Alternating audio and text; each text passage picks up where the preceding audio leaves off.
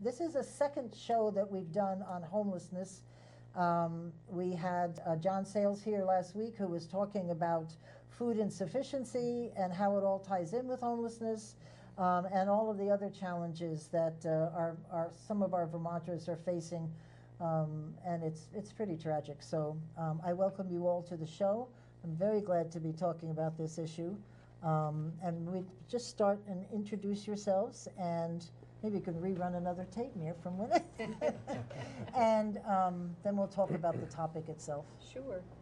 So Mary Moulton, and I'm the Executive Director at Washington County Mental Health, where we provide services to those people who have serious and persistent mental illness, so very set group of services to give people a lot of support in the community. We do outpatient therapy for children and adults.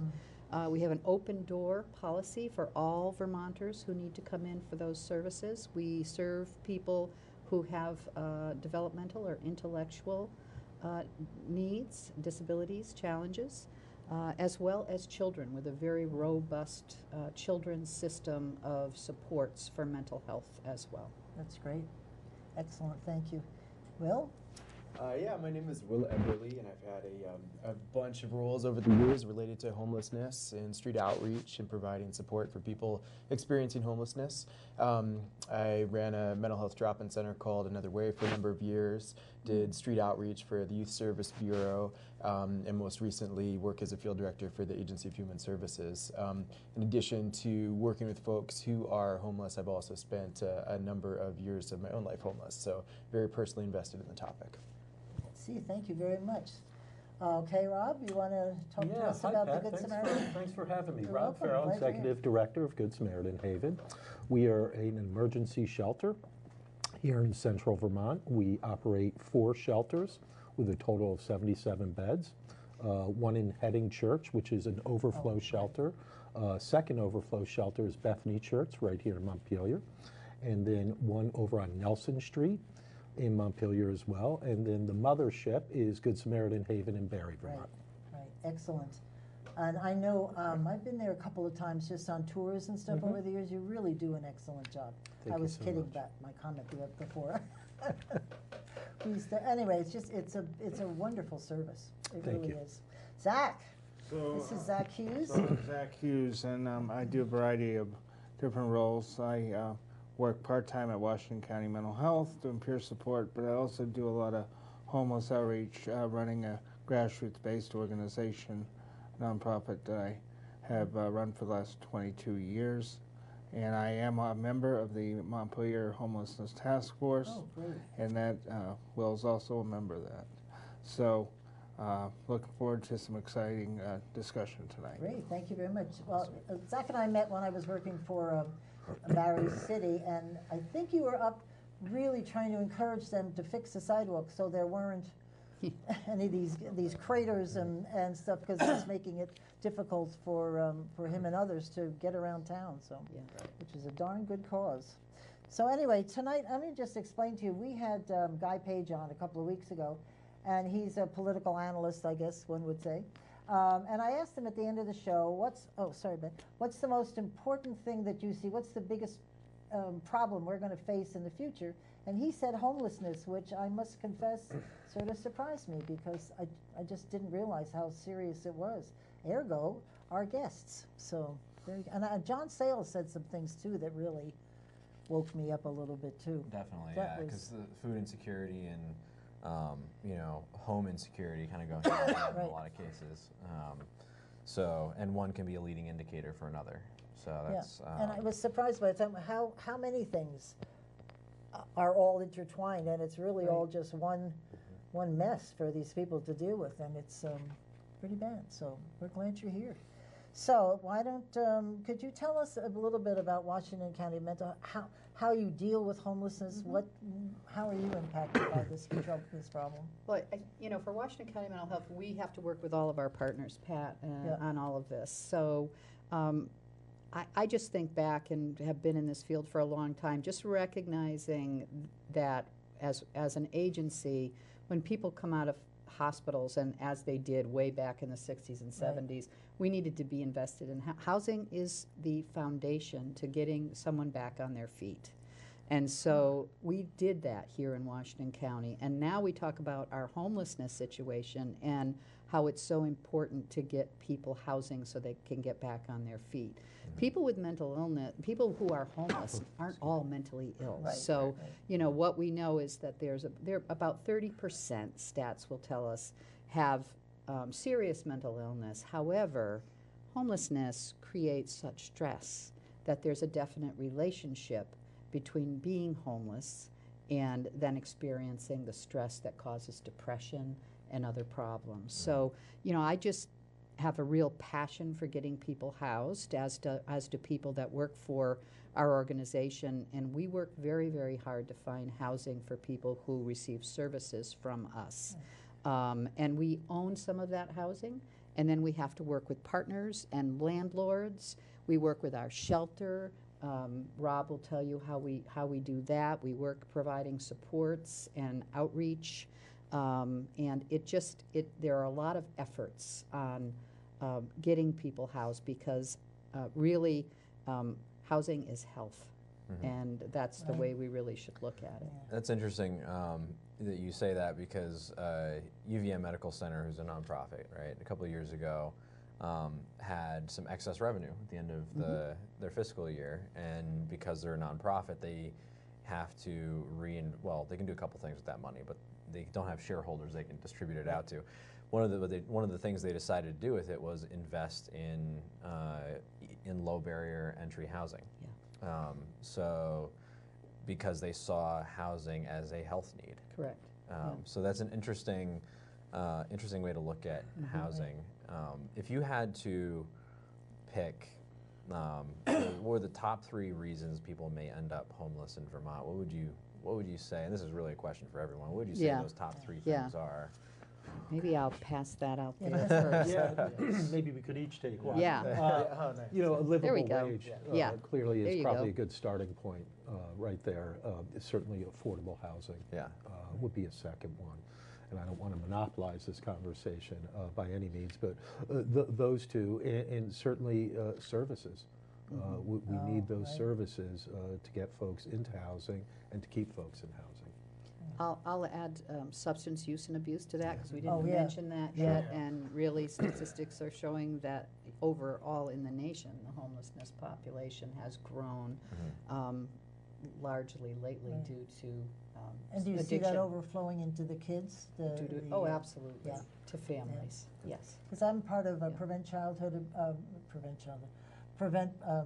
Child Abuse Vermont, and they said that the statistics for child abuse has come down over the years, but child neglect Neglect is up. because of the narcotics and people just not knowing where Right. they are or not caring about the kids is pretty bad. Yeah. The only thing So- I'd add, people have spoken well about this already, but I do think that there will be more and more of a connection to draw between childhood trauma and Really. and ongoing adversity throughout life. The ACEs study is something we're becoming more and more familiar with, but executive functioning is something that can relate directly to the experiences people have overcome as children. So a lot of people that we're working with that are experiencing homelessness, particularly people that are homeless for a long period of time, just had incredibly difficult childhoods and as a result have a very difficult time doing the daily functions that would result in getting and keeping housing. Is that largely a change in, like, we're better able to identify those early childhood traumas? Is that partly of what it is that we're able to better identify that, hey, this person experienced something as a child? Rather than that there's more of that happening, you mean? Is that the Yeah, question? is it, yeah, like, is I it, think Yeah. teachers Yeah. are better trained. I Yeah. know Prevent Child Abuse Vermont goes out and teaches teachers what to see and what to look for and be able to identify them in kindergarten. As well as the way- pediatricians And are pediatricians, learning right. more about that. Right. Absolutely. So, can you talk, well, first of all, I don't know, can you talk about ACEs? Yeah. Tell people what that's pretty exciting. Briefly. Yeah. Yeah, I mean, adverse childhood experiences, in a nutshell, is what ACEs are, and there are 10 sentinel ACEs, and there's a pretty famous ACEs study at this point, which has drawn some rather startling conclusions about a person's chance of early death, chronic illness, high medical costs, things of that nature, based on those experiences that have happened as a child. There are a number of pretty well-developed organizations in Vermont and coalitions focusing on that. Building Flourishing Communities is one initiative that has been a profound opportunity for the state to take a closer look at that, and that has been a partnership across the human service sectors. Priscilla White and Kathy Hensey and the Agency of Human Services have spearheaded that and had an opportunity to do a lot of training around the state. So to Ben's point, there is definitely a lot more awareness about that, a lot more screening. And, you know, ACEs, it's important to understand the trauma, but the really uplifting part of that is to note that resilience is very possible, and just one positive connection to a consistent adult is often enough to totally mitigate the effects of no matter how heinous the trauma might have been. So there is hope. Yes, that's good. Yes. I know every time Linda would say when we write something, it has to be age appropriate and trauma informed. That's what we learn as a mantra in the board. But anyway, Zach, could you tell us a little bit about the Montpelier Homelessness Coalition that you and Will are on? Of course, yes. But if you don't mind, I'd like to add a comment. I think there are challenges around different behaviors that happen with folks out there that can cause the homelessness to occur and be very challenging to place the individual back into housing. Could you give us an example? Yes, yeah. Well, challenging things can be past housing situations where they got evicted, and then the landlord, they don't want to go back, or the landlords don't want to deal with it because it's too risky. We've actually heard this very clearly in a meeting last year. One of the representatives was a landlord who spoke up and said, hey, we don't want to deal with these challenges because it's too risky. And I think it is a challenge, and so we have to find creative ways to house. Is there any training or whatever with landlords so that they could understand and help? It's more providing the support, like myself and other people that connect with that landlord, be like a liaison. So that, and even Washington County, there's liaison with landlords in order to provide that connection with the landlord can call and say, hey, help, because without that, the landlord's not going to be really interested. Because he doesn't understand either. In fact, the connected one that I have, I haven't had to use him again, but he really liked the fact that he could call me at any time and say, I need your help. I think that's really important, because some of the choices people make are really challenging, like they choose not to pay their rent because maybe they spent the money on something else, which might tie back. I'm very cautious, but it could tie back to substance, or it could tie back to something else. Like a health emergency or something very like interesting. that. So does anyone happen to know offhand, like how many people that get evicted end up homeless, or do they find other forms of housing? Boy, I don't know the That's a answer really to interesting that. question. Yeah, I don't have that on the tip of my tongue. That would be curious to find Yeah, out. that would be. I know Look into that. Vermont Legal Aid just did a study on eviction, and that was pretty comprehensive. They might be a resource to follow up with. They did a pretty close look at some of the The, behavior. Yeah, we should. I'll So find out. the homelessness task force was formed after a July meeting, the city council. It started out because of concerns of panhandlers on the streets here in Montpelier. And it turned into formation of the group to look at challenges around Montpelier. We acknowledged that we're not going to be able to solve the problem. It was more of looking at ways to work together on the issues, and our charge was to look at different things from, what could we do to make things a little easier for people out there, the networking, the stuff like that. It's turned into continuous charge, because originally it was 3 months, to maybe a year. Now it's continuous standing because it's really important. So what we do in there is like right now we're looking at like priorities. We work together here with Rob and City Council to open the overflow shelter a little early, you know, and we managed to do that. I know we couldn't do it right away, but we managed to do it. I think it was within a couple weeks before the scheduled time. So that took some work. You can't just, I think some people thought, oh, you could just do that. Flip a switch and it's right, done. you can't just, well, it was interesting, it was creative. It would have been something I would have done 20 years ago. Well, I think I can man the shelter. I don't need all these guys. But the reality is you do. Because what people don't understand, cities particularly sometimes, is I think Montpelier has a grasp that if it wasn't for the nonprofit sector, they would be paying for it directly. I think that's really important to understand. So that was a really, so just real quick, I don't want to monopolize, but I will say that the task force is working on like 3 or 4 areas, particularly around, you know, the shelter situation, the making sure that we have all the resources and trying to come together and not recreate the wheel. Right. That's another thing. And so we'll be going off to the area groups and representing, you know, but we also believe the task force is important because we still can act on a local level. So things like that. That's good, thank you. That's great. Rob, can you tell us something about Good Samaritan Haven?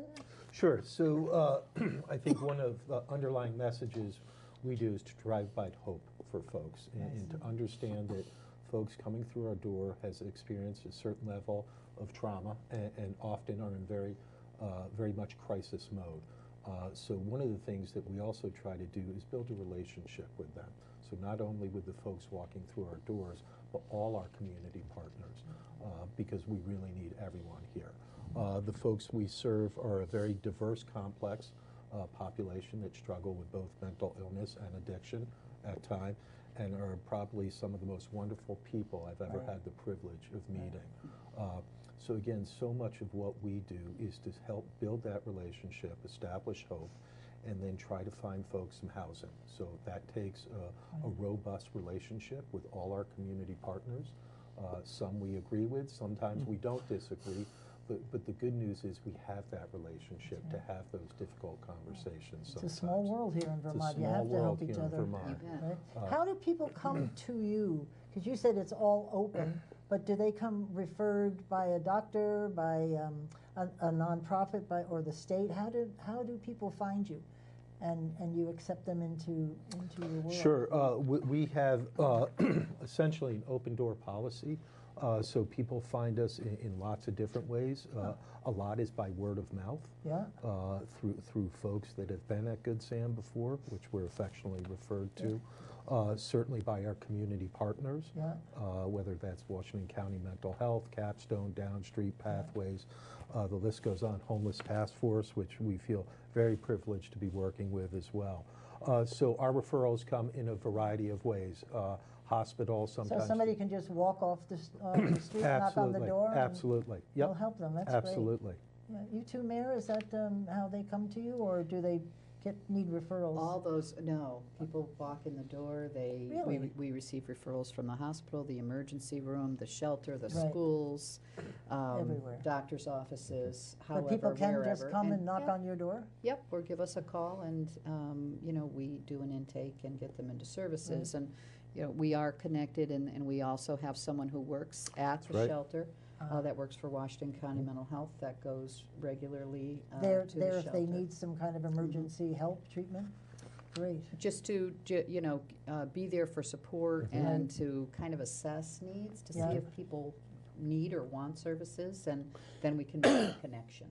So great. it happens Has that way. things kind of calmed down at the hospitals lately? I remember you and I years ago were working on another whole subject. Yes, it is. Because Another show, Pat. Berlin police were there to provide safety for the workers and the patients and stuff. But it was pretty difficult when people were coming out of the Right. trauma. Once when the storm took away the state hospital, there was a Yeah, lot. right. There's still people waiting in emergency rooms. I think the emergency rooms and the staff there have become very adept at broadening skills, Yeah. which are really important. And we do a lot of support there through our emergency team Good. in providing support and services to the people coming in, waiting for beds.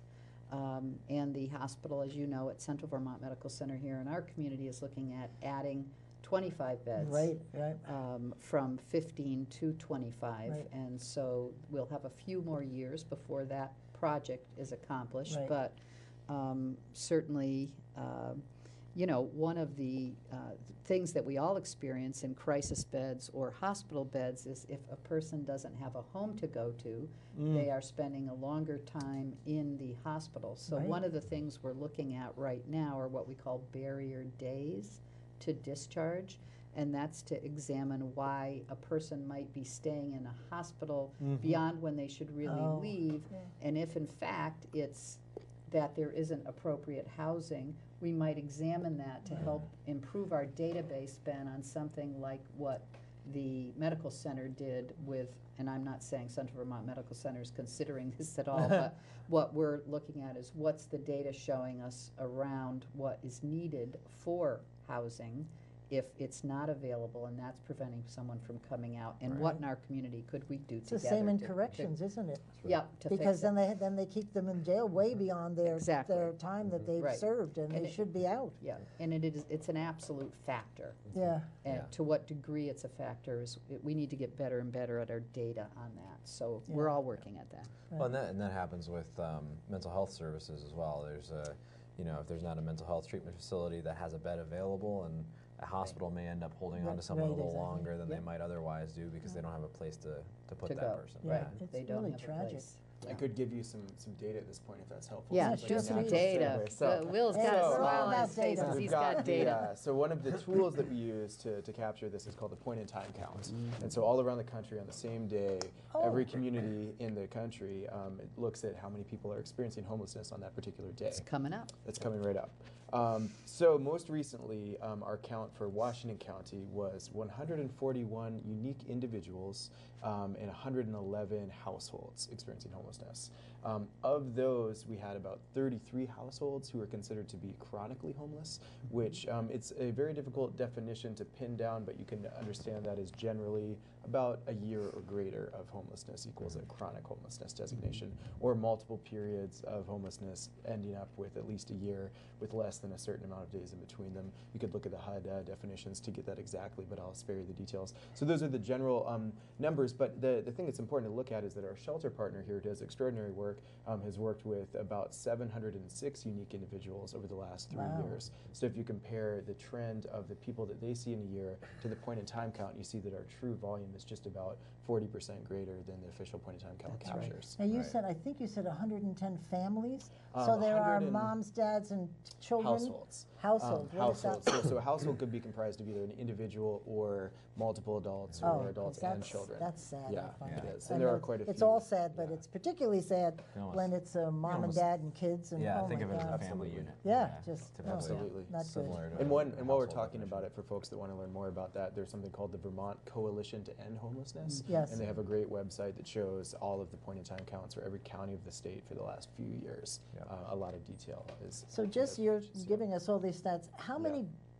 I don't even know if you can do this. How many beds are we short in this state? I mean, not everybody's got a place to be, do they? There's still a need. So is that? Well, there have been studies. Yeah, I don't know if I'm catching you off guard here, but I mean, what's the scope of the bedless problem? What? In terms of just units, how many units are needed compared to how many right. people? Well, there was the roadmap to end homelessness, which we It's commissioned over- in the legislature, Right. which Over made 3,000. very specific 3,000, recommendations. wow. Yeah. Because Statewide. John, you remember John Sales told us he's only meeting 40% of the need with all the work they do, and they're 24/7 over there, and he's meeting 40% of what's out there, and that's staggering. Yeah. I mean, Yeah. that's that's just wrong. They should, and he's working as hard as he can, and he's got, he's doing all that he can do, but it's only 40%, which is pretty Yeah, it's like, unnerving. you know, always being behind, but trying to. Right, it's just you're- running to catch up, and Right. they work so hard. Well, and there's, you know, when a person is homeless, and Rob, you can certainly speak to this, we have what's called rapid rehousing, which is to get a person into housing as soon as we can. The organization or the organizational group that Will just mentioned, part of what they do is coordinated entry. And in our own region here, we have a group of providers that come together. So when you're homeless, you can put in an application, and that coordinated entry group works to get you as rapidly as they Oh, can into great. a housing situation. Right. I think we're saying homelessness is so important because we're finding that that isn't rapid Right, by any right, means. right. You know, I can give you the example of a woman who we serve who was about to have a child, and we were looking to try to get her into one of our available housing Yeah. units. And because it was an environment where she had flourished as a single person that didn't yet have a baby, Right. we had an apartment open up and said, I think we could do that too. Well, Right. you know, what ended up happening is, in order for her to have a voucher and continue to work toward a long-term voucher, she had to take necessary steps and not lose that voucher. So if I housed her right away, she could lose her voucher. Oh, If oh I my said, you know, if Right. you could have this for less Really? money. So she had to go the hotel voucher route, and then after the hotel voucher route, she was what we call precariously housed, because she used up her days, and then she was waiting for her longer-term voucher. So she was actually staying with friends and on a couch surfing, Yeah. as we call it, with the baby, and then finally Oh, she had the baby with all of this. Yep, Oh. had the baby, and then got through finally to put the voucher system together, and it all in all took 3 months. Oh, my So word. that is not unusual No. to have Is that- something go as quickly as you want it to, but it's not a week or 2 Right, weeks. yeah. It's a period of time, and you're talking individuals under stress, you're talking Right. families living in I'm hotels. sure all they want is security and safety. They want to feel secure, and I'm assuming safe. And, because and to that's a- be quite frank, a housing market that might not be available to them. So we are seeing that vouchers aren't quite paying for what the rent might be set at in our Right. region, and so that just is locking people out of housing. Right, frankly. right. Right. I bet Burlington, with all their high Oh, rents, yeah, that must be definitely. a field day over there. It's It must, because they're it's a high. challenge. Yeah. We run into this in the Moreland County also Yes. particularly. So we recently, within our continuum of care partners, took a look at how much affordable housing was in the county. And as Mary mentioned, there is an affordability standard for those vouchers, which sets the payment amount at a certain threshold. So we looked 30%. at what is it that is within that that's available within the entire county, Right. and we came up with 3 available units in the whole county that were open. So it's very difficult. And I'm looking, I mean, Zach, obviously you need your motorized scooter to get around. That's right. And what happens when people that need apartments have some disability and like Zach need access and because that must limit the number of rooms too that are Well, handicap it can. accessible. Depends on the situation. My first unit, some 22, I think 20 something, like 21 years ago, Yeah.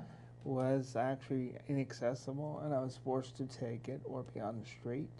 I don't think my team would have allowed that to happen, but I don't know. Well, So I took people the have gotten much better. so I took the about first unit available, and it was inaccessible, and I actually had to break out of that lease once we found another place, and Yeah. it was challenging. I think that can be a challenge, and that does have to be taken into consideration. Right, for We sure. have served cases where they have a motorized scooter or wheelchair, so that does have to be taken into consideration, plus a whole host of health problems Right. go along, just because, you know, people who have healthcare problems can be on the street as well. Yes. I think that's really important to understand. People who are on oxygen or just not very good at taking care of themselves for sure. whatever reason, their conditions sometimes deteriorate. So they'll end up in the hospital more, and so we'll have, coordinators from the hospital saying, hey, got this guy back again. He showed up at the ER again. What are we doing with him? And this is so I think that's really good that you ask about that. Yeah, because I'm sure if people need, I don't know how many percentage-wise, but that's got to limit the number of beds and places you have that are accessible, because we've got old housing here. We have We old don't housing have- stock, yeah. yeah. Yep. So we have limited capacity, as we've all alluded to. God forbid someone's been evicted in their past life, which makes it increasingly because it's on their harder. record and- Very Correct. difficult. I think one of the challenges is that we have a system that people are working very hard at.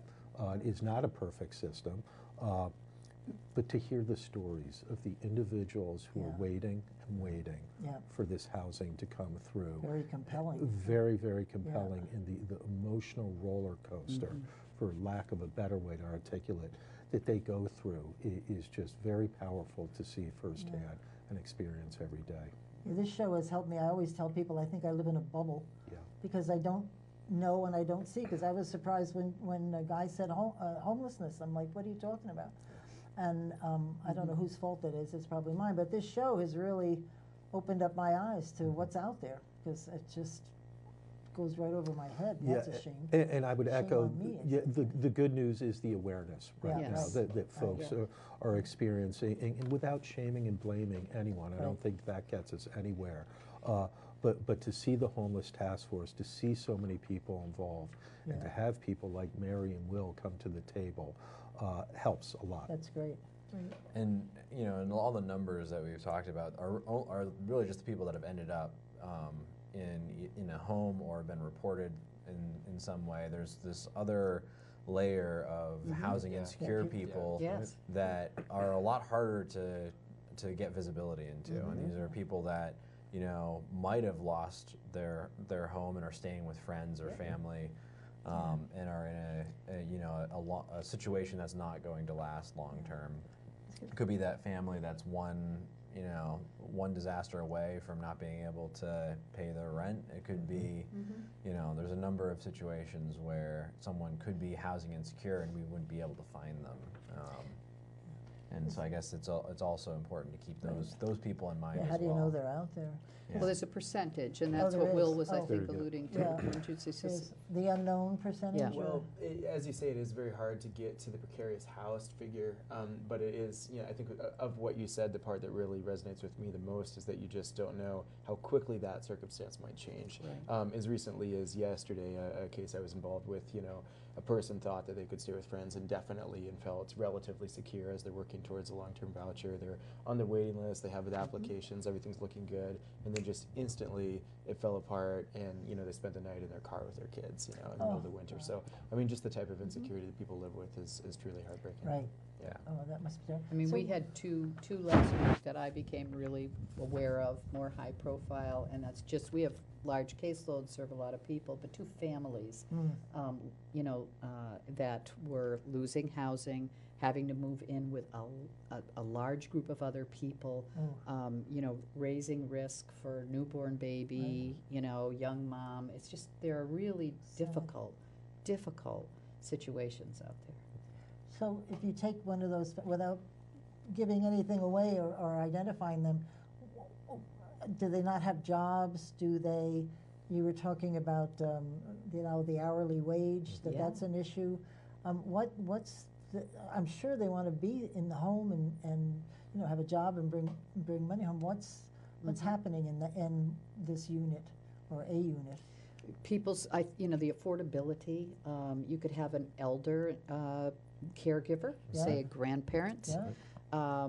who is not able to afford their unit when because they suddenly have to take on the Right, care and that's happening a of lot. of a Sure couple is. of grandchildren. Yeah. So that's one situation, where your circumstances Yeah, change change, quickly, right. and certainly I've seen multiple times. We have young mothers who are perhaps still in school, Uh-huh. and so they're needing to finish their education, Right. and their circumstances change if they become pregnant and then have a child, and they're trying to keep their child and getting support from their families, but another layer of care needing to be added in that makes the affordability of housing maybe Overwhelming. so difficult that they have to move again to a unit where there are more relatives, they're squishing in. Right. That's the precariously housed piece that we're talking about.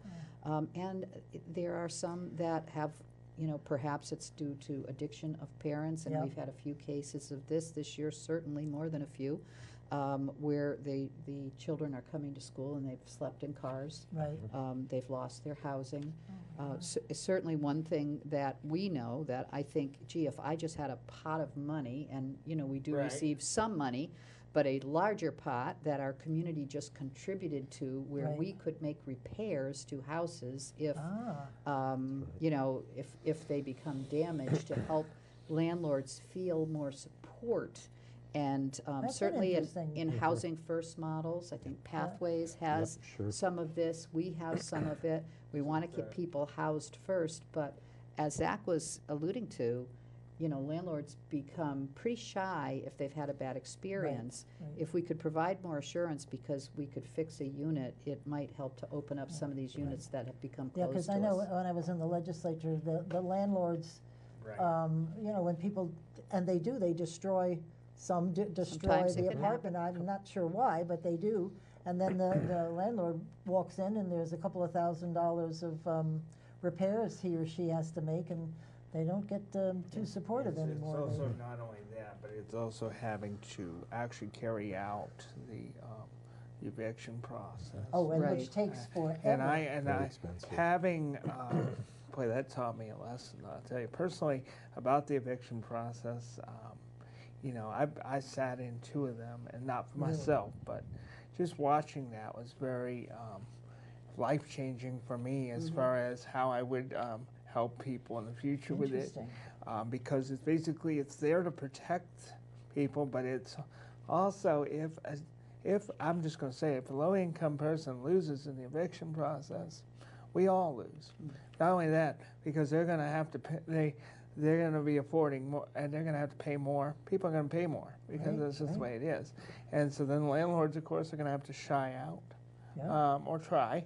We try to, say, yeah, that was a bad experience, but we can work this. And sometimes it works, and other times they're like, you know what? I don't trust you anymore. Yeah. You told me you would work this out, and you didn't. Right. So, out There's the a lot of door. responsibility. You on both know. both people, the renter and the. But I owner. think what's important to stress, we try to stress to the rentor, is, hey, please pay the rent. Please find a way. I don't care how you do it. You can ask for my help. I can call Will up. We can work something out. Don't fool around with this. Don't lie to me as a provider because it doesn't work. You're going to get kicked. Because you're right, it would affect everybody. Just what the landlord's impression is would carry over.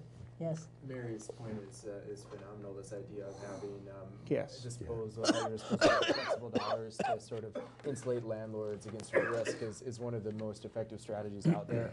Risk mitigation pool is the technical term for that type of thing, and typically there are like allowable uses related to damages, legal evictions, payment of rent. And so if there are people out there in the community wanting to be involved in this issue in a meaningful way, that would be a profound way to be involved, particularly because many of the units that are not currently at play for the community we're talking about could be if there was some type of security for landlords to take a risk on more risky tenants, which Right. then doesn't need the expensive development cost of always creating these new units. Interesting. It allows us to retrofit more of those older Right. units That's that are right. already in the That rental. makes a Exactly. lot of sense. Exactly. And we get locked out. Right. People, so there are a number of units that could just come off the market. And, you ask about stigma a lot when Well, we talk, yeah. Pat, and I think that, so this could happen with one person, but then when another person comes along who's receiving services, let me say we have a lot of really excellent supportive landlords, but there are some folks that own a number of units that could become available if they didn't feel such a risk Yeah. because their thought is, well, that happened with that one person, it's going to happen with the next. Well, not especially. So maybe some education would help, Right. and certainly supports that we could provide and education. But it's still the stigma that sometimes Because I agree can with Rob, cause the few, lockout. and there's only a few homeless people I have met just for being around. And they're all so nice, and they have they have a sad story, but they're able to share it with you and sort of understand how they got to where they are. And I've never been afraid or anything. They've just been wonderful people to talk to. We had somebody who took shelter in the personnel building I was in when I worked in personnel. We all got to be friends, and Sure. but he was comfortable with that life. So he wasn't about to change. He liked what his lifestyle was. One of the things that also happens that have been, talked about is that there is that stigma. And then there's the times I've called landlords to see if they have a place for rent, and then we kind of play around. And then they suddenly hear what I have to offer them. I've got this subsidy for you. If you can help me out. Oh, we don't rent to subsidies. And they're very, it was a shock to me because this is an open admission saying to me that they're willing to violate fair housing laws. I was going to say, I don't think that's legal. No, it's not legal, but they do it. And so it's a very scary thing, or we have to try to protect the person's information to the best of our ability. I've had people try to dig for information from me in order to get, like, can you house this person? Well, tell me their story. Well, I don't want to tell you the entire story. I don't think I should have to, and I don't. We protect. I know at the agency we do that as well. We have to protect the story. But the other thing I wanted to mention just real briefly is that my organization earlier this year took it upon itself to start a volunteer street team. And we do have some outreach people or volunteers who are out there right now as I speak, dealing with, homeless folks out on the street. We connect with people like Chad Bissett in Berlin. We connect. We just basically, we've been doing this for years, so we kind of connected together, and we're hoping maybe, to formalize it more. But this is kind of what we're doing. Good for you. And I do know that we are actively working to make sure that people out there have a nice Christmas this year. It looks like. That's nice. Yeah, Chad's been doing a great job, hasn't he, Bissett? I think that's his first name, yeah. So following up on those last two points, are there any other things that we can be doing in Washington County or around the state to prevent homelessness? I think it's as true in healthcare, and it's Right, probably true in prevention's this. the Prevention key word. is much easier Piece of it. than trying to solve the problem after it's too a late. homeless Yeah, situation right. has occurred. I think we've started recognizing it, which is really important. Plus, we should, at an early time, when the kids start to come out on their own. Young, I hate to do, but it can happen at any age. But I would say, if we teach each other, really, at the beginning, listen, this is what your obligations are going to be.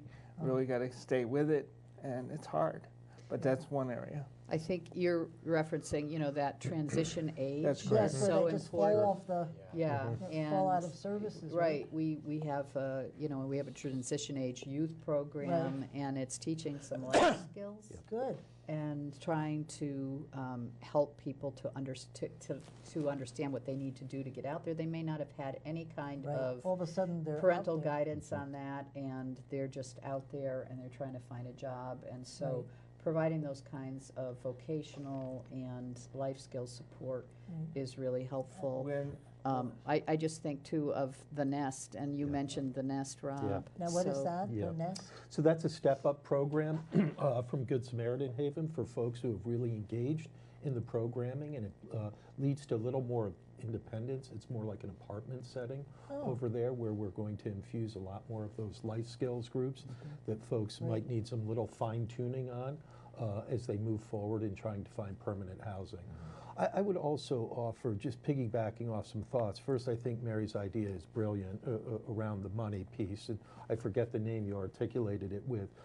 So much of this, I circle back to the relationship building, and if you can establish those relationships with the landlords, knowing you're going to go through that rough patch, like our community partners that I alluded to, but to be there with those not only support systems, but for the funding itself to help fix the damage done. And it's really honoring all parties here. You know, the landlords deserve a voice here too, as does the homeless How population. much do the that deserve teachers it. weigh in here, because they see the kids face to face every day, and if they see the child starting to struggle and maybe not bringing lunch every day, or my favorite topic of not being able to get lunch on the line because you don't have enough money, but let's not discuss that.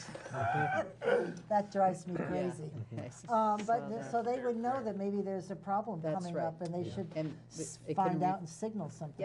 Yep, I know, you know, we have a school also at Washington County, and a Right. lot of workers that work in the school, and that word comes back through, that a family's struggling, and so we'll start to work at it Good. early on. Good, because that could be the prevention piece, It- if you can get in there absolutely. early enough to. Absolutely. Just have it. And you know, the working folks of Vermont are one transmission away from being in serious financial got it. trouble. Right, Or a refrigerator, or God forbid, a medical issue comes up.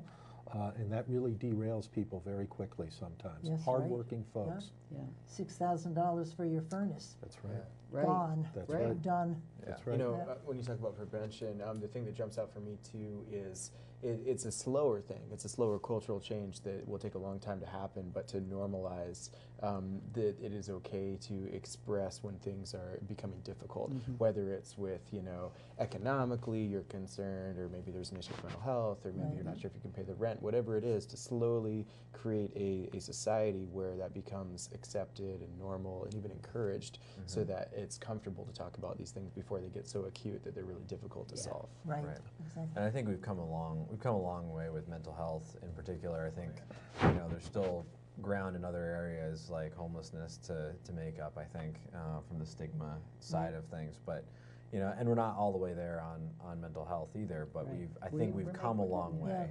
We're getting I'd there. say the same about substance abuse. Yeah. Excuse me. Yeah. Really, we're Yes. making headway, I Yeah, I hope. think so. Slowly, yeah.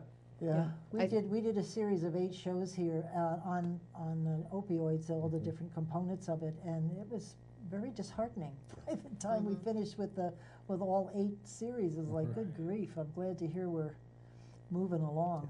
Yeah, anyway. I know Rob said at the beginning, you know, affordable housing, and so if we could get ahead on affordable Yeah. housing What is, and may I ask build. you, what is affordable housing? I What think it's is considered it? at this point that you shouldn't spend more than, here in Vermont, it's 30% of your income, and that oh, includes 30%. your utilities Yeah, on your house and utilities. So, you know, if we could get ahead in some building, and that's been Yeah. part of the discussion of putting some money into capital build. We did a little project here. Will's a big fan of tiny houses. oh, I love those yeah. things.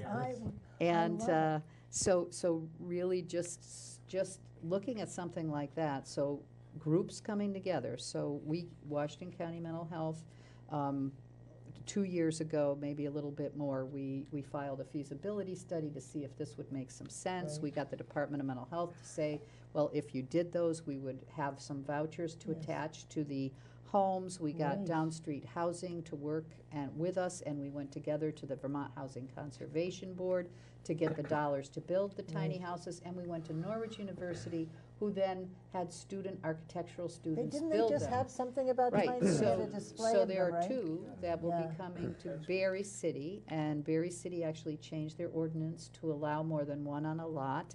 And so Great. we have one for that just them. arrived last week. We have another one that will be Oh, coming these are all toward the spring. prefab, they just The arrived? students built them, Oh, and nice. now the next, you know, so we'll have, you know, this is a way of, I think, acknowledging too the importance of options for people. Yeah. We all want to live like we want to live, right? Right. So not all of us can tolerate living in a group with someone.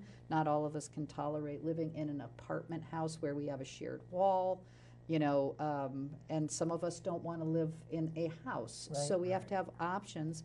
In this case, with the tiny house, we're acknowledging that not everybody wants to Right. live with a solid wall, and Yeah. so there'll be 2 side by side with support services, which are important Nice. nearby, But again, not to say that all people who are homeless have some kind of mental health problem, Right, but right. people who have chronic housing problems do need more support. Yep. And so that's what this option is going to That's do, great. and we'll see how it goes. So That's great.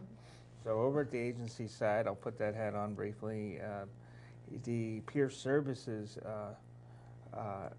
area over there will be staffing that to provide those services jointly with a couple others on a team from a clinical point of view. We're not clinical, but we had a couple people who will be on that team who are. Great. So that person has, our peer person has been hired at this point. So we are really moving on that, and I'm excited to hear That's great. more as it evolutionizes. Real quick, we also do a peer bed over there in our peer services. Oh. It's located here in Montpelier, and we do deal with homeless issues as well over there. So someone stays. In both of our beds, there are two different programs, but they may be homeless and, they're waiting for a place to go, or they come out of jail and they don't have a place to go Right. at all. Right. So we have to kind of stretch it a little Right. bit. So I just want to say that peers are doing their part as well. Yeah, And we all really work. good point. And we all work together, and it's just. I think it's also worth noting in the closing moments here that not everybody wants services. Right. I think that's the hardest thing. So I'm sitting at a task force table, here in Montpelier over the last few weeks, and all I hear from one of the task force members is, well, what about just referring them into a counselor? Well, the issue is I've come back and said they don't want to see a counselor. They're all set out in the woods right now. They don't want to come in. Right. And so the idea would be to, have the outreach people be able to go out to them. Right. And Because I they're think probably afraid something's happened in their past that Sure. turned them off. that's true. And then, I would say afraid, but I would also I tend to like to turn to the person and say, well, I'd like to respect their, their Right. needs. I mean, because we may not be, it's all easy. I think when I first came out, and I used to talk to Mary about 20 years ago, well, isn't it easy? We could just refer these people in and they can get the services, and can't you guys do your job? That was me 20 years ago. Yeah, right. So now we're working Change it together. We're a little wiser. We're a little wiser, Zach. That's Well, right. we only have 4 minutes Yeah. left, and I want to make sure we cover Thank you. whatever you feel is the really important crux of this. I know transportation's got to be Oh, a, yeah. Yeah. a dandy in this state, because you may be able to find housing, but how are you going to get the people there? Or get them So, from housing to work. yeah, to or work, if back they and wanna, forth, If they yeah. want to do that or have the capacity to do that. Right. Yes. Fortunately, we have a little bus that goes back and forth, but that's just one, So Yeah. what key issues would each of you like to talk about? So I'll Go lead ahead. it off. Yeah, We Rob, used to lead it. say back in the old days, meeting the client where they're at. Yeah. So, and having, there's a whole bunch of us that want to do really good and help out, and I think sometimes we're prone to force feed what we want or what we Well, think that's is a good best. point, right? That's what Zach So, was so saying. really letting the folks that we have the privilege to work with drive the bus here. They in fact know themselves Yeah. the best. They know their barriers, and how can we best support them in getting That through? is in such, we had doctors here in one of the opioid shows that talked about how they're treating the whole self That's right. now instead of just right. drugs and giving you shots of something, whether maybe counseling could help or massage or whatever. And that's what you're doing. You're treating and helping the whole person, what would work for them. That makes a lot of sense. We're finally getting there. Who knows? Do you want to go over? Sure. Just briefly, I think that on the one hand, it sounds overwhelming. Homelessness. There's this huge volume of people. There's this huge volume of need. Millions of dollars, thousands of units. But on the other hand, Vermont is extremely small, right? It's a, you look at any one of the towns in Washington County, and there's only so many people there. And people that are homeless, there's only so many people that are literally out there in the woods or in the median or whatever. So we have a real opportunity to know people, to make, to Rob's point, to form those relationships, and to do something just as simple as, you see somebody that is, flying a sign, need some money, and maybe you don't have money at that moment, but you could just stop and talk to them, look them in the eyes, smile, give them some encouragement, wave. Just it could cost you nothing, and Right. that could totally change. Maybe the last 20 people have flipped this person off or been mean or given someone, a line that isn't at all helpful, and then you being, human, treating them with dignity and just a basic level of respect can really change, how that feels. At the same time, I think there are a tremendous amount of resources in each of our communities in Vermont, and people could consider, if you own apartment buildings perchance, to rent to people that maybe you wouldn't ordinarily think about renting to, or to extend that job offer to somebody that maybe needs some on-the-job training, or to just kind of leverage some of your own social capital in your network to really give people an opportunity to get to the next place in their life, to pay it forward. Mary? For me, I think it's community. You said it. It's just recognizing whether people are coming out of corrections, whether they're in a shelter, whether they've just come out of a psychiatric hospital. They're part of your community, and so outreaching to them and helping them feel like they're a part of the community, because they indeed are, and there's so much that we offer each other. Actually, helps them to then, and us to help succeed in getting housing. And keeping it. So whenever I hear about someone that's homeless, I'm thinking, it's just that one. We can do it. But, it's a little harder getting there sometimes, but we can do it. And we're going to have to work together to get there. I think from where you were talking about respect, I bet that plays a huge part in it. If you show the person that you understand the situation and that you respect him for whatever, and I think that's got to be a big part of it. It could be you, it could be me. That's the thing. That's right true. now. That's right. There but by the grace of God, as they say. Amen. But anyway, yes. So thank you all for tuning in. This was a great discussion. I wish we had now we'll have to have 2-hour shows. I know. I know. Start doing that. So I thank our guests very much for coming, and we'll see you next week. In the meantime, keep listening beyond the sound bites.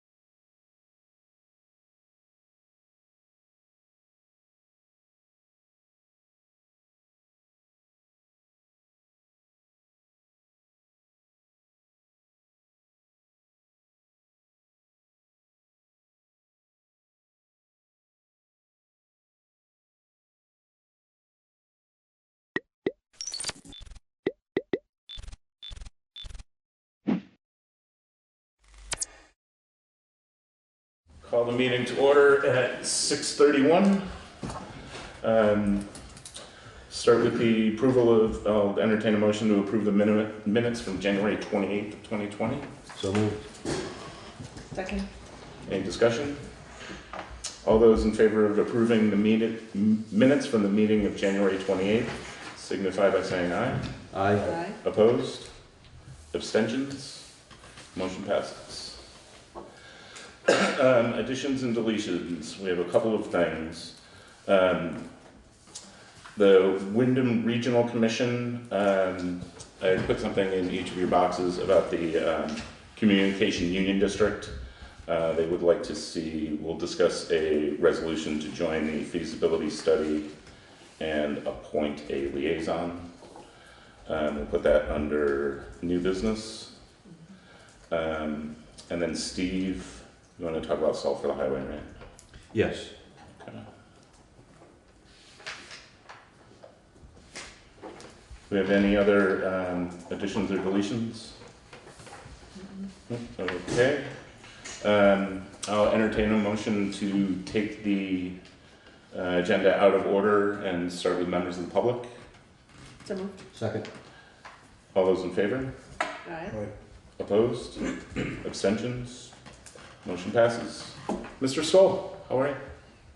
Get all my information. So, talk about is it July 1st? It is July 1st, I think, that we're gonna have to compost. So it'll be illegal to put compostable materials in the garbage. My understanding is that state can fine you if you don't. Okay. So I think we'll have that discussion probably after town meeting. We're gonna try to get somebody from, is it Wyndham Solid Waste? Wyndham Solid Waste. Yep. Yeah, I'll say, town meeting day, that comes third, so it'll be the following Tuesday. Sure. Yep. And we can start getting ahead of that. Okay. Irv, anything else you want to No, that's it. discuss with? All right. Well, I shouldn't say that. One thing I gotta get together with Steve is, we gotta get some markers over here by this post office, because the building's for sale. I'll look up the information and we'll get some markers so where the property between the library and the post office is. Okay. Because that handicap ramp actually comes out onto the library land.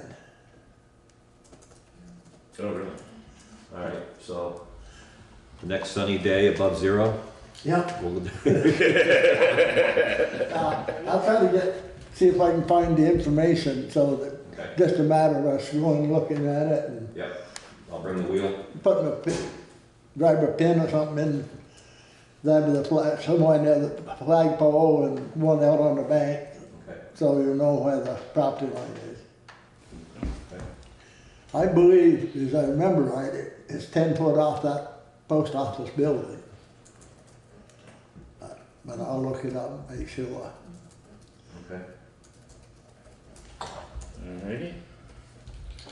All right, that's it. You sure? Yeah, no, I just happened to think of that because I thought of it when I pulled around the post office. I see you get it for sale, the building. We ought to get a marker in there before somebody says, well, they own half the parking lot or. Good. All right, let's move up to the warrants. Make a motion for check warrant number 1, payroll, in the amount of $10,516.57. Any discussion? All those in favor of paying check warrant number 1 for payroll, the amount of $10,516.57, signify by saying aye. Aye. Opposed? Abstentions? Motion passes. Make a motion to pay check warrant number 2 out of the payroll tax in the amount of $4,571.09. Second. Any discussion? All those in favor of paying check warrant number 2 out of payroll taxes in the amount of $4,571.09, signify by saying aye. Aye. Opposed? Abstentions? Motion passes. Make a motion to pay check warrant number 3 out of the general fund, the amount of $1,515.88. Any, Any discussion? All those in favor of paying check warrant number 3 out of the general fund in the amount of $1,515.88 signify by saying aye. Aye. Opposed? Abstentions? Motion passes. Make a motion to pay check warrant number 4 out of the general fund in the amount of $4,539.86. Second. Any discussion? Hearing none, all those in favor of paying check warrant number 4 out of the general fund in the amount of $4,539.86 signify by saying aye. Aye. Opposed? Abstentions? Motion passes. Make a motion to pay check warrant number 5 out of the general fund in the amount of $147.71. Second. Any discussion? Hearing none, all those in favor of paying check warrant number 5 out of the general fund in the amount of $147.71 signify by saying aye. Aye. Opposed? Abstentions? Motion passes. Make a motion to pay check warrant number 6 out of the general fund in the amount of $6,472.46. Second. Any discussion? Hearing none, all those in favor of paying check warrant number 6 out of the general fund in the amount of $6,472.46 signify by saying aye. Aye. Opposed? Abstentions? Motion passes. Make a motion to pay check warrant number 7 out of the highway fund in the amount of $4,048.05. Second. Excuse me. Any discussion? All those in favor of paying check warrant number 7 out of the highway fund in the amount of $4,048.05 signify by saying aye. Aye. Opposed? Abstentions? Motion passes. Make a motion to pay check warrant number 8 out of the highway fund in the amount of $21,428.48. Second. Any discussion? All those in favor of paying check warrant number 8 out of the highway fund in the amount of $21,428.48 signify by saying aye. Aye. Opposed? Abstentions? Motion passes. Make a motion to pay check warrant number 9 out of the equipment fund in the amount of $2,874.14. Second. Any discussion? Hearing none, all those in favor of paying check warrant number 9 out of the equipment fund in the amount of $2,874.14 signify by saying aye. Aye. Opposed? Abstentions? Motion passes. Make a motion to pay check warrant number 10 out of the equipment fund in the amount of $22.28. Second. Any discussion? All those in favor of paying check warrant number 10 out of the equipment fund in the amount of $22.28 signify by saying aye. Aye. Opposed? Abstentions? Motion passes. Okay. Let's go to reports. Steve. I need salt. We're in good shape with sand. We have quite a bit amount left in our budget, but I'm over my budget already on salt. I have enough for Thursday's storm, but we're in the second week of February, so Yeah. I can't be without, and I need to bring in some more salt. Okay, so I'd entertain a motion to allow Steve to go out and buy more salt. Well, first question is, Or how much more salt? how much more salt? 2 trucks, Which is? $4,500. Will that get us through the rest of the season, do you think? I can't predict the weather. How much did we use so far? I'm such a wise guy. 450 tons. Is that equal to $4,500? No, it's $76 a ton, approximately. Approximately how many tons per storm do you think you use to cover the route? You know, we had, if you look at last Friday's storm, it started out as rain, snow, it changed to freezing rain. We salt once when it starts to snow, so we get the brine under. But then we have the snow again, salt again during the freezing rain because the roads were freezing over. And then we had to come back in on Saturday morning to do the final cleanup, and we had to salt again. So 3 times for one storm. But it was a day and a half, almost a 2-day storm because it started Thursday night. We were just getting killed by the How rain. many tons per storm do you think you use? Or per application, I should say, instead of a storm. I would say what Billy uses, I mean, maybe 3 to 4 tons, 3 tons. And how many tons in a truck? It depends who the hauler is. It could be anywhere from 22 to 30 tons, depending on who the hauler is. Okay. They have different size trailers. Okay. If you don't use it all, does it keep? Yes, The whole season? yes, as long as it's undercover. I would move that we allow Steve to buy salt at, to the tune of $4,500 worth for now. Okay. Is there a second? Second. Any further discussion? All those in favor of allowing Steve to buy $4,500 worth of salt, signify by saying aye. Aye. Opposed? Abstentions? Aye. And a tie, I will vote in the affirmative, so the motion passes.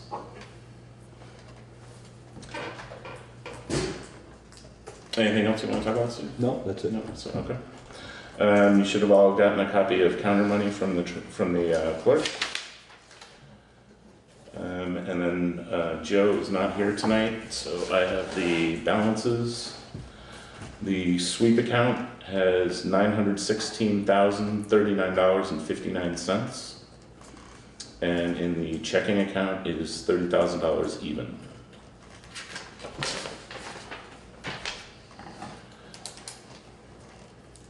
When's this installment of taxes due, at the end of the month? What's that? 28. 28 February. Yeah. Yep. Correspondence, we got an informational letter from the State of Vermont Agency of Natural Resources Department of Forest Parks and Recreation from February 3rd to the Select Board and Town Clerk.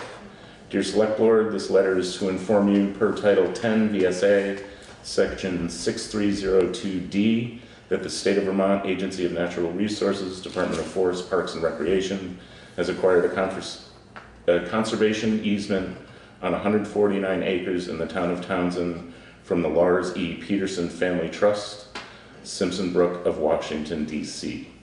And it's signed Niels Reinhardt, FPR Lands Administration Records Coordinator.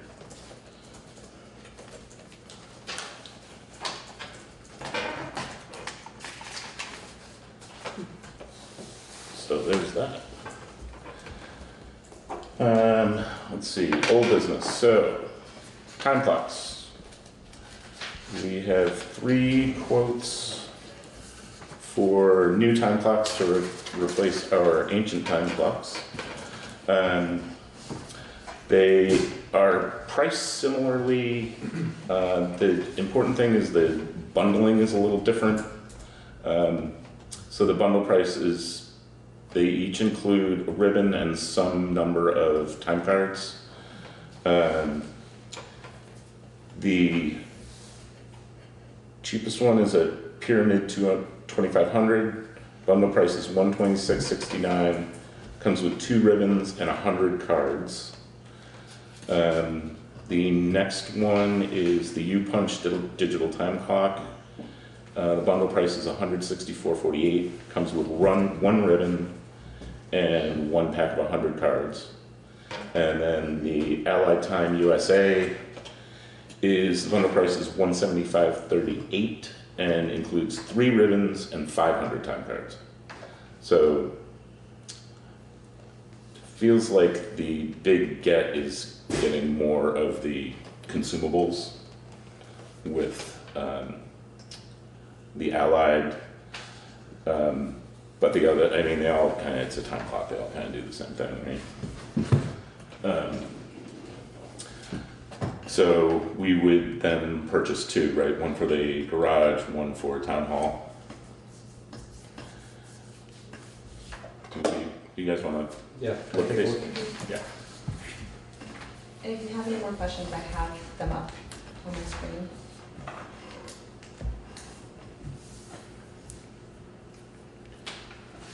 If we're going aesthetically, I like the Allied. It's orange. Hard to miss. 1 10 slot time card rack. We have more than 10 employees using the time clock here? No. And did you happen to look by chance just for a quote on a time piece that you swipe a card, a badge, versus having to buy time cards all the time? Just out of curiosity? I thought we were staying away from those because those would be connected to the internet. Even just swiping the badge has to be? Yeah. Yeah, because they have to have a way to Log it in. bring the data in.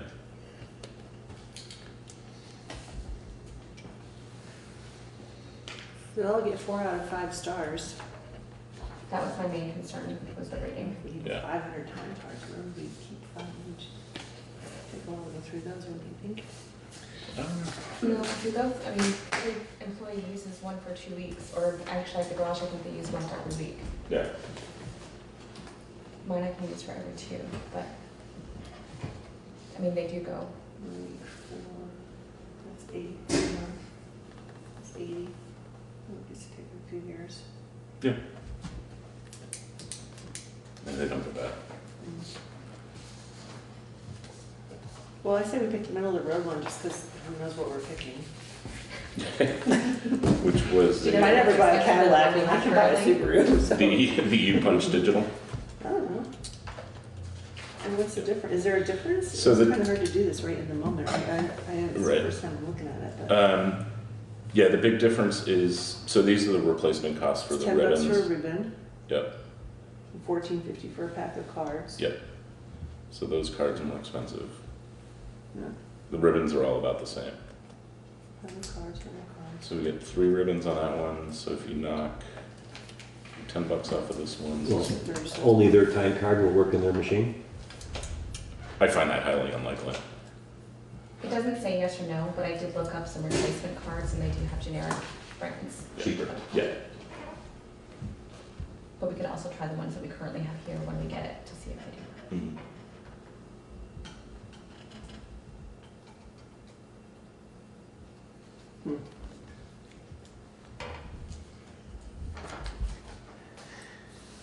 Well, What's the state of our current time clocks? Are they completely falling apart? This one, it does not, when you look at it, it does not tell the correct time, but it Okay. does punch the correct time. So I think it's- Steve's is a lot in a worse shape than the one at the town hall. Oh, I mean, does it, just logistically, did this one you stick in the top, this one you stick in the side, does it matter where it's mounted if you can or cannot get the card in there? You know what I mean? I think this one just slides in front. I think it's like the one we have where you just slide it. So it doesn't matter. No, I don't think so. Are any of them under warranty, I think they all have a, like a 130 day or something? I wanna say, This one has a password, optional password, helps keep employees from tampering with date and time. Holy moly.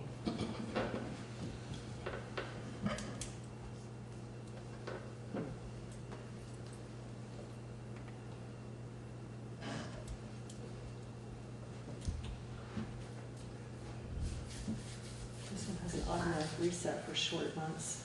Daylight savings and resets. Oh, this one, you can change the alignment. So if you get different cards, you can align them. they all have a 1-year manufacturer's limited warranty. Okay. Well, flips points. Steve, do you have a strong feeling one way or the other? As long as it has time, date, and month, that's all I need. Right, So, Gonna go with the middle of the road? that's what I would vote for. Yeah. Okay. Wanna make a motion? I would make a motion that we agree to purchase 2 U-Punch digital time clocks and date stamps with 50 time cards, 1 ribbon, and 2 keys for the bundle price of $164.48 per unit? Per each, yep. each. Second? Second. Any discussion? Okay, all those in favor of purchasing 2 U-Punch digital time clocks and date stamp with 50 time cards, 1 ribbon, and 2 keys, signify by saying aye. Aye. Okay. Opposed? Abstentions? Motion passes.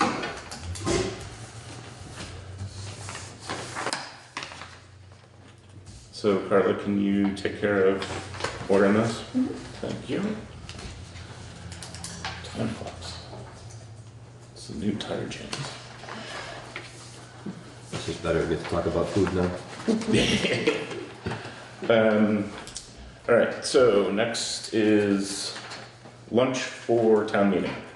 We have received 2 bids, one from Riverbend, one from Harmonyville. They each include 150 sandwiches, pasta and garden salads. Harmonyville has chips and pickles as well. There is an option for Riverbend to do platters rather than pre-made sandwiches. And the bid would be total, let's see.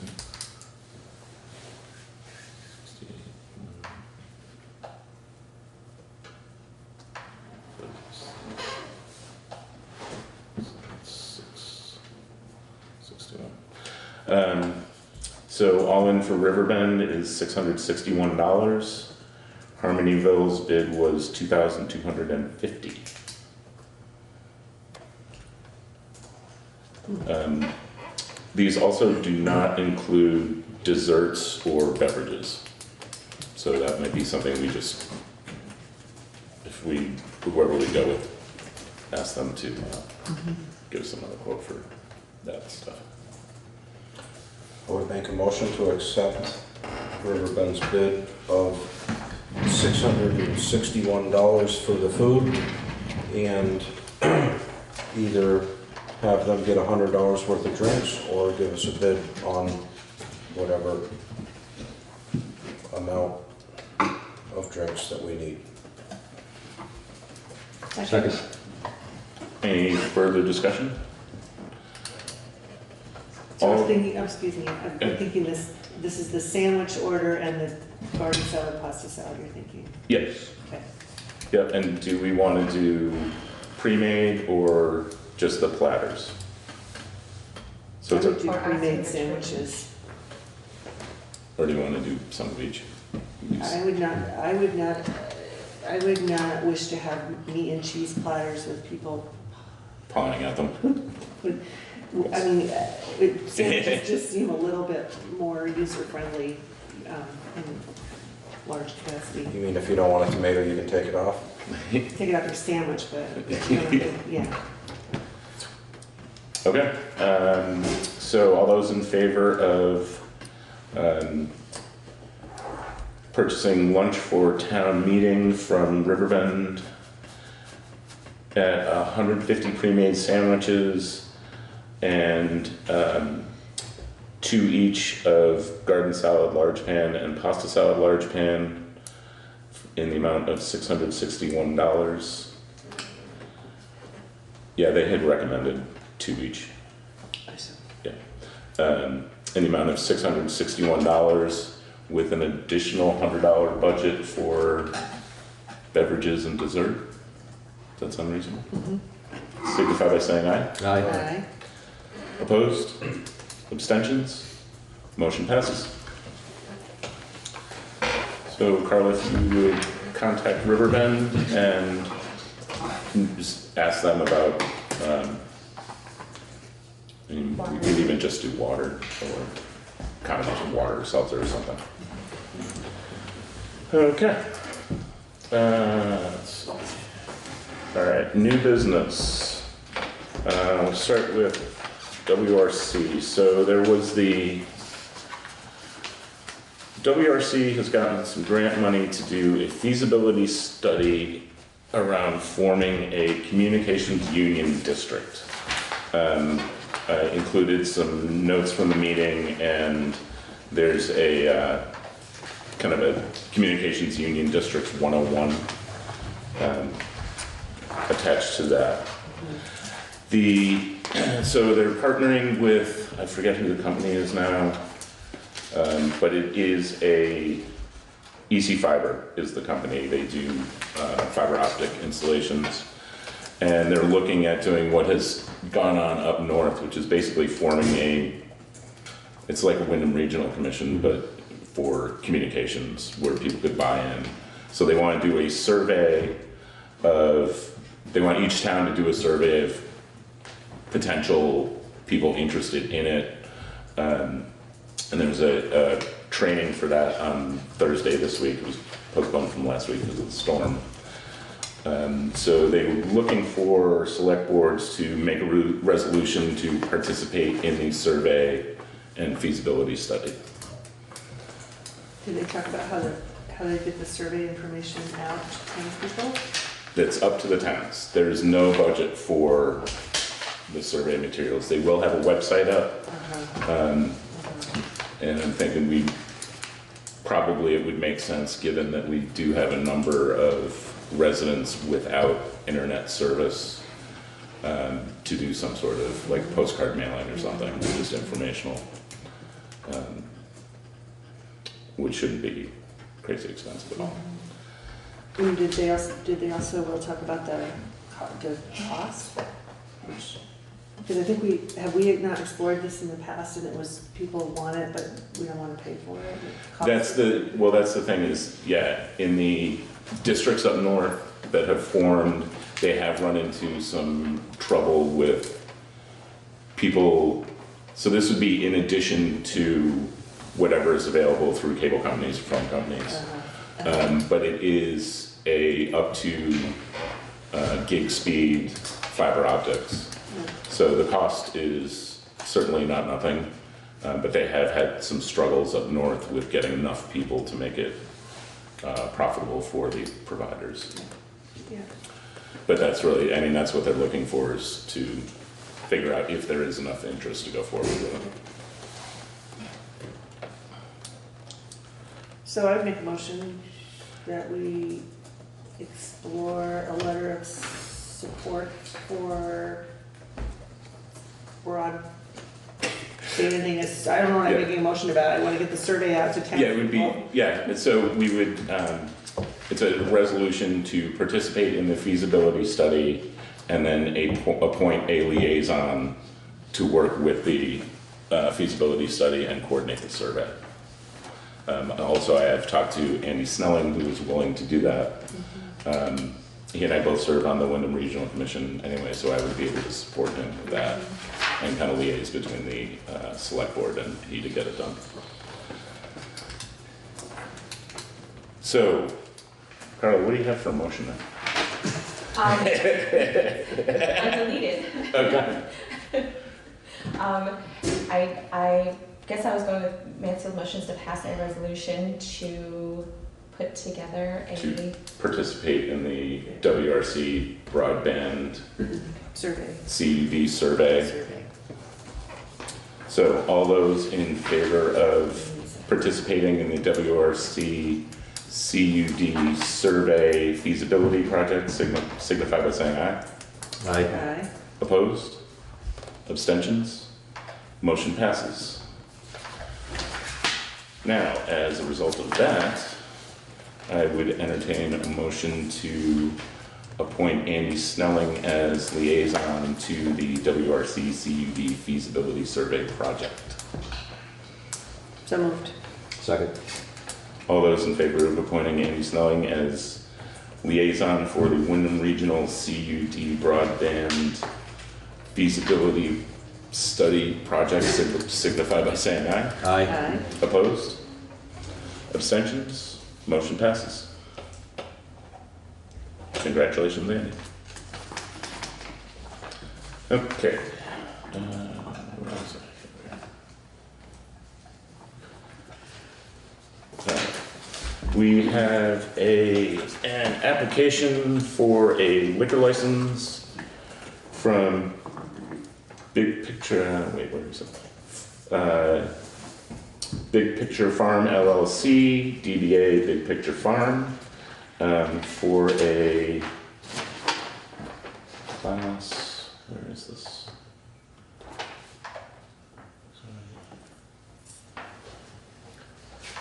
Where's the class?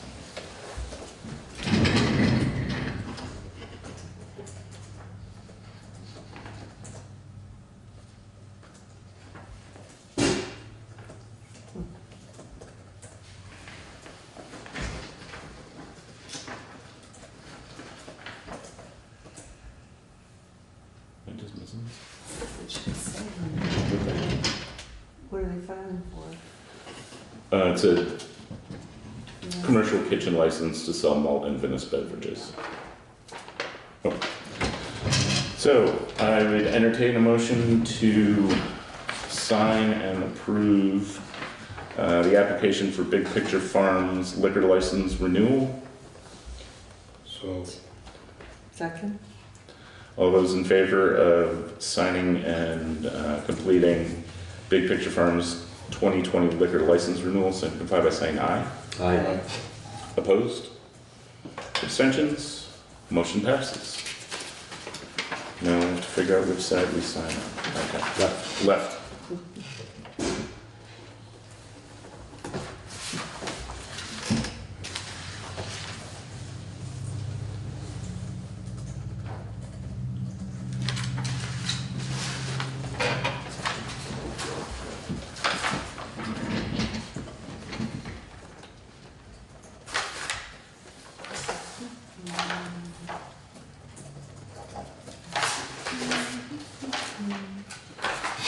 Okay.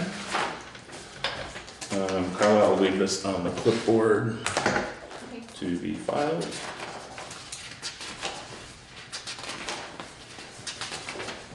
Where's the... Okay. There is, VLCT sent us a thing regarding a select board training on March 21st, which is a Saturday up in Montpelier. It's a Select Board 101, as we will likely have new members on the board come the 4th of March. So I wanted to put that out there. Also, I was wondering if we, as a town, would consider paying for that if select board members or town staff would like to go to one of those. I think the cost, if we are passive members, $68. $68 a person. But you have to register on March 14th Registration is by March 14th. Okay. for the $68. Yeah. Okay, fine. Do we have training money in the budget? I think we do. I don't think we have a lot. It's a single day event, so there's no hotel or anything to be. So you're talking about select board members attending, or are you speaking to like other town employees? it's a one-day event in Hawaii. Yeah. Montpelier. Carla had expressed some interest in going to it as a way to further her education around what we do. And the change that's taking place.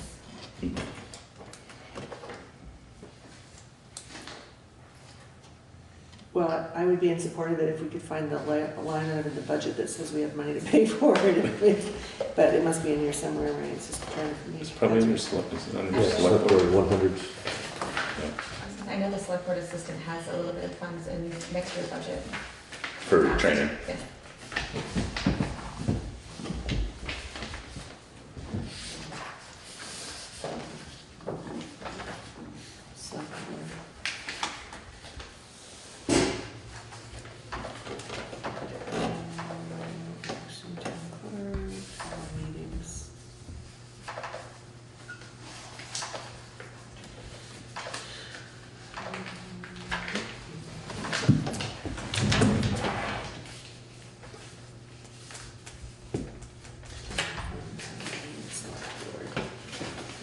Travel meetings. Yeah. Money in the budget. So there's money in the budget. Okay. There's not much. How many miles per gallon does your car get? Mine? Yeah. Roughly 28 highway. We can get you there. You can go if you take a We can bicycle. get you back. So, Okay, so, so yeah, there you go. I would Yeah. make a motion that we have money in the budget to send $68 plus Yeah. mileage, so we have potential to send 3 interested employees of the town or elected members. Or of the elected town members. Okay. Saturday training. Is there a second? How are we gonna pick the three? Oh, I think that's one. Straws? Sticks? It's not Odds and mandatory. evens? It's not, yeah. You can say you don't want You can that. say no. Rock, paper, scissors. Yeah, short straw has to go. So was there a second for that? Second. Any further discussion? All those in favor of, I guess, allowing elected officers or town hall staff to attend the select board training symposium in Montpelier put on by the LCT signify by saying aye. Aye. Opposed? Abstentions? You're talking select board or elected officers? You just said elected officers. Yeah, well, we could do, and Yeah, but what, some of the elected, others, you got nothing to do with the select board. Take up the long straw. they still might be curious. I mean, I don't think it hurts to have more people know what we do and how we do it. And if we cap it at 3 people, I think we'd give No, I preference. mean, I could see the five-member board or something, but as far as all the others, it's not going, if there's nothing to tell you, it's not going to mean a hell of beans to them in 6 months. Fair point. Should we modify it? Do you want to amend it to be just the select board Yep. or select board employees? Yeah, Carl. Yep. Okay. So all those in favor of the amended motion signify by saying aye. Aye. Opposed? Abstentions? Motion passes. Thanks, sir. That's a good point. Okay. Doesn't say they're gonna have lunch. You better bring a snack. Guess I won't go. Does anybody have any reason for an executive session? Upcoming meetings. Pre-town meeting will be Monday, February 24th at 6 p.m. And then the regular select board meeting is the 25th at 6:30. Anything else we need to talk about? I will entertain a motion to adjourn. So moved. We are adjourned. Thank you, everybody.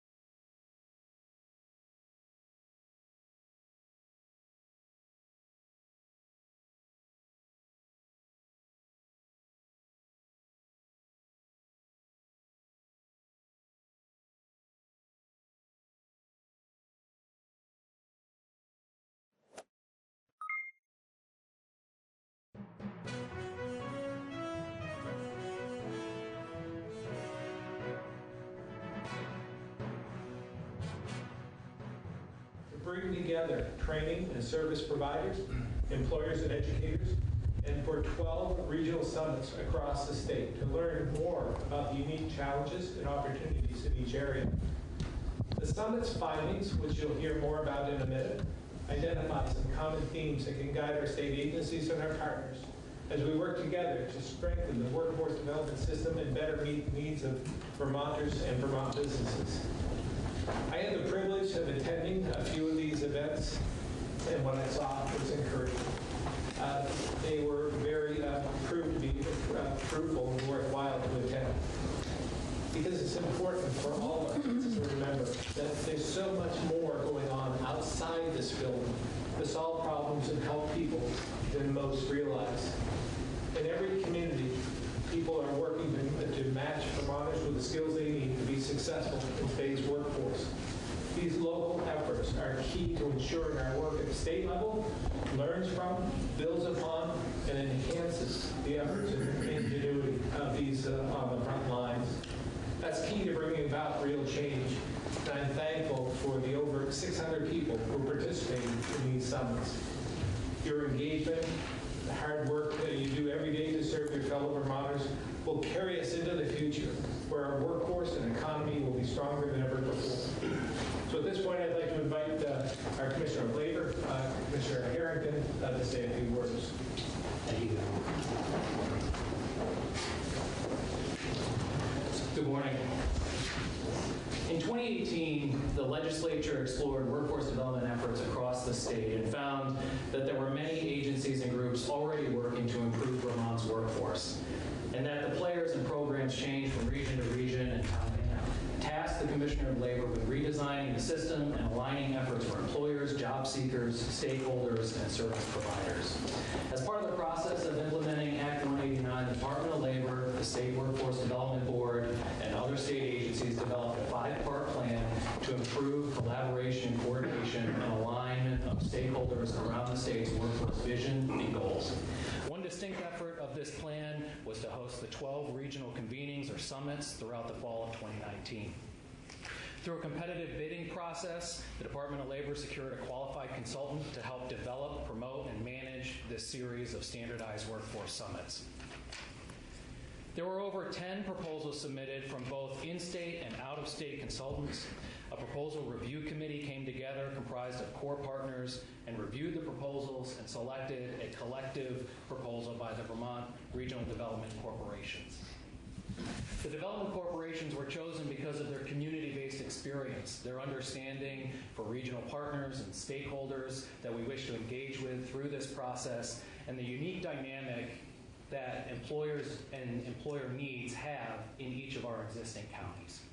At the same time, the department saw an opportunity to deepen its relationship with the regional development corporations in addressing workforce challenges across the state. The department asked a lot of the development corporations, and in that work related to the summits included facilitating the convenings and cross-training activities, soliciting and collecting targeted feedback to inform the development of Vermont's 2020 Workforce Innovation and Opportunity Act plan. This will also guide workforce efforts over the next 5 years. Provide employers with state and local tools and information about how and where to access resources to help them meet their labor force needs, and to create a directory of local workforce education, training, providers, programs, and relevant resources.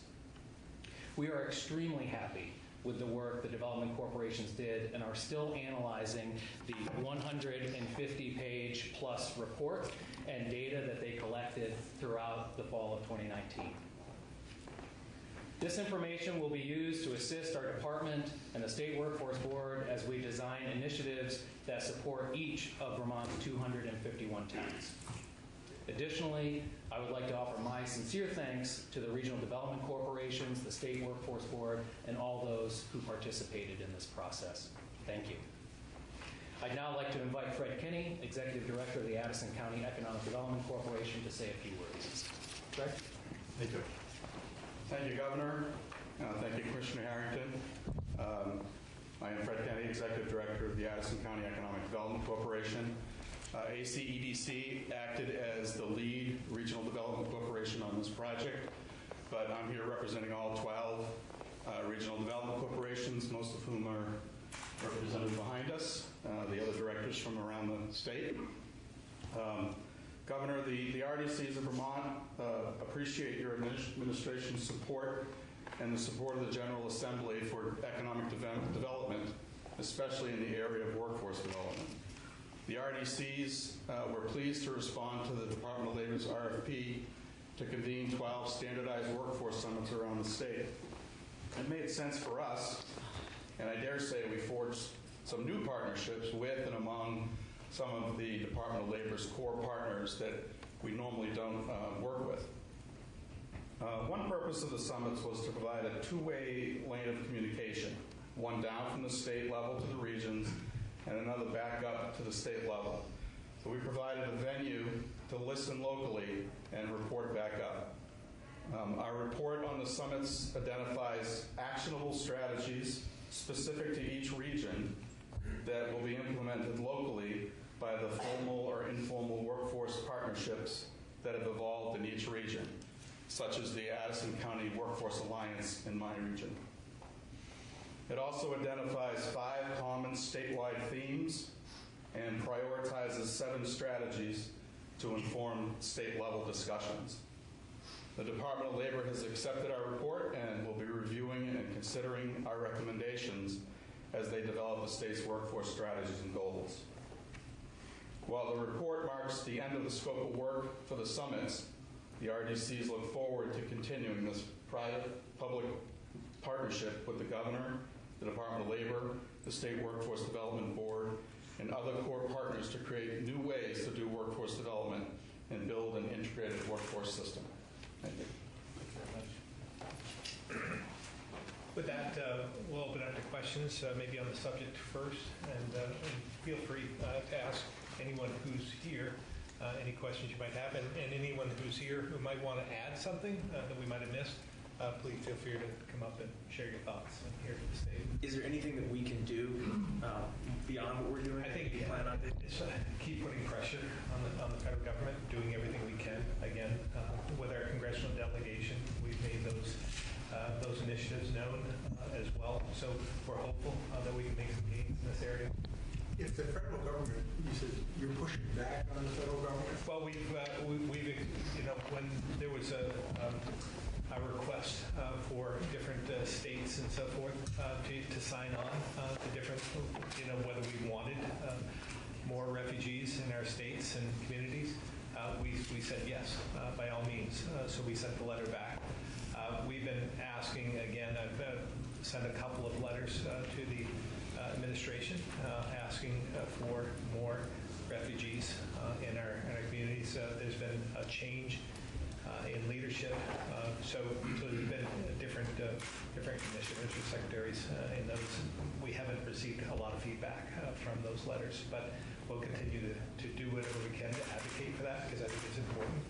What do you think the biggest obstacle is to having this materialize the way that you would like it to? Well, I think it's, again, it's the federal government and President Trump in particular that has not been as inclined to accept more immigration. It's been a big policy shift in our country. So I think that's a bit of an obstacle to this administration. And a lot of Republican governors have been reluctant to take advantage of the opportunity President Trump has given them to close the door.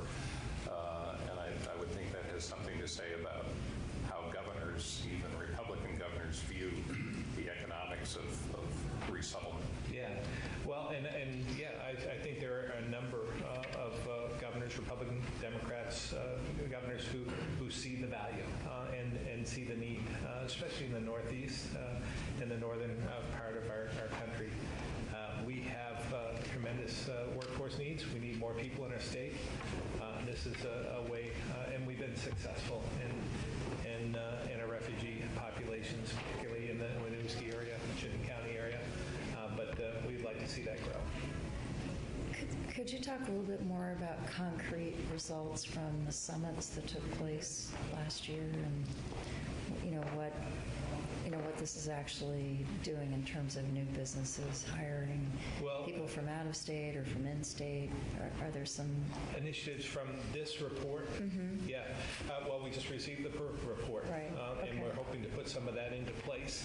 Mm-hmm. But a lot of what we heard, I think, is important that we get outside this building. And I've said this, whether it's our Capital for a Day or some of the things that I do traveling throughout Vermont. and listening to people. Our expectation is that if you have a problem, come to Montpelier, tell us about it, and we'll see if we can fix it. Well, sometimes getting out and really engaging with the communities gives us an opportunity to see what they need. And we heard loud and clear that workforce challenges exist throughout Vermont. So that's probably not a surprise. But again, learning, getting everyone together and sharing a common goal and learning from other RDCs and other regions of the state, I think will prove to be essential as we move forward and trying to do this, pulling in the same direction that I talk about a lot. But I think we learned it here, learning from one another. But I'll let, if there are other RDC members who would like to speak to that, come up and reflect on that would be helpful. Sure. I can add one thing that, our report was the Department of Labor, and they'll be looking at the 5 themes that we presented, the priority potential strategies. But each region also developed strategies for their region, and the RDCs will be taking those forward in their region. And as I mentioned, in my region, we have an Addison County Workforce Alliance, which grew up, evolved just among people who felt the need to have an organization to kind of be the bond between all the partners in the region. So we have a lot of strategies that were recommended by employers and service providers in our region, but we're definitely going to take 5 of those and try to move those forward in our region. And that will involve those service providers, educators, and employers all together working on those strategies. What if you had to, Fred, point to what you think is the most exciting proposal or recommendation out of this report that you've just submitted that's going to move the ball forward on this issue? What is it? Well, I don't know if I want to pick one out as the most important, but just developing somehow new regional leadership, and so that each region has somebody that's daily working on workforce development. It's was the first theme that we came up with, and I think that's going to be important. If anybody has any other things to add? I'd like to add something. Sure. Thank you. To the question of refugees, there's some great programs happening, very pilot-based around the state. So in Windham County, in Bellows Falls, there's an organization called the Community Asylum Seekers Project, and they're helping asylum seekers relocate to Windham County. So there's projects like that popping up around the state. So they need more funding. It's a completely philanthropic-based program, and we're helping to connect them with employers to try to ensure that there's both a system and a network to support their needs when they arrive, but also have the ability to gain high-wage, high-growth job opportunities. So I just wanted to share that. What's your name? Adam Knoll. And who are you with? The Bratt Development Credit Corporation. Thank you. Anyone else? I'm going to ask, this may be you and maybe someone from some other far-flung outpost of the state, southern Vermont, particularly the kingdom. What's the biggest disconnect between what's going on in your communities and what the state is doing or could be doing? What's the opportunities we're missing, or the roadblocks, or what? I know that's a big question, and I'm asking an amorphous group of people here, but if anyone has any thoughts they'd like to share about that. First, do you want to talk about the communication piece? Because that came in around. Speak freely. I mean, you might want to come up here, though. Really short. You got to come back. Sorry. Jamie Stewart, I'm the Executive Director for Central Vermont Economic Development. There are obviously, there were common themes that came out. We all have to kind of digest some of that, and that's where that piece is in place. But the most common theme, and we've been hearing this this now for a little while, is the communication. Employers knowing who to reach out to if they have this problem, they want to know how to find somebody who can support and address that problem. For the service providers, getting their information out and how they can be a resource. And then service providers within that group, how can they coordinate their efforts? Because the state actually does, what we're finding, deal with a lot of the issues very effectively in many different ways. What I think will come out of this, and a big part of the process, was in trying to develop that resource. And I would go back to Sarah Buxton in our initial meetings as we were developing this process. That was very much something that the Department of Labor and the Workforce Development Committee was searching for, was that ability for Vermonters to find the resources they need. And that's from the employer side, from the service provider side, from the job seeker side. The old silo problem. Exactly. Yeah. And while we were able to put together a rudimentary service provider directory that we gathered from all the convenings, there needs to be a next step to that so that it's, with an interface so it's usable by clients and by employers, so they can approach it with a problem. I have this problem, and find the right resources that way instead of just having a list to look at. So that's kind of a next step, we think, to this project.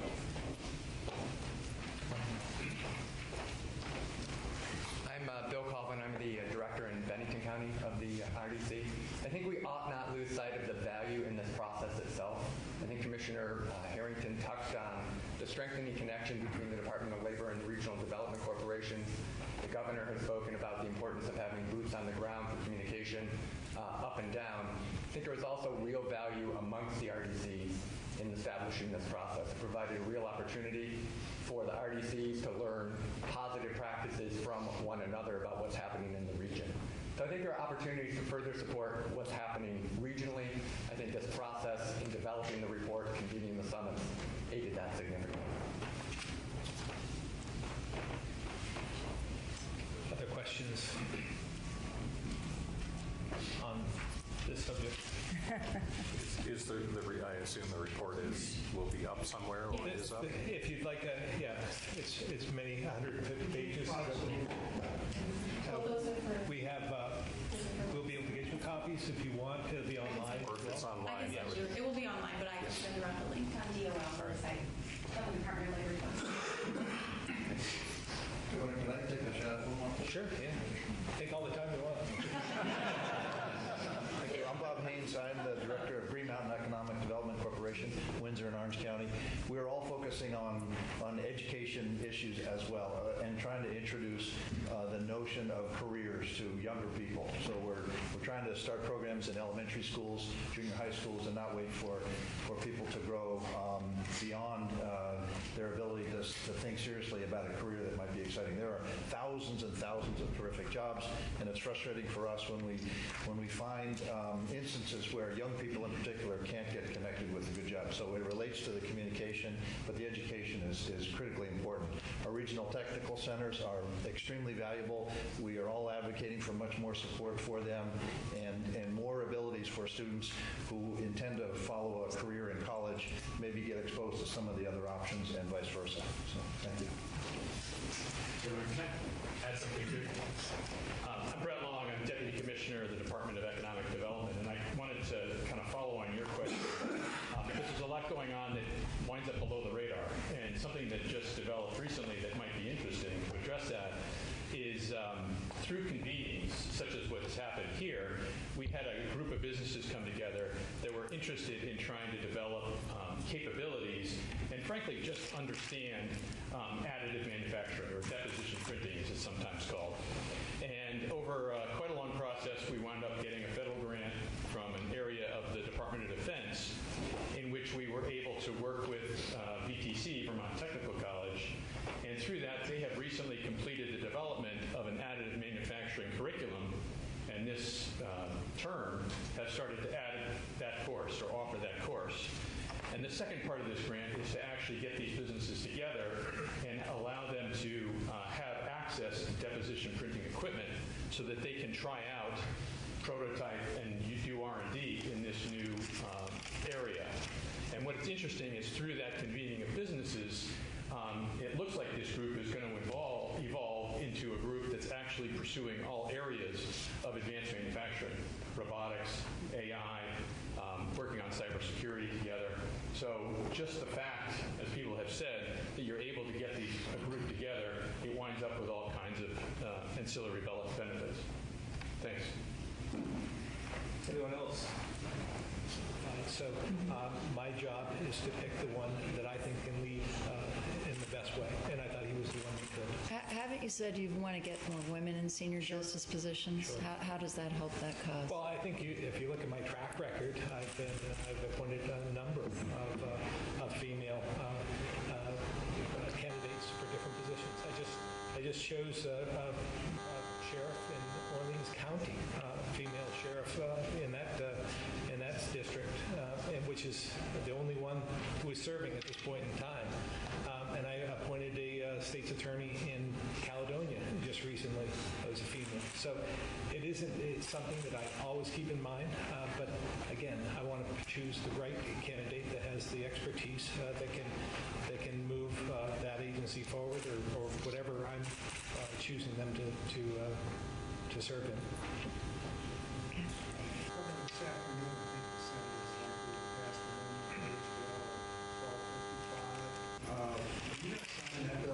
We'll see. I mean, we'll let it go through the process. I don't want to get ahead of that.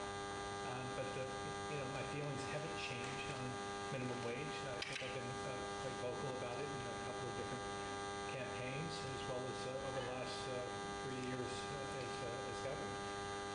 So I have concerns, but I'll reflect on what it is if it passes and then determine my action from there. Considering how you feel full-time paid leave? I'm sorry? Are you planning on taking the full 5 days on paid leave? Yes, I am. Saturday night? I'm sorry? Rebecca said that your deadline was Saturday night at midnight. 11:59. It'll be before that. Just going back to the minimum wage for a second. Understanding your concerns when it was $15 an hour over a 5-year period. This is less, it's a shorter period of time. Same trajectory. Doesn't go as far, right? Same trajectory. Okay, so are your concerns eased at all by the fact that it's not quite as comprehensive as the previous plan, or you're saying, I had these problems with it before and I still haven't had? I'm still concerned about the rural parts of our state and what this means. This one size fits all is very difficult when we have 2 different economies in Vermont, and you don't have to go very far. A convenience store, let's say, up in Lunenburg, for instance, is far different than the convenience store in downtown Burlington or in Williston or in Shelburne. And what may not have much of an effect on the daily traffic through those stores and the amount of revenue that's generated in their world is much different than Lunenburg or Concord or pick any other small community, Ridgeford. So many other factors. So I'm still concerned about that. Albeit it's about half of what they wanted, but it's half the timeline as well. And I go back to, and I've said this before, I go back to when I was in the Senate, and we had the debate on raising the minimum wage, and I was convinced to move forward on that because it tied it to the cost of living, and it raised it at that point in time. But the argument was, we'll never have to deal with this ever again if we pass it today.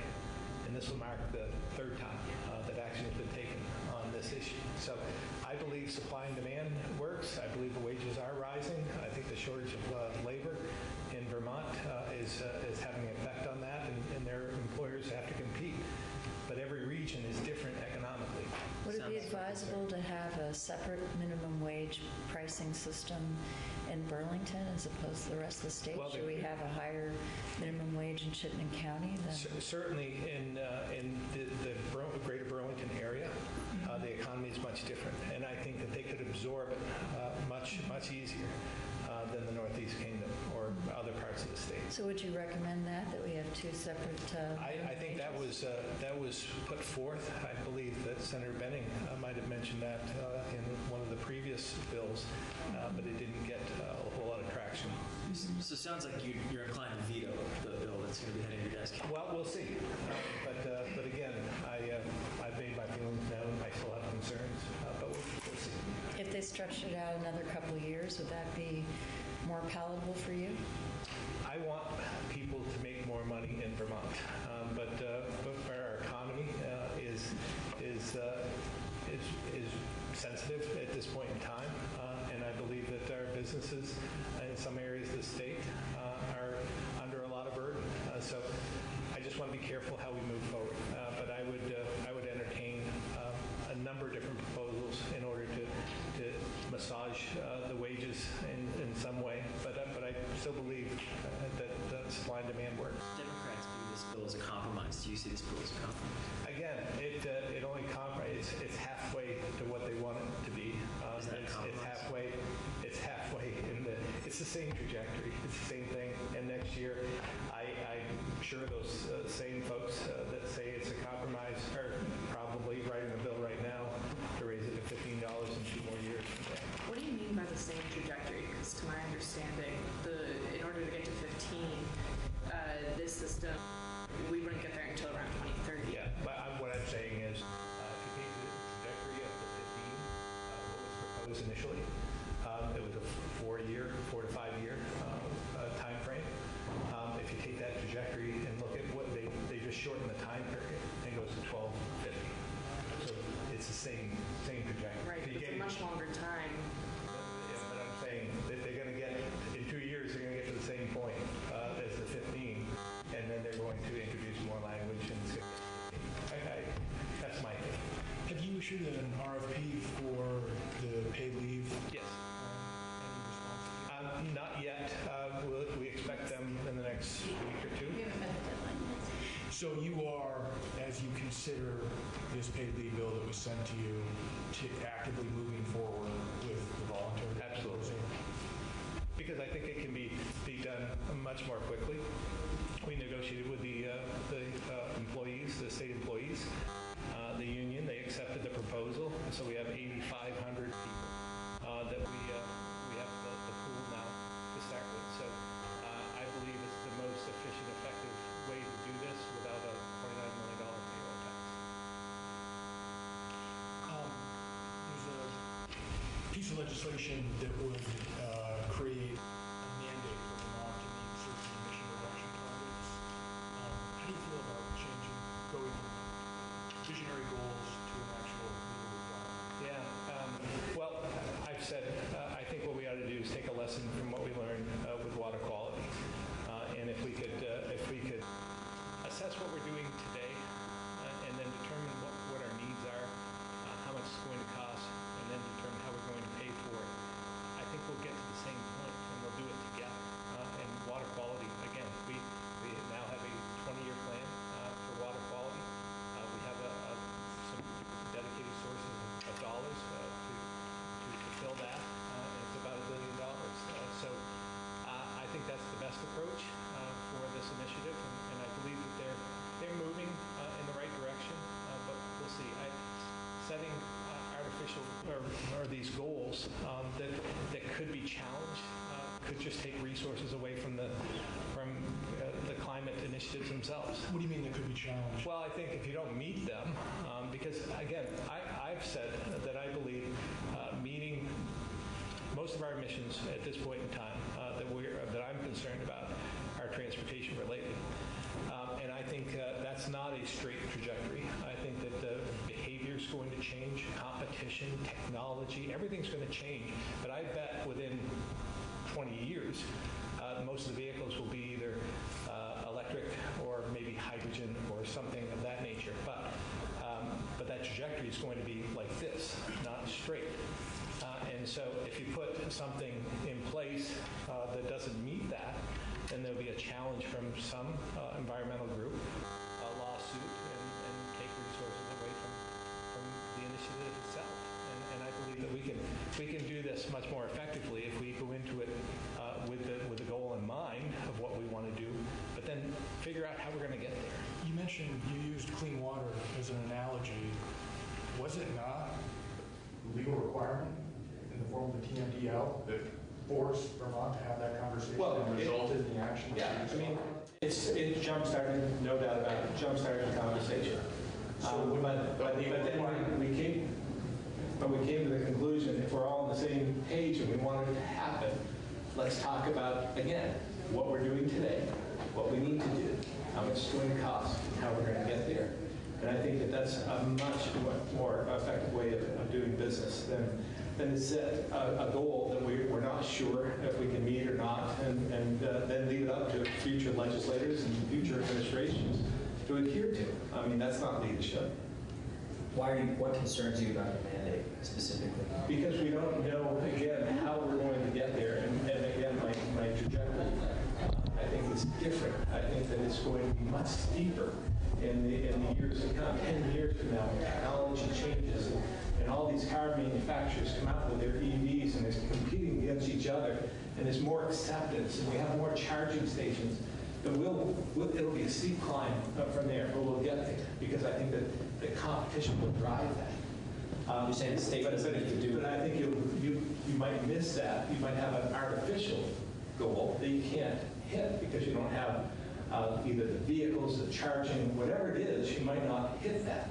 And then you see open yourselves up to lawsuits that, again, take away from the initiative. So you think that the free market is the solution to... Well, it's part of it, but we have to lead by example, which we're doing. I mean, many of the initiatives I've taken over the last 2 or 3 years with trying to incentivize the EVs, more charging stations. We had a press conference this week with buses, electric buses. 2 in the Burlington area. There's 2 more coming here. There's been some in the schools.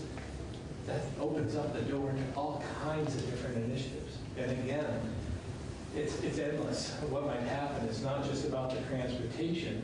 Then you might be able to utilize some of these vehicles. So you think about large parking lots full of electric buses, for instance. That's a huge power supply in itself.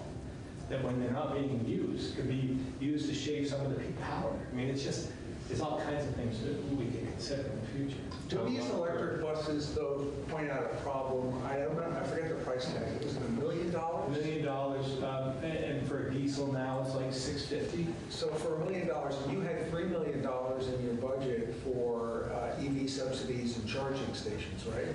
So I mean, that would be 3 buses. So sure, but those prices will come down as technology again changes, as competition drives those prices down.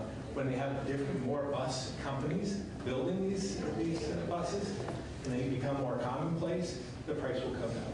I think the argument against your trajectory is that because the longer we wait, the longer that it takes for that ski slope to go up, the more emissions we're pumping out and the worse the problem gets. We need to take more action to push that trajectory. Agreed. Earlier. Agreed. But I think we should take action like we're doing now. We have to prepare ourselves for that. We need the infrastructure, charging infrastructure, for instance. And the whole game really is in battery storage. That's the whole game. And so technology is changing every single day. The life of batteries has exceeded expectations, and there's a competition to see who gets there first. So if it's a different type of battery technology that we don't even think about, it probably won't be lithium. It'll be something else. And if we can extend the life or the longevity of that storage, so instead of having a vehicle that gets 200 miles per charge, you have one that has 600 or 800 miles per charge. That makes it much more feasible. And it's exciting in some respect. It's the new age. It's almost like the Industrial Revolution, only it's the electrical evolution. Some Vermont towns have been considering declaring themselves Second Amendment sanctuary cities. I know at least 4 or 5 already have. Some are considering a town meeting day.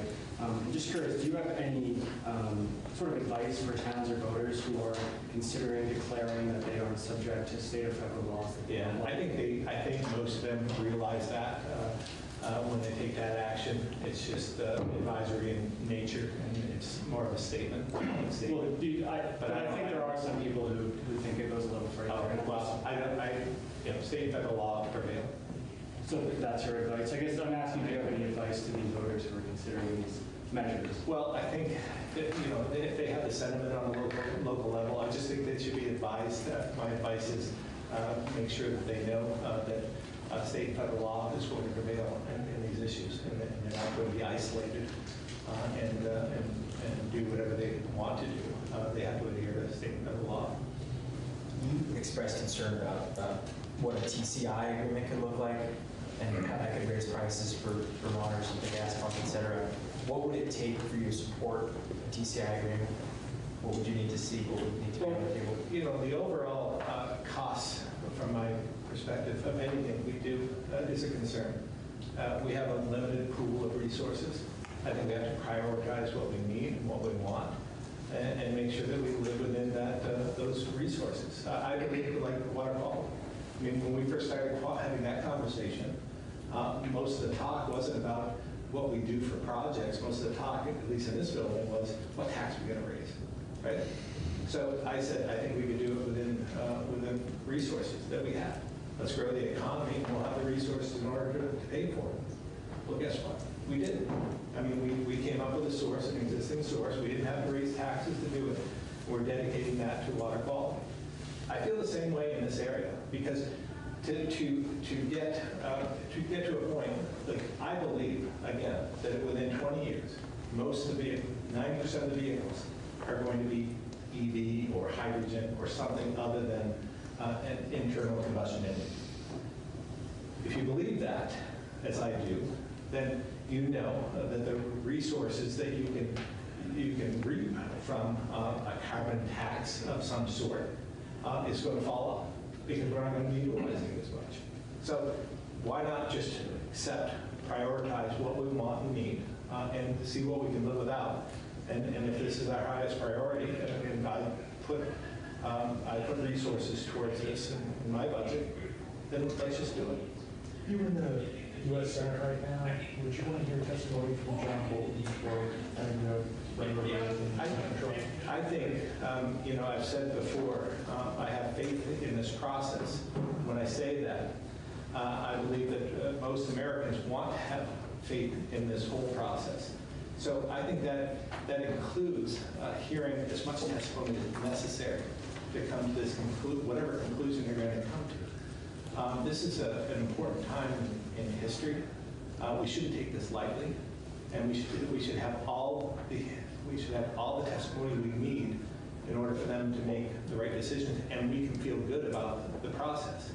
So does that mean you want to hear John Bolton speak? Absolutely. When you vetoed the 24-hour gun waiting period last year, you had cited a lack of research showing that it was effective. I think last week, 2 Harvard Business School professors came and testified that longer waiting periods do work. And I'm just curious, given there's more research showing that some longer periods would work, would you be inclined to support a 48 or 72-hour? Again, my feelings haven't changed. We took some historic steps just a couple of years ago in terms of gun legislation in the state. Some of the provisions within that legislation, like the red flag provision, I think could be effective in some of counteracting some of the suicides we're seeing in Vermont. One of them is if someone is in harm to themselves or others, they would have their guns taken away from them.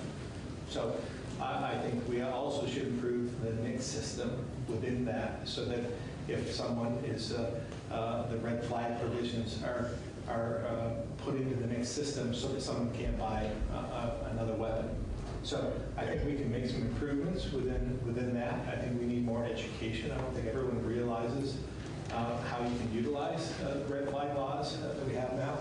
And I would also ask,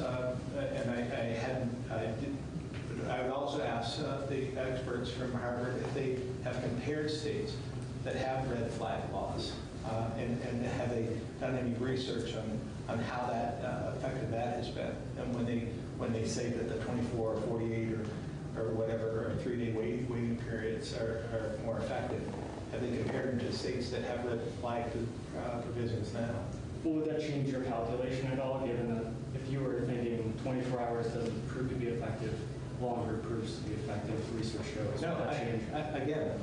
I believe the laws we have that we passed 2 years ago are sufficient, and we should improve upon those and make sure that everyone knows how to utilize them, and then continue down this path as well. And as far as suicides are concerned, in my budget, we made investments in more suicide prevention. So that's the track I'm taking, and I'm not inclined to do anything more.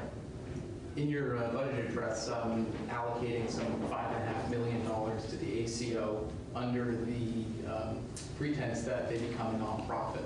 I guess right now, state and federal law are kind of clashing, like they have to be a for-profit right now. I guess sort of what are your thoughts on that going forward? How that's possible? If they can't, if in some way they can't become a nonprofit, they have to become more transparent. I think that's the point. It's not the nonprofit status as much as the transparency status that they have to adopt, because we want to know what's going on. There's a lot of money that goes in this. I happen to believe, I'm cautiously optimistic as far as how this would help, and at least changing the trajectory of healthcare costs in our state. So we just need to make sure that we all understand what we're doing. Does that level of transparency extend to salaries? I think it should be just like I mean, when I say if they can't go to a nonprofit status, they should adopt all the transparency that's available through a nonprofit, and that includes salaries, I believe, in nonprofits. So are you recommending that be written into statute? Either an agreement, I don't know how it would work, to tell you the truth, but my goal would be that they become more transparent. If it leads to something in statute, I would be open to that as well. But I would hope that there would be some sort of agreement that could be done much easier. Is the Green Care Board adequately providing kind of oversight you believe is necessary for Vermonters to understand how some of these large monopolies like Union Medical Center and one care operate in the state? Yeah, well, certainly, whether it's the Green Mountain Care Board, there has to be oversight of some sort, and it used to be through banking and insurance that had oversight before. There needs to be oversight in some capacity. So should it go to DFR then? It could. That could be a way forward. The Green Mountain Care Board's mission has changed since single payer has been taken off the table. So maybe the Green Mountain Care Board will need to change as well. Do you think that the Green Mountain Care Board has become one of those state agencies that is both regulating and promoting, and therefore has a built-in conflict of interest? I'm not sure that they have a conflict of interest. I just think their mission has changed. When in the inception, it was going to be a single payer system, and now that isn't the case. And so, you know, I'm not. That hasn't been the case for 6 years. Right. Right. But we didn't get to that point until maybe 3 years ago. Your budget book cited $13 million in savings from sort of pivot and other administrative reform efforts. Are you satisfied with the results of the program? Never completely satisfied. I think we can always improve every single day.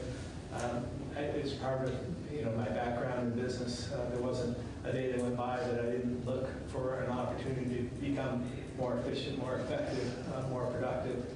And I feel the same way in state government. It's an ever-changing process, but every day, we should be looking at ways to try and save money, become more efficient with the taxpayers' dollars.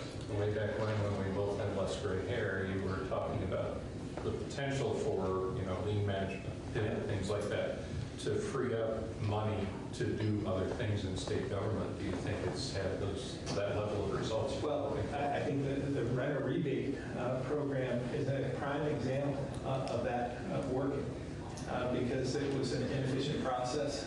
Many just didn't apply because it was so rigorous and so difficult to get through, and it costs a lot to implement. So they've streamlined the process. They saw that. Freed up, I think it's $800,000 more to put back into the pockets of those who need it. So it wasn't that we took those savings, it was that we we're able to give that back so those who are renting that are burdened can take advantage of that. There's a bill that would require more diversity in state house art. And looking around this room, a lot of white guys featured. Do you feel like women and people of color should be featured more prominently in state house portraiture? I think, I don't know, I haven't really heard about the bill, to be honest with you. But we can't ignore some of the history either. I mean, these, unfortunately, there wasn't as much diversity then, but hopefully in the future there will be, and then we'll see more across the halls of this institution. You don't think there were any female? I'm sure there were. I'm sure there were, and I think we should highlight them. Yes, I mean, I'm just saying that as we move forward, we should learn from history and do better and provide for more diversity. And that's what I try to do with my administration, whether it's my cabinet, extended cabinet, or some of the appointments I made, and not all of them, but I'd say a number of them. It's important to me that we have more diversity. But it sounds like you're comfortable with the. Well, I don't determine the artwork in the State House.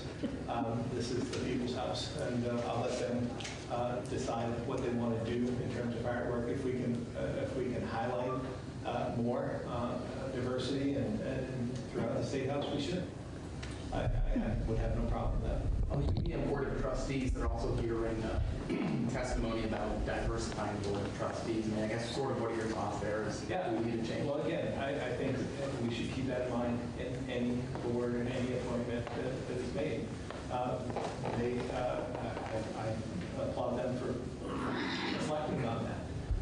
But I think that as well, when some of the legislature, the legislature makes quite a few appointments to that board, and they should reflect on that when they are making their choices. You make appointments to that board as well. Are you going to be considering that? I will absolutely. In every appointment that I make, I try and keep that in mind. Governor, any thoughts on the coronavirus and what students or universities with international students should do to handle that potential threat? Yeah, well, our health department, we don't know of any that I know of unless something's happened today. Obviously, we're watching this because right across the river in New Hampshire, there are a couple of cases, or we think there are a couple of cases. I don't know if they've been confirmed at this point. So this is something that we have to keep in mind as well. I think the message that Dr. Levine, Commissioner Levine, has sent to many is to make sure you're protecting yourself, washing your hands, just like any flu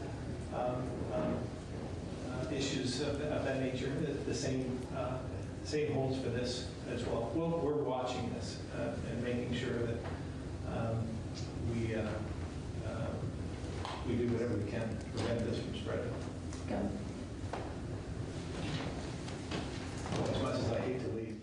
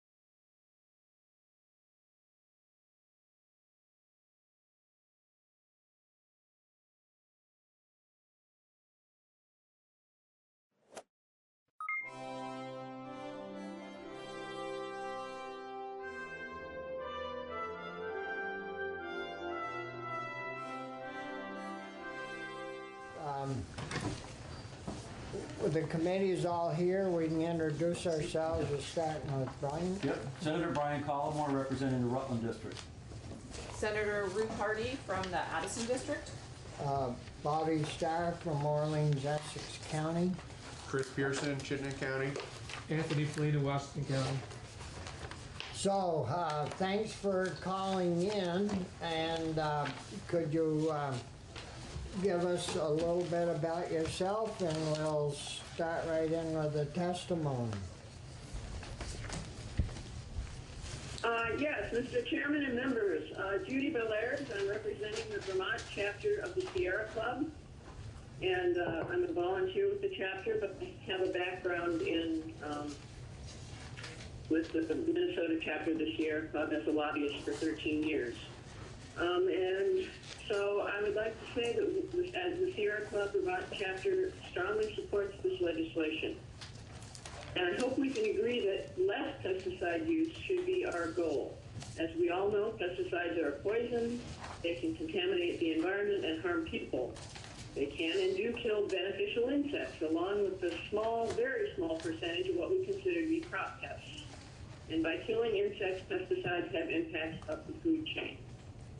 Also, many of them are toxic to more than just insects. Birds, amphibians, mammals, and humans can also be at risk. So, if we agree that less pesticide use should be our goal, are we doing anything about it in Vermont? When the Pesticide Advisory Council was established decades ago, a main focus was to assess the use of pesticides and recommend reduction strategies. Unfortunately, that focus was lost, and that's why we need this legislation. This legislation, I believe, will help us reduce pesticide use in Vermont. S-272 includes a definition of integrated pest management. If this policy were implemented, it will lead to the reduced use of pesticides and reduced resistance in insect pests because it establishes the policy that pesticides are only used as a last resort. Currently, pesticides such as neonicotinoids are applied to plants and crops whether or not a pest problem exists. The Pollinator Protection Committee, which was established by this legislature, as you know, recommended in its report that, quote, pesticides used in Vermont should be based upon need, not used prophylactically, unquote. Eric Boir, a member of the committee and then president of the Vermont Tree Fruit Growers Association, said, quote, integrated pest management should be the foundation of any grower program regardless of crop. Demonstrating a need for a pesticide application does not have to be some great endeavor or burden for a grower. They should be able to articulate that need and have a record of their specific pest pressures for that growing year. The Pollinator Protection Committee voted 8-1 to pass the recommendation of no prophylactic use. And I believe the agency voted to oppose this recommendation, so it would be interesting to find out the Agency of Agriculture's opinion on prophylactic use. I would also like to mention one prophylactic use in Vermont that could easily be eliminated, the use of neonicotinoid-coated soybean seed. 6 years ago, in 2014, the EPA's Biological and Economic Analysis Division concluded that, quote, push data indicate that in most cases, there is no difference in soybean yield when soybean seed was treated with neonicotinoids versus not receiving any insect control treatment. Still quoting, in comparison to the next best alternative, pest control measures, neonicotinoid seed treatments likely provide $0 in benefits to growers, unquote. So the question is why we are still allowing this use in Vermont. It just doesn't make sense. The concept of IPM has been around since the 1950s. It was formulated into national policy in the United States in February 1972 when Nixon directed federal agencies to take steps to advance the application of IPM in all relevant sectors. But how much IPM is actually being practiced in Vermont? The University of Vermont Extension does have an IPM program, but it appears to deal mostly with specialty crops like apples and grapes. were not aware that the Agency of Agriculture has a focus on implementing IPM in our state. However, Carrie Daguerre in a PowerPoint presentation on neonics last year did lay out a pest scouting method to determine whether grubs or wireworms were present at levels requiring the use of treated corn seeds. So that was a good thing. I also wanted to point out that about 5 years ago, Ontario adopted rules requiring farmers to document the need to use corn and soybean seeds treated with neonics.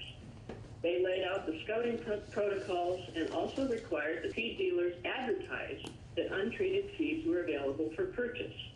Now, according to 2018 seed sales data, 2/3 of the corn and soybean seeds sold in Ontario were untreated seeds, simply by requiring IPM. In short, IPM works if it's implemented. And if we want to prevent a disaster in the making, we should implement it without delay. We are seeing more and more headlines about precipitous drops in insect populations. Most recently, a study published in the Proceedings of the National Academy of Sciences showed that mayflies declined in the northern Mississippi River Basin by 52% from 2012 to 2019. In the western Lake Erie Basin, from 2015 to 2019, the reduction was a shocking 84%. Another study found the toxicity to insects in agricultural areas has increased 48 times, not 48%, 48 times in the past 20 years because of the use of highly toxic neonics. Entomologists in Germany documented a 75% loss of insects in natural areas over the past 20 years. The data continues to mount in study after study. We certainly can't rely on the pesticide companies to protect us from harmful effects of pesticides, nor can we rely on the Environmental Protection Agency. Historically, the risk assessment of pesticides, which the EPA requires, does not fully evaluate sensitive species. It doesn't look at ecosystem or habitat impacts. It doesn't look at secondary or non-target impacts on sublethal or low pesticide doses or pesticides registered under conditional registration, a loophole for a pesticide to get registered before all studies are done. So now the chickens are coming home to roost, and it's up to us to act. Because Vermont is not immune from the impacts of pesticide use. If you're wondering if we're really losing insects, when was the last time you remember having to clean insects off your windshield? We need to fully monitor pesticide use in Vermont, set targets for pesticide use reduction, and implement IPM, help farmers get off the pesticide treadmill, and hold the agency accountable for pesticide use reduction. So I urge your support for this legislation, and I'd be happy to take any questions. Yeah, thank you. And before we get too far into it, could you send us a copy of your testimony so we can refer back to some of the material? Yes, I will. Yeah, and Linda can take care of that for you. Thank you. Yeah.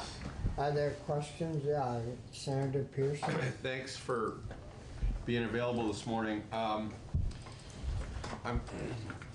You make a sort of straightforward argument that we should be using less, but one of the discussions we've been having this year is around glyphosate, and very clearly its use has been increasing in Vermont, and there was a bill in front of us to ban its use.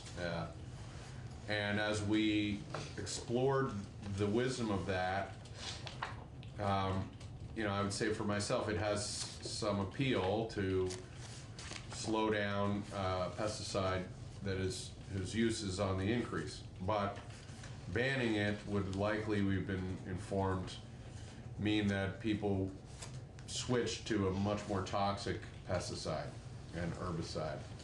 And so to me, I feel a bit stuck, and maybe in this case something that a lot of people are worrying about. Glyphosate is the quote-unquote better option, and I do feel sort of stuck by this dynamic, but I'm curious, to me that would be a scenario where maybe we do tolerate that herbicide because the alternative is sort of worse. Do you have a thought on that sort of dynamic? Well, most of my work has been done with neonics, so I know, the research I've done on them, there are a number of studies show they don't even work. So, but I fall back on the integrated pest management idea and just looking at other options first.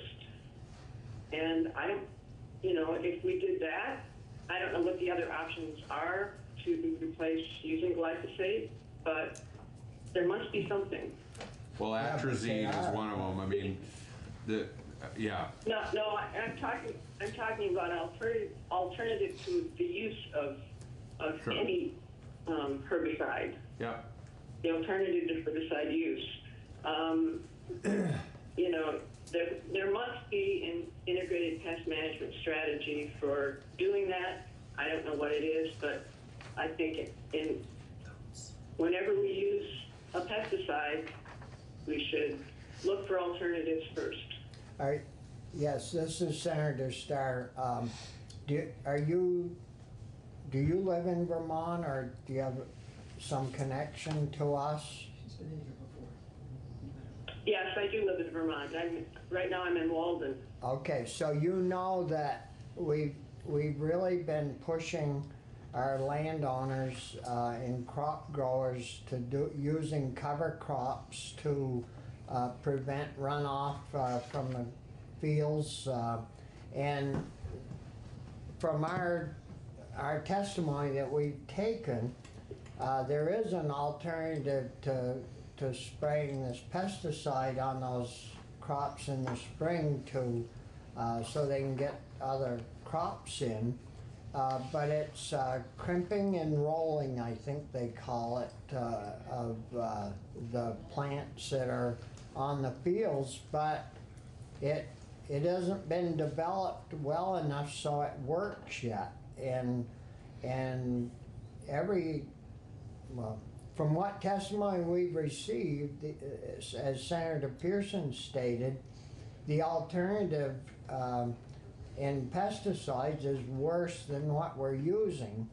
And I don't know if we've gotten there yet to have a good alternative and not use any pesticides. I mean, there isn't anyone on the committee that I know of, unless they're holding back on me, that supports using more pesticides. We're trying to reduce them, and we're working to get there, but we have had some successes. As far as the bill goes, we also have had testimony in regards to the makeup of the members, and in the bill it says that they'd like to move it from agriculture to the Department of Health. Well, in recent years, I think we had testimony to the effect that the health department wanted to get away from this crew.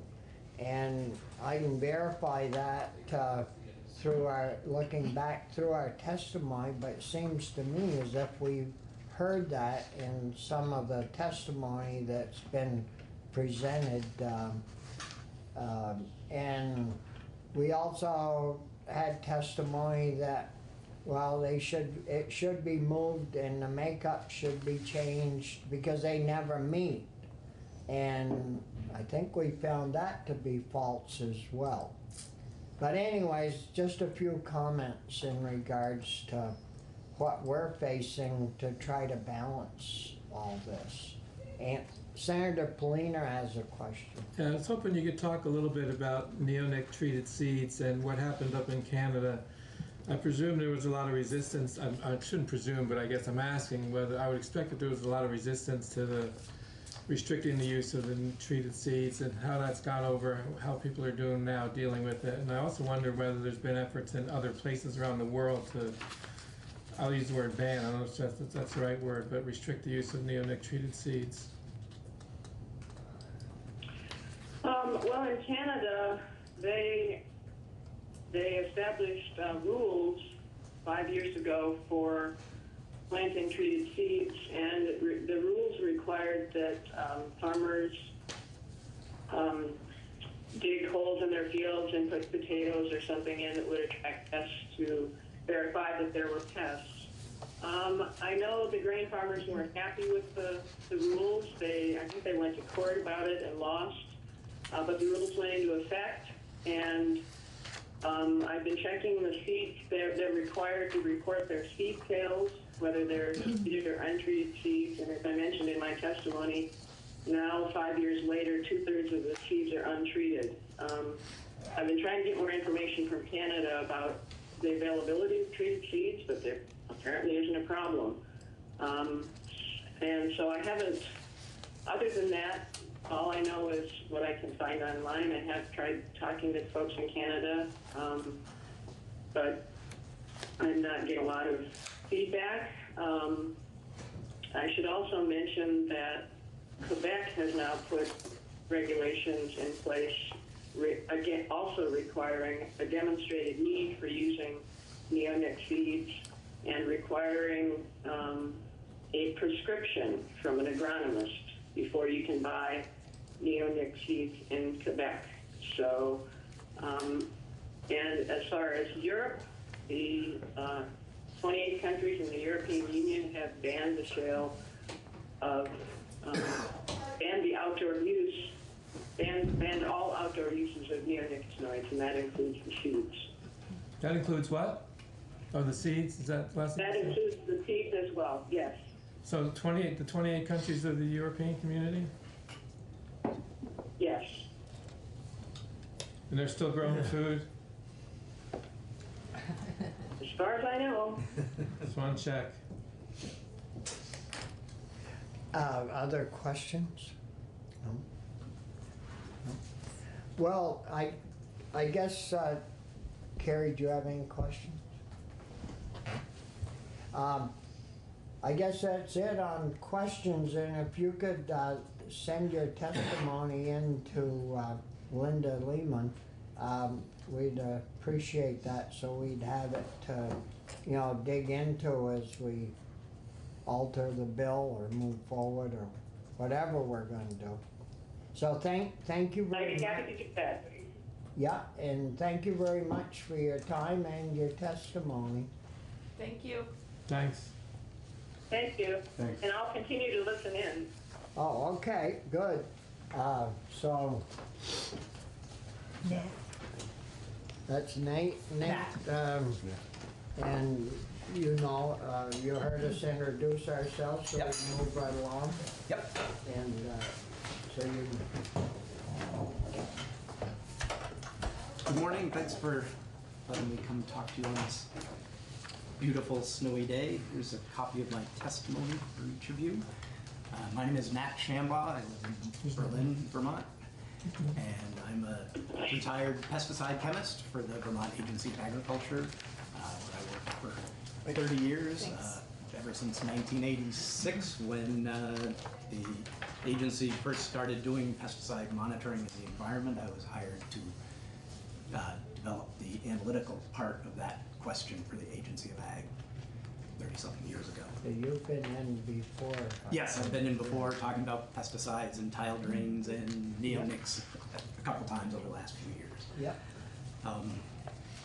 So again, I've been involved in pesticide issues in Vermont for ages. Like I said, I helped set up the analytical end of the environmental monitoring program for pesticides for the Agency of Ag.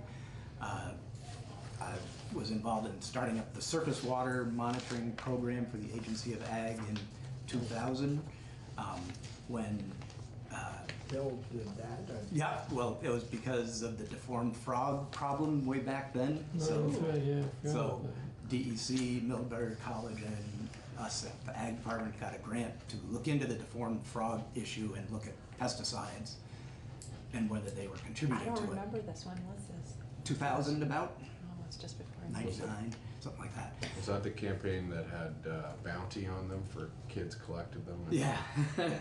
Yep. So what the result of that was we didn't find any evidence that pesticides were related to the deformed frog issue, but we did discover that atrazine in particular was present everywhere all the time. So we could find atrazine in Lake Champlain samples in the spring. So before planting, before spraying, so it was left over from the previous year. We were finding atrazine in Lake Champlain from top to bottom, so 300 feet down, we could detect it, so it is there all the time. And then that expanded on to things like golf course monitoring, surface water runoff, railroad monitoring, and neonicotinoid monitoring. And so it was nice to hear the update from the agency yesterday on neonics and what they've been doing lately.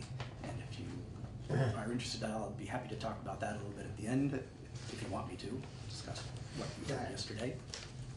The atrazine applications are a little bit alarming because for years we were tapering down, but now the reports are coming in that it's headed back that's up. Definitely a concern. I'll be talking about that a little bit more later on too. Because what I'm here to talk about today is the need for the Agency of Agriculture to update their pesticide regulations and to reinvigorate the Pesticide Advisory Council, BPAC. Those are two issues that I've been paying attention to for a long time. Whenever I had the opportunity, I went to BPAC meetings because part of my job was to find out what problems were out there before they became problems. So I paid attention to pesticide use data for 30-something years and went to BPAC meetings to find out what their concerns were before it became thrown at me, so to speak, as a chemist.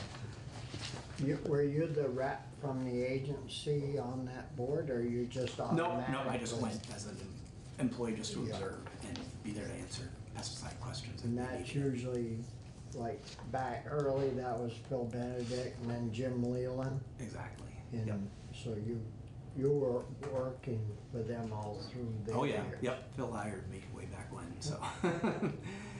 So yes, way back when it was the Vermont Department of Agriculture, before it came to be Food and Markets or the agency or anything else, it was just plain old Vermont Department of Agriculture in those days.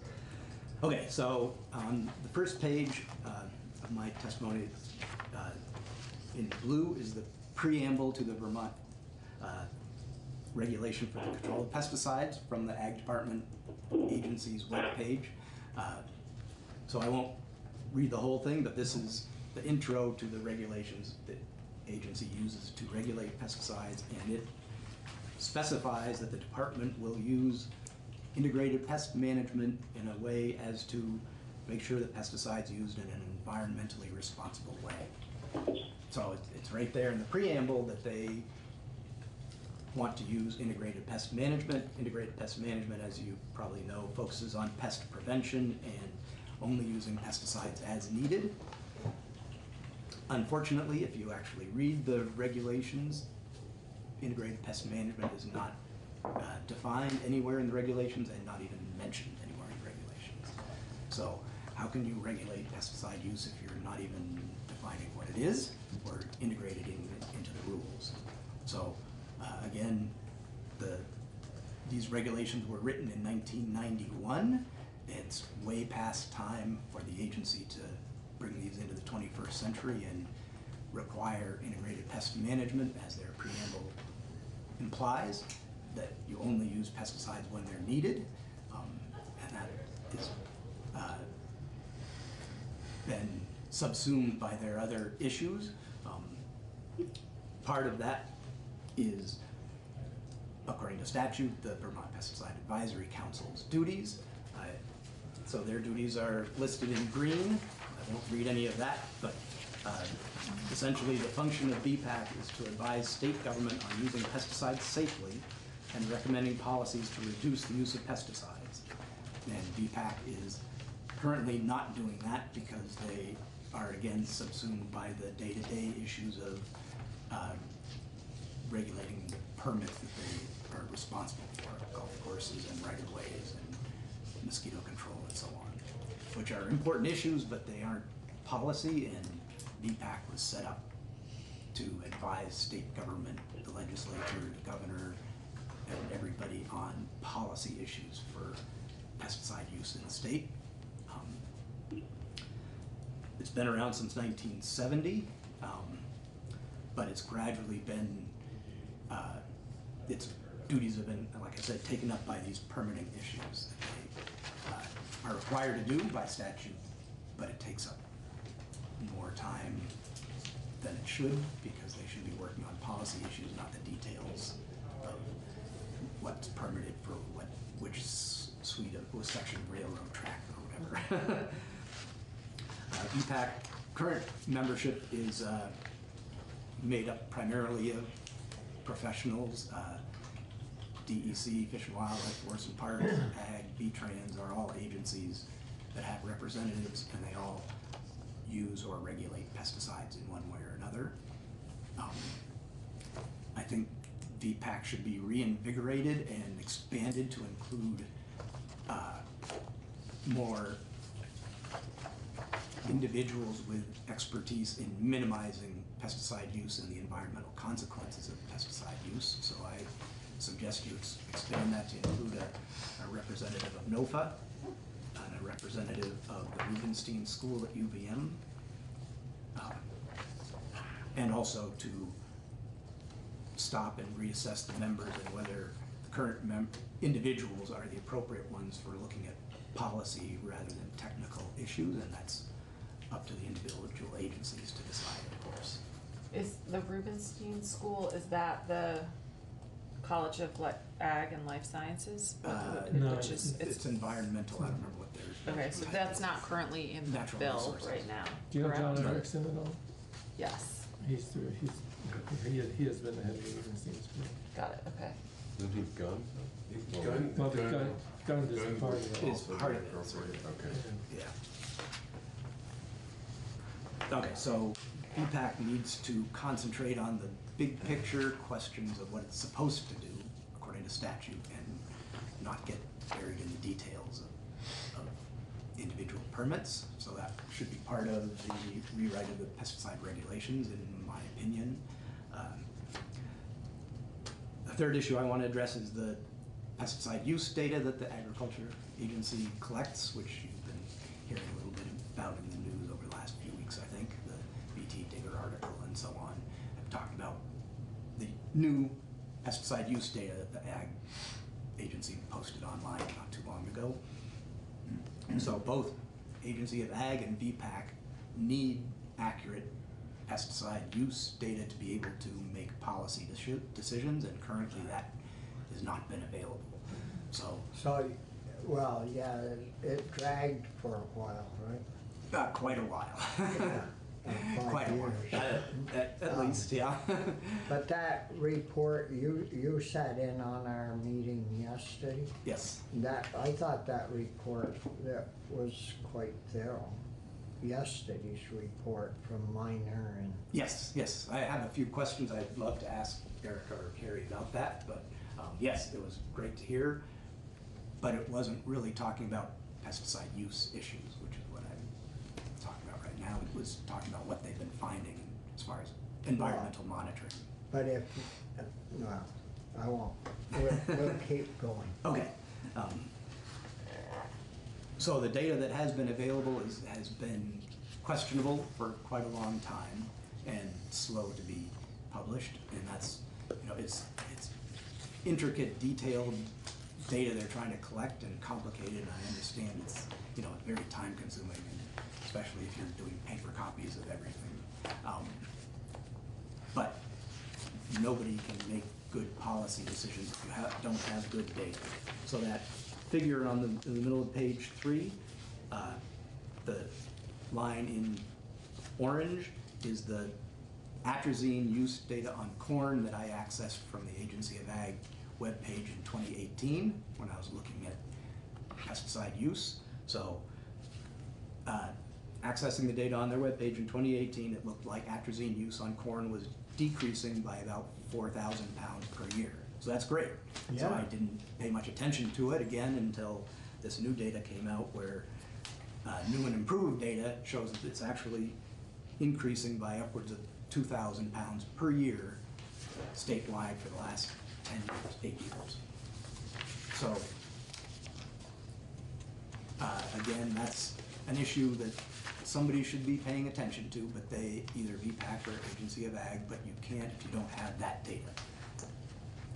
So nobody can perform their role on policy issues without good data. So I think it's imperative that Agency of Ag's feet are held to the fire a little bit to make sure that they get this data out and that it's accurate within 12 months of the end of the year.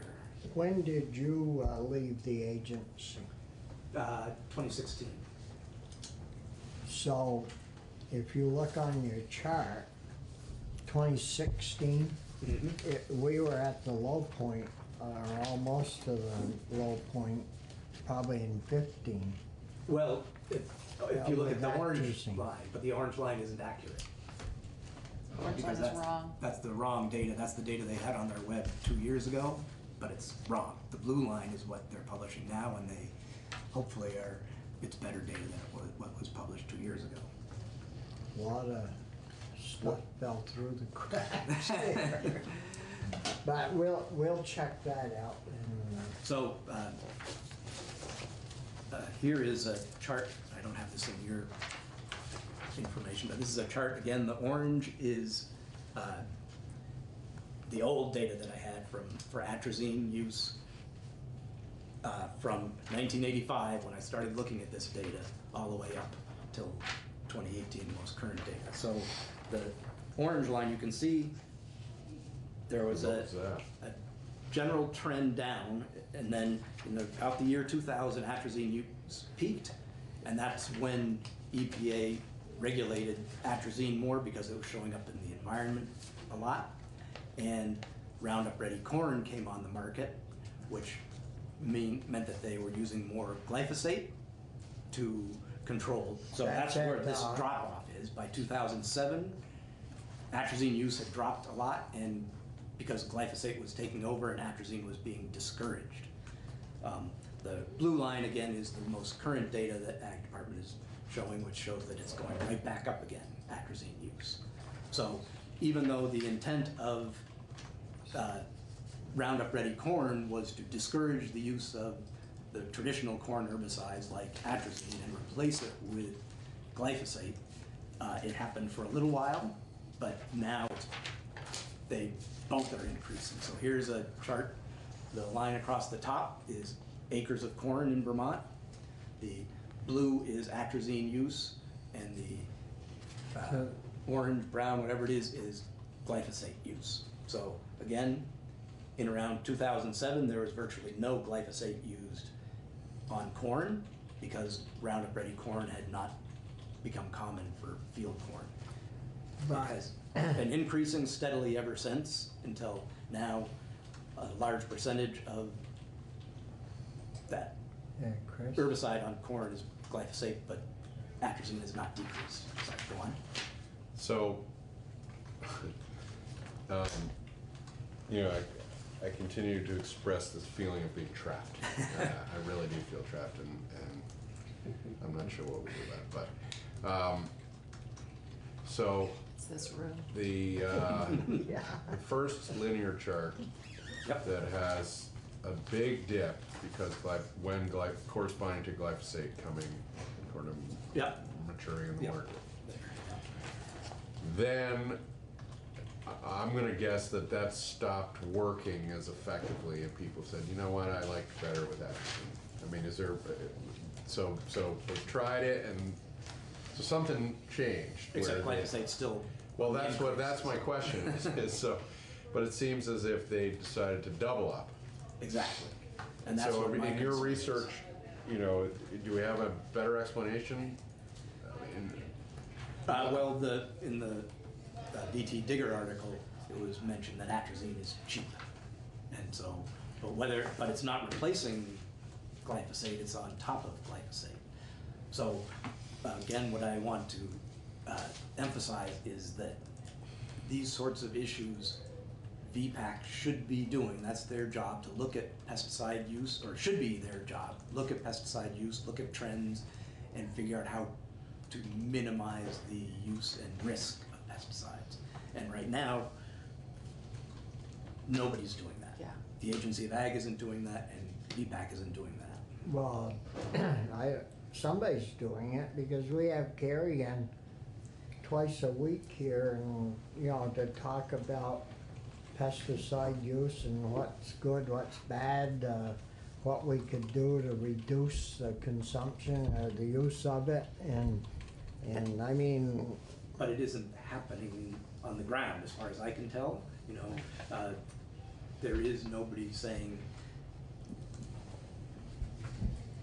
to farmers, how can you use less pesticides? It's, we don't think you should use this one, atrazine, for instance, but it's not, how do we do without as much herbicides? Is it possible, and how do we do that? Could you just remind me of atrazine and glyphosate? Do they do the same thing? Like Glyphosate is a universal herbicide. It Right. kills everything. Atrazine is more selective. Okay. Ruth had a question. So, well, I have a question and then just a comment. I feel similar to Senator Pearson, but in addition to that, sort of feeling trapped, I'm really frustrated that what we do in our 6 months here with pesticides seems sort of scattershot. It seems like, okay, this is the one that has made the news, so we're gonna focus on that. And so we have a bill on glyphosate, and then, you know, we're continuing to hear about neonics, and so we have another bill on neonics, and then, you know, we have one on chlorpyrifos because that's been in the news. Sure. And then I see the data, and I saw the data when Carrie presented us to originally, and my question was, hey, what about atrazine? What the heck is that? And is that bad? Should we be focusing on that? And then yesterday, I don't know if you were in the room. Yep. You were in the room. And I saw the data and I was like, well, should be looking at varroicides. We're using those a lot. And so it seems really scattershot that we as legislators are not experts. So what we're not getting is a really comprehensive look at use of pesticides and herbicides, so we can track it and really focus on the ones that we should be focusing on, and trying to prevent as you say, the increase in pesticide use. So, you know, I don't even know if we're looking at the right ones. And so then my question is that who chairs this committee, and can we get the VPAC, and can we get them in here to testify? Yeah, I thought we had Carrie in already on that. Do you chair? Once. Do you chair it? We've solicited a chair. The health past chair from the Department of Health retired because there's a lot of issue there. But as the health department, she was asked, the health department being designated by the health department commissioner, they asked to step down as chair. So there's no chair. So the We've VPAC is solicited a chair. supposed to be What does that advising mean? us and you. Carrie is not on VPAC, right? You're Yes, not. I am. He is, Okay, but not so the chair. okay, but you're not the chair. I mean, it seems to me that this isn't an entity that's supposed to be advising the policymakers on what kind of policy and the regulators on what kind of regulations. And so I don't know why we haven't had somebody besides Carrie in from that. Not that I don't I appreciate you, VPAC but members were in the room when this came up. okay. Andy Shively was sitting in the corner. He represented. Well, we haven't had somebody in that chair saying I'm from VPAC and this is what we're doing. So part of what I'm suggesting in my testimony is that in addition to reinvigorating VPAC, that a staff member be hired to be a staff person for VPAC. So working for the chair rather than working, I mean, an employee of the Agency of Ag, of course, but under the direction. Yeah, good luck with that. Under the direction of Yeah, the they've only chair. added about 40 people over there in the last 3 years. Yeah. So, but one more wasn't there. So, Well, I I mean, think- you haven't gotten through your testimony. So, no, I haven't, and I don't want to take up the whole time because I know you have to go soon, but, I would offer the suggestion that you up the pesticide registration fees a little bit in order to hire a full-time staff member to work at VPAC, whose job would be to take the data that Agency of Ag gets and interpret it and do the research necessary that VPAC requires to make policy decisions, make presentations to you and the House Ag Committee and anybody else who needs it or wants it, at least once a biennium, an official report and presentation, which VPAC used to write a report to the legislature, which was not paid attention to. So require actually a presentation to you all on how what they're doing to minimize the risk and use of pesticides. Chris? One of the ideas that surfaced, I'm intrigued by, I'd be curious on your quick take, is, you know, there's a permit process, you know, you have to apply to have permission to use pesticide, you have to be certified applicator, but there's no point in that chain where anyone has to even say that it's required. And it's the term that is pointed to me is prophylactic, right? And that does seem troubling to me. It's you know, if we have to accept these chemicals as part of the business, surely we would agree that it just shouldn't be automatic. It should be a reaction of Exactly. needing the technology. What if, you know, maybe we could fall short of getting a staffer, but what if we just simply required people to assert that this was necessary? Is that even worth entertaining, or is that just gonna be a box that gets checked as meaningless? I think it's an excellent idea. It would require, I think, the rewrite of the pesticide regulations that I suggested needed to be done.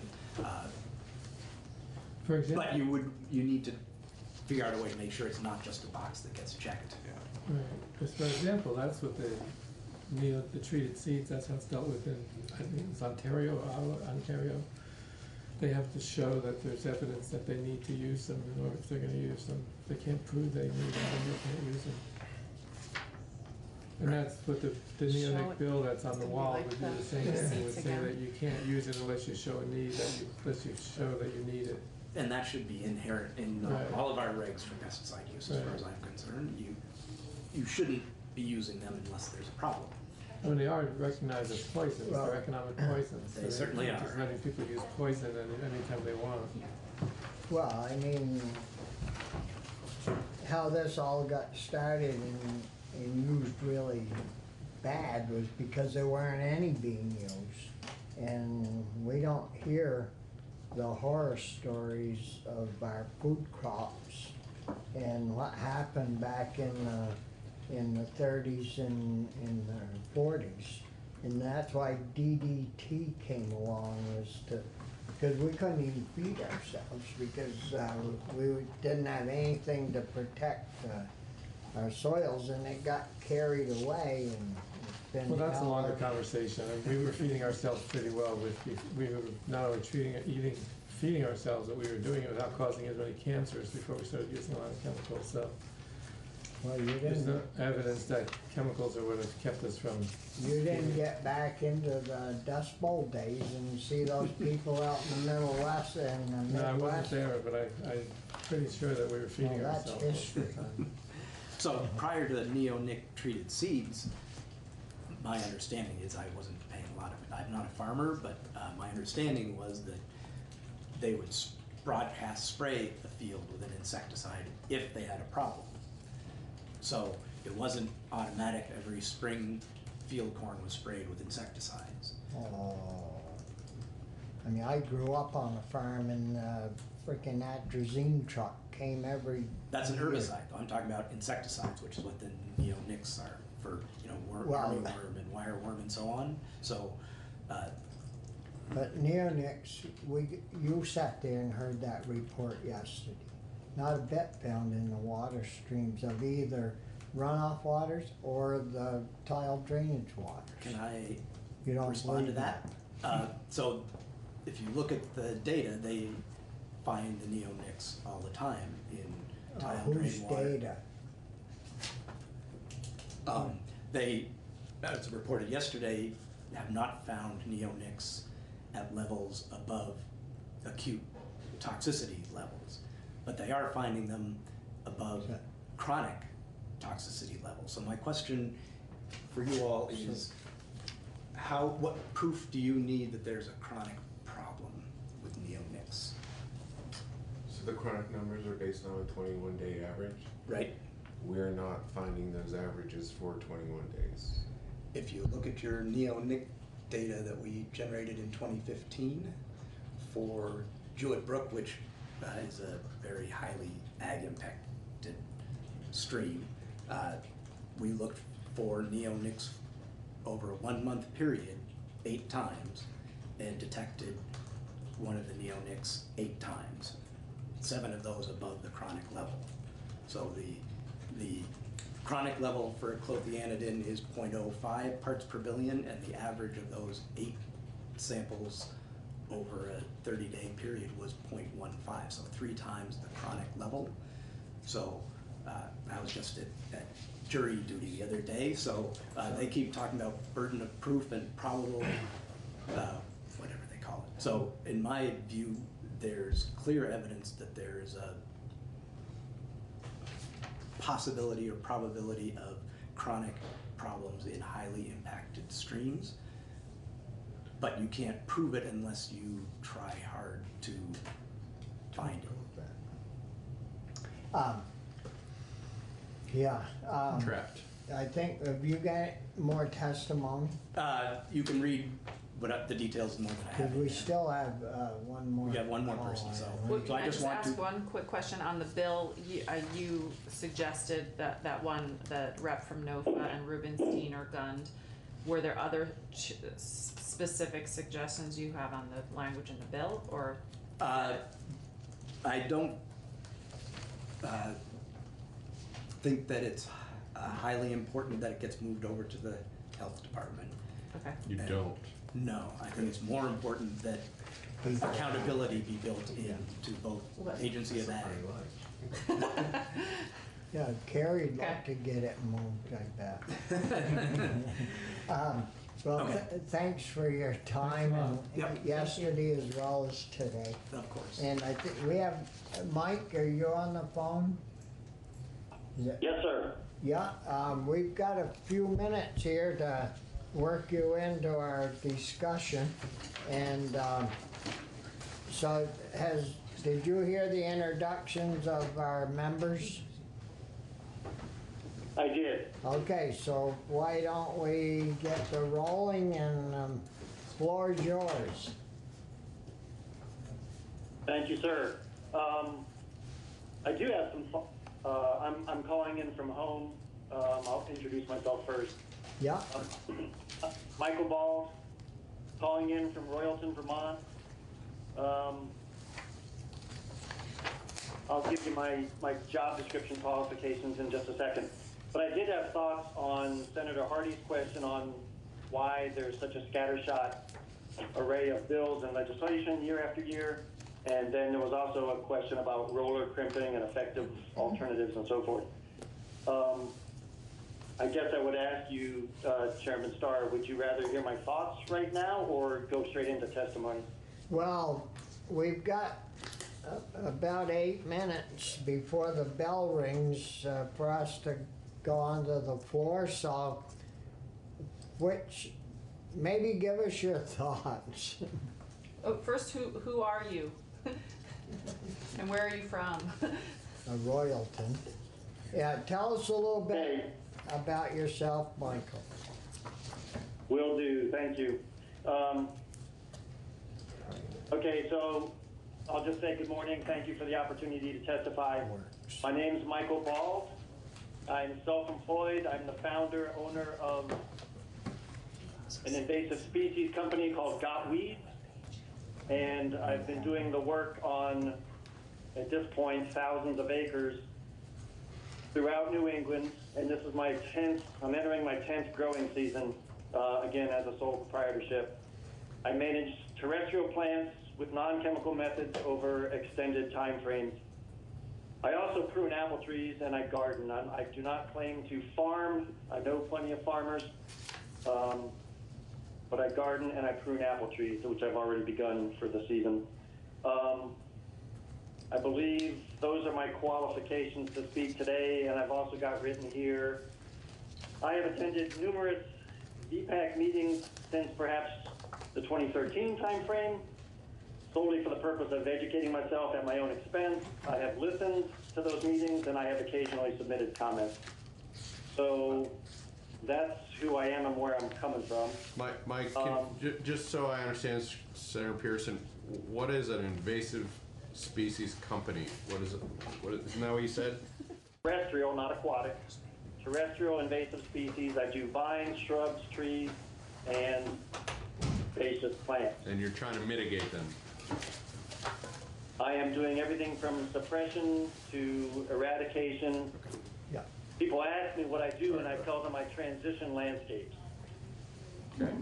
So I invite them to tell me what their vision is, where they want to be, and then I make no promises to do anything within 30 days. I tell them I will get you there. This is the program that will accomplish what you want. Thank you. Yes, thank you for the question. Well, let me. Mr. Pearson, since you had the question on the roller crimping, you can look up rodeleinstitute.org. Rodale is spelled R-O-D-A-L-E. rodeleinstitute.org, roller crimping, and you can read about how important timing is and some of the considerations with how to roller crimp a field that you're trying to no-till. I did have an organic farmer tell me once, atrazine is for people who don't know how to farm. So I thought that was a pretty clear statement. I'll continue now here with my testimony. I want to acknowledge that the membership of the VPAC does operate professionally and can be proud of worthy accomplishments. I have said in the past, however, that the overall performance of the VPAC is still a mission fail. This leads to my overriding point today. The failure of the VPAC does not rest on the shoulders of the council alone, but rather is a reflection of the national fascination with better living through chemistry. When VPAC was created, the stated goals were a fit for that moment in time. No member of the public then could have known that herbicides would become such a profit maker with more and more uses identified and recklessly promoted. The desire for ever more profit has driven us to this day and age where our usage is exponentially more than was even conceivable in earlier times. The global warming scenario offers a parallel example: immediate profit ahead of common sense and scientific integrity. So we sit here today facing not only a massive increase in annual usage, but also an unknown toxic legacy resulting from decades of untracked pesticide usage. We may have tracked select quantities over select time spans, but we have not tracked or explored cumulative effects that may contribute to declining soil health. So the urgency today is real, very real, much more so than in previous decades.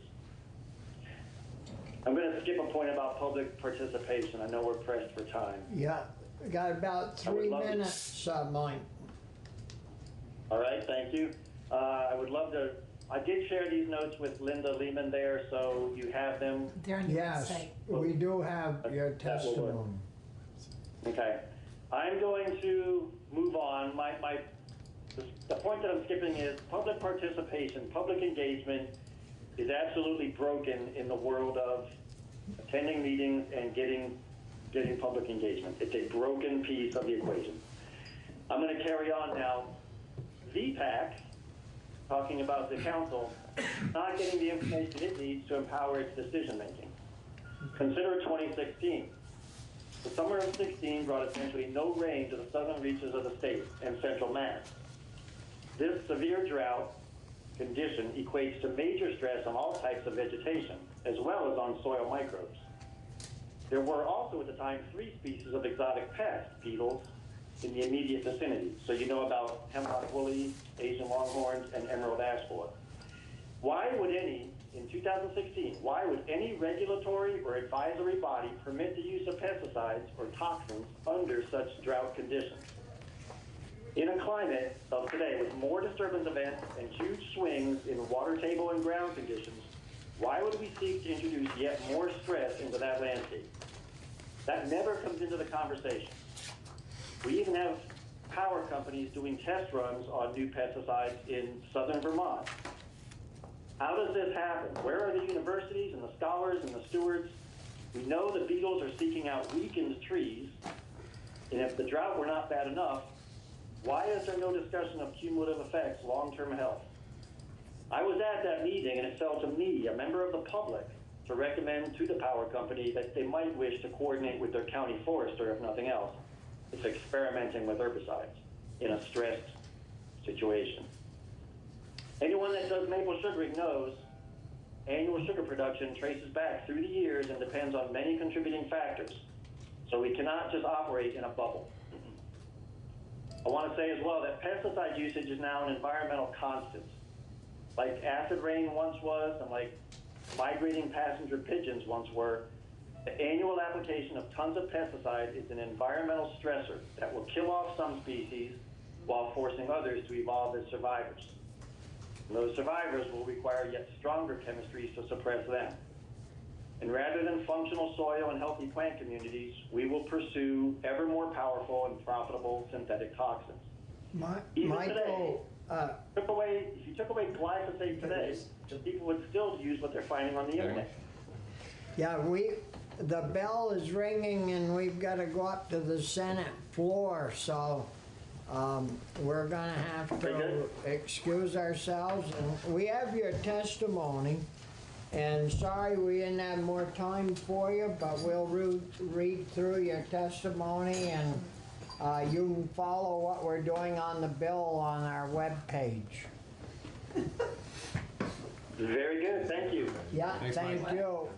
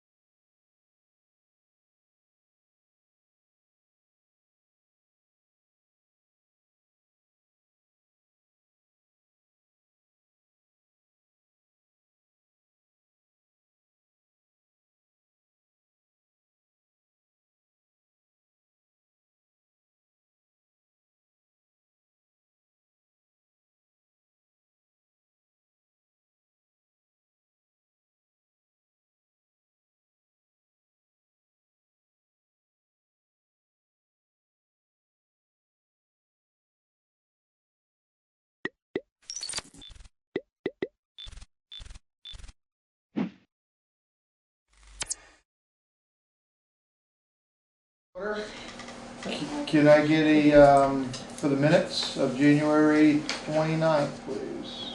I'll make a motion to approve minutes for January 29th. I'll second that. All those in favor? Aye. Okay, now discussion? I abstain. Okay. I wondered why you didn't second it. All right, review and approve bills and You gonna payments. take a vote? We all just said aye. Did we? All except for Zeke saying he's abstaining. Right. It was a little bit on top of each other, but. Warrant 17, 17P, and reappraisal fund 7. I'll make a motion that we approve warrant 17, 17P, and reappraisal fund number 7. Second that. Discussion? All those in favor? Aye. Okay, public comment, no one's here. Road foreman's report. We've had a truck that has a front axle broken on it, axle shaft. It's been down since the beginning of the year, and it seems that Dodge doesn't make that part anymore. And they keep giving us dates when they'll have the part, but two dealerships we've talked to said they're not making the part. And so then we thought we hit a stroke of luck because one of the dealerships called us up and says, hey, we found an aftermarket part, why don't you call them about this? So Lee actually ordered it, and then he called them, and they gave us a February 28th date of receiving it. And then Lee says, so you guys are making this part yourself? And he goes, no, we get this from Dodge. And he goes, well, we've ordered, we're on a waiting list for Dodge for this part. And so they gave us that date. Chrysler gave us a date of March 5th last week. No, a week before last was March 5th. Last week they moved it to March 12th for the date we're going to receive this. These people got off the phone with Lee and then called him back up and says it won't be until April something. And the part's not there. And we've actually looked to get a whole new front end for this truck, just so we can have the truck available. And this is one of the Dodge 5500s, 1-tons there. And so we have no idea. If it was under a certain gross vehicle weight, the lemon law would have kicked in because the truck is a 2017, so it's new enough, but it's too big of a truck. So I called Bob Fisher just to see where we stood, and he was gone for a few days, so he just got back to me yesterday. He said he wasn't going to spend too much time on it. He would look into it, and he didn't want to charge the town too much time. He wants to see if there's any other things going on with this. So right now, the last thing we heard from Chrysler was March 12th, but I'm sure this week I'll get an email saying that it's going to be pushed out until April. So we're down a truck. We've been down a truck since the beginning of the year. So, other than that, So how are they doing Dunkley to with make something up? being one truck down? it's tough. I mean, but he's got the plow on the grader just in case another truck goes down. If another truck goes down, we'll be out with the grader, having to plow with that. It's kind of slow going. Real slow going. So, but I asked Bob about renting. If we thought if we rented something, if Dodge is, like he said, Dodge should be able to supply the part because it's a warranty part. And he was wanting to know how you can warranty a part if you don't have the part. And So that's one avenue he's gonna be looking into. And it's a new enough truck, you probably aren't gonna find it in a junkyard or. Well, that's what I was Right, thinking. they do that, Summit and, the one up in Burlington where we bought it, have got it out nationwide to find this part. And we're not the only one looking for this part. The place up in Burlington, they got rid of the one new one they did have, and then they found one in a junkyard to replace the other one they needed. But they need more, and I believe these people, there's quite a few that need this part. And so he said to people at Chrysler, I said, well, we're looking to buy a new truck, what makes us want to buy a Dodge? And they said, well, our 2019s are different than our 2017. I said, well, it doesn't make me feel any better, because you can't make a part for a 17. Yeah. You know, why would you make... Sounds like it fits right into the lemon law. Yeah, exactly. Oh, like the guy, I did call the guy from the lemon law, and that's what he said. He says, I mean, if there are so many people with that very year truck with the Having same this problem. Yes, exactly. Red flag. And they haven't recalled. Well, lemon law is pretty interesting, because if you're down without a vehicle for 30 days, that kicks it right in right there. I mean, if you don't have a vehicle for 30 days, you know, if you have the new enough vehicle, that will kick the lemon law right into effect. But of course, with our gross vehicle weight, and there was one other thing that kept us out of being qualified for it. Because they had a plow on it. Yeah. No, that wasn't one of the reasons. So that's about that for the town, the road foreman's report. Correspondence for information. Anybody have anything under that they'd like to bring up? Well, this is the Here's the historical thing for Maple Valley. So there's another year. Right. Correspondence for discussion and or action. Have anything under there? New business. Roger Turner sent in a resignation from the Wyndham Regional Commission. He said he would stay on until he could find somebody or we could find somebody, but that's one of these things that we're going to really have to push to try to find somebody, because... Right. I think he said this maybe 2 years ago. Right, and it's time we really have to step up and try to find somebody. And for this him. is where Lou Sorensen stepped down, but Yes. we appointed a new person, Yes. and he's new to town. So we've got one newbie who's kind of getting oriented, and now Roger is going to step down. So Correct. yeah. Stan House. Well, I guess I do want to tell say to Roger, Roger's done a great job for us in that Yeah. position, and he's done it for 10 years, so Yeah. he's really done his part Yeah. in that, so, and it's appreciated, I believe.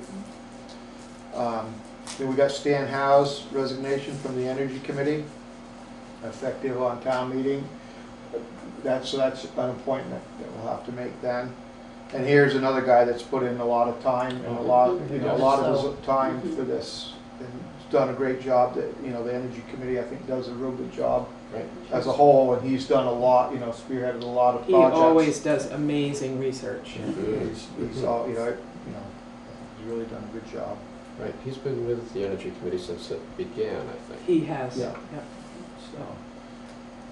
So. Do we need a motion to accept any of those, or? Sure. Well, is he up? No, I think he's up for. Does anybody have their town report on this? No, I don't. What's his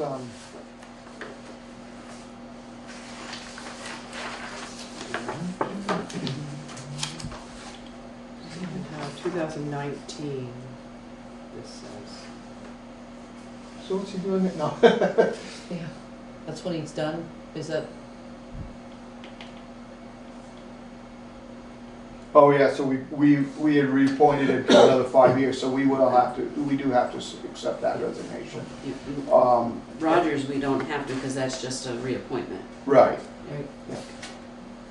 So somebody want to make a motion for Stan? I'll move that we accept with regret Stan Howe's resignation from the Energy Committee. I'll second it. Discussion? Again, just thanks a lot, Stan, for all you've done. All those in favor? Aye. Aye. Alright. Charlotte offered to serve as the interim delinquent tax collector, since Whitney had stepped down, so, you know, she wants everybody to know this is just intern. Doesn't wanna do it full-time, so gotta look for somebody for that position. If somebody wants to make a motion to appoint her to, I'd make a motion to appoint Charlotte as, to serve as the interim delinquent tax collector. I'll second that. discussion? All those in favor? Aye. Okay. So we've got the word out about it.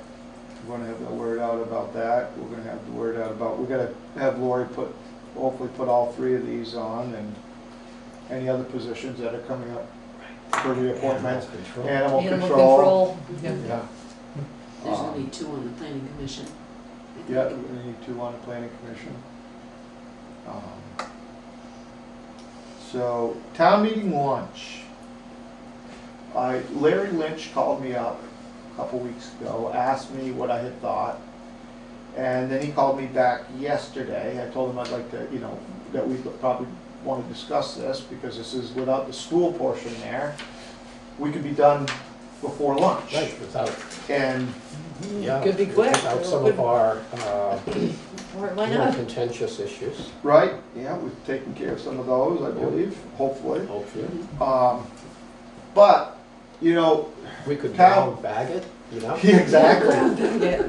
A town meeting is a, pretty social thing for people to have, get together at lunchtime and stuff like that. So what Larry had suggested was they were willing to do like soup and sandwiches. That's a good And idea. That sounds great. Yeah. do some, And if the legislators come and talk, that usually, they usually show up just as we get Add some ahead of time. steam.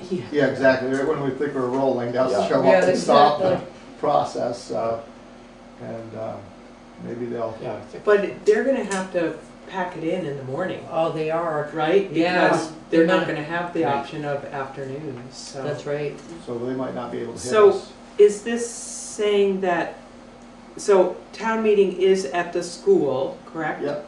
As usual. Yeah. It starts at 10. Yeah.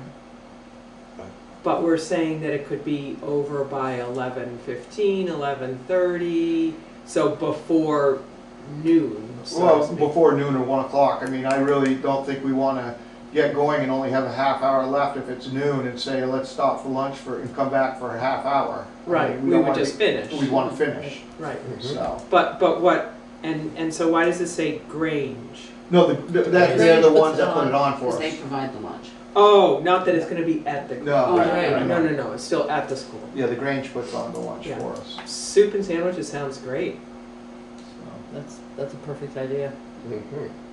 so they, he said it'd be easier for leftovers and stuff like that to figure out where they're gonna go rather than having a full meal, so.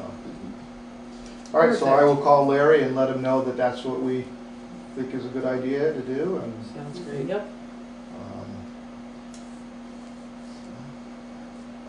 unfinished business. Anybody have anything they wanna bring up, discuss? Okay, motion to adjourn. So moved. Got you there.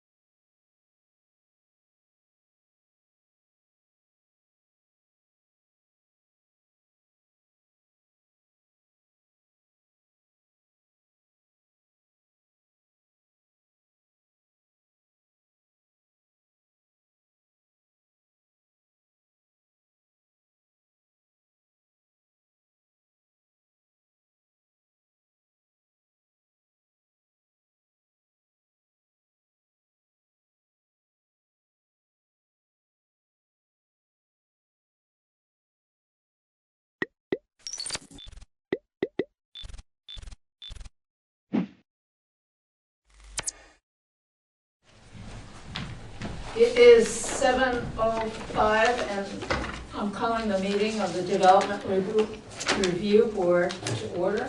I'm Maya Hasagawa, I'm the vice chair. And I will do the opening remarks. We only have one person here, but anyway, you'll have to listen because it's the procedure. Sure. It explains the procedure. At the DRB, we hear applications for land development in the town of Brattleboro and appeals of zoning administrator decisions. Procedurally, the Development Review Board operates on the record. Broadly, this means we take a clear record of testimony from the applicant and any interested parties and then issue a written decision with our findings.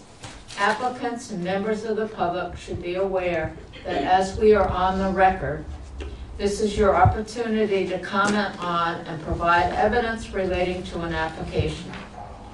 In the event our decision is appealed to the environmental court, the court will not take or consider additional testimony at its hearing, but it will look at the evidence from our hearing, the regulations, and determine if the evidence supports the findings and decisions of this board.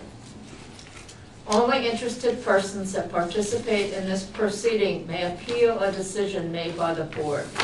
So I strongly encourage all of you to speak up at this hearing. So you're going to present, so I know you're going to talk. As we are on the record, we are going to ask that you affirm that your testimony will be truthful. So would the applicants and anyone wishing to speak to an application please affirm the following? Okay. I hereby affirm that the evidence. Oh. Yep. He doesn't have Right hand up. There you go. Okay.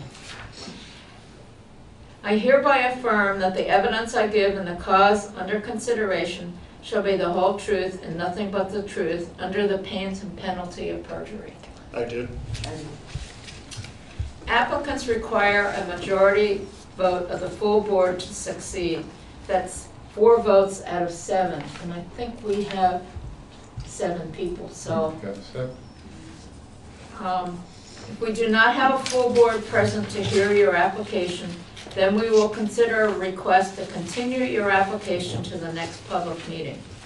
After taking testimony, the board will close the public hearing and may vote on your application. The board will issue a written decision within 45 days of the close of the hearing. While we may vote on an application, it is the written decision that controls the timeline for an appeal. It should be noted that the town of Brattleboro is a party with an interest in land development applications. The town does not have a special status before this board. Documents provided to the board by the town planning department, town attorney, or other town departments will be considered in exactly the same way as information from the applicant and all other interested parties. Okay. I have a motion to approve the minutes of the December 18th meeting. So moved. Second. All in favor? Aye. Excuse me. Okay, everybody took the oath. Has the meeting been properly warned? Yes, it has. Does anybody have any conflicts of interest or ex parte communications? No. No. Yet. I just had a question about the agenda, the number 3 item on our agenda. Just confused about that. Review of cases public. Did you put this on the agenda, Brian? What's that? The number 3? Could you read it to me? Review of cases / public hearings to be reviewed under the Broward Land Use Regulations as warned on October 12th, 2015? Is that just a... Yeah, that's the standard. That's what you're doing. Oh, okay. Yeah, That's so the applications. And that just, the date refers to when those land use regulations went into effect. Exactly. Okay, it just caught me off guard with that date. Sure. Okay. Sorry about that, Madam Chair.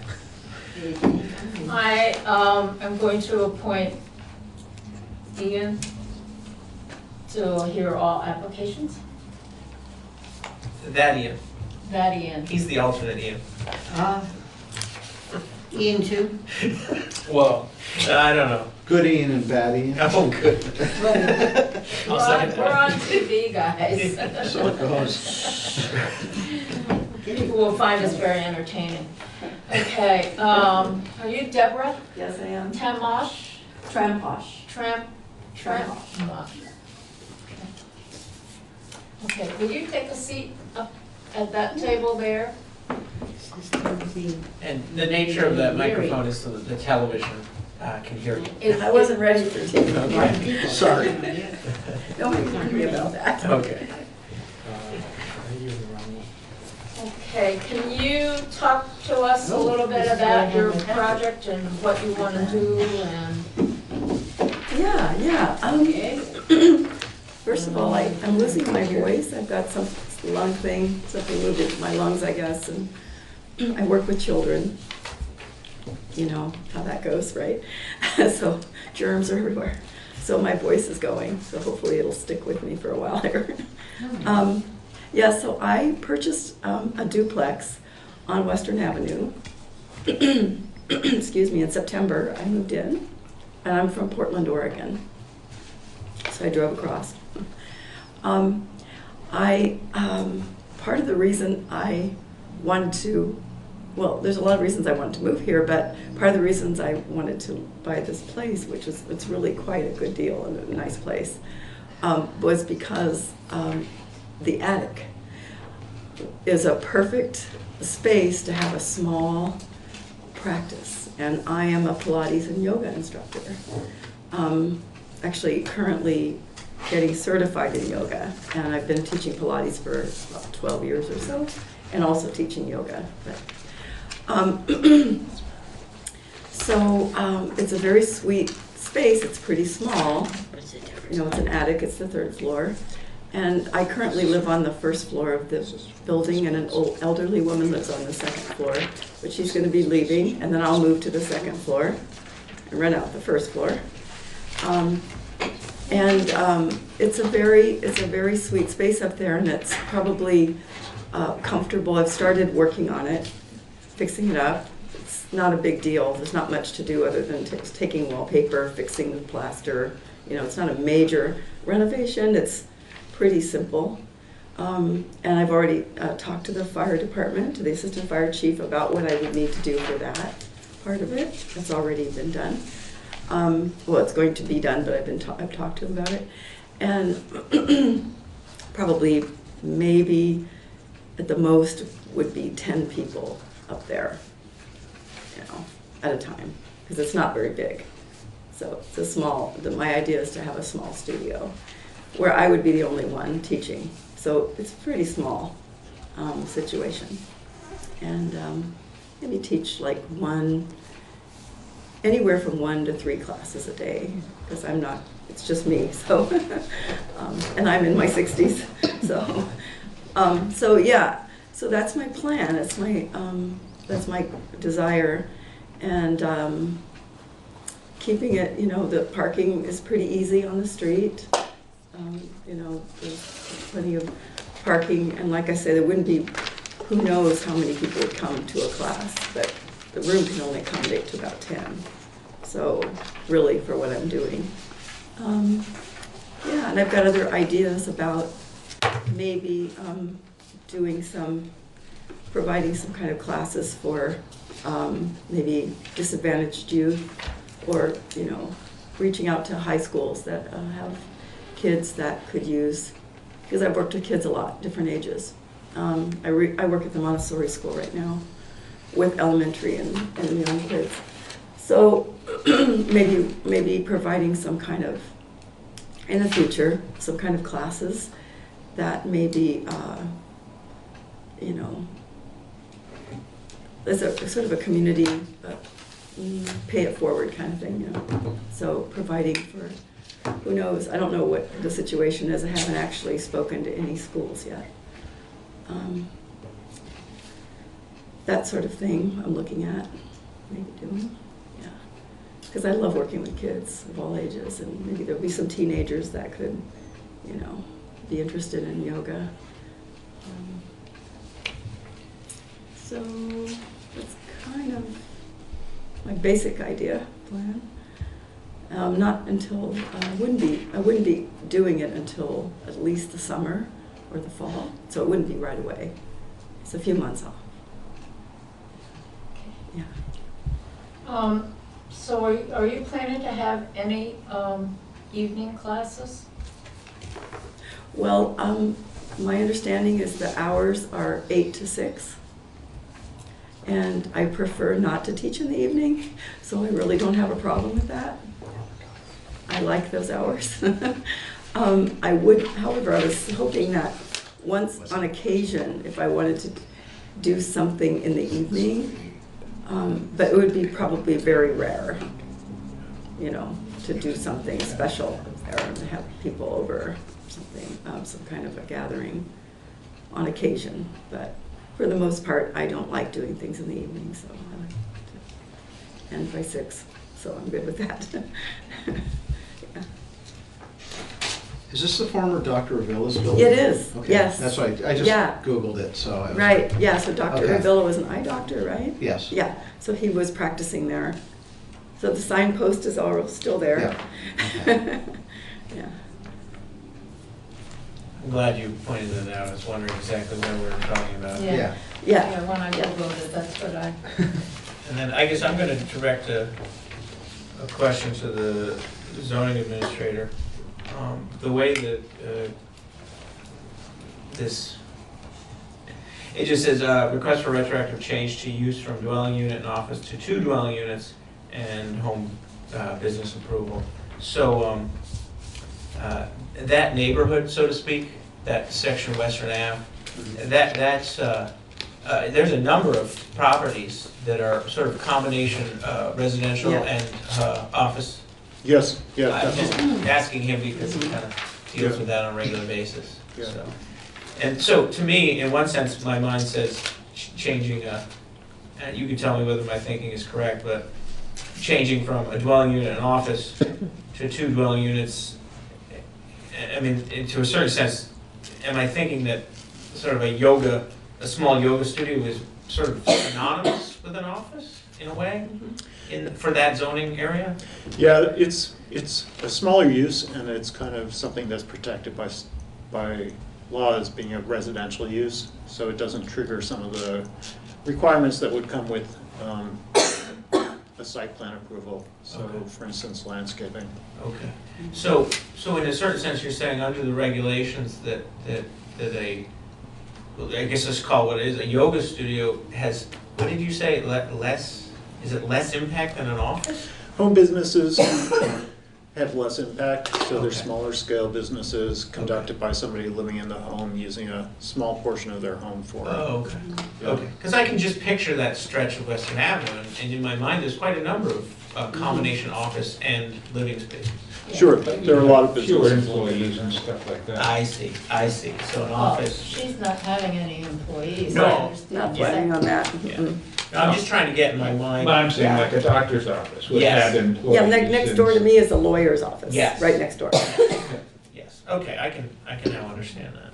I just was curious as how they were related, office versus yoga studio. But you will have, instead of having an office on the first floor, you eventually will, It's the 3rd floor, yeah. you will eventually move to the second floor, rent the first floor as a dwelling, Mm-hmm.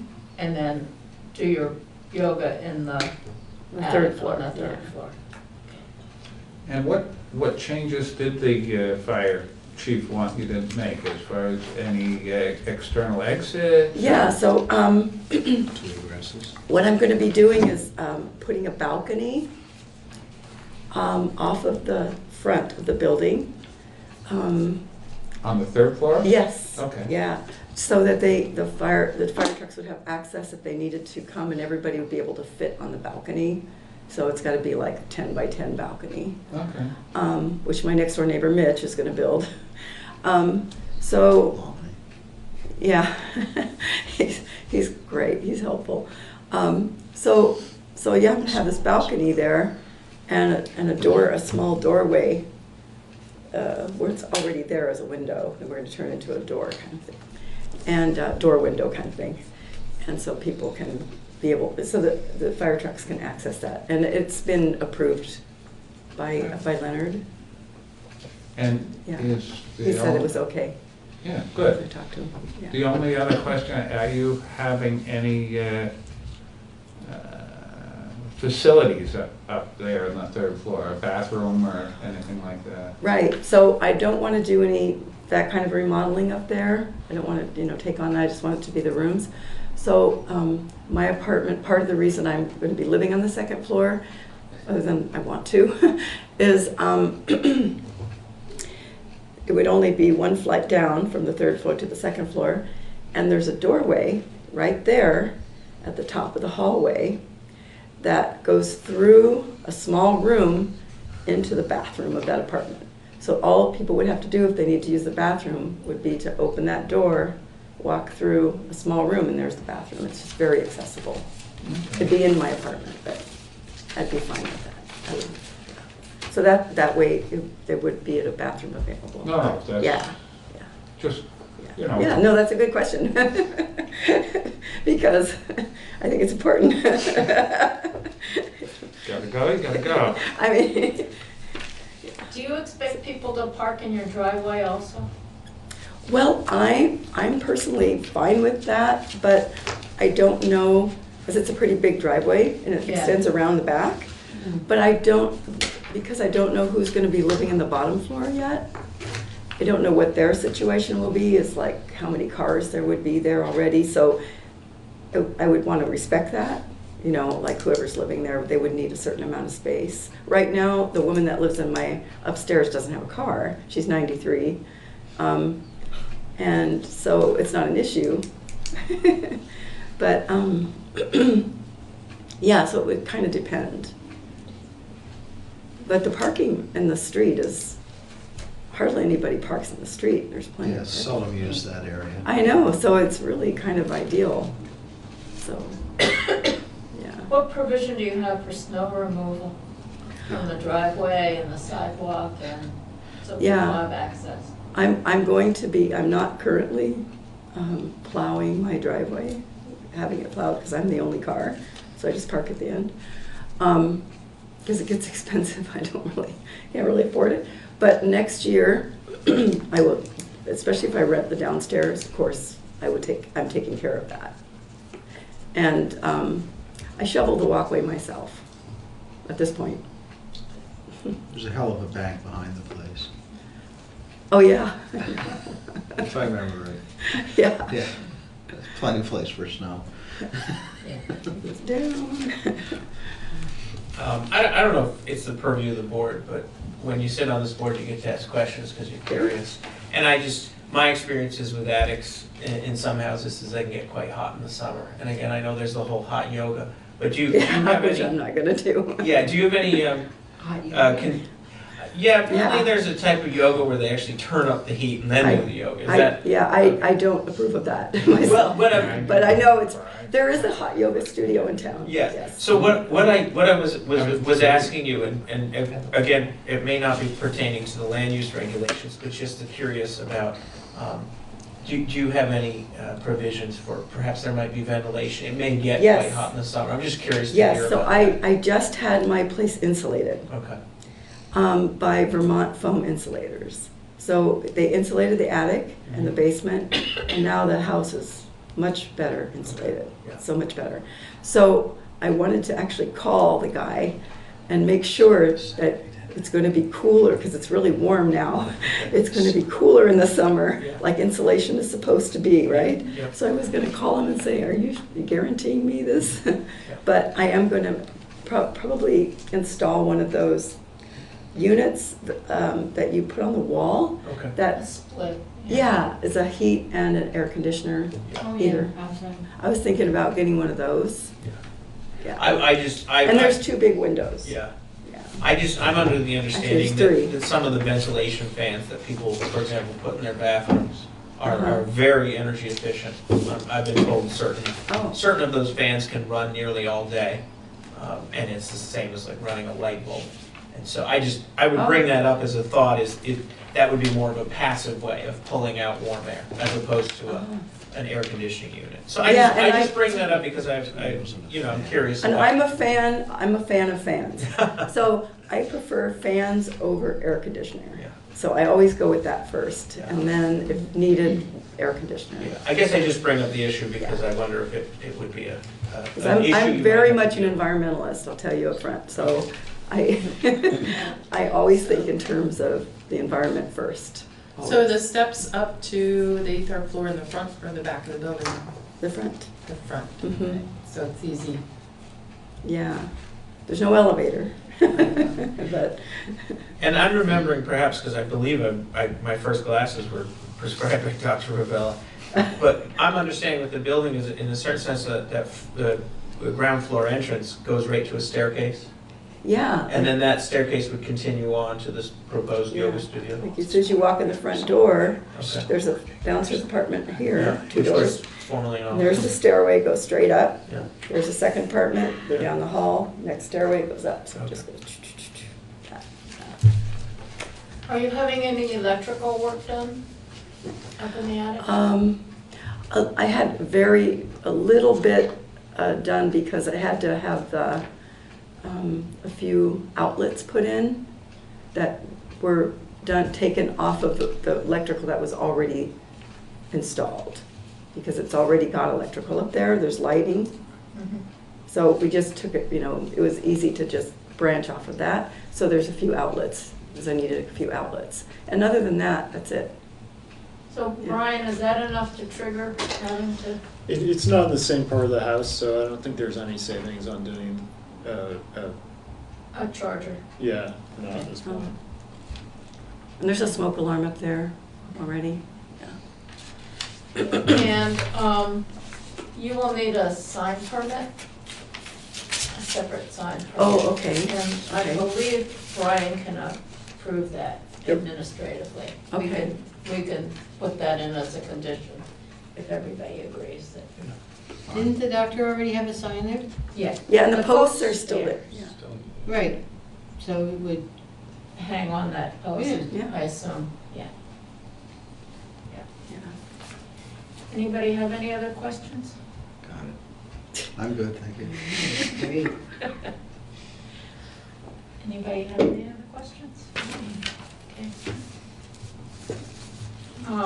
Can I have a motion to? I move we approve it. We approve the, home business permit and,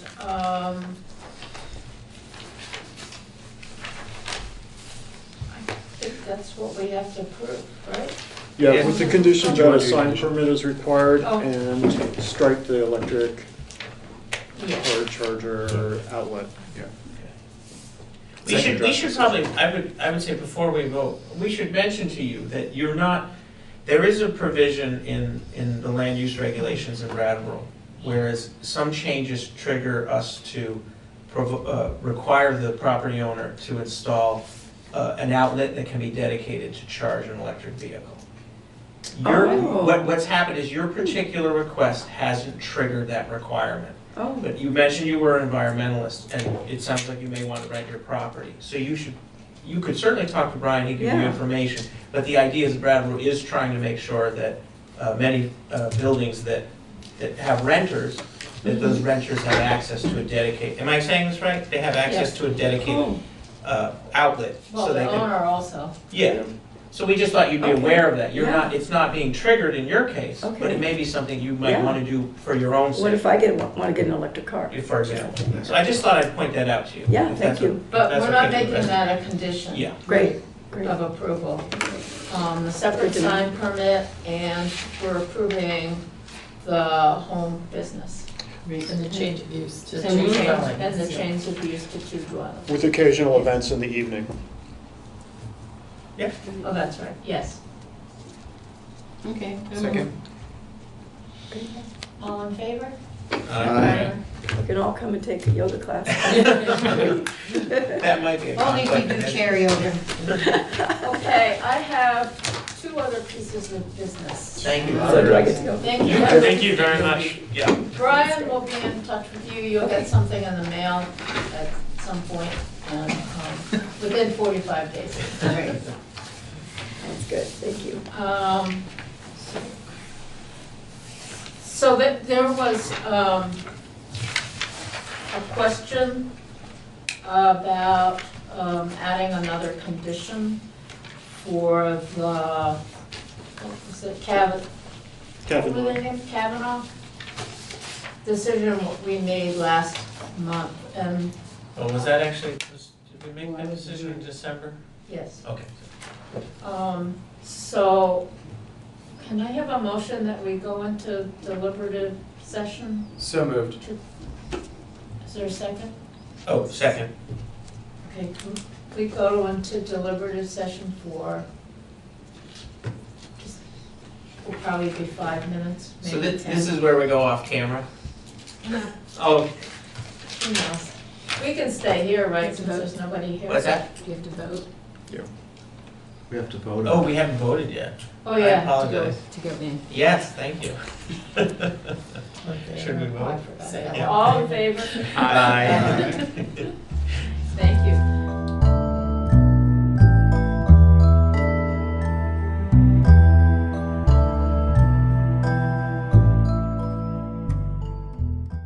Seven, I can't see. 7:50. 7:50, and we're back from deliberative session.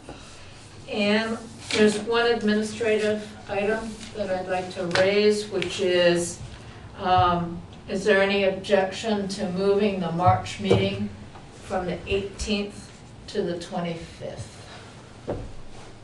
none. And the reason would be that James is gonna be out of town, we know, in March, and Brian is gonna be gone. Oh, where's your sidekick? You mean Andrew. Andrew? Andrew, yeah. Well, Doesn't he have a So- title? Doesn't he have a proper He title? has personal autonomy. And he's a planning tech. Yes. yes. And he's been in the paper more than anybody else I in the know. planning department recently. Yeah. Yeah, I'm fine with the 25th. So, Yeah. does anybody have any objection? I make a motion that we make our March meeting be the 25th. A second. All in favor? Aye. I make a motion that we adjourn this meeting.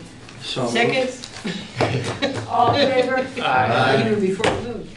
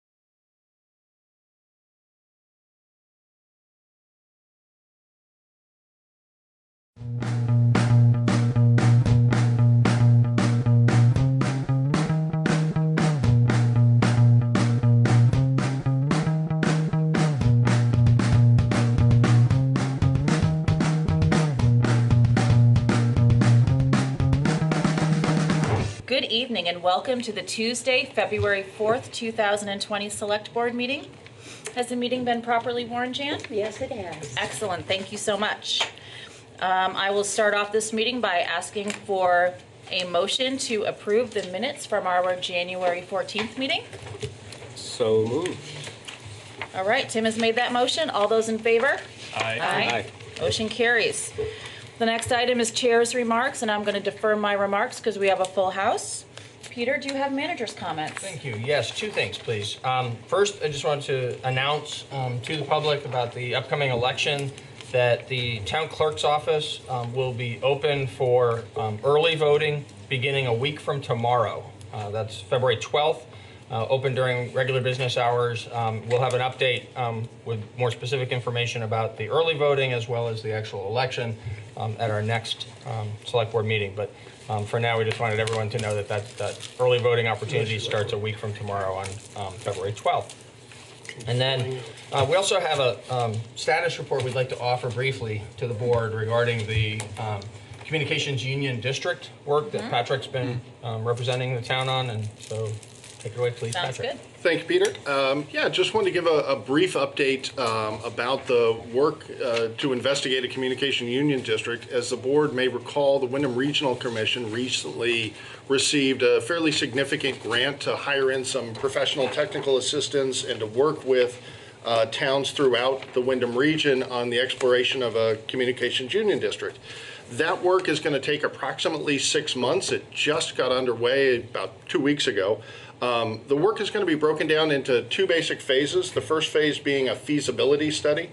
So they're going to be looking at literally the physical plant around the region, the status of poles, the status of available internet backhaul in this region, and doing some assessment to establish how many communication union districts may be feasible. That could be just one, or it could be more than one. Don't really know where that goes, but we'll look forward to seeing how that works out. And if it proves feasible, the second phase will be to develop a business plan, establish pro forma, and to put together, articles of association and help to establish and form that communication union district.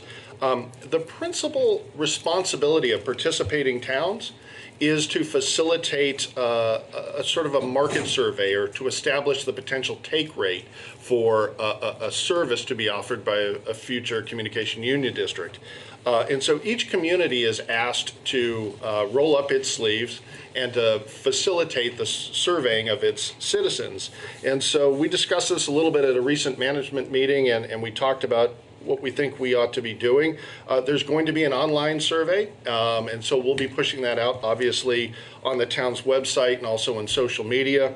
We'll be placing paper copies of the survey at offices throughout the municipal center, at the library, and at the Gibson-Aiken Center. And then our last plan is to actually send a postcard out to every residence in Brattleboro and indicate how they can take the survey online, or if they need a paper copy and would like to have one provided to them, to reach out to the town manager's office, and we'll be happy to take care of that. So we think those efforts will help to help us to assess the potential feasibility, and we'll be meeting again probably every couple of weeks, and I'll try and give you updates as things progress. Thank you very much, Patrick. That was a good and thorough update. I really appreciate it. Are there members of the select board that have comments, committee reports, or otherwise? I don't. No. Okay. So at this time, we are going to move to the part of the meeting that is public participation. This is an opportunity to discuss something that is not on tonight's agenda. I'm going to go ahead and be brazen enough to say that I think there are a lot of people who are here to discuss recent break-ins. Does that seem true? Is there anybody that's here to discuss anything that's not that?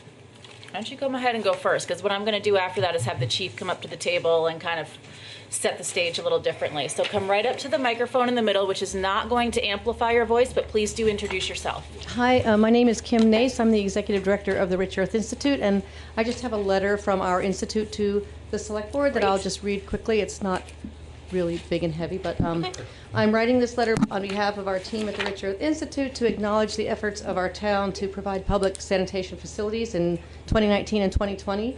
The quick response of Peter Elwell and the town in collaboration with Josh Davis of Groundworks Collaborative and Tuck Houghton of Houghton Sanitation Services is commendable. A recent article in the Commons about Brattleboro's budget indicated that the next steps in 2021 may include the purchase of a portaloo or other similar manufactured public toilet. The cost of these units that are being considered range between $150,000 and $200,000. If this is a per toilet cost, then the town is making a considerable investment. It could be possible that locally we could design and produce a public toilet which would be less expensive and more ecological. And when the board considers the possibility of providing permanent public toilets, Rich Earth would like to share our experience and to be involved. So I'm just writing this letter to request that you include us in your process.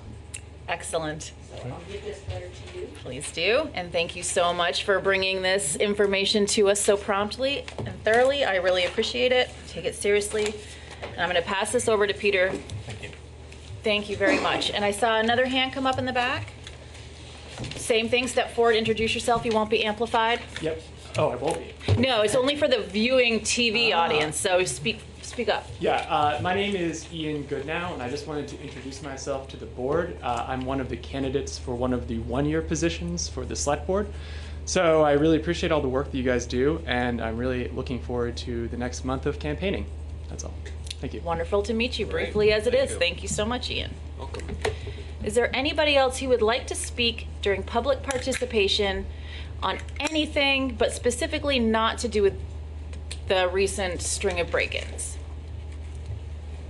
If not, I'm going to ask Chief if he would come up and sit at the table. And I will now open the floor to people who would like to speak on that topic. Is there anybody who's here to speak specifically on that tonight? Or would we rather start with an update from the table? Chief, is there an update you'd like to give? Maybe jumpstart people's Sure. feelings on speaking? First of all, I really appreciate all the conversations and the community neighborhood meetings that we have had and met with, I would venture to say 50 or plus individuals within our community, some individually and some in groups. So I really appreciate that. And the continued emails. One of the emails that inquired, have we seen any type of increase or reduction since this has come to light and we've had these meetings and things of that nature? Prior to, I looked at that, the weeks leading up to this, the vehicle larcenies and the break-ins, we were averaging anywhere from 1 to 6 per night reports. And recently, in the last 10 days, since we have discussed this in a very public forum, changed our tactics at the police department, we're now anywhere from 1 to 3. So we are having some effects. We have made some arrests. We have worked with agencies outside of Brattleboro that are dealing with some of the same issues we are dealing, and they have also made some arrests of individuals that we believe were doing that type of work here in Brattleboro. So it's, I'm not saying we're out of the woods or any by no stretch of the imagination, but I just want to emphasize that we're working together and communicating seems to have had the effect that we want on it, and hopefully we will continue in that downward trend. I'd like to remind everybody February 29th at 10 a.m. at the Brooks Memorial Library will be a community forum, and hopefully there will be legislatures there, the state's attorneys there, I will be there, and other representatives to answer any and all questions that you might have concerning this. Thank you very much for kind of starting our conversation with that update. I appreciate it. Having heard an update from the chief, is there anybody who now wants to step forward to the microphone like we've seen others do earlier tonight and have anything to say on this topic? Or on any other topic? While the chief's here, this topic is convenient. If you have a different topic, that's fine too, because it is public participation time. I will. Thank you. I was here last week. My name is Michael Leonardo. Spelling of the last name is Lonardo. I'm from Brattleboro. I've been here my whole life, almost 46 years. And I don't want to sound like a broken record, but you can look at last week's town meeting and see what I said. I'll just reiterate the same thing. But I know people are a little shy about talking. I am too. I'm kind of shaking right now, and that's okay. If you're here for the recent break-ins, we would like to hear from you. I'm not pushing you. I'm just saying it's great that we can have this conversation and bring this up, come to a resolution. Yeah, it's not going to go away overnight, but something that can help us. And one of the things is definitely the public forum. If you don't want to speak here, maybe you can speak at the public forum. If you have trouble speaking, and maybe you can relay your messages to someone else that can speak for you. I'll certainly do that. But at the, I got an email today, if I can share it, Mr. Elwell, can I share I asked who was going to be attending the public forum, and the response was confirmed panelists so far, State's Attorney Tracy Shriver, from the Brattleboro Community Justice Center, Mel Motel. Yep. Okay. Police Chief Fitzgerald, one or more select board members, one or more legislators. Attending but not panelists, several additional legislators, several additional select board members, and Mr. Elwell, Town Manager Elwell. Something I'd like to see, or maybe other people would like to see, is BCTV to be there to broadcast it for those that can't make it. Maybe have someone there, a reporter from the Brattleboro Reformer, to also to do this, cover the story. It's a good list so far, and in such a short time to get all these people at the table. I know it's not going to be easy, so better now in 30 days than in 3 to 6 months.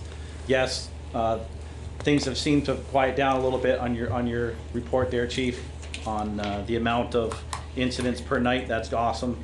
But I think something still needs to be done for the future as far as analyzing what the law states, defining it for those that are confused as to what that reads. I know I was confused until I asked Chief to meet with us, and Mr. Elwell also, and it really clarified a lot of things, that there is a huge misunderstanding as to what the law says, how it reads, and how everyone interprets it. So if we can get that out there at the public forum, also help people understand a little more what your rights are as a citizen and property owner, what your rights are as a criminal.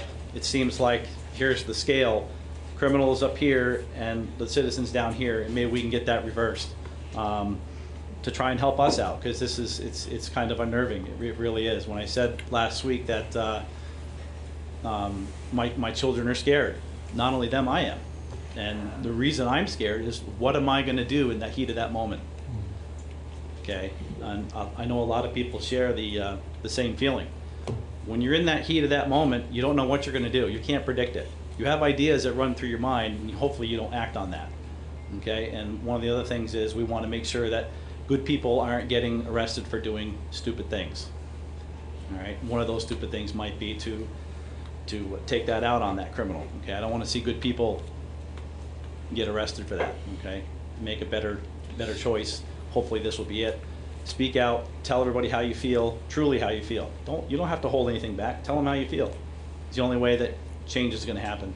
So I guess that's it. And again, if anybody wants me to relay their concerns, I'm willing to meet with you, talk to you about that, and maybe I can speak for you too. Thanks. Thank you. Tim, do you want to yield to the chief? I would just like to comment on that. I've attended forums where I believe we could probably accommodate that, where individuals, I understand, do not like getting up and speak in public. Maybe we could have cards and they could write the question down, and the moderator read the question, and that way they will feel more comfortable expressing on that. So good idea, yeah, we'll definitely to work whatever we can to make sure everyone feels that they can sit up and speak.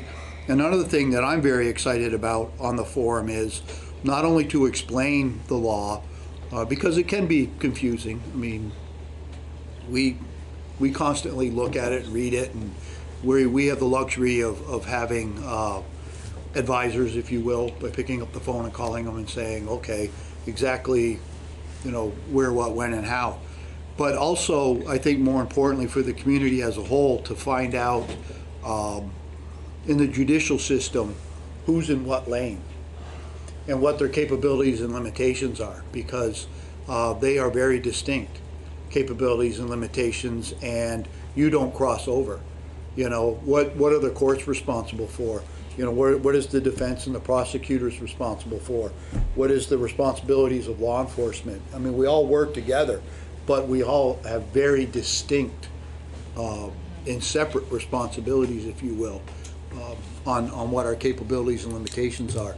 And I think far too often that gets muddy or blurred, and people really don't realize, you know, what we can do and what we can't do. A lot of assumptions out there, but, you know, sometimes truth isn't the same as you want it to be. Very true. Thank you for that. Tim, I saw you wanting to speak. Yeah, do you mind if I just? Well, yeah, go ahead. Oh, you can go.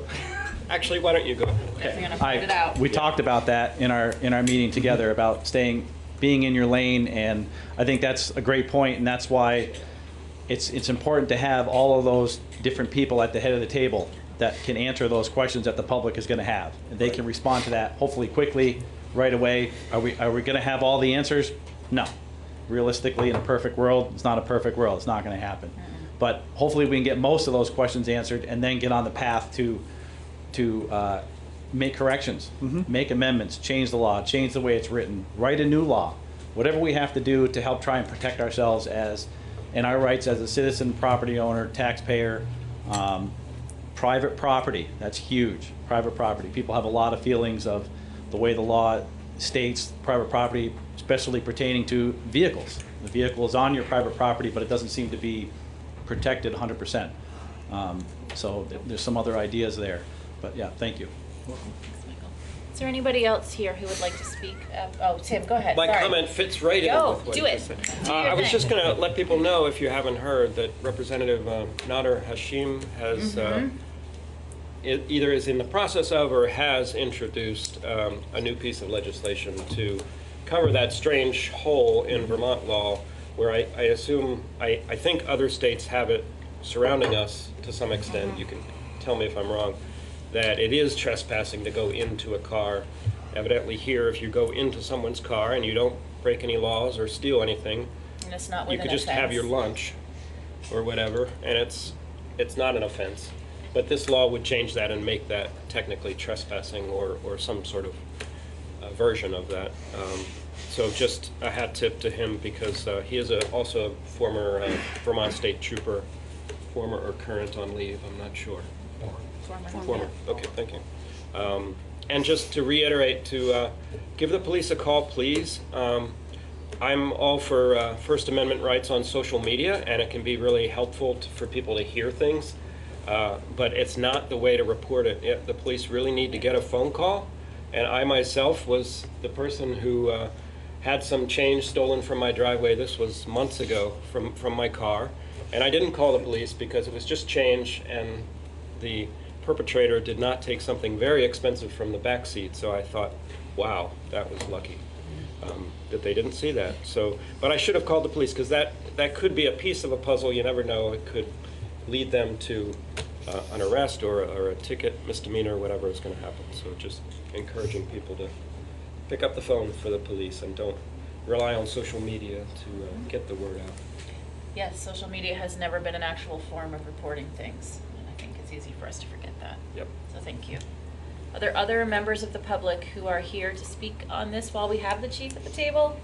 I have a question. Come right up to the microphone, please, and introduce yourself, where you're from, your name. My name is Cindy Gray, and I'm from Brattleboro, Vermont. Great. I live on the same street as Michael. Great. And is a well-known street for people entering vehicles. But I want to know, I'm seeing trespassing signs posted on people's land, but then I heard this rumor that they mean nothing unless they're okayed by the town of Brattleboro. Could you clarify that? No trespassing signs? I am not aware of that. Oh, so if I went out and just bought a no trespassing And sign you right post it on your property, and it's in plain view, Yes. then it serves as a warning for individuals going on. It does not have to be registered with the town. Oh, okay. Does not have to be signed, dated. As the statute is written, if a no trespassing sign is placed in plain view, then it serves as a warning. Okay. See, thank you for Thank you. bringing up that question, because I bet it was on a lot of people's minds, and thank you for clarifying that. Is there anybody else who hasn't spoken yet that would like to come up while we have the chief? Thank you. You're welcome. Very much. David, yes? Yeah, I encourage, if people who came here because of this issue, please say something. Tell us what you're thinking, what's going on. Talking with Mike told me a lot more about the issues here and the importance of it than what I think is going on. We don't know, and we're really not in a position to do much about it, except to give you a place where we can hear your voices and give you a chance to warm up for the legislators on the 29th.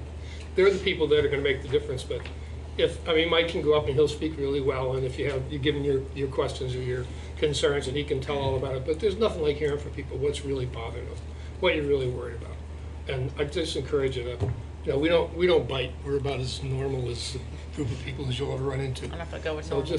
and people at home, they can't even talk back. So please, if this matters to you, get up, tell us. Too late, slide. Thank you, David. Please remember to come to the Legislative Forum, which again is February 29th. That's a Saturday. It's 10 a.m. It's in the library. The upstairs children room has been reserved. I haven't heard yet if there's formalized childcare, but that's something to keep your eyes and ears open for. We will certainly be releasing any of that kind of information. Okay, thank you so much. Thank you. Before I move into our actual agenda, is there anybody here who wants to speak on something that's not on tonight's agenda that did not have to do with break-ins, that has not already spoken? Okay, seeing none, I'm going to go ahead, and move into our regular agenda. We are going to start that by transforming into liquor commissioners. I would entertain a motion to do that. So moved.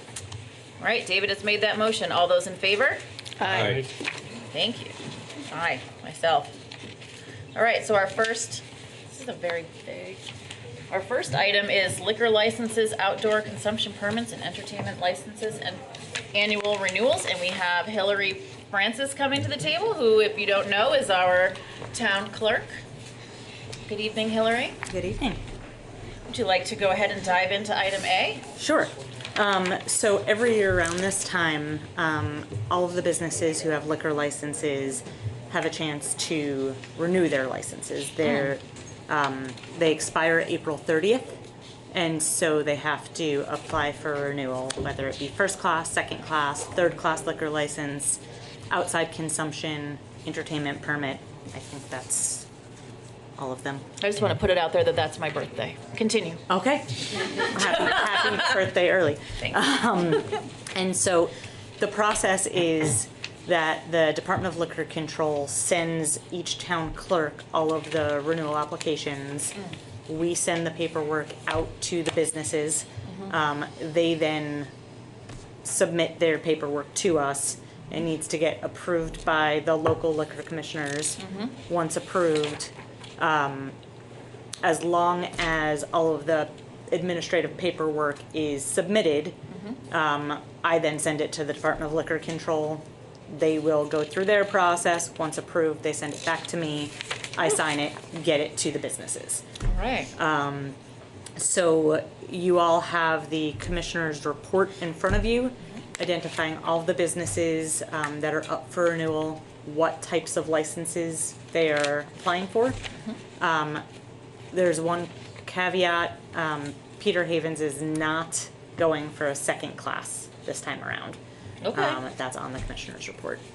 Yep. But any violations that I've received notice of from the Department of Liquor Control are on there as well. In the past few years, there have been members of the select board that have requested businesses who have had violations to come in and present. Prior to the past few years, that was not normal protocol, so I'm just letting you know how that's gone, and I'm happy to answer any questions. Great, thank you. Peter, is there anything you want to add to that? No, From your perspective?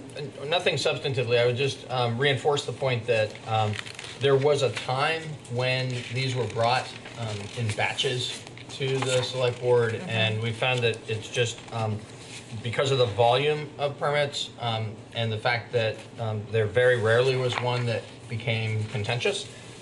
It felt much more efficient to do it this way. This is probably about the 4th year or so that we've done them by bringing the whole list to you, asking for you to approve them subject to all of the review of the paperwork and making sure that everything is in order.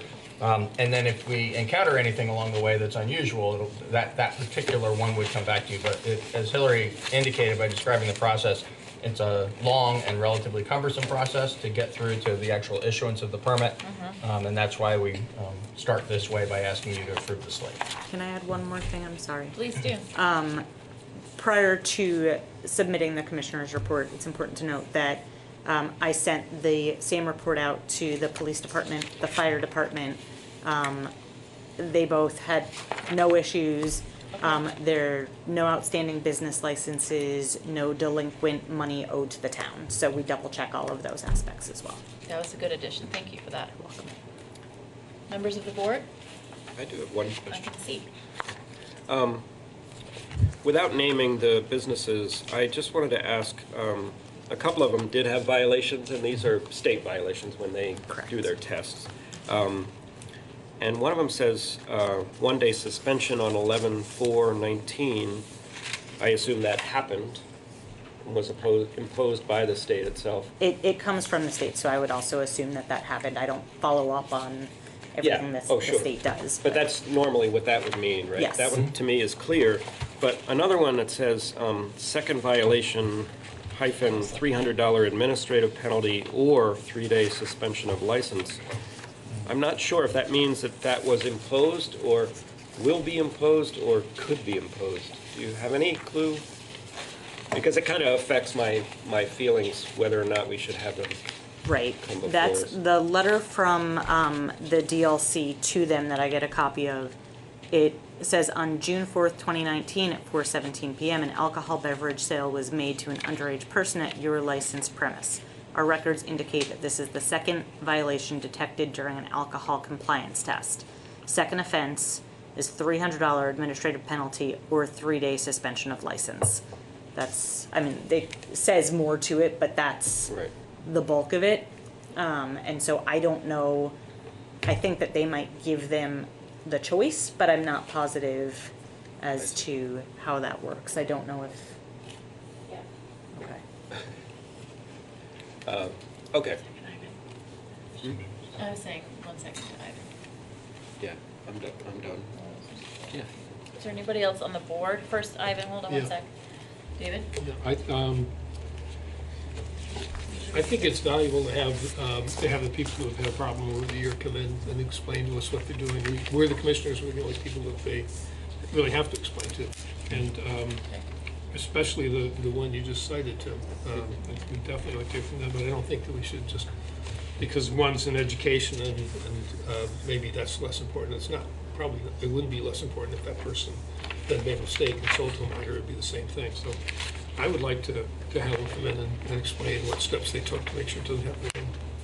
Anybody else on the board want to speak before I go to Ivan out in the community? I just want to concur with David that I would like to see those entities that have had citations. Okay.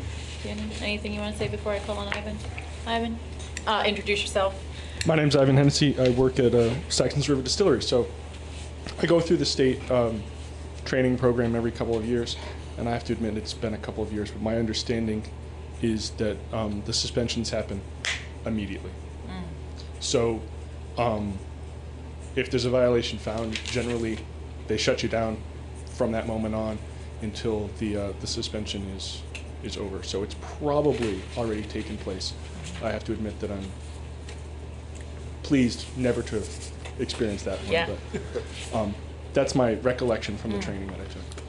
I trust your judgment on that because I know that you've been doing this and you're pretty focused on details. So thank you for that. Cassandra, come on up and introduce yourself. I'm Cassandra Holloway. I'm representing Building a Positive Community. We've also been known as Brattleboro Area Prevention Coalition. In the past, we've also been included in the last few years until this year to be part of that conversation of like who's been kind of coming up so that we can give our input. So I was able to look into it myself. But in the future, it'd be nice just to be added to it because I have things like what trainings they've gone to and such.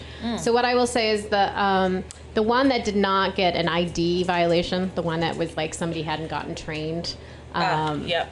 They had 5 people come to an on-site training that we had with the DLC. So the other 3 that had violations, none of them came to the training. They did do online training. I don't know if all their staff did or the staff who violated, who didn't check the ID was able to do it. I don't know who it was, but I know that they at least did the online training. Okay. But it would be really useful for them to do a on-site training, and I have a couple here. So I'll just show you kind of what we send to all of the 74 that we have, 74 liquor licenses in Brattleboro. So it does cost $25, but it costs $25 to do it online too. We do staff enhancement trainings as well with Steve Waldo, who's a prior DLC training. That's more specific to them, so it's really good for staff who struggle with saying no or like understanding what to do. It's a lot more about what they need versus the full gamut. Sometimes it was more for owners and managers. I'll give you some more of this information later. And those who do pass, we do send them out letters just to thank them for passing, so we do at least do that too. We also have resources. Some are on your site. We have the alcohol sales policy, as you all know. We have an example that they can put on their wall because if people just see it when they get hired and don't look at it again. I would love to update that with some places that they can call for rides. I know that, Jim, you've done rides in the past, so I'm trying to gather. I don't know if you're still doing that. Oh, very seldomly. Okay, all right, yes. But there are some people doing it, so I'm trying to gather that so that the bars can have places to call since the taxi closes at 11. And there's also a self-assessment tool, so I'll give this information to you all, which is a really kind of a check the boxes, all the best practices of hiring and training and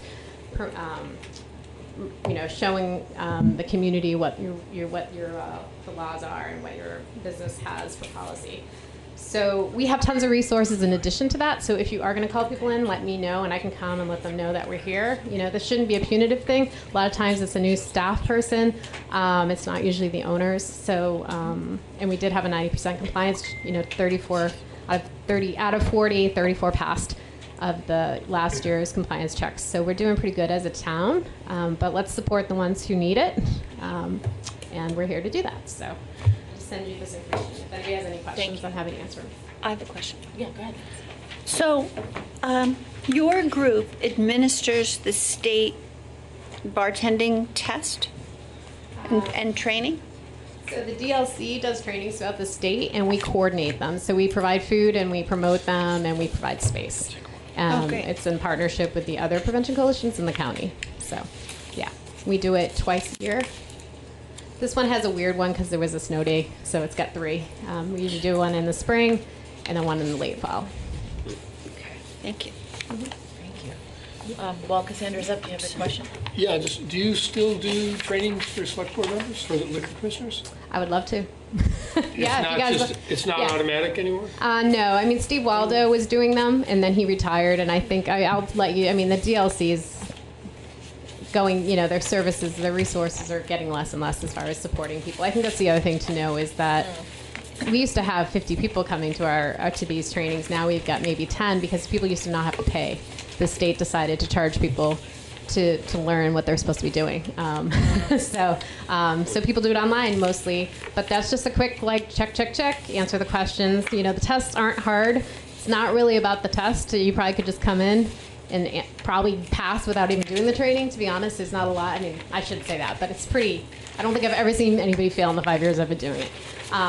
It's really about that one-on-one, and so I highly encourage it. But especially if somebody's got staff that's struggling, and that's why the one that did bring their 5 people, they're extraordinary in what they try to do. So let's not look at it as like, oh, they're, not a good licensee. It just happens. But what do they do in response to it is really what we want to be looking at. Thank you for that. Yeah. So if I'm reading this correctly, it looks like on the Winston Prouty campus on the 4th floor, if you are holding or looking for a first or second class liquor license, you could go on Monday, February 24th from 1 to 4 p.m. and receive that training. For $25, you can pay ahead, or you should pay ahead in advance, and light refreshments are served. So it's worth it. One more question. Yes, Liz. I recently had an event where I needed a licensed bartender, and I wondered, do you provide a list of trained and licensed bartenders? No, I do not, but that's something we could, look into. I know a lot of times it's pretty much the same. People who get called is usually like larger, like the Whetstone and Hermit Brush. And, so private, just people doing it on their own. We don't, but I will say sometimes people come to trainings and they're not associated with a workplace. So they're looking for a job and they want to make sure that they have that license. So they're paying out of pocket, just a citizen in the community. So, so then they would, they'd be trained. Yeah, what I found was that there are bartenders who also do freelance work. Yeah. And if you had a list of them, that would be nice. Yeah, thank you. Sure. Yeah. Thanks, Cassandra. Okay, thank you. Awesome. Okay, board members, so, the options that we have as far as the formal motions is to make the motion that you already see in your packet, or Peter has already created a modified motion that assumes based on what has been heard at this table, that we want to ask people to come into the meeting, specifically the 3 that were noted as violations. I personally don't feel that education violations are too bad, but I don't want to fight over it if everyone wants to see everybody. Maybe everyone doesn't, I don't know. I mean, I kind of felt like the education violation may have just been explained a little bit. I didn't have the additional information that Cassandra just gave us about the way they, I did talk to the prior manager. Sorry, I did talk to the prior manager. They hired somebody who had worked at another place, so they assumed they had just started. They assumed that they had continued having the license because they were selling alcohol at the previous place. And when they came in, it was just that one person. They looked at everybody who sells alcohol. It was just that one person who had just started. So, I'm sure it just lapsed, and the workplace didn't tell them because they had left that workplace. So, and they got quickly hired, along with 4 other people came, if not more. Okay.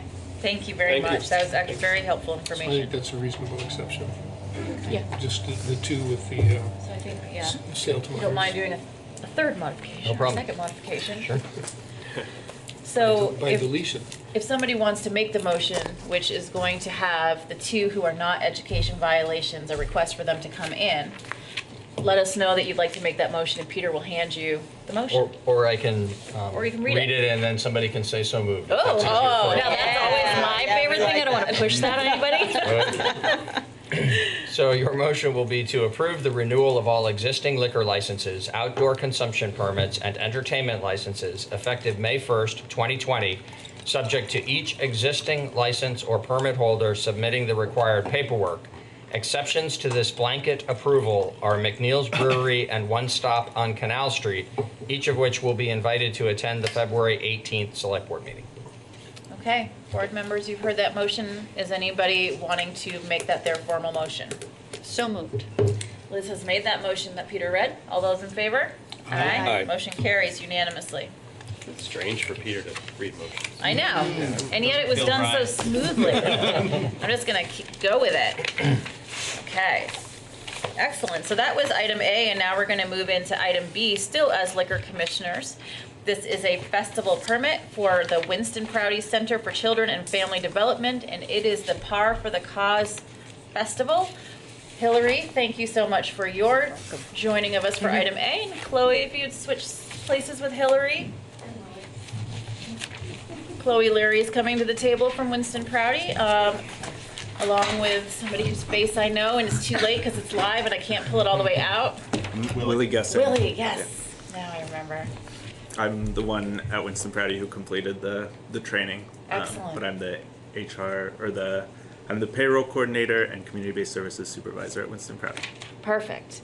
Well, thank you very much for joining us tonight, and whoever wants to launch into kind of talking a little bit about this festival and all of the good things. A chance to address the television audience of thousands. I'm trying not to say that. Doing that. Sure. So we do a spring fundraiser every year. And several years ago, we started a mini golf indoor fundraiser. It's called Par for the Cause.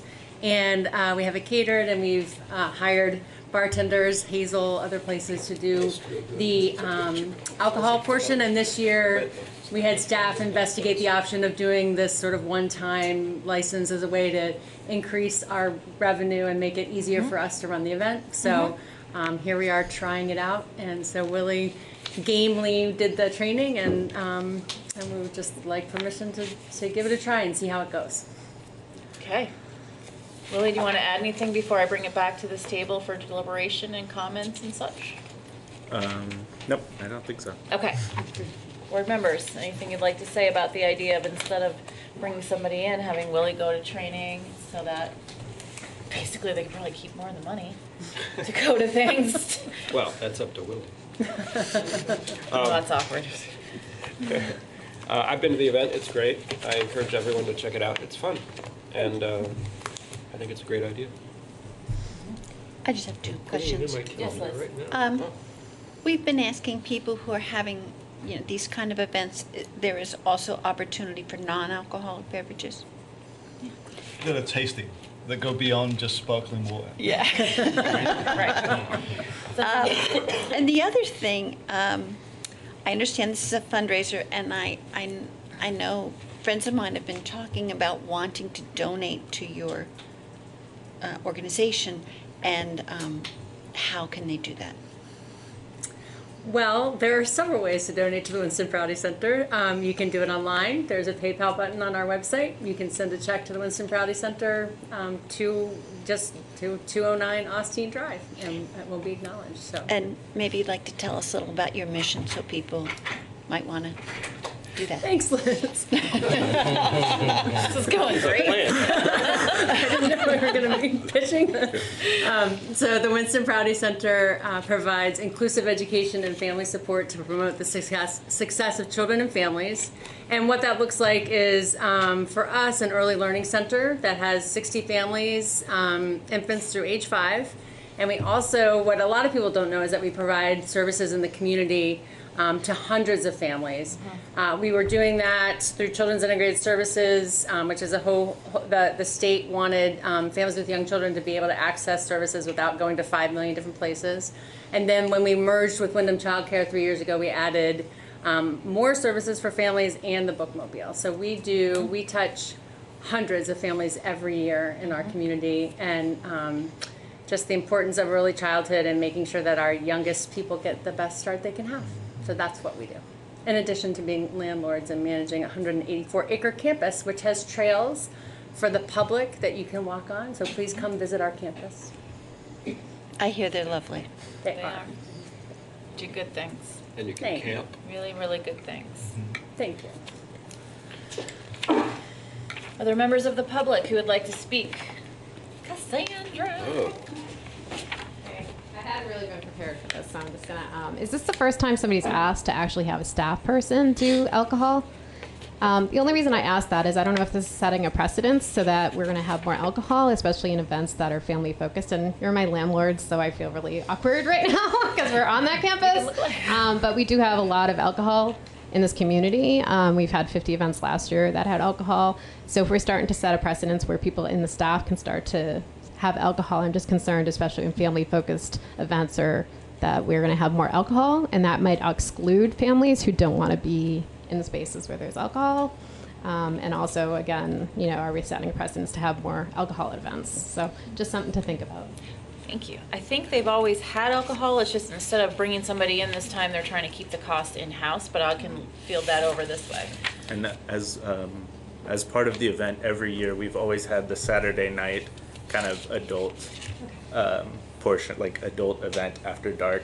And then every year we've also had Sunday, we've opened it up for families, and there's just snacks and it's just, you know, during the day for a couple hours.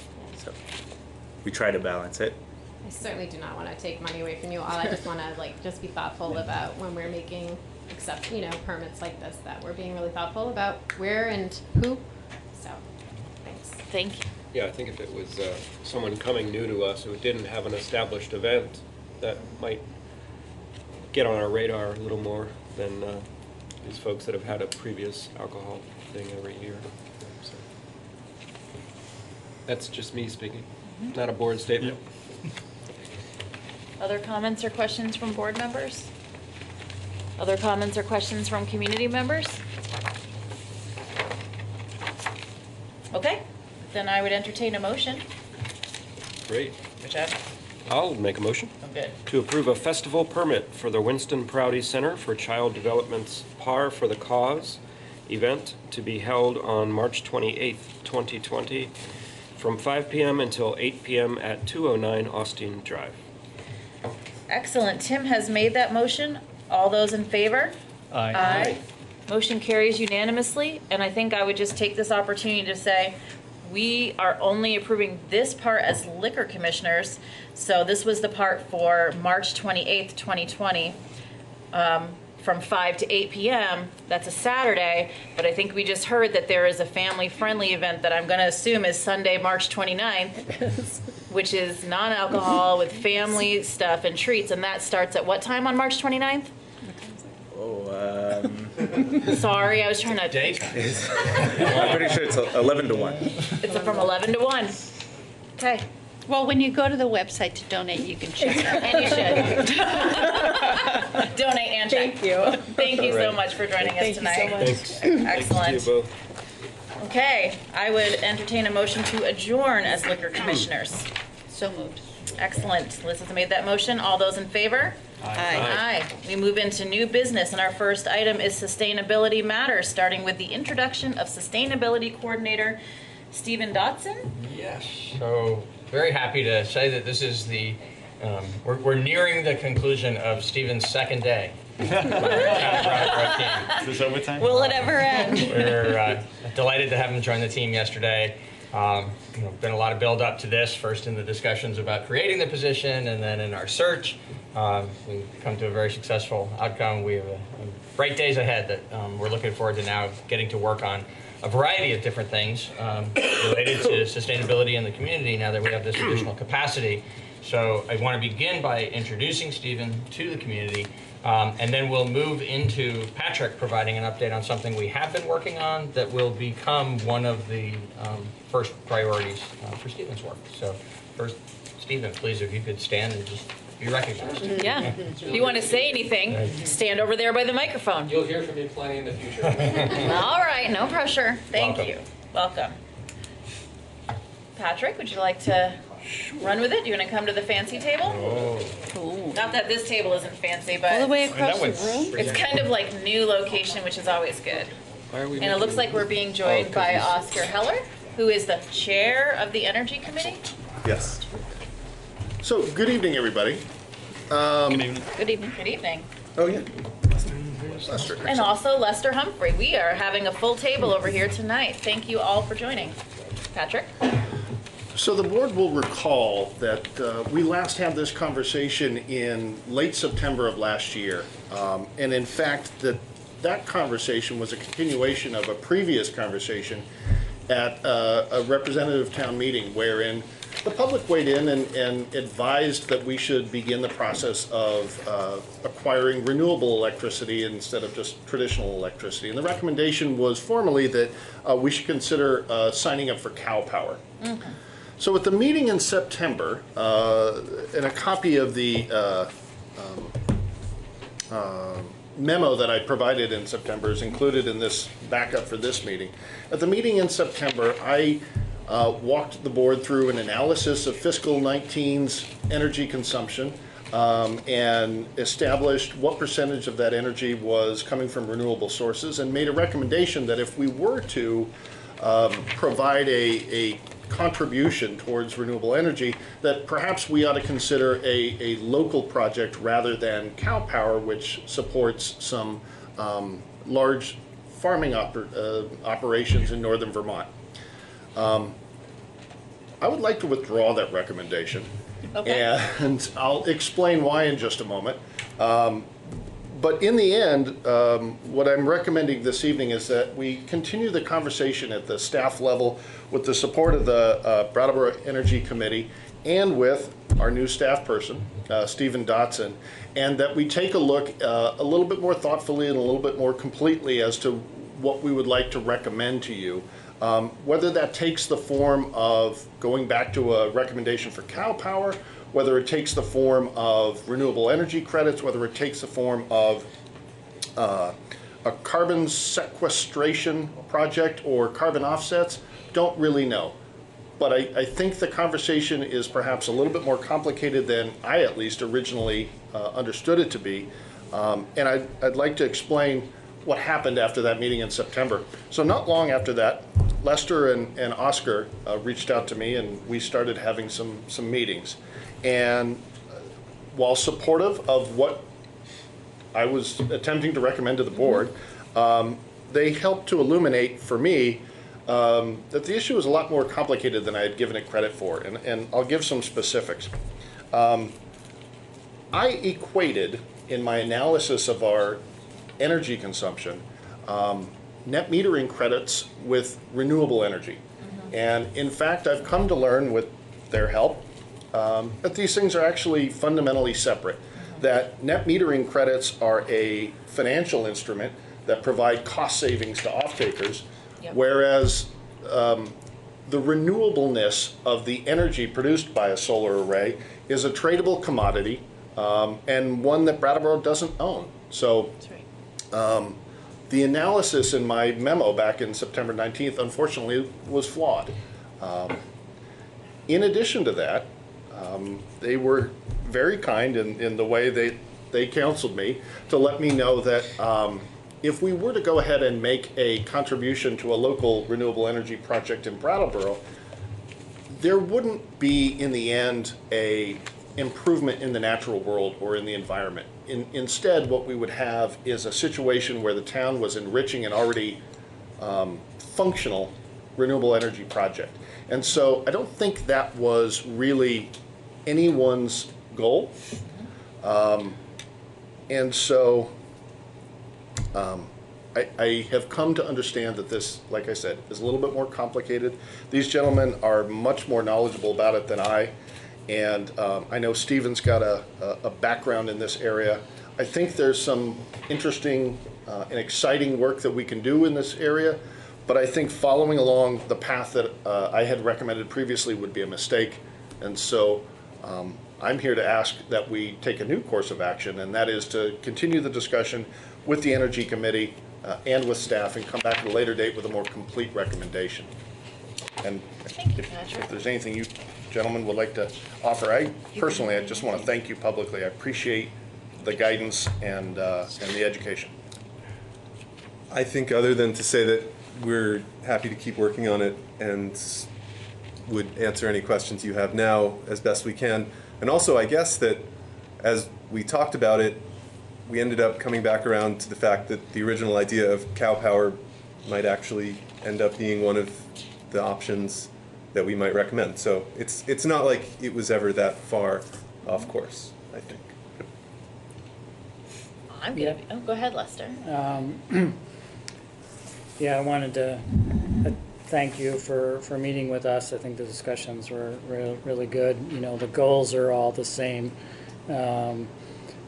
Cow power, there's some new information that we're still working on with cow power. There's possibility of smaller farms being able to utilize that program, which could mean something more local. And we look forward to finding out more and presenting a more complete proposal. Thank you. I'm going to go ahead and make this awkward by saying I think we're always really lucky as a community when we can have people on our team that can come out publicly and say they thought something and that somebody said something and now they might think something differently. And if more people could learn to be like that, I think we'd get through life much better. Yep. Having said that, is there anybody on this board who would like to speak?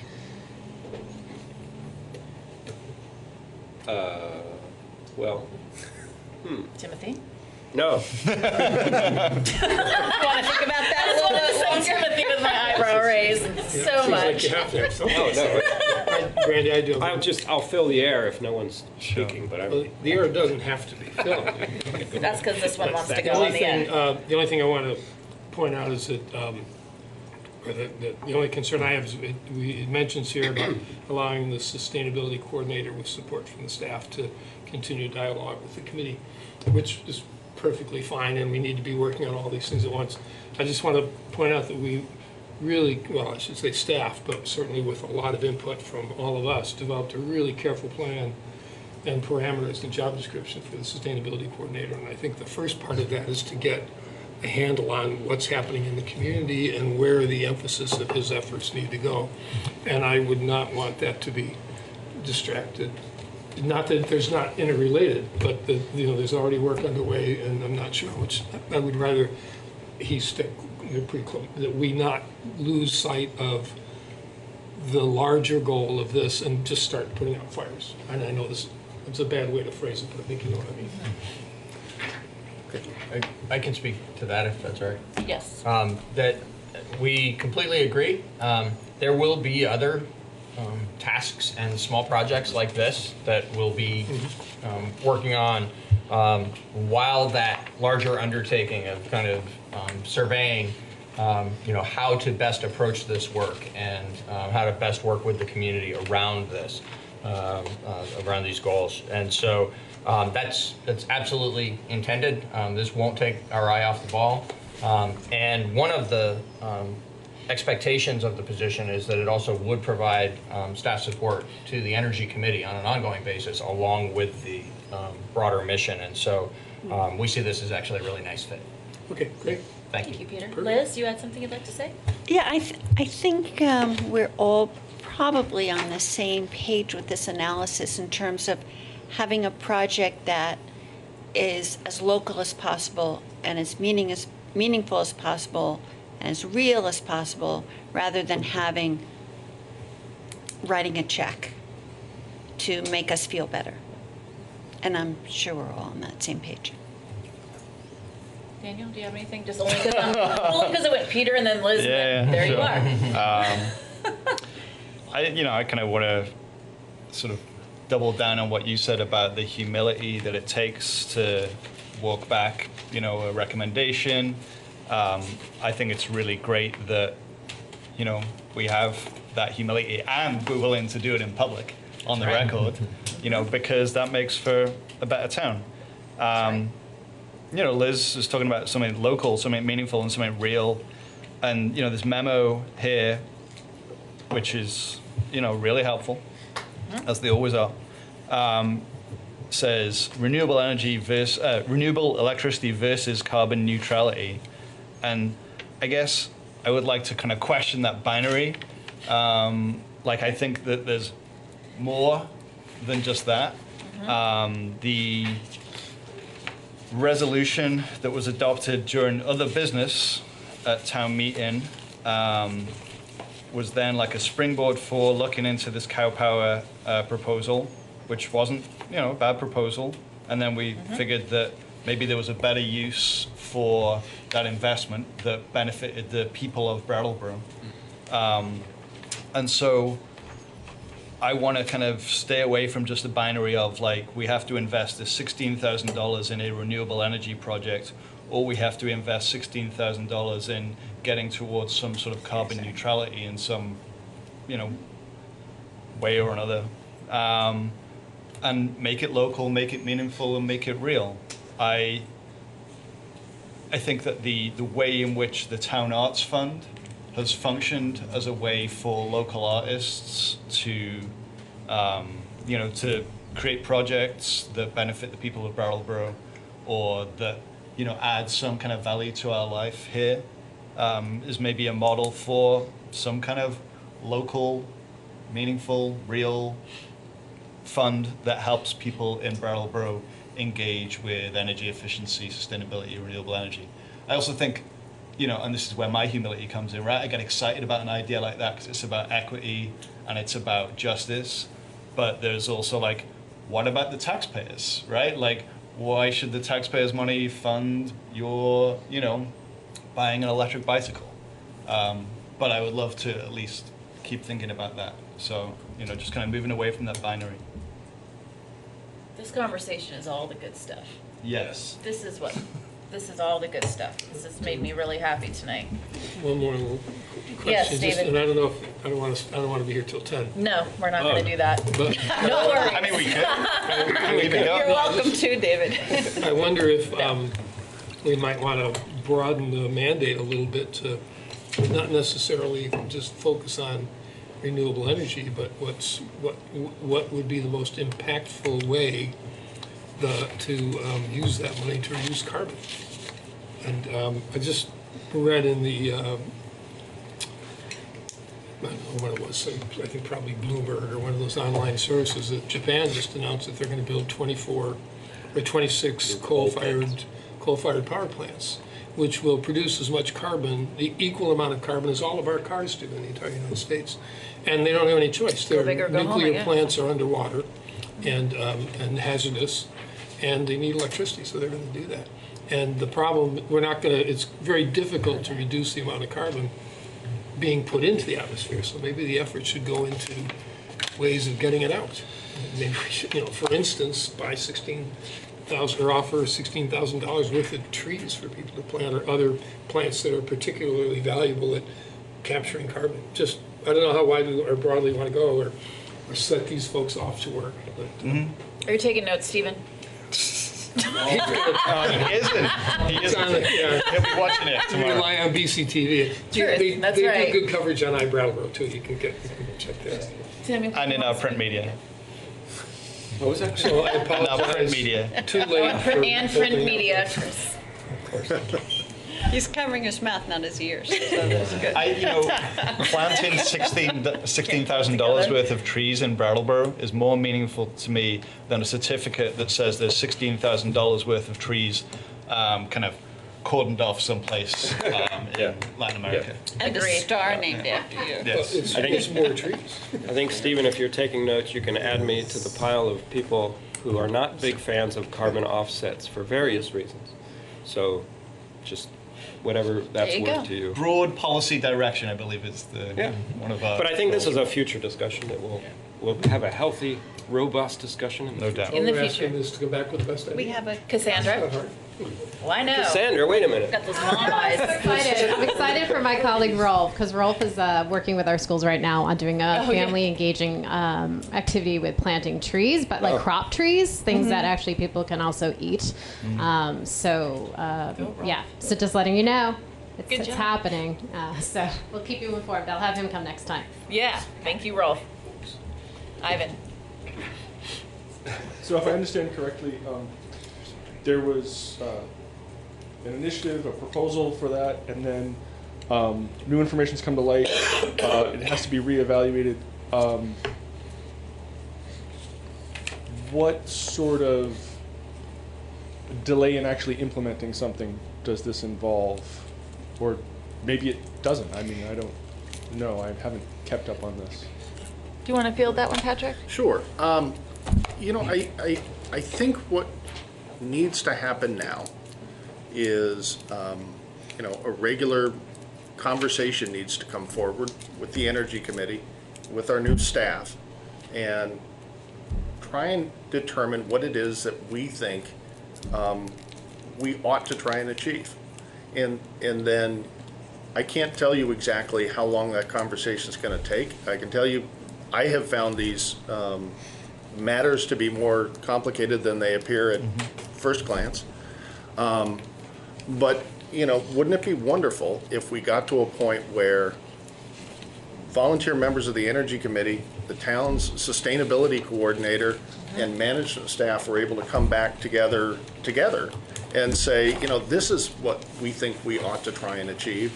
And exactly how long that's going to take, I don't know. But I think in some ways, that ought to be the goal. It's a very good question. Town meeting could chime in. Yeah. Yeah, they didn't give us a deadline. I was going to say, I don't know that there's a Didn't expect technical action delay here. because there wasn't a technical deadline, but now there's going to be more people involved. But it's the people that should be involved from the beginning anyways.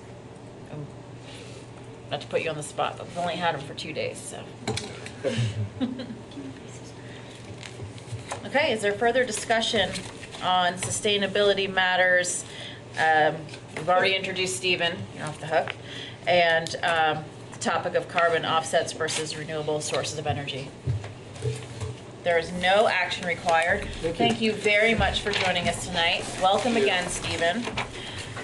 We're going to try to just keep it gentle. We have a lot of excitement, but Peter's going to keep us tempered with that excitement, aren't you, Peter? Best I can. Excellent. So we're going to move to item B under new business, and that is a proposed handicapped parking space on Canal Street adjacent to the co-op's community meeting room. Peter? Thank you. Yeah, we're excited to bring this forward, kind of continuing the theme of the last item and the way that collaboration occurs in the community with members of the community, volunteer members of town committees, town staff, ultimately bringing things together for the select board to act upon. This is the third time that we've been before you with a recommendation to designate an on-street parking space for exclusive use of people with a handicap parking permit. And I want to say that over the years, we had looked on this creation of these spaces as being not possible or appropriate for on-street parking, but rather something we always focused on in parking lots off-street. The main reason why was because of the historic nature of our streets, the relatively narrow space we have available, and the fact that the parking spaces themselves, the striped spaces, are smaller than what is the ideal and specified dimensions for a handicapped parking space. In the course of looking at something the ADA committee had asked us to look at a year or a year and a half ago, Patrick learned from some experts around accessibility issues, I believe down in Massachusetts someplace, that it is proper for a community to designate a space that doesn't have all the ideal dimensions. You put the proper signage on it and you advise folks who might be using it that it isn't a fully van accessible space.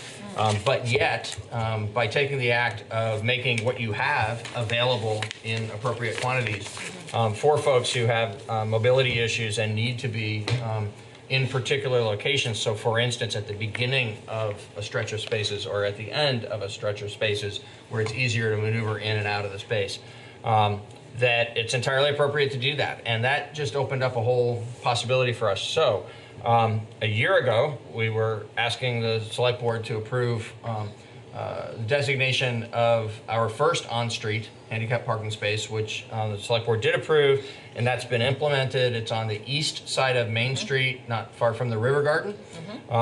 And then just in the last few months, the ADA committee again asked if there could be one on the west side of Main Street, almost directly across the street from that spot. In the first spot on the west side south of High Street. And the select board has approved that. Then the co-op actually made this request to the town to designate the space that is before you this evening, recognizing that there are folks who need this space to be designated for exclusive use by folks who have a permit, both who are coming to use the community room at the co-op, which is adjacent to this space, and by folks who are residents at the Wyndham and Windsor Housing Trust's part of that building, which has several specifically accessible designated units. So it's a ideal location. This one came to us not from the committee, but actually from the community. We went to the ADA committee with the idea, they loved it. We went to the traffic safety committee with the idea and they loved it. And so together with those two committees, town staff is happy to recommend to you this evening that you authorize us to proceed with designating this space. If you say yes to this in the next few minutes, we will incorporate this space and the space in front of Duo into a single ordinance and bring that back to you for formal approval. Is this a space right directly north of the crosswalk? It Okay, is. that's a great spot. Yeah. Pull in there all the time. It's perfect. Yeah, and there's actually, it's either 4 or 6 metered spaces Yep. there, and this would be the first one That's of what I those. thought. Okay, good. We'll remove Good. the meter head and designate the space. Perfect. Liz, did I see your hand go up for a sec? That was also the site of a recent accident. Yes, it was. That in that spot? In the crosswalk. In the crosswalk. Oh, in the crosswalk. Yeah.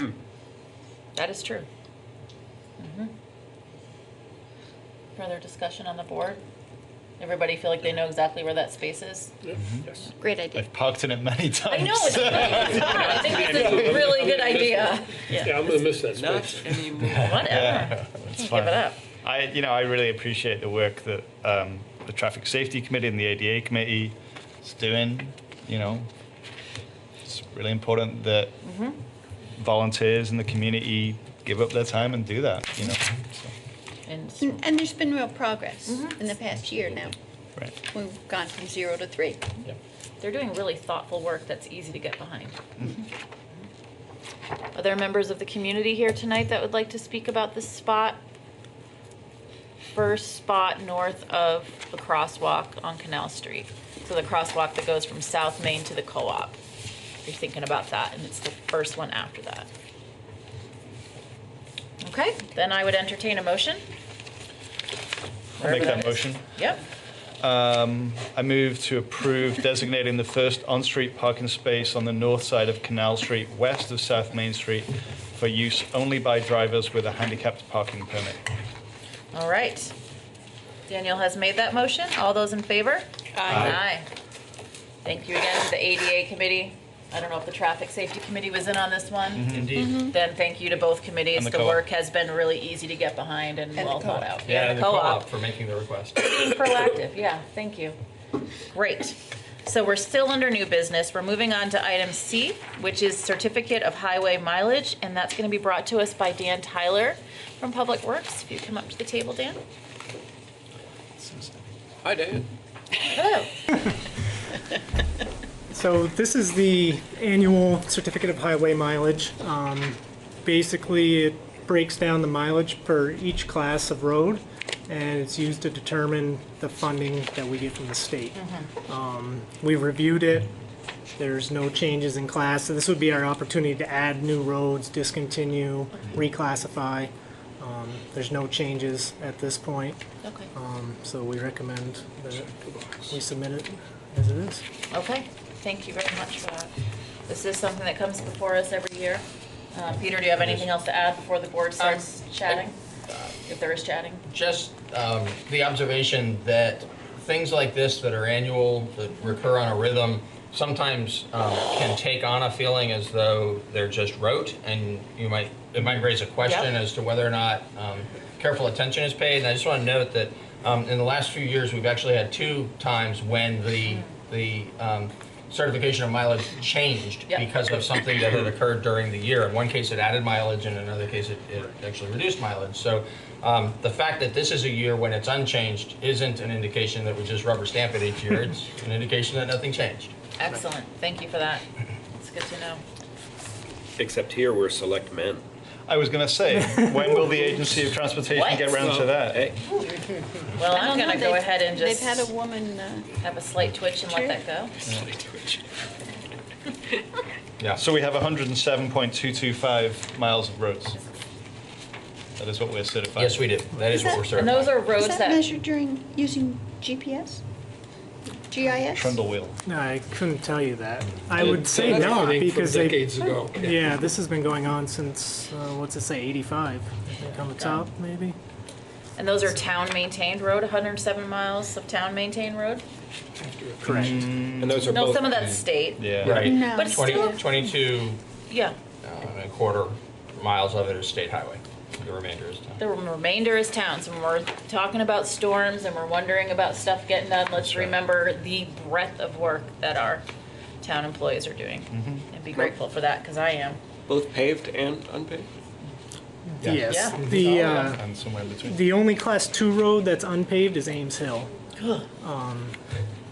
but that is a Class 2 road. The rest of the unpaved roads are either Class 3 or 4. Meadowbrook is already looking pretty exciting. I've still been taking it because I'm really stubborn. Had a couple early mud seasons. Yes, it did. I've been reading about some towns that are unpaving their roads. I read about that. Really? Yeah. Yeah. Kind of reeling Does it say it, why? reeling it back. Well, actually, they're just not fixing them anymore. They're allowing them to become dirt roads.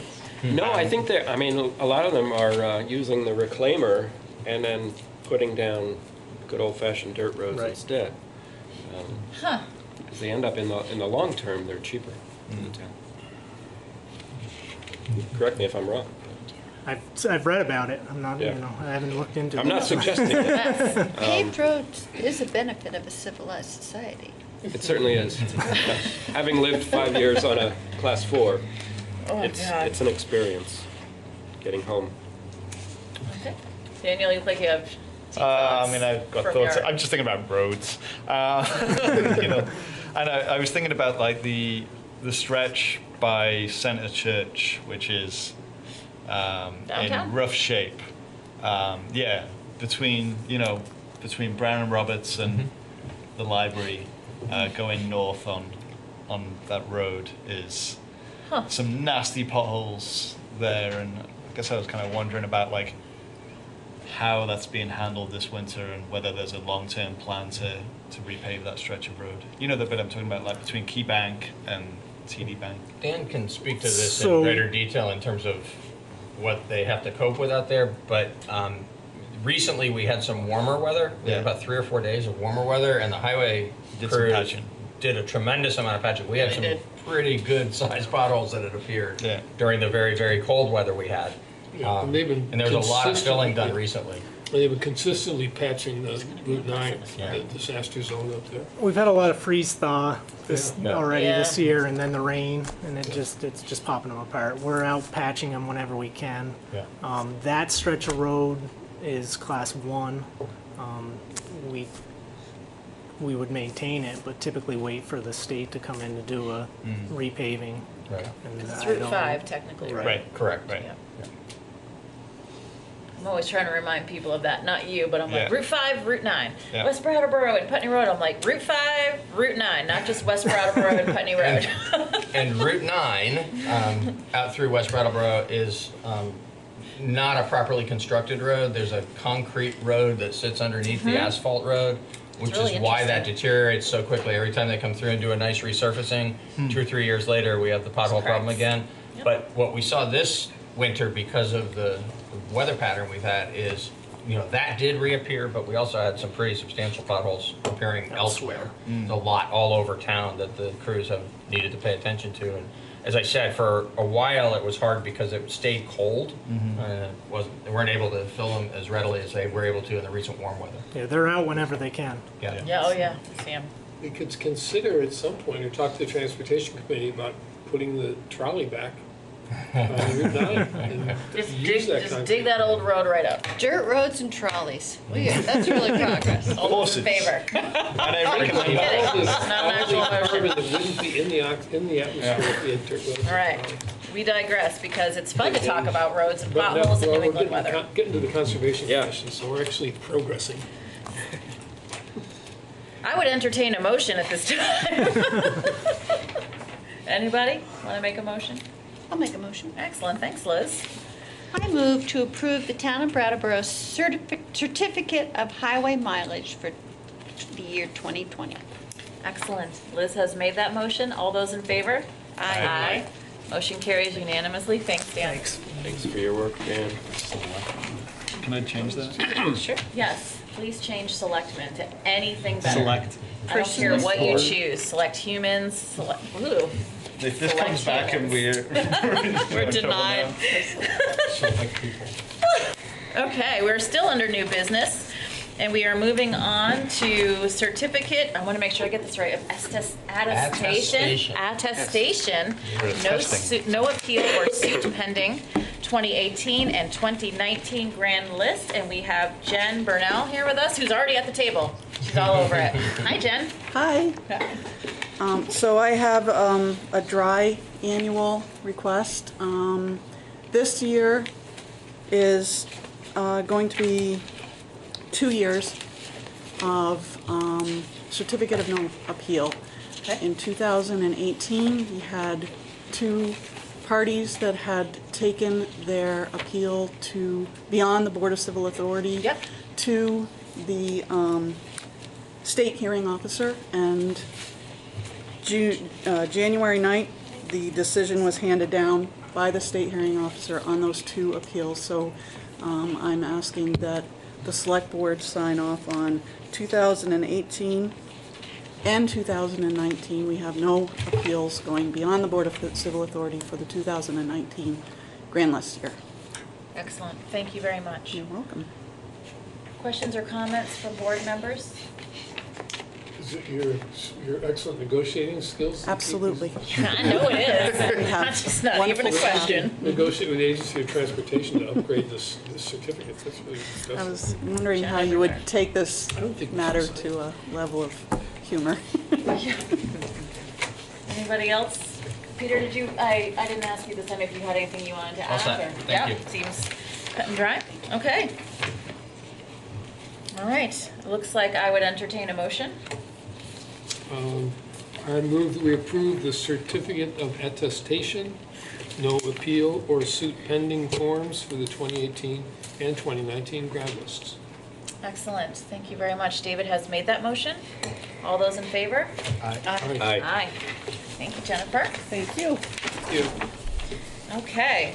We are still under new business, and we are on our last item, which is committee appointments. And it looks like we have 1 committee with 2 vacancies and 1 appointment. David, I'm seeing you raise your hand. Yeah, I would like to nominate my friend and neighbor Ashlyn Bristol to be on the Conservation Commission. Excellent. So David has gone ahead and nominated Ashlyn Bristol to be on the Conservation Commission. It's the only nomination, and there's 2 open seats. All those in favor? Aye. Aye. Thank you very much, Ashlyn, for stepping up for this, and you are approved for that seat. I have a comment about the application. Yes, Daniel. Voted for by the Board of Selectmen.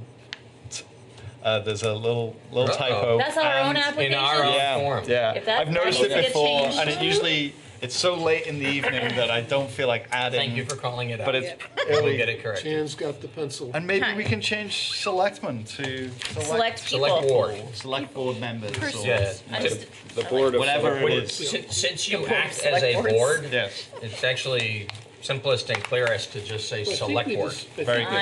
I like When you're- select When board you're an better. individual writing a letter or something, you're a select board member, but which actions that you take are the select board. And Select Board I is never how many read words, Chris? One. One. One word. In this town, it is 1 word, and I'll hear nothing of it. There you go. From anybody else. Also, I prefer select humans, but I'm going to get outvoted on that. Select person. Select humans. So, folks, there is no more business this evening. What is Believe it or not, it's very strange, so I feel weird doing this, but I'm going to go ahead at whatever time it is, 7:36, and entertain a motion to adjourn. So moved. Daniel has made a motion to adjourn. All those in favor? Aye. Aye. Aye. Meeting adjourned at 7:36.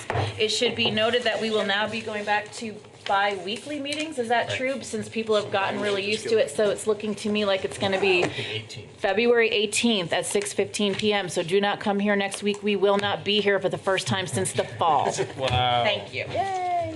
Yeah, the dentist instead. Here's pizza. I just to check it. Really on. Did we vote?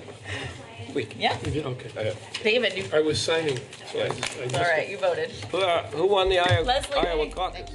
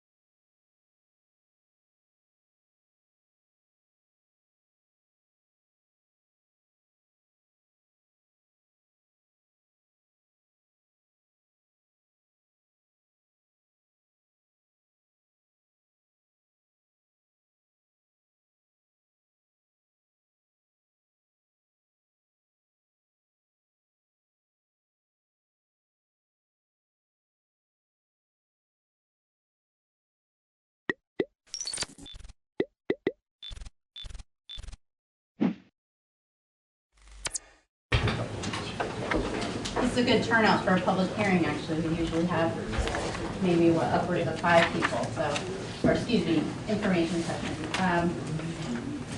So I'll introduce myself. My name is Sarah Seves. I'm special counsel with the Vermont Department of Public Service. And we thank you for coming to this information session regarding the joint petition filed by Southern Vermont Cable Company and Comcast for approval to sell Southern Vermont Cable's cable television system assets to Comcast. So before I get started, can everybody hear me okay? Okay. As I said, I'm with the department. I am, for all intents and purposes, the lead attorney in this case. This is kind of a form of litigation. And so I am the go-to person for the actual procedure. This is my colleague Clay Purvis, our Director of Telecommunications, and we also have with us Carol Flint, our Director of Consumer Affairs. And we're here to answer any questions you have of the department. We also have representatives from Southern Vermont Cable. We have Ernie, and please say your last name for me. Shalaba. Shalaba, thank you, from Southern Vermont Cable, as well as Eli Emerson. And then from Comcast, we have Dan Glanville, Melissa Pierce up in the back, and Jerry Tarrant. So the purpose of this information session is to just give you really an overview of the regulatory process involved for the proposed transaction, as well as to answer any questions you might have regarding PUC procedure, because I realize it's not very intuitive if you don't do it every day. And this is kind of an informal session prior to the public hearing, which will be on the record. This is not on the record, but I do see we have public access here, so it will be likely be on your access channel. So that said, we do have representatives from Southern Vermont Cable and Comcast here, and I will offer them up to answer any questions you may want answered, because the difference between this and the public hearing, of course, is you can't get any questions answered during the public hearing portion. That's really just an opportunity for the Public Utility Commission to take your comments. What else? So I'll just start with a real broad overview of procedure. We at the department represent the public interest in utility regulatory cases such as this. We're separate from the Public Utility Commission, which many of you may know. They are the tribunal that will actually make the decision in this case. We are, for all intents and purposes, like the prosecutor, but we represent the public interest. So we, the department, requested a full litigation schedule in this proceeding, meaning that there will be discovery conducted. We have already served discovery questions on the joint petitioners. We served that on Friday, and if you follow the case in EPUC, which the PUC will explain during the public hearing, you may have seen those questions. Many of the public comments that were filed in this docket informed our discovery questions, so I thank you for those. What else? Once discovery is conducted, then we, the department, will file pre-filed testimony that is informed by the petition that was filed, the testimony that was filed, as well as the responses to our discovery questions. And then we'll have an evidentiary hearing in a couple months, and that will be in Montpelier. So next steps will be for the joint petitioners to answer the department's discovery questions. That, I believe, is going to happen on February 14th. And like I said, we will craft our pre-filed testimony based on those responses in addition to the petition that was filed. And that is where we will recommend that the PUC either grant the petition or deny it. And so that's kind of a general outline of how the procedure works. If you have any questions on that, me or one of my colleagues will be happy to answer those. We have business cards that I'm happy to offer up, and you can also access our information on our website, publicservice.vermont.com. Yes, sir. Can you spell your last name for me, please? My name is Sarah Aceves, Aceves. I think yes. Thanks for coming down, and we appreciate you coming to us to hear us out. Do you have any sense of what the timeline might be for this process? Yes, so actually just today, the PUC adopted a schedule, and that was issued on ePUC. So the schedule goes through April 3rd, and we are right now at the February 3rd public hearing. So we have a few deadlines between now and April 3rd, which is when the evidentiary hearing is. The main ones being the department will file our testimony in the case on March 3rd. And then the petitioners will have a chance to serve discovery on us after they read our testimony on March 6th, and we will respond to that on March 13th. There's also room in there for motions to intervene, which the PUC will explain, but in this case, BCTV did file a motion to intervene, and we will be responding to that this week. And those are the main deadlines. So April 3rd is the evidentiary hearing, and that will be in Montpelier. And the PUC will issue an order after that April 3rd hearing. That's right. So after the evidentiary hearing, the PUC will consider all of the testimony in the case, as well as various conversations that happened during the hearing, and then they will issue an order either granting or denying the petition.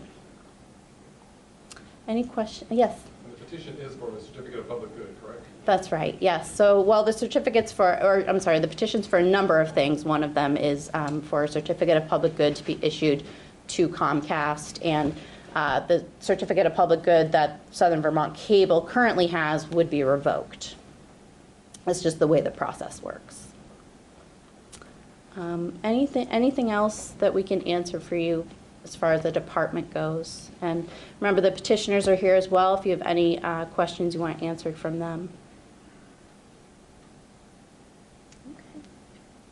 Yeah. Can articles or terms be added to the certificate of public good, and what does that process look like? Yes, so there can be conditions that are added.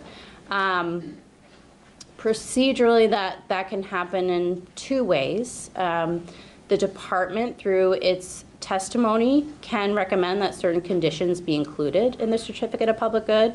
I should mention that Comcast already has a certificate of public good to serve a number of towns in Vermont, and they have conditions in that. The other way is for the PUC itself to come up with certain conditions. Yes?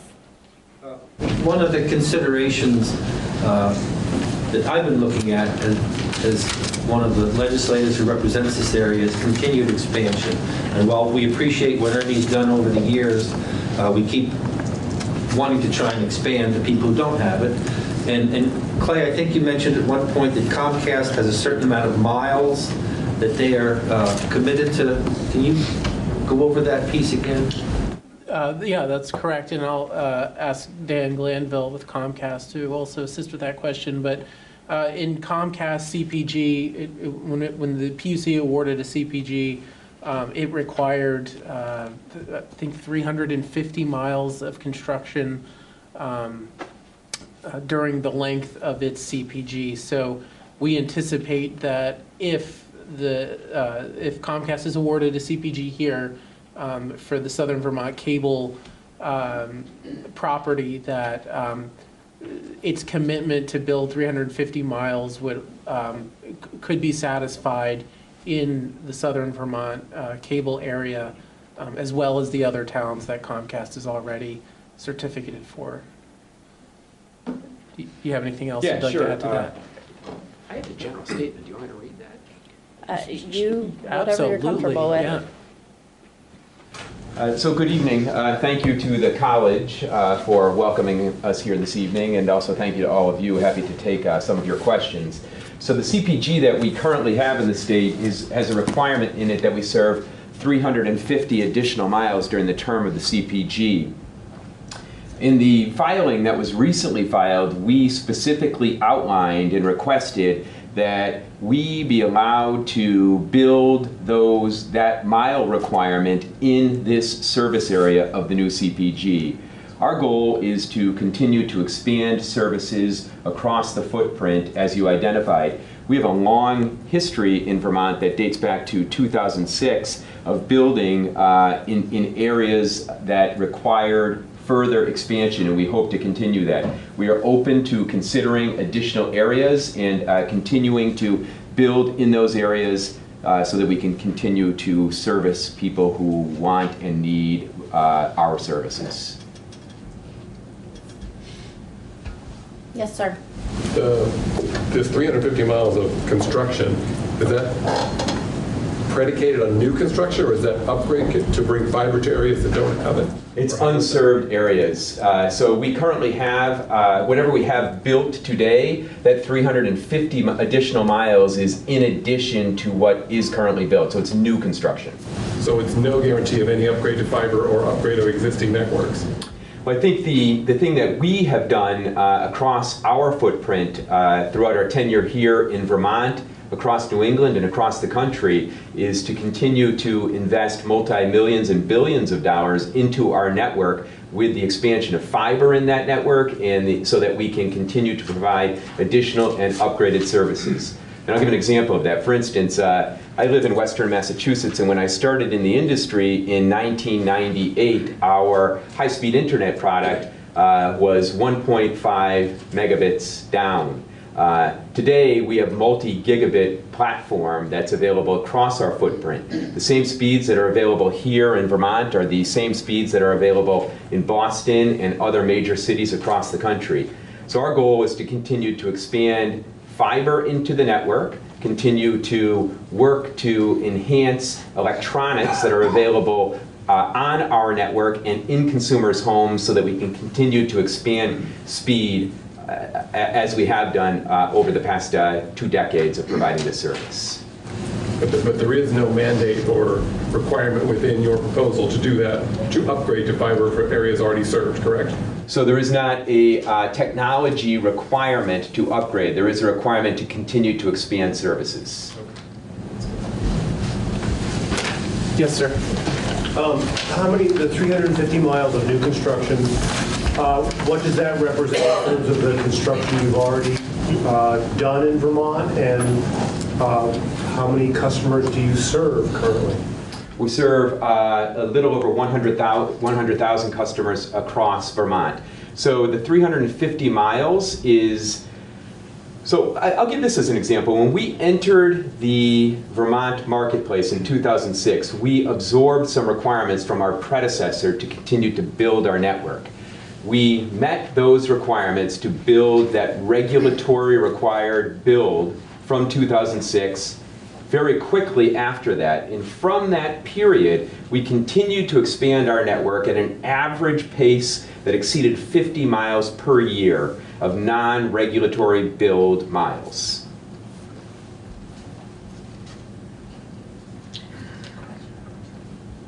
Yes, ma'am. Hi, I'm with BCTV, and we did submit a motion to intervene. I was just looking at the schedule. Would the deadline for our pre-filed testimony be March 3rd? You will likely have a different schedule adopted by the PUC, since we have this one set with the department already. And that will be based on if and when you're granted intervener status. So I think in today's order they said, well, let me look at it so I don't misspeak. I was just looking at the non-petitioners thing. That's right. So this says the schedule may be modified as needed if additional parties intervene and require discovery. So I think that's probably a conversation that we can have between BCTV and the department, possibly the petitioners, and we can figure out the schedule that might work better. Or if you want to have a uniform schedule, that's something we could talk about. If you want to have your own schedule, that's a possibility as well.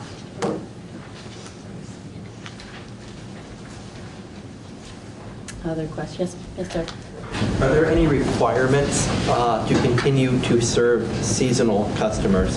because I know this area will have a lot of people that are looking for just seasonal service. And Comcast can answer that for you.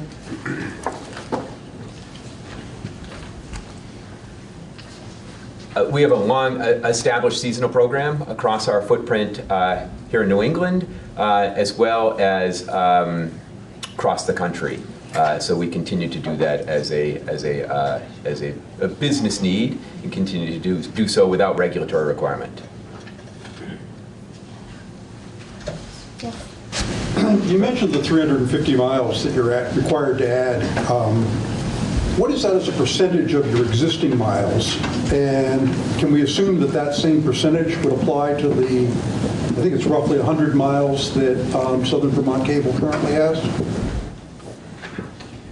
So I don't have the percentage here with me off the tip of my tongue. I can tell you that we will build those miles likely before the requirement requires us to be complete on that. We also look at multiple ways to continue to expand our network. Recently, we have partnered with the state on several public-private partnerships for further expansion of the network. I will say that those requirements under the CPG are completely separate and distinct from the 350-mile build requirement. So anything we do in the public-private partnership realm with regard to any state dollars allocated is separate, and we still have our requirement to build. Even without those, I think a thing worth saying is that our actions probably speak for themselves in the sense that we built what was required in the post-Adelphia build, and then we had an unregulated period where we had no requirement to build. We built on average, in some years it was 75 miles, in some years it went down to about 40 miles, but on average it was about 55 miles per year during those years.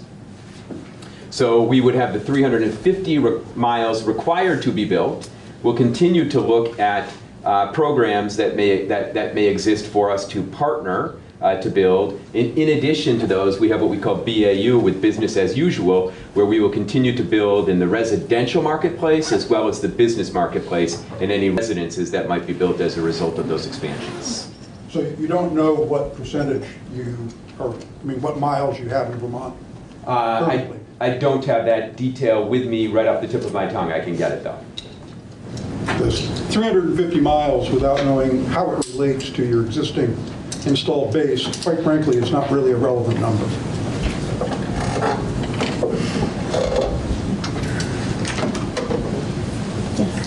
I have a couple sort of one-on-one practical questions. So if this happens and I just want internet service, no TV, I don't watch television, can I get that at a reasonable price? Yes. Right answer. Good. And my email service is with SV Cable. What will happen to that? Will I have to change the email address?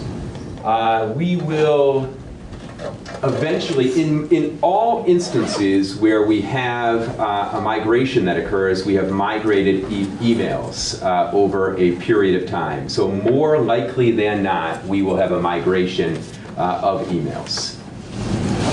Last question. Yes. For some unknown reason, where I live in Newfane, I have deeded rights for cable because at one time in the history of SV Cable, they used my property for a dish garden.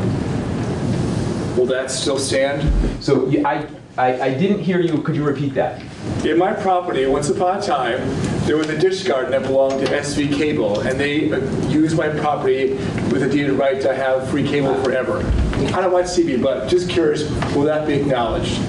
You have an easement right of that? Something like that, perhaps. But yes. I have to look at the easement. But if there are easement rights, we would abide by what is in the easement. Okay. Sir, I'm sorry. Yeah, that's fine. Yes, sir. Okay. Are you going to have, Comcast going to have a physical presence for your returning of equipment? In Pennsylvania, obviously we used to live in Pennsylvania, you had places where if you change your equipment or if you return your equipment, you would take it back to the drop-off place in a mall or something. Is Comcast going to do the same thing here? Because I'm assuming we're going to have to swap out our old SV boxes for new Xfinity. Are they going to come? But are you going to come in and take it?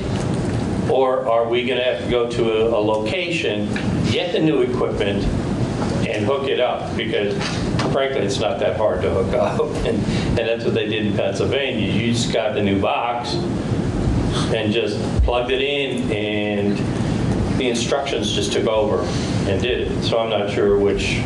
Yeah, so we will have a team of people that are physically present during the migration to ensure that it is as white glove an experience as possible so that that transaction can take place. One of the things that exists with regard to some of the service is that video traditionally is a very forgiving service with regard to what they call signal loss or anything of the like. And one of the things that we like to ensure, and I'm sure Ernie as well likes to ensure that, is when we do that transition, we have to ensure that signal loss is at a minimum. A, to adhere to FCC standards, and B, signal loss can result in sometimes a less than favorable experience to customers. So our goal is to have people in the facility to ensure that any signal loss or cable leakage that exists can be corrected with the installation of any new equipment that would be required. And we will do so in the neighborhood by neighborhood, directly involved with customers. So you'll go through it like for Amazon Prime. Will you test like Amazon Prime or Hulu or something to see if there is a signal loss? Or will you just in general hook up to the house modem, I'll call it, and see if there is a signal loss at that point? So our technicians will have meters with them that will enable them to properly hook up the device to determine if there is any signal leakage that they can correct. So you said you'd have a team available during the migration, but his question, I'm not sure I heard the answer to one of his questions, which was, will there be a brick and mortar location when people are upgrading their equipment, or it fails, or what? Yeah, or returning failed equipment, or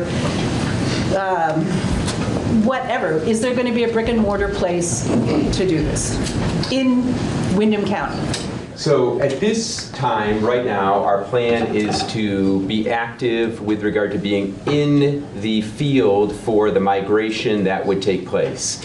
I will tell you that we have, as is filed in our comments in the proceeding, that we do have relationships with many entities that enable the drop-off of equipment should be returning of equipment take place. In addition to that, we have the ability for our technicians in the field for delivery of equipment. One thing we are actively looking at is that we have been expanding our Xfinity store presence across our footprint across the country. And one of the areas that we are primarily looking at right now is the greater Brattleboro area for an Xfinity store. I don't have anything definitive to tell you here this evening on that, but it is an area that we are actively looking at for the placement of a store.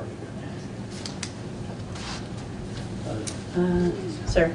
Speaking about Brattleboro, I looked at the rate structure in Brattleboro just a little while ago.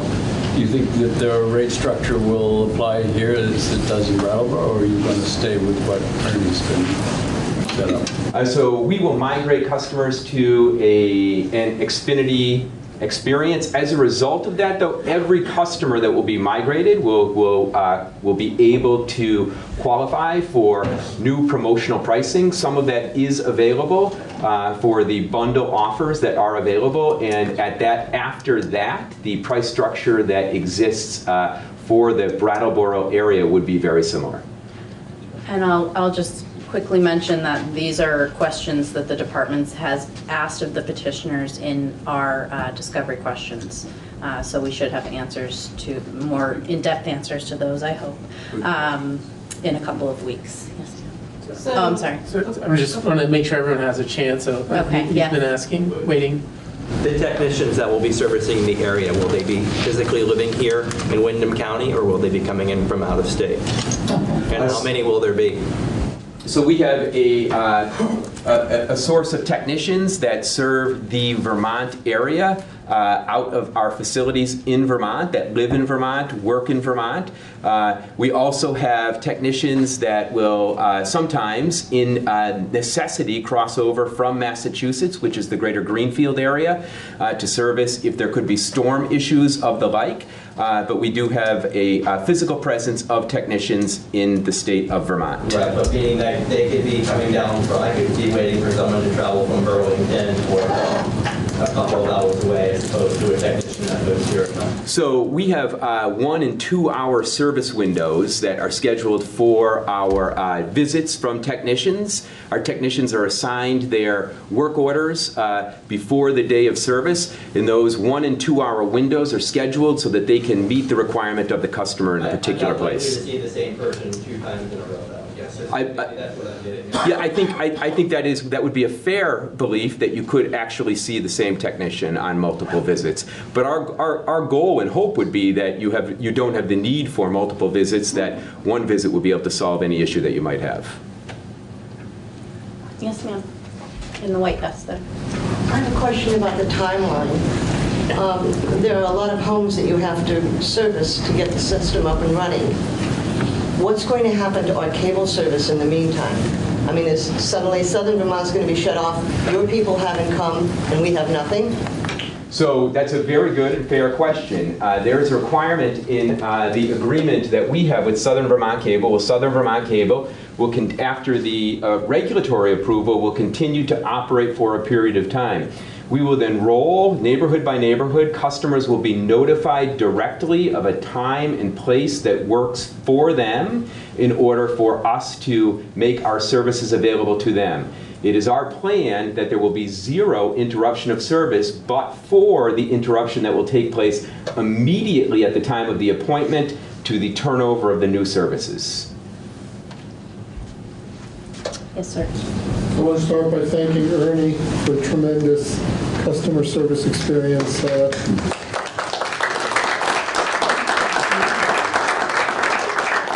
come to our house a number of times, literally during snowstorms. I mean, what can you say?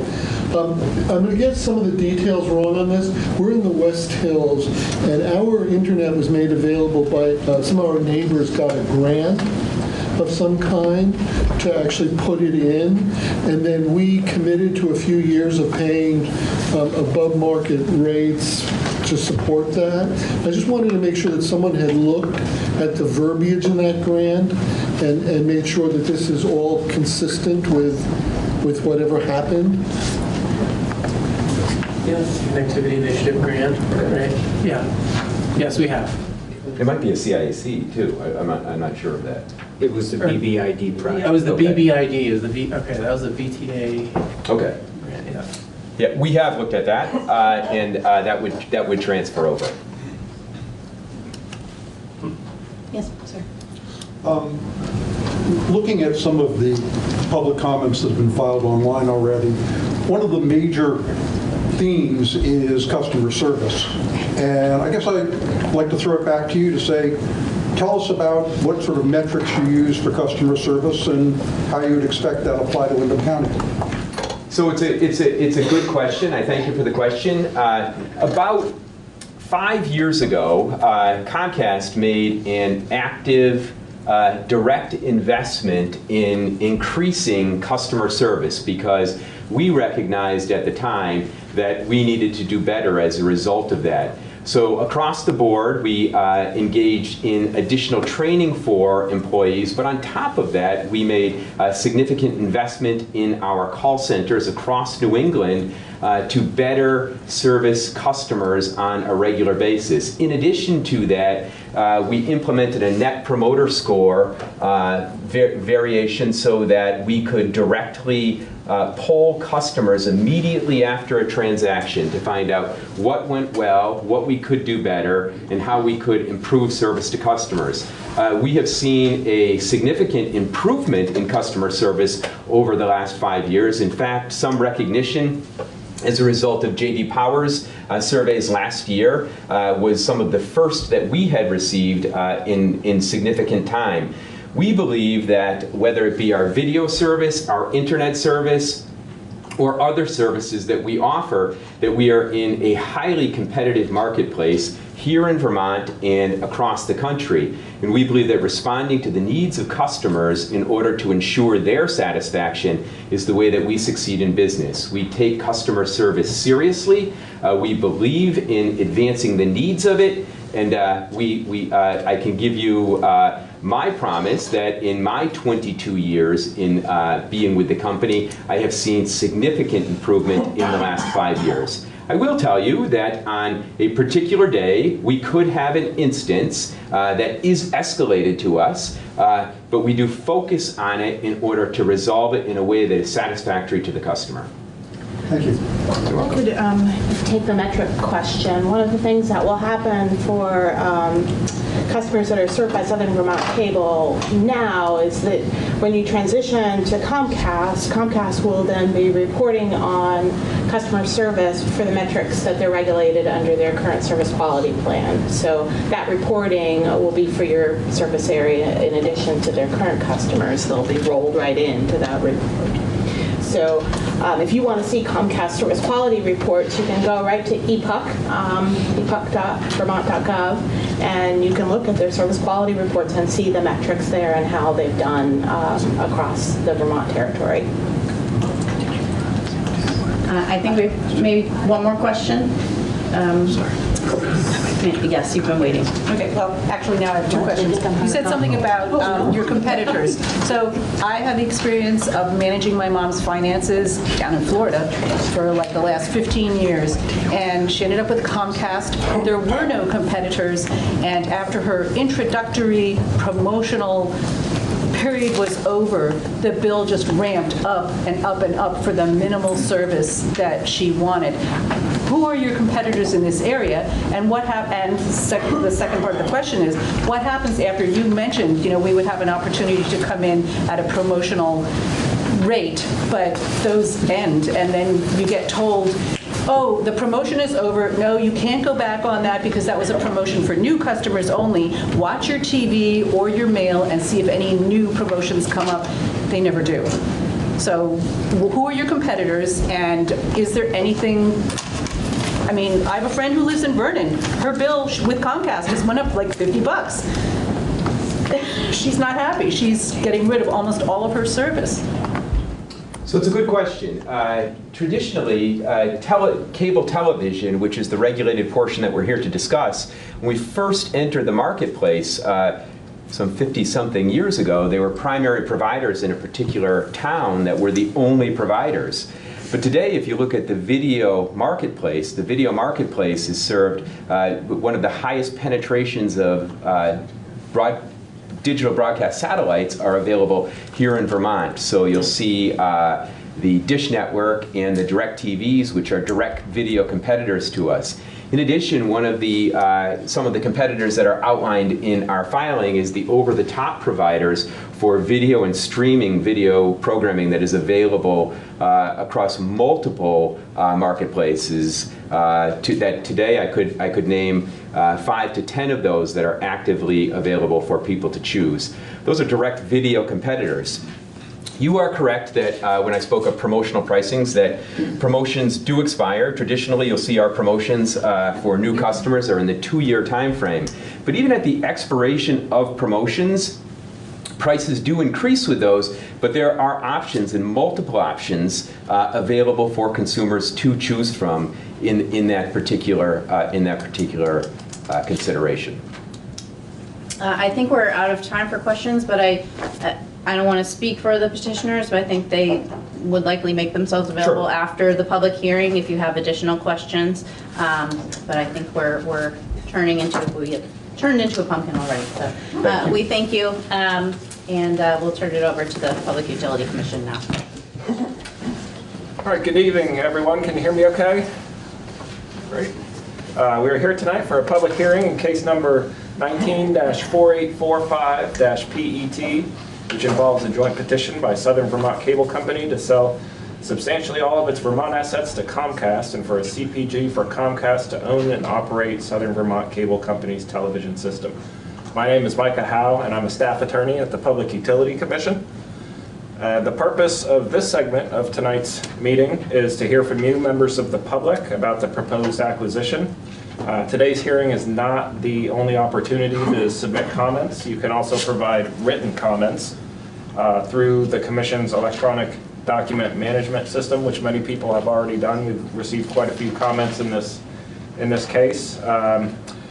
You can also submit comments by direct mail or email. Just be sure to reference the case number 19-4845-PET when submitting your comments. You can also subscribe to this case in our document management system, EPUC, and receive email notifications when documents are filed in the rulemaking. I have placed yes, sir. It's hard to hear. Do you have a mic or something? I don't have one. I'll try. I'll yell louder. Are there some here? Oh, okay.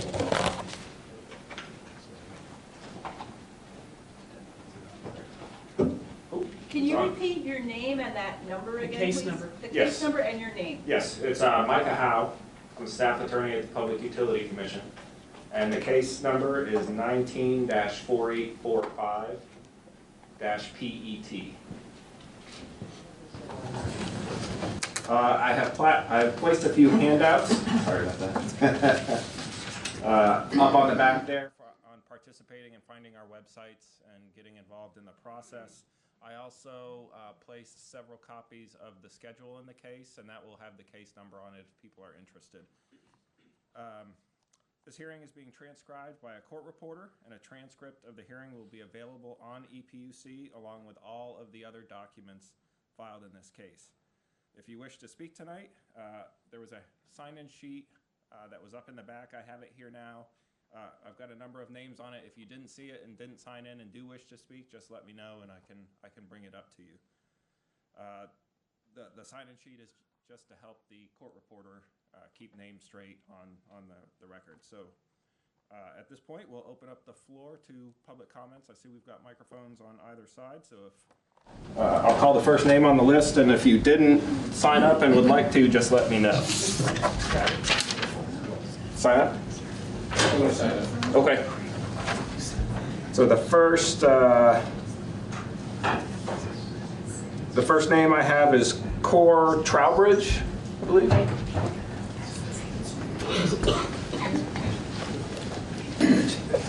Can you hear me? I can hear you. Okay, great. Hi, my name is Core Trowbridge. I'm the Executive Director of BCTV, or Brattleboro Community Television. BCTV has contracts with both Southern Vermont Cable and Comcast Cable to provide public, governmental, I know you're reading, but yeah. can you slow down a little bit? While Sure, I can hand this to you. Oh, that's okay. Well, that's not that useful, right? Okay. Public. Southern Vermont Cable. Okay, good. And Comcast Cable to provide public, governmental, and educational access, or PEG access television programming and services, which is required by the state of Vermont for cable providers.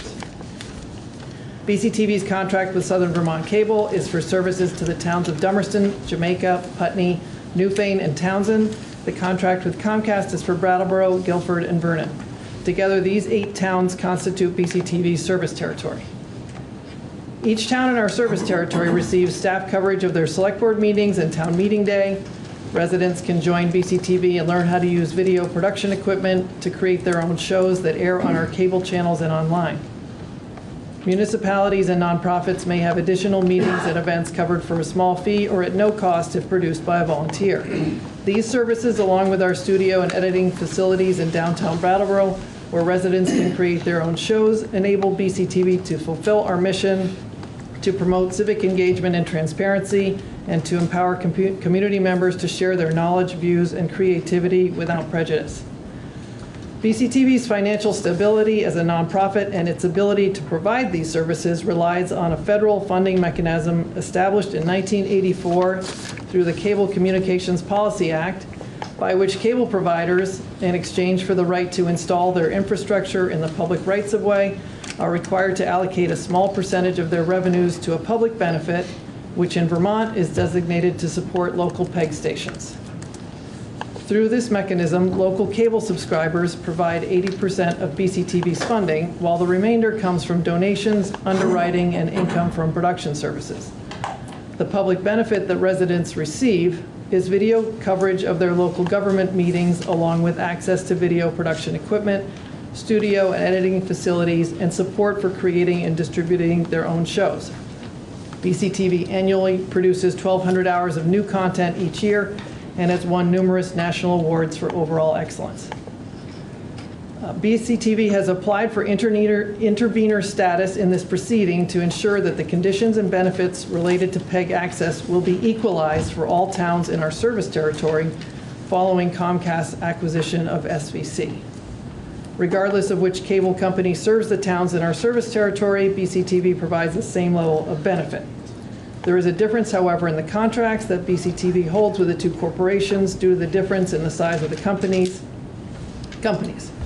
Rule 8.4 of the Public Utility Commission, which governs PEG access in Vermont, places a cap on the level of funding from cable providers. Most of the contracts between cable providers and PEG stations like BCTV provide for funding at the cap level, which is 5% of gross revenues for operating funds plus less than 1% for capital expenses. There's an exception in Rule 8 for small cable systems with gross receipts from cable services of $2 million or less, and for this reason, our contract with Southern Vermont Cable stipulates a lower level of funding. So we would be seeking to equalize the funding level once all of the towns are served by the same provider. In addition, there are benefits that Comcast customers are entitled to receive through its CPG that should be available to Southern Vermont Cable customers following the acquisition. Most notably, access to PEG programming via the Interactive Program Guide. In 2 weeks, Comcast will move BCTV's channel numbers from Channel 8, our public channel, and Channel 10, our government and education channel, to a PEG territory higher up on the channel lineup with new numbers of 1075 and 1085. You heard it here, folks, first. The move is the result of a new condition in Comcast's recent CPG requiring that information about PEG programming be made available on the Interactive Program Guide as it is for all other channels. As a result, customers will be able to search for and record BCTV's programs using their remote, just as they're currently able to do for all other channels. Comcast CPG, along with BCTV's contract with Comcast, contains other terms and conditions that will benefit Southern Vermont Cable customers, such as future provision of HD channels for PEG programming. In short, BCTV calls for all residents and customers in its service territory to have the same funding, benefits, and conditions related to PEG access in a timely manner following the sale of SVC to Comcast. The final issue BCTV wishes to raise here on behalf of its producers and viewers is that of signal quality. When Southern Vermont Cable applied for renewed CPG in 2010, its customers could only receive one channel, Channel 8, and one of the main issues to be resolved at that time was significant signal quality problems on Channel 8 that were well documented by complaints from frustrated producers and viewers. After the CPG renewal process, which addressed this issue and mandated provision of Channel 10, Southern Vermont Cable changed the way it receives BCTV signal from Comcast with the result that picture and sound quality improved to a satisfactory level. 10 years later, however, we are again witnessing significant signal quality problems due to outdated equipment. While all of BCTV's content is created in high-definition digital files, after leaving our digital broadcast server, it goes through two 1970s-era standard definition analog RF modulators for transmission to Comcast and from there to SVC. This transmission process not only lowers the resolution of the programming, but also degrades the quality. In fact, over the past fiscal year, the annual report that BCTV is required to submit to the state and cable providers documented 6 major incidents of signal quality failure that were reported to Comcast XOC Operations Center. Comcast technicians attempted to address the problems but had difficulty due to the age of the equipment and lack of training to troubleshoot obsolete equipment. One of the state's criteria for issuing a CPG to a cable operator is whether the operator can provide adequate and technically sound facilities, equipment, and signal quality. Comcast has stated that it meets this criteria by providing excellent signal quality and 100% digital picture and sound to its customers, and points to its record of investment in infrastructure to support advanced video services. To deliver on these plans and promises, Comcast should provide reliable 100% digital transmission of BCTV signal and should add HD channels for PEG access content in the near future. In conclusion, BCTV has a stake in these proceedings because it has a contractual relationship with both Southern Vermont Cable and Comcast. We ask that the state ensure that there are equalized obligations, conditions, and benefits, including funding levels, among all involved towns now served under separate provider CPGs and contracts within a reasonable time frame. BCTV will continue to advocate for improvements to signal quality and updated transmission methods, including the provision of HD channels for PEG content, until locally created content is delivered to customers in the same resolution and quality as commercial channels. Thank you for the opportunity to speak on behalf of Brattleboro Community TV. Thank you. Next up, we have Mike. I'm going to go with Moroniki. I should ask you to say it in Polish. Please don't. And I'm going to put this sign-up sheet, I'll just put it over here by the microphone, so if anyone does want to speak, to get through this list, they can just jump up and sign it. I think so. So how is it pronounced? In Polish, it's Morawicki. Most of the people here know me as Mike Merwicki, though.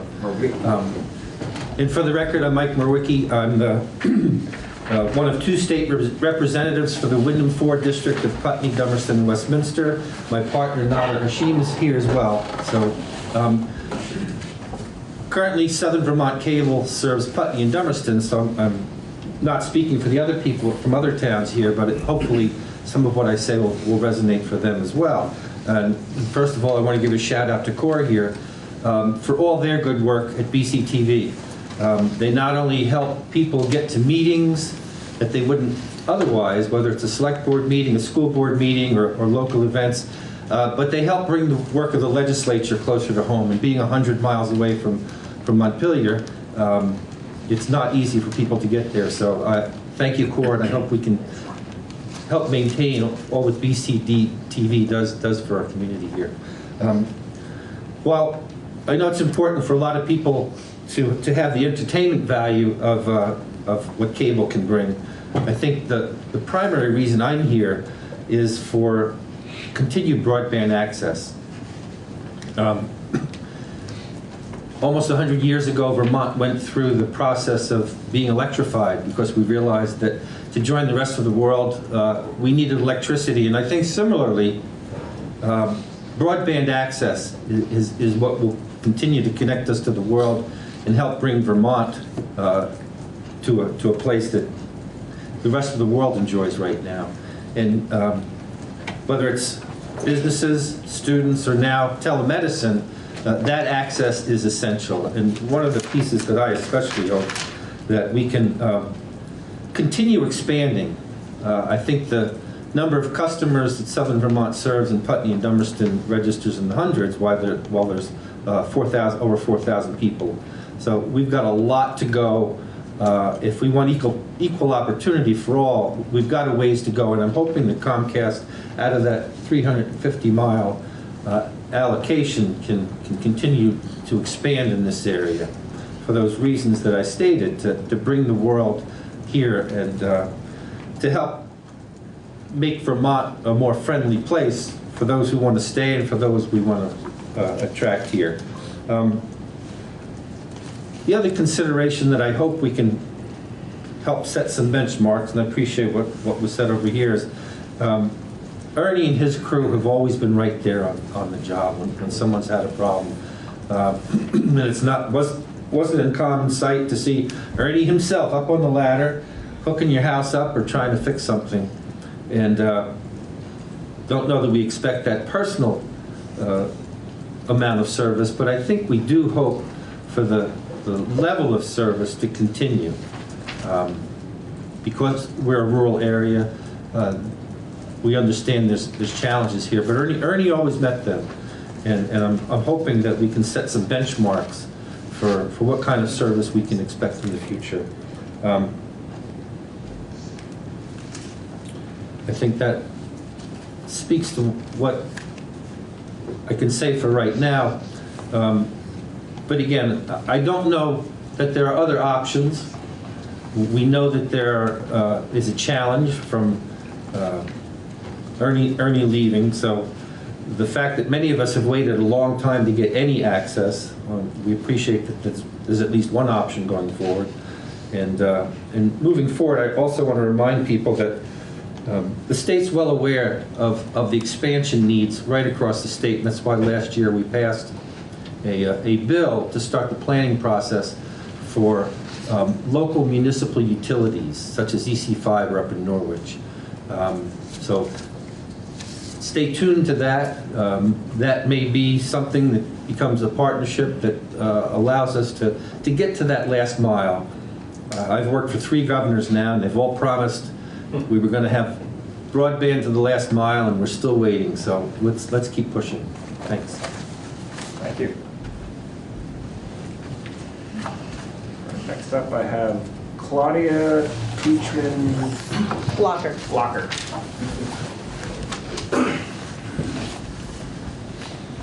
So my name is Claudia Teachman Blocker. I live in Dummerston on the Route 5 side.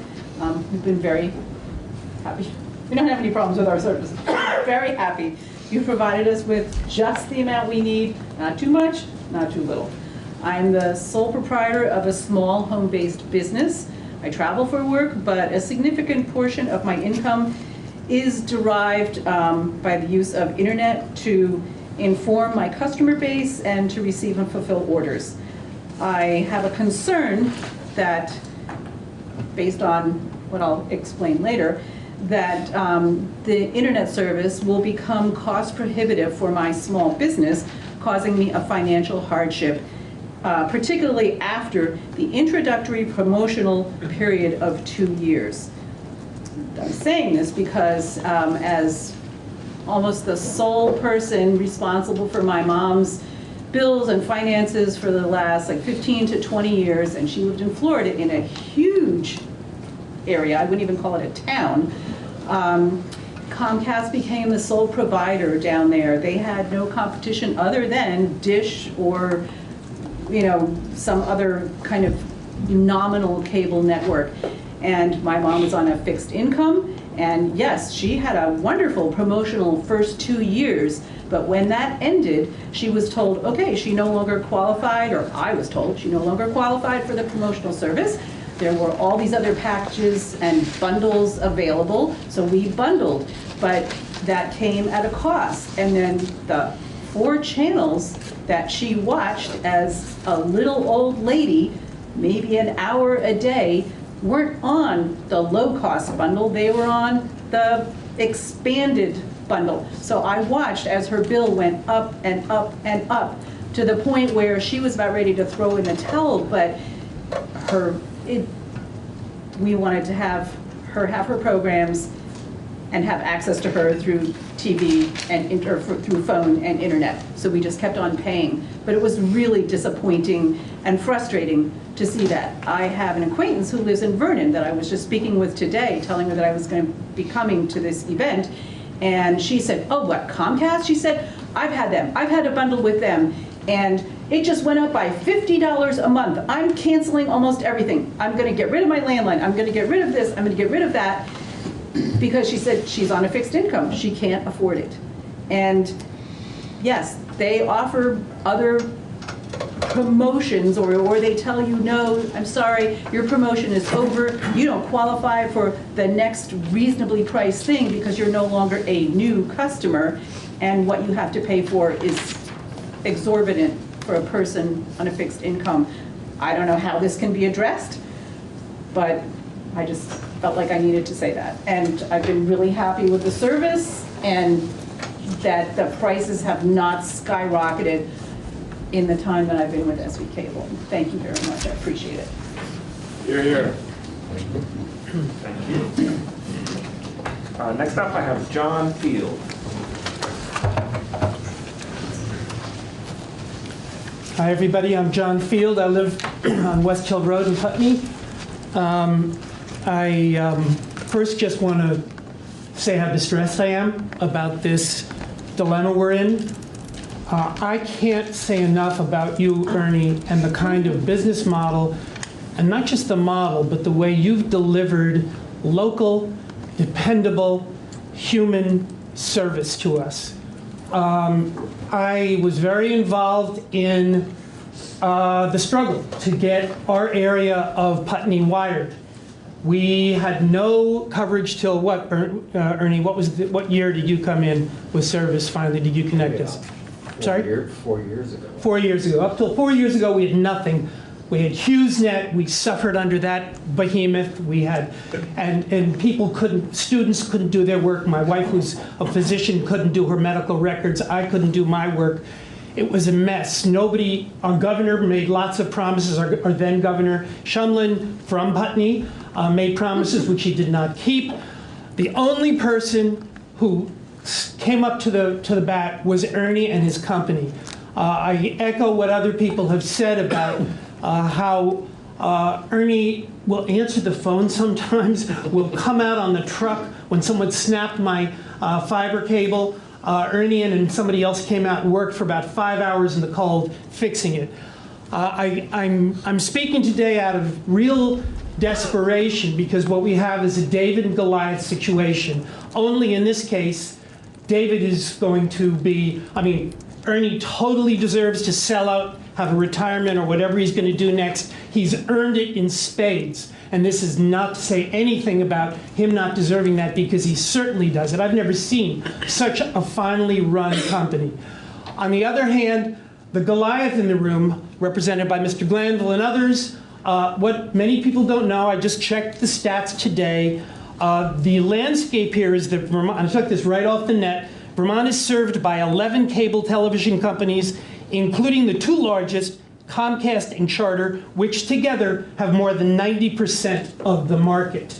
Not what Mr. Glanville said, a highly competitive marketplace.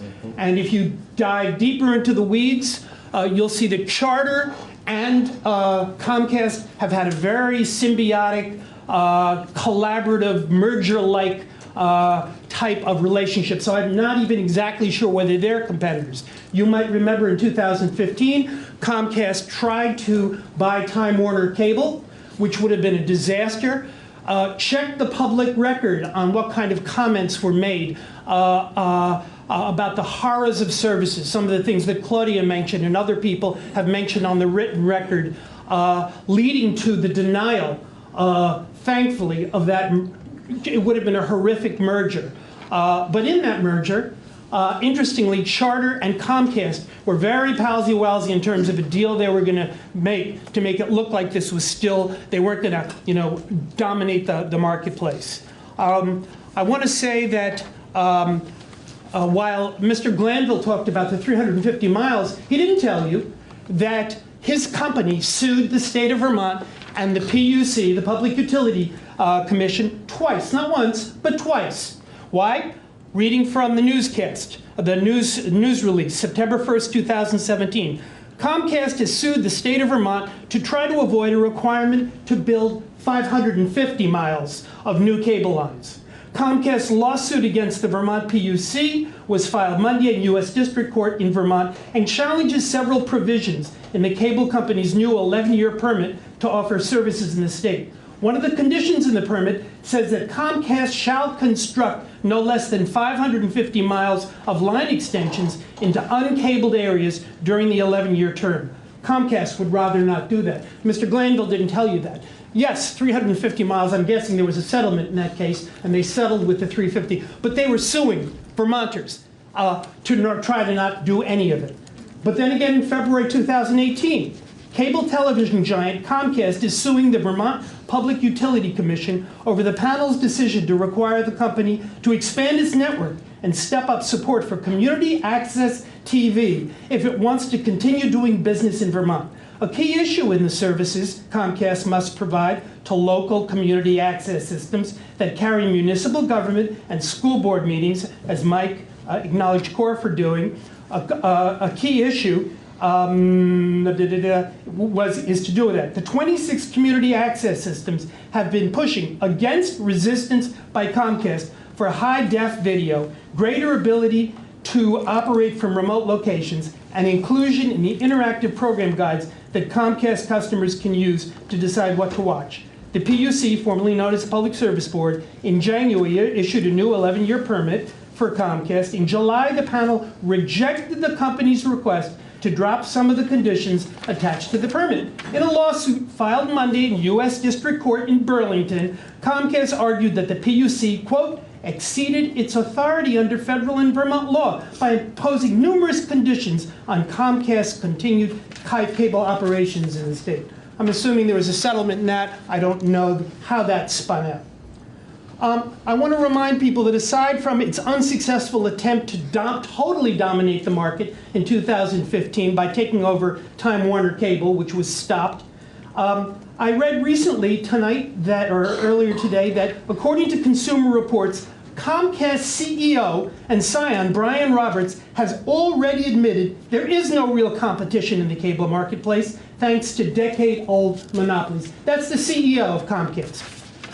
Finally, I pulled up something which was gobbledygook to me, but which the suits and the lawyers in the room know of, 2466C, which is from the PUC's and I guess the state of Vermont's operating laws, Internet Service Network Management, Attorney General Review and Disclosure. And I'm just hoping, although I don't have a solution as what to do instead of Comcast taking over Ernie's wonderful business, I want it noted that here in this 2466C, the Attorney General shall review the network management practices of internet service providers in Vermont, and to the extent possible, make a determination as to whether the provider's broadband internet access service complies with the open internet rules contained in the FCC's 2015 Open Internet Order, and then there's a lot of numbers, but I'll say it for the record, protecting and promoting the open internet.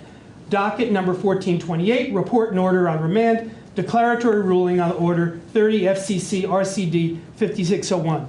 And the Attorney General shall disclose his or her findings under this section on a publicly available, easily accessible website maintained by his or her office. I hope that the Attorney General will make that available in terms of many of the written complaints that have come in to Comcast.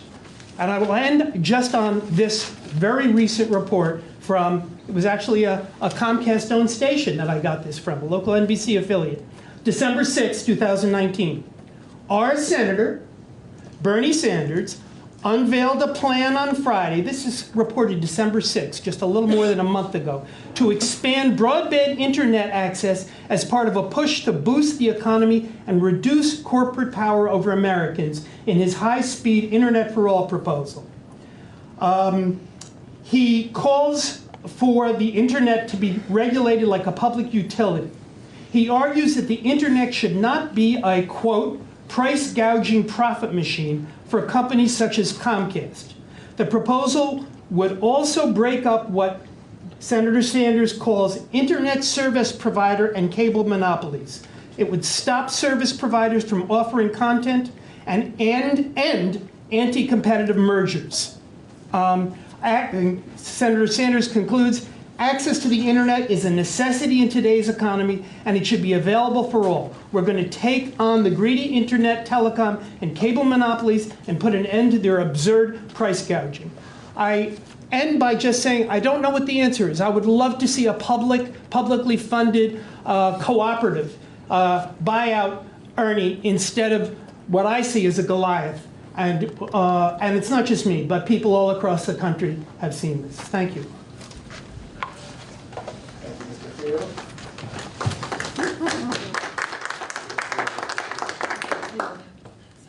Next up, I have a Neil Pelsu as a maybe.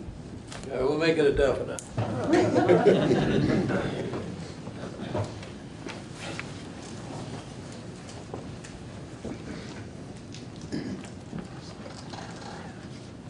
Name is Neil Pelsu. I live on Newfane Hill, and we have had at least 25-year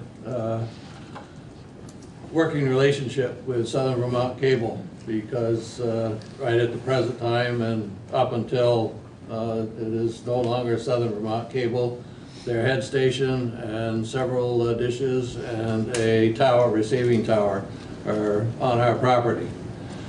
And as many of you have spoken tonight, Ernie and Brother Sam and his crew have spoiled us with the level of service which they provided.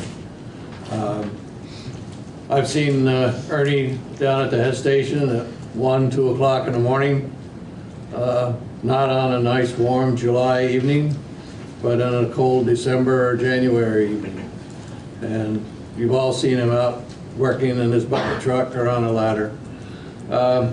So in whatever direction this goes, Comcast needs to know that we as Southern Vermont cable customers are going to be keeping a very fierce eye on maintaining that level of service.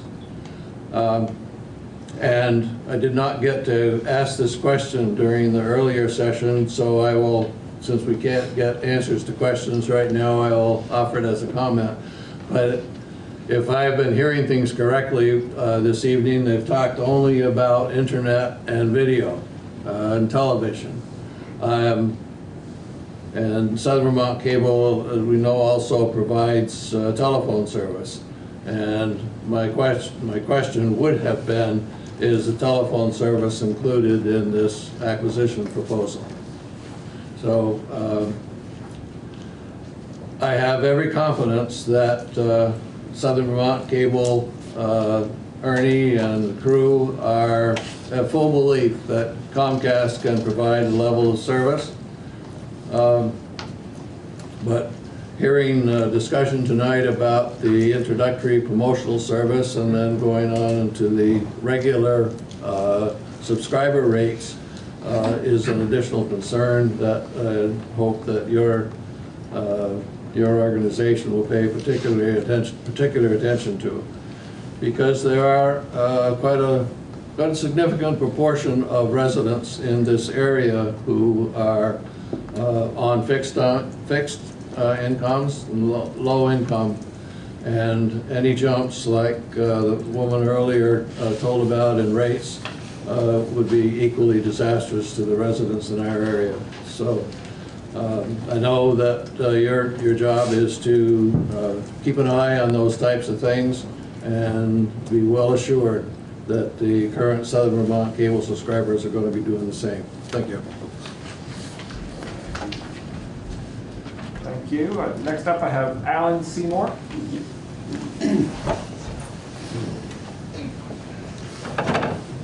I live down on Route 5 here in Dummerston, and I've been a customer of Ernie's for a long time.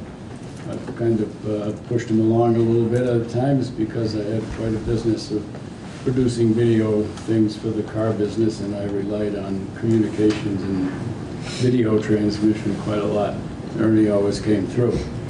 I think the question I asked earlier about whether or not the rates in Dummerston or in our area would be the same as they are in Brattleboro is kind of one that not many people have taken on to, but if you think Ernie's rates have been, I would say, a little higher than Brattleboro's, and I would expect that maybe when this happens, we'd come down to the Brattleboro rate structure, and I would hope that there's some way that we could guarantee that, because that would answer a lot of the questions about the promotions. I looked at it tonight just before I came up here, and I checked to see what the prices were in Brattleboro, and they're somewhat less than what Ernie's had to charge. So I'm just wondering if we can be assured that that will equalize. Thank you.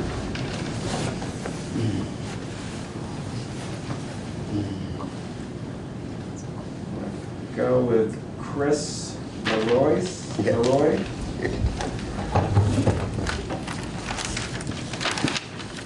Close. Yeah, actually you were really close, yeah. My name is Chris Lenoir. I'm president of the board of directors for Brattleboro Community Television. I wanted to echo some of Cora's remarks about our organization's choice to file for intervener status in this proceeding. But I did want to just address some of the general concerns in the room about local techs being dispatched to handle service calls. And being a Brattleboro resident and somebody who's a Comcast subscriber, I know 2 techs who are fellow graduates of Brattleboro Union High School who are responsive to come out for calls. So there is local presence for that sort of thing. Back to the formal remarks about our decision to file for intervener status in this proceeding. The decision to do so had the unanimous support of BCTV's board, I want to point out a lot of them live in these service areas that are going to be impacted by the sale of Southern Vermont Cable to Comcast. And as Core stated, our primary goal is to ensure that we provide the best resource possible for people in our coverage areas. The media landscape in Southern Vermont is without a broadcast television outlet to report on what's happening with local select boards, school boards, and other municipal entities, which, as Representative Murwicki pointed out, makes BCTV a critical resource for government transparency and citizen engagement in the democratic process. Indeed, we have been told by members of the local print, radio, and digital media just how important our coverage is for them to effectively do their jobs at times. BCTV has enjoyed a wonderful relationship with Southern Vermont Cable. We wish their leadership the best with future endeavors. Our preliminary conversations with Comcast about the impact of this acquisition leads us to believe that we will be able to continue to fulfill our mission to viewers in Putney, Dummerston, Newfane, Townsend, and Jamaica in the same and perhaps even better manner as we have over the years, and we look forward to working with Comcast to achieve this goal. Thank you.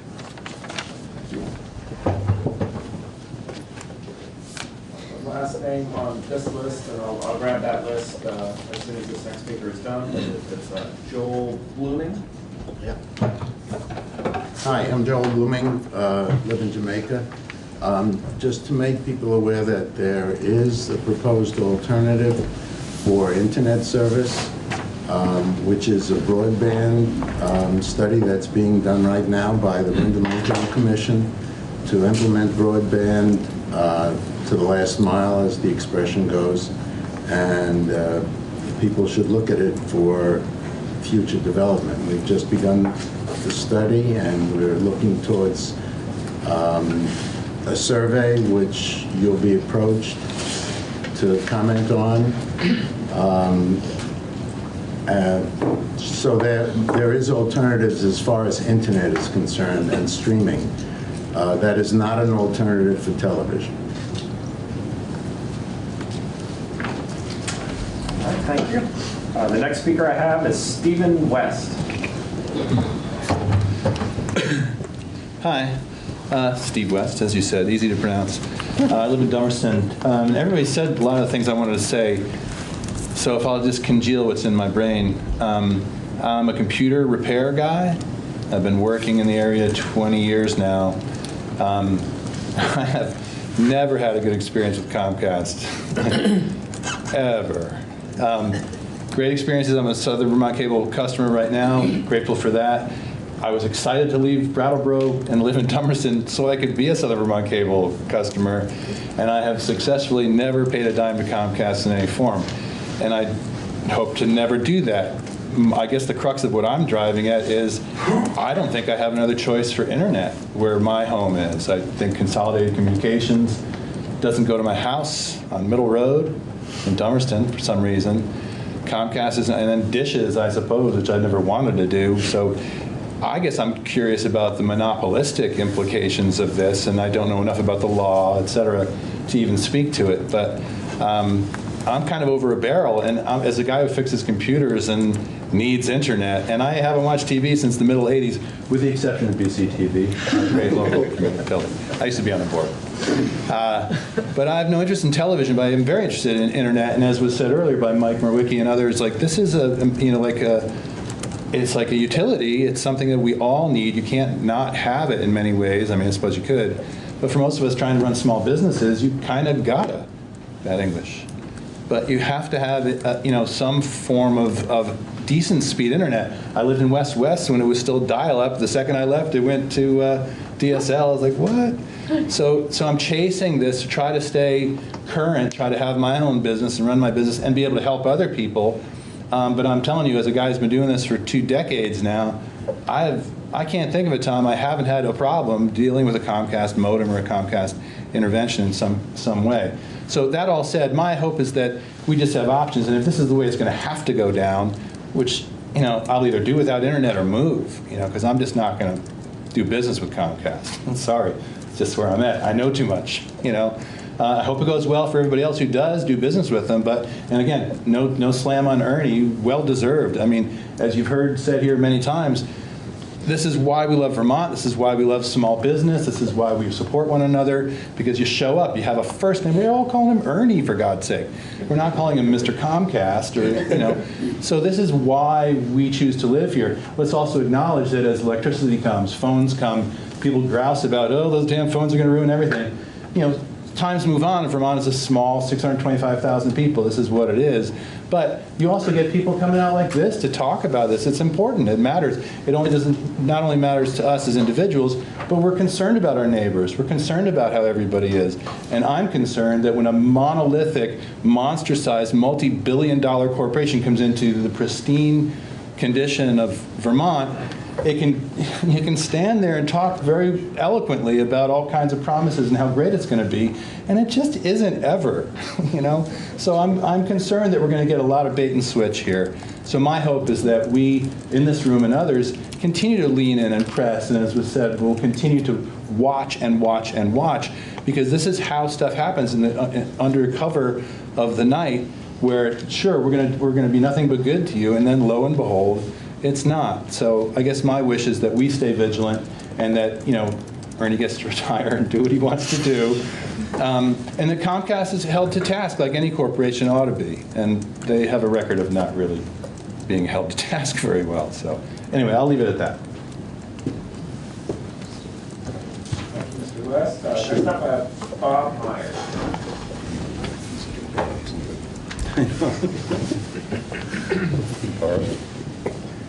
Hi, I'm Bob Meyer. I live in Putney, about a mile through the woods from Mike. And I hate to say it, sound redundant, but geez, Ernie, thanks for everything.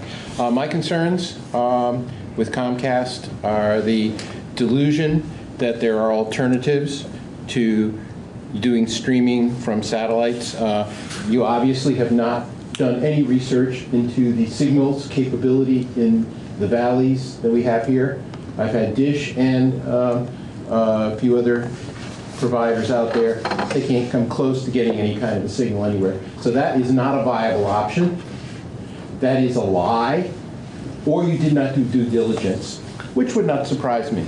I'd also like to make the comment that many years ago, I was one of the founders of BCTV, and we had to fight regularly with the Public Service Board and Time Warner at the time to get them to do anything, even to be held to their contracts. These big conglomerates go along with the public service, the Certificate of Public Good, say we're going to do all this stuff, and then they sue you shortly thereafter, and it's easier for the Public Service Board to go, yeah, okay, you're kind of providing a good service. We're going to let you back out of all the promises that people wanted you to, that agreed to give you that power to have this monopoly. And it is a monopoly.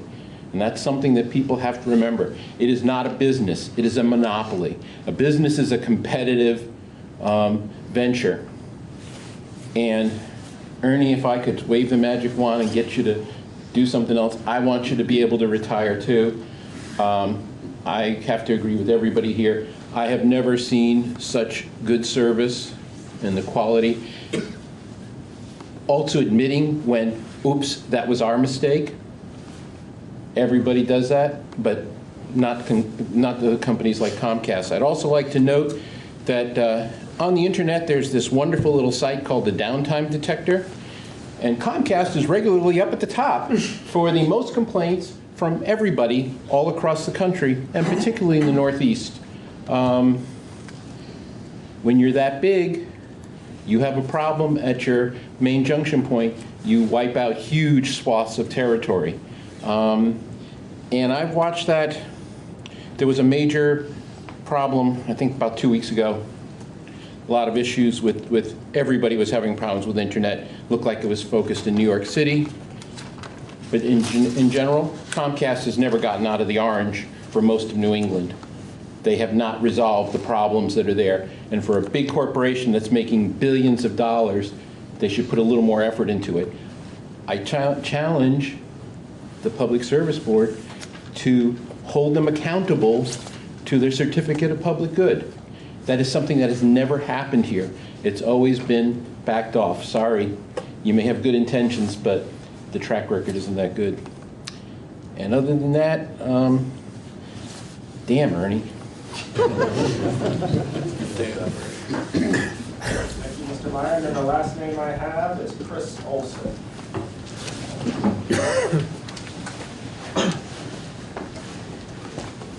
Hi, my name is Chris Olson. I'm a resident of Dummerston. I just want to speak a little bit more in the abstract. We've had a lot of people here, as was mentioned by Steve, that everyone is referring to Ernie by his first name and thanking him for the service. I'm also a very satisfied customer. And in addition to just like an intense work ethic, I would say, there's a level of accountability that we have as people in a small community. We know that Ernie is the person that we complain to if we have a problem, and he doesn't want us complaining to him. It's a pretty simple formula there. Contrary to the Supreme Court, corporations are not persons. And therefore, they don't have that level of accountability. So we are left, by that logic, to the principles of free market and competition to ensure that we get satisfactory service as customers and people exchanging goods and money. But as has also been discussed, in the absence of competition, we don't really have a free market. And there, again, we have no competition. We have no insurance that anything Comcast says that they will actually be held to, because what else are we going to do?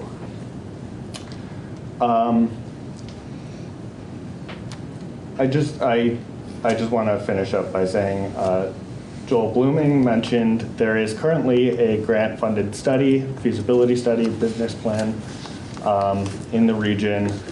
Talk to your town clerk, find out who the town lead is. We are Vermonters. We can build this ourselves. Ernie did it. Let's figure it out. Thank you. Thank you. Did anyone else who did not get a chance to sign up want to speak before we go off the record? Yes.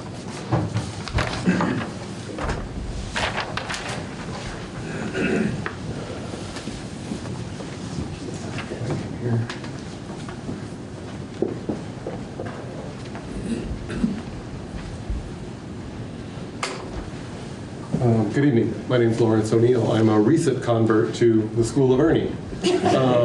About 18 months ago, I approached Ernie about building out cable for our road in Putney. We were surrounded by cable, but our road had none. We had 13 unserved homes. Through Ernie and the Bratt Development Corporation, we were able to get a grant from the state and get cable built out. The neighborhood is happy with the service. Ernie was out at 11 o'clock one night ensuring that we had service, so I understand about that. I don't think any of us here grudge him his retirement, and that is not, we are not here to fight you on that. My concerns are the articulated statements by Comcast, which they made on January 23rd, about the fact that they were raising rates for their internet customers in order to support programming packages and their new streaming network. So not because they're improving internet service, but to support other parts of their business by 3.6%. And through the wonders of the internet here at the college, we were able to just do the quick research. The introductory package for a mid-level internet speed is about $40 a month for 2 years. When that 2 years expires, that rate doubles. 1 year. Excuse me, 1 year. In 1 year, that rate doubles. So this going from an introductory rate to something not reasonable happens relatively quickly. I think what the PUC, and hopefully the Public Service Department, needs to ensure is that we have some sort of protection written into this public certificate of public good that can't be litigated out of some sort of price protection. If they're going to be granted this CPG, there needs to be a price protection built into it. The other thing it needs to have is some sort of guarantee of customer service. If you get on the internet and look, that is the #1 complaint about Comcast is their customer service. Everything from rude operators on the phone to people not showing up to problems not being resolved in anywhere near a timely manner. So that needs to be something that needs to be included as a condition of the certificate of public good.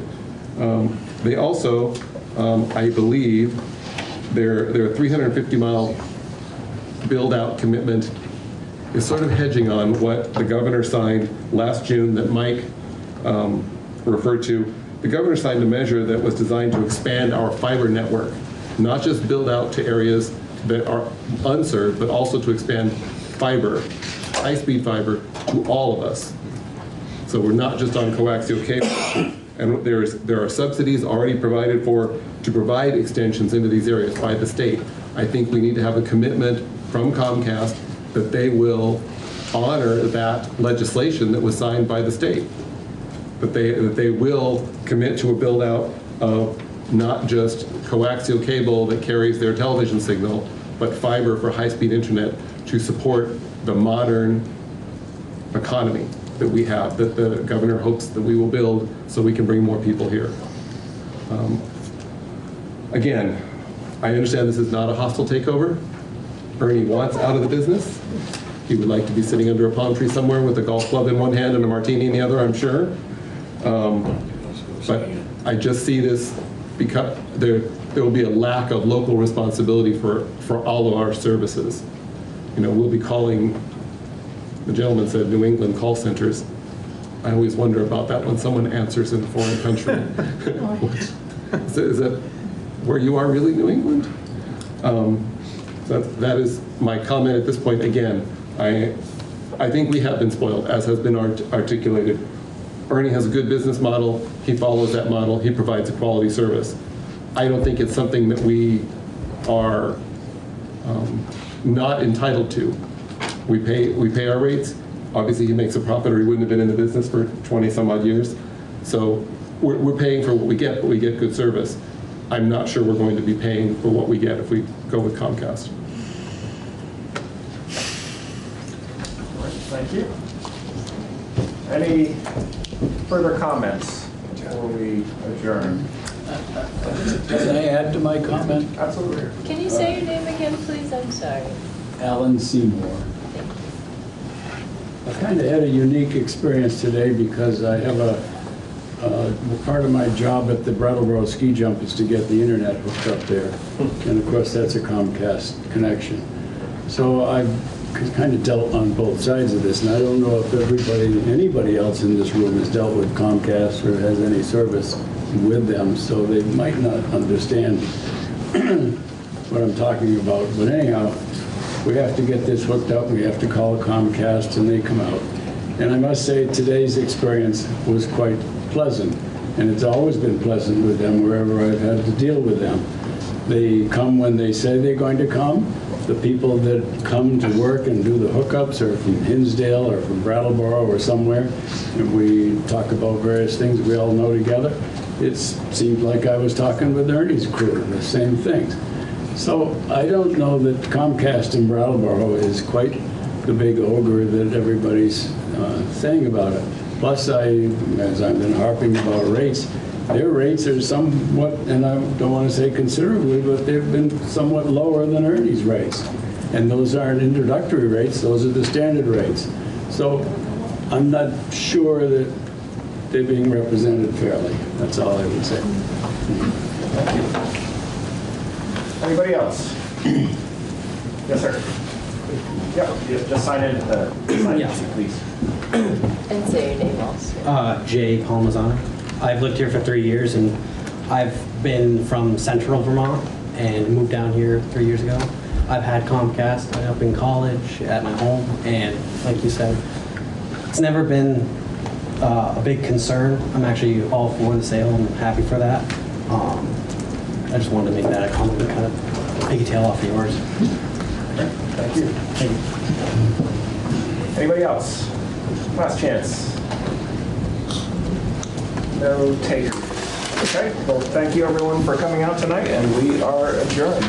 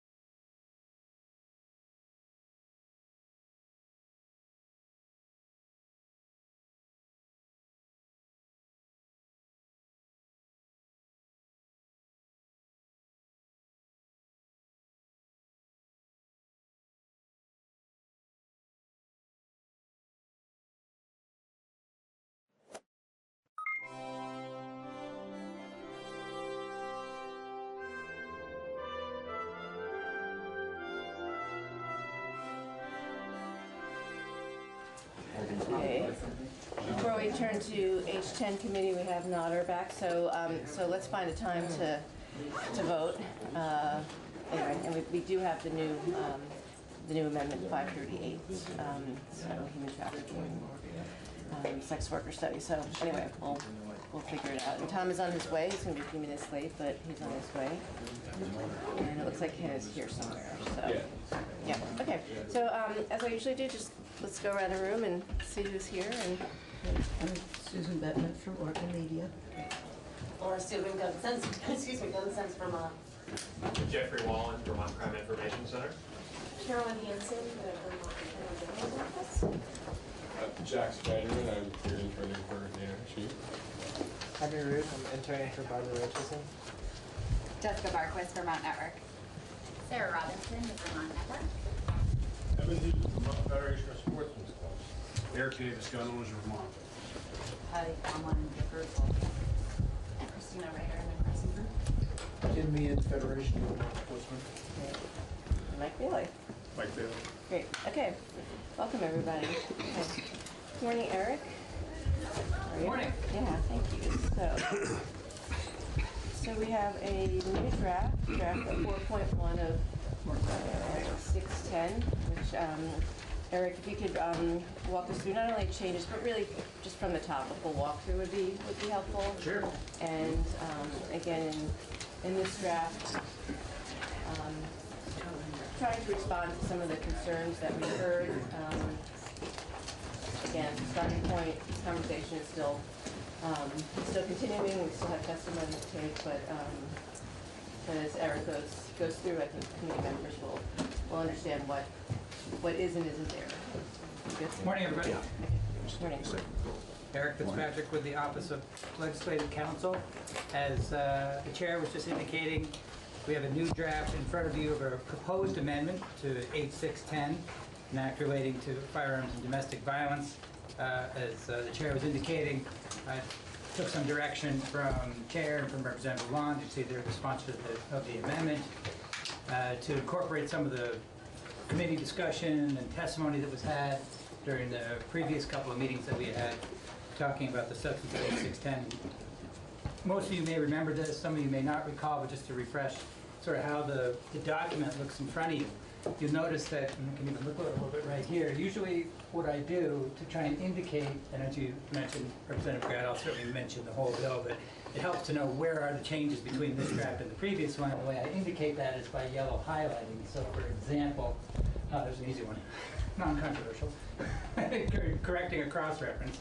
You'll see the way that's displayed is the prior language is struck through and the new language is underlined next to it, and the whole thing is highlighted in yellow. And that's a way to sort of draw your eye to any changes there may be between this draft and the previous one. So that's just sort of a general thing to keep in mind as we take a look at the proposed amendment, page 610. So with that in mind, let's go through the bill itself, is trying to focus on where the changes are as well. Section 1, you probably recall, in fact, the only change to Section 1 is exactly that, just correcting an incorrect cross-reference. But other than that, Section 1 is the same. That is the section that deals with background checks, and in particular, you remember that when firearm sales are made by firearms dealers under federal law, there has to be a background check. It has to be conducted via the National Institute of Criminal Background Check System, also known as NICS. When NICS comes up with, does the check on the proposed purchaser, and the idea behind that is that to determine whether or not this proposed purchaser is prohibited from possessing firearms. If they're a prohibited person, maybe it's because they were convicted of a certain crime. It could be because they're a fugitive from justice. Maybe they're subject to a relief from abuse order. There's a list of prohibited categories that a person might fit into. And the NICS background check, if they discover that, will let the dealer know that the person can't possess a firearm and the transaction can't go forward. There's a provision in federal law, though, you may recall, known as the default proceed. And that means that if there is no answer received from the NICS background check within 3 days, then the transaction can still go ahead. It can still proceed. So what Section 1 does is it takes a different approach for purposes of Vermont law and says that you're not going to go the default proceed approach, and instead proposes that in order for the transaction to go ahead, there has to be a positive response from the NIC system that says, no, this person does not fit into one of the prohibited categories. It's okay for them to possess, so the transaction can go forward. So that 3-day default proceed process would not be the case for firearm sales in Vermont, whether by dealers or by private persons, assuming that you don't fit into one of the, remember there's some exceptions for some firearm transactions between private people aren't subject to the background check, like immediate family members, law enforcement, those kind of things. But if you don't fit into one of those, then you have to get a positive response from NICS before the transaction can go ahead. You turned it off. Oh, thanks. Put this in that makes stuff. Where's that going? Right Oh, I see. under the C in judiciary, on the other side of it. Under the C? Oh, on this thing? Yep, on this. Yep, yep. Thanks. Tech guy already. Well, I keep stealing it. You know, yeah, when you booby trap something, you know how to disarm it. Thank you.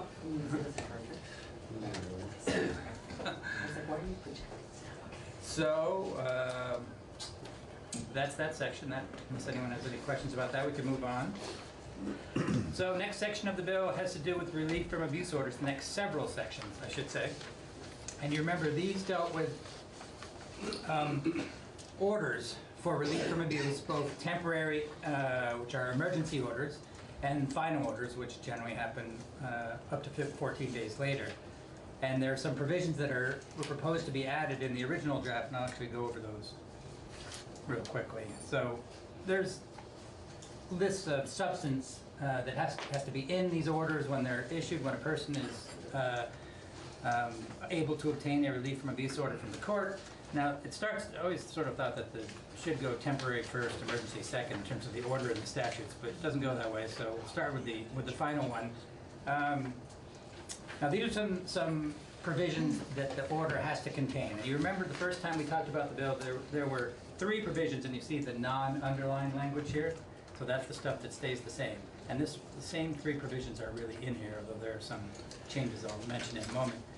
But these things basically involve immediate relinquishment. That's number 1. You see Roman numeral lowercase 1 there. Immediate relinquishment until the expiration of the order of firearms in the defendant's possession. So that has to be in the order. I should say, unless subdivision 4 applied. That was in the original language. We'll get to that in a second. The second piece involved prohibiting the defendant from residing at a residence where firearms are present. And the third was informing the defendant that they can't possess firearms. So these 3 things had to be in the order. And the way it was written originally, there was an exception, the subdivision 4 thing in line 17 that you see, that had to do with, that permitted the defendant to be testify under oath of the judge. Remember that the judge could question the defendant about whether or not they had firearms, and if that were the case and they testified under oath that they didn't, then they wouldn't require relinquishment. So maybe 2 real concerns that came up here. One was, remember Judge Grusin mentioned, that could be a self-incrimination constitutional problem, that forcing someone to do that either they wouldn't testify or they might be put in the position of incriminating themselves. So there was some concern on the questioning the defendant piece for that reason. So you see what this draft does is it strikes that. So it gets rid of the questioning of the defendant completely. It's because that language is struck there. And then if you go down to subdivision 4, which is right there, lines 7 through 11, struck. So the proposal is get rid of that. There's not going to be any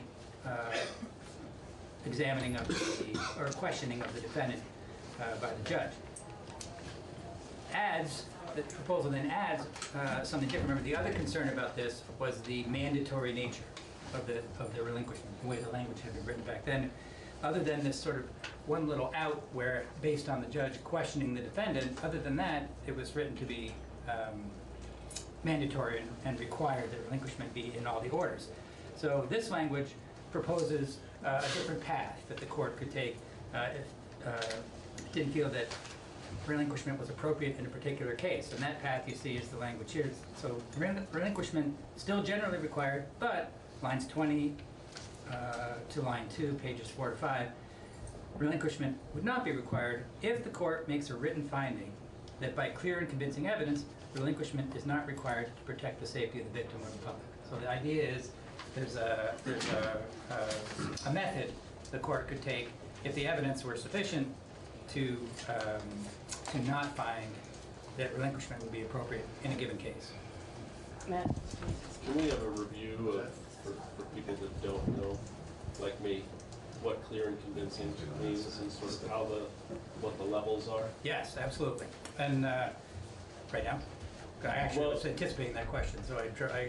Oh, if you want to, if you have a better way of doing it, then go with your way. No, it's exactly exactly what you're asking. But if you have a method that you're working around to it, go through your presentation the way you want to. No, your timing is perfect. I was going to segue. You segued me right into it, so thank you.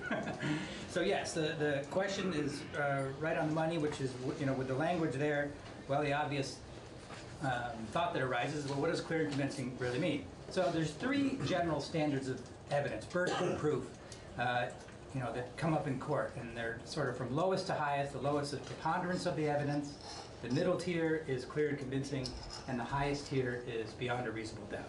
So beyond a reasonable doubt, probably very familiar to everybody, that's the standard from criminal cases. Really no doubt whatsoever that a reasonable person could not conclude any other way than in the manner of the finding that is proposed. So beyond a reasonable doubt, really no doubt whatsoever. That's the highest. The lowest, the sort of the least amount of evidence required, is preponderance of the evidence, and that's what's ordinarily used in civil actions. So you got the criminal one, beyond a reasonable doubt. Civil actions, ordinarily preponderance, and that means, I'm just quoting from a couple of cases in law dictionaries, preponderance of the evidence means a degree of evidence that, while not sufficient to free the mind wholly of all reasonable doubt, is still more convincing than the opposing evidence, and is sufficient to incline a fair and impartial mind to one side of the issue rather than the other. Burden used in most civil trials, and generally says, the jury is instructed to find for the party that, on the whole, has the stronger evidence, however slight the edge may be. So it could be just a very slight difference, more likely one than the other. Sometimes in percentages, it has been referred to as 51 versus 49%, just barely one side or the other. That's the preponderance standard. So there, you got your two extremes there, right? The lowest and the highest. Middle one, clear and convincing. Sometimes used in different statutes. The legislature will do it. Sometimes the court will require the standard as well. Clear and convincing evidence means evidence indicating that the thing to be proved is highly probable or reasonably certain. That's the sort of terminology that's often used. Highly probable or reasonably certain. And it's sort of self-evident, but of course, there's stronger evidence than a preponderance, but less evidence than a reasonable doubt. So that sort of locates where it is on the continuum, right? But that's sort of the sense of it. And in some ways, they're Can I keep going? Yeah. So this is a civil action. Is it unique to have a clear and convincing? You mentioned that it's mostly that preponderance is typically done in civil. Is it unique to civil to have clear and convincing used? By unique, do you mean it would never come up in a criminal situation? No, as in, if typically in civil cases, right, preponderance is what's used. Right. What we're seeing here as being the threshold is clear and convincing. So right, it's asking for a higher threshold. Correct. Is that unique or unusual? No, I think I would say it was less common than preponderance, certainly. But that it's common for the legislature in certain situations. For example, I'm just thinking of one just because I was just talking about it this morning in a different context. But for example, the civil commitment standard in Title 18, when a person is civilly committed for involuntary mental health proceedings, is a clear and convincing standard. Involuntary medication is a clear and convincing standard. So the legislature, it's not unusual as a policy choice. It's certainly totally up to you. Right. But it's not unusual for the legislature. But there's precedent for doing it in this area. Yeah. Another question is sort of trying to compare different rights and sort of the standard that's used to look at what's necessary to take away a right from someone. So what is the standard for a search warrant? Probable cause. So it's even a lower threshold. Probable cause is interesting. It's a different formulation because it is a burden of proof, and you could say it's somewhat similar. It bears elements of some of the others, but it's because it comes up in a different context. It doesn't necessarily fit neatly into the preponderance, clear and convincing, beyond a reasonable doubt sort of continuum. Is there a better example that I should be asking of what's the burden of proof required to take away a right from someone? No, but I think as it happens, that's exactly what the courts have said with respect to the other issue I just mentioned, because I happen to have been reviewing some cases about involuntary commitment and that sort of thing, and the court specifically said, you know, you're taking away somebody's liberty interest. Yep. Exactly, and for that reason, you need a higher threshold. Yeah. Okay. So Eric, is there a definition for probable cause, or how would you explain probable cause? There is. That one I was going to kind of wait, just because later on in the bill, you'll see it's set up that warrants are based on probable cause in one situation and reasonable suspicion in another. I'll give you a little preview now, though, but I'll get to that in a little more detail. But I guess in a nutshell, the courts have said that clear and convincing evidence is a appropriate threshold for removing a right from someone who has the right to live. Yep. Okay, thank you. Yep. So I'll put that probable cause and suspicion on, unless you prefer to hear it now. That's fine. Great. The way you want to do it. Sounds great. Thanks. So that's the one piece of the order that we're talking about, right? That the relinquishment generally stays in. Take out the examination of the defendant by the judge, but put in that there has to be a clear and convincing finding that relinquishment is not required to protect safety. That's the proposal. Second piece, similar, remember, also had a piece in the order that it would be required to prohibit the defendant from residing at a residence where firearms are present. This is just the same language we just looked at. Again, provides the court an out to say, well, it doesn't have to necessarily prohibit the defendant from residing at those residences, because the option is established here, proposed I should say here, for the court to make a written finding that by clear and convincing evidence, relinquishment is not required to protect the safety of the victim and the public. So based on the particular circumstances, whatever they may be, it looks like residing at the residence is not going to be necessary, then the court doesn't have to include that in the order, as long as there's a finding that that could be done without impacting public safety or the victim's safety. Does that make sense, everybody, how that works? No changes to the next piece. This is just the information piece that has to be in the order to inform the defendant that they're prohibited from possessing firearms. That's the same as it was. There is a new provision ordered, though. You see this is lines 9 through 11. This is added to the order, and this would be that if the order does require relinquishment of firearms. Remember, because it's an if, because we just proposed in subdivision 1 up there, relinquishment may not be required, right? If the court finds, well, by clear and convincing evidence, not necessary to protect safety, then there wouldn't order relinquishment. And if what this subdivision 4 says, well, if the order does require relinquishment, then there has to be information included in it regarding the type and location of firearms subject to the order. I should say all available information, so it doesn't require a proactive search. Just that if there's information available about the nature, the types of firearms and where they are, that has to be in the order when it's issued. So we talking make, model, what are we talking about there? That's a good question. It's not specific about that. It just says type and location. You know, you might want more clarity there. That's a good point. Throw in serial number while you're at it, please. Yeah. Make, model.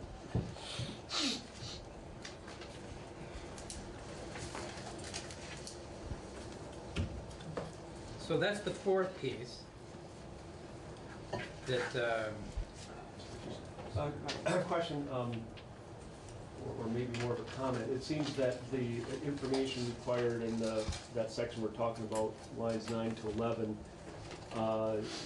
presumably could be coming from the affidavit in support of the relief from abuse, and that's addressed at page 9.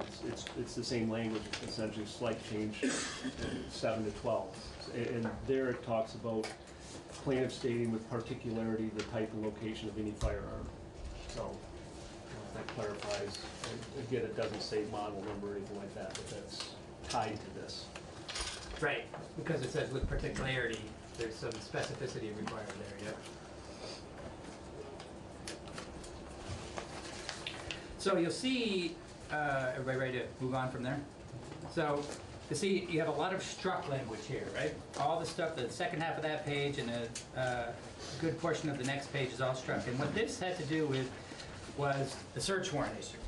Remember, there was a big discussion under the previous draft. A search warrant could issue at the same time as the relief from abuse order. So at the same time the RFA was issued, temporary or emergency, the court could also issue a search warrant and a warrant for the search and seizure of firearms from the defendant. The court found probable cause to believe that the defendant had firearms. So it would happen at that stage of the proceeding, right when the relief from abuse order was issued. The court was given the authority to issue the warrant. So the language, you see the language is struck here, so that's taken out. So this proposal does not have a warrant being issued at that time. It's moved to later in the process, and we'll get to that in a moment. But so you see it's struck, it doesn't mean it's taken out of the bill entirely, but it's struck from this stage of the process, and the warrant option is provided later in the proceedings, after the officer has served the order. And if at that, we'll get to the details of it, but the big picture is, after the law enforcement officer serves the relief from abuse order, which is what happens now under current practice, that's the way it works, but after that happens, if the officer has probable cause or reasonable suspicion to think that the person does have firearms, then you sort of track into the path of how a warrant might be issued. Does everybody see that? How it's later in the proceedings. It's not when the order gets served, it's afterward that the officer can go apply for a warrant. So that's the proposed change in the timeline in this draft. So we'll get to that in a moment. So it's struck from here. Eric, yeah. So what you're saying, is that leaning more toward, I don't know the right terminology, but your standard due process? Or what exists now, is that what you're... Yeah, the way, the new proposal, is that more the way things are usually done as far as due process goes? I think that... do you understand what I'm saying? Yeah. I'm not even sure. So. No, I think maybe what you're getting at is it's more of a search and seizure issue. You're right, it's a constitutional issue, but I think the reason it was sort of a novel approach in the way the language is written at first is because the warrant is issuing before there's necessarily probable cause to believe that the person's committing a crime. Right? And that's why that language was in there. Remember, I discussed this New Jersey Supreme Court case, which had sort of said, well, under these circumstances, you can issue the warrant at that point in time. So this approach, because it moves it later in the proceedings, at that point, there is going to be, if the court's going to issue a warrant, there is going to be probable cause to think that a crime's being committed. So you've moved it to a stage in the proceedings where you don't have that concern anymore. And that, I think, is kind of addressing what you're getting at. Yeah. Okay, thank you. Yeah. As Representative Lalonde was mentioning, one of the sections that was in the bill previously also has to do with the form complaints that the court has for relief from abuse. They have these forms that people fill out now, and this puts some specific language in there that what the complaint and the affidavit have to include, and this is sort of line 16-ish, include specific provisions collecting information about the defendant's firearms. Now, the one change here, and then line 18 is what Representative Lalonde mentioned, including requiring the plaintiff to state with particularity the type and location of firearms. And Representative Gosselin, this kind of goes to what you were asking about as well, that particularity point. The proposed change here is that, as originally drafted, the questions to the plaintiff, to the person asking for the relief from abuse order, required him or her to state with particularity the type and location of any firearms. Right? This changes the required to permit. So, not necessarily not required that the plaintiff answer these questions, but it permits the plaintiff. answer this question.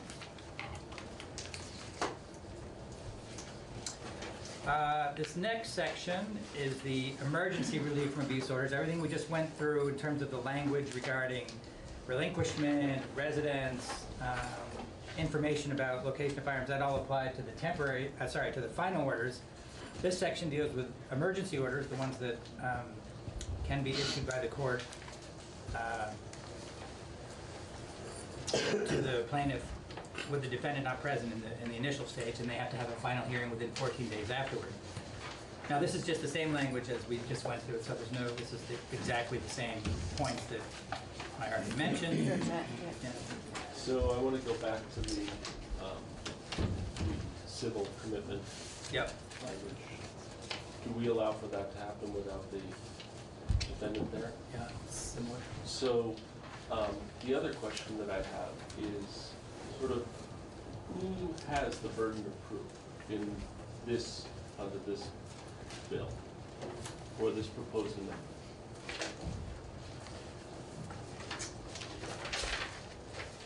I believe the code, it looks like the way it's phrased now, the court has to make, you mean the clear and convincing? Who has to prove to that standard for,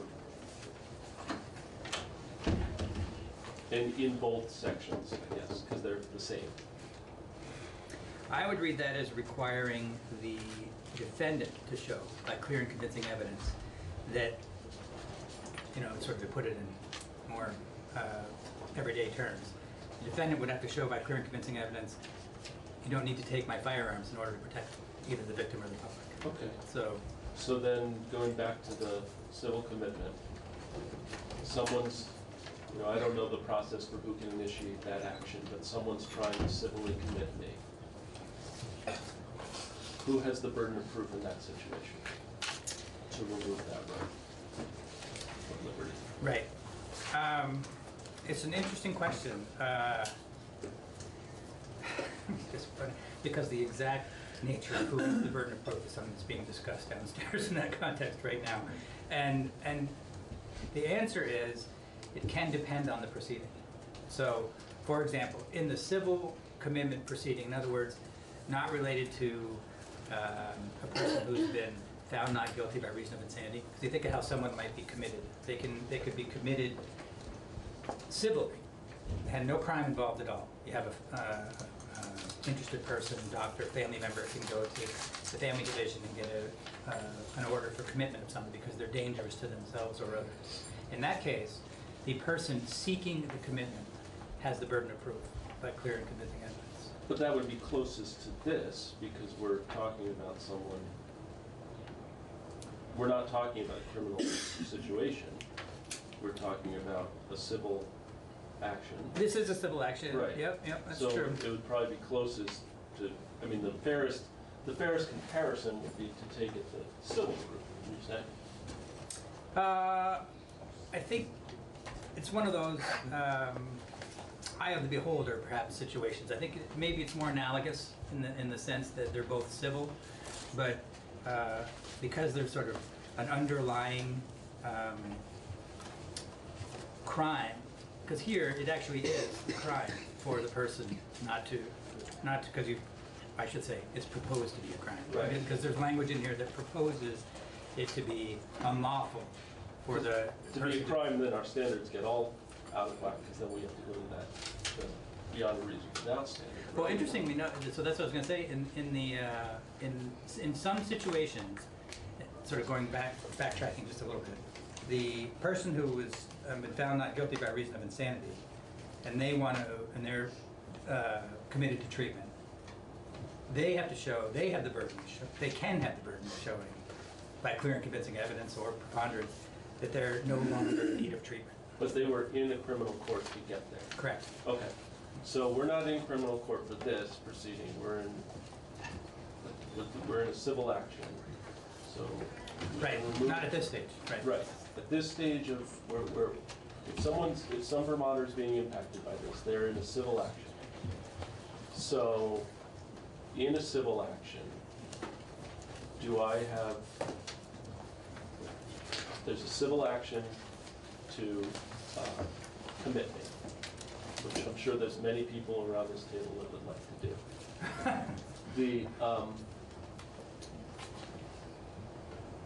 Do I have to prove to clear and convincing evidence that I do not need to be committed in order for that action to not happen? No. No. No, the state has to prove by clear and convincing evidence in that situation Okay. that you are a danger to yourself or others and therefore should be committed. So in that case, to remove the right of liberty, we've said that the defendant does not have to prove to clear and convincing evidence, the plaintiff or whoever. This is a problem whenever someone who isn't a lawyer tries to talk in the Judiciary Committee. But the other person would have to prove that I should have my liberty removed. Correct. And in this case, we're saying that I would have to prove that I should not have my Second Amendment rights taken away. I would have to prove that. The other person would not have to prove it. That's the way this is written. I think that's a fair statement. Yeah. Okay. Thank you. So Eric, since we're using civil commitment as a comparison, what's the timelines? How often is somebody committed for the orders? I'm just wondering if it's really apples to apples in terms of a civil commitment procedure and what's here in terms of the time frame. You know, is it 10 days, is it 14 days, is it up to a year in terms of when somebody is civilly committed, can be civilly committed? The timeline is if the initial order can be up to 90 days. And then within that 90-day period, there has to be a subsequent review to determine again whether the person's a danger to themselves or others. And then if the court says they are, and they will remain committed, then the next order can be up to a year. So they can be then committed on continuing orders of up to a year at a time. Can I just back up a little bit before the emergency relief? On page 6, D, that language was struck about law enforcement agencies shall be immune. Yes, but that's going to be, it's only moved. You'll see it, it's still in the bill. It's still in the bill, just a few pages down. Okay. Yep. Thank you. Yep.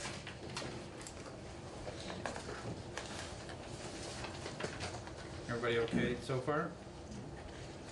So, as I was mentioning, the changes to the emergency orders are the same as the changes that we already went through with respect to the final order. So again, immediate relinquishment required unless the court makes the clear and convincing finding that we were just talking about. Same thing with the residence, can't reside at a residence where firearms are present unless the court makes the clear and convincing finding. No change to the basically information piece of the order, which is informing the defendant that they are prohibited from possessing firearms. And again, the same language is added that we mentioned in the final order context as well, and that's if the order requires relinquishment of firearms, again, because the order may not, but if it does, it has to include all available information regarding type and location. Again, the warrant language is struck here because the warrant is not being issued at this stage of the proceedings anymore. It's being moved further on, so again, it's moved, and you'll see it appear later on, but for purposes of thinking of the chronology of when this happens, the warrant wouldn't be issued at this stage, so this doesn't, the language shouldn't appear here anymore, then it doesn't.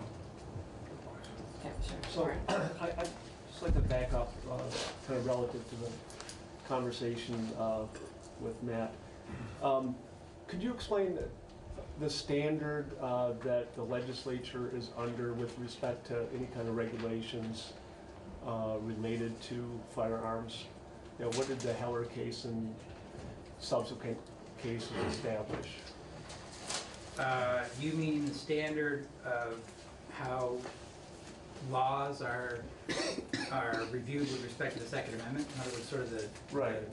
As far as rational basis, intermediate scrutiny, strict scrutiny. Is that kind of what you're getting at? And the reason is, I mean, that we're establishing the presumption here that firearms are to be relinquished unless there's this other showing.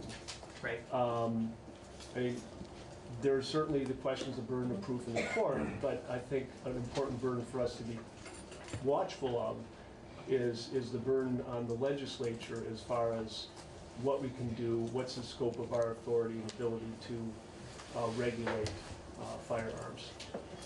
Right.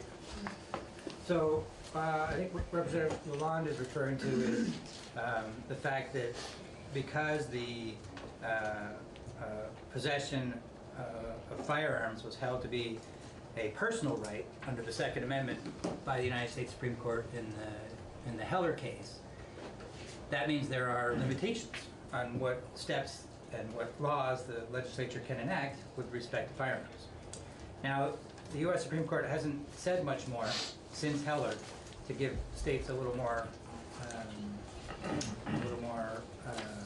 detail about how those limitations might look.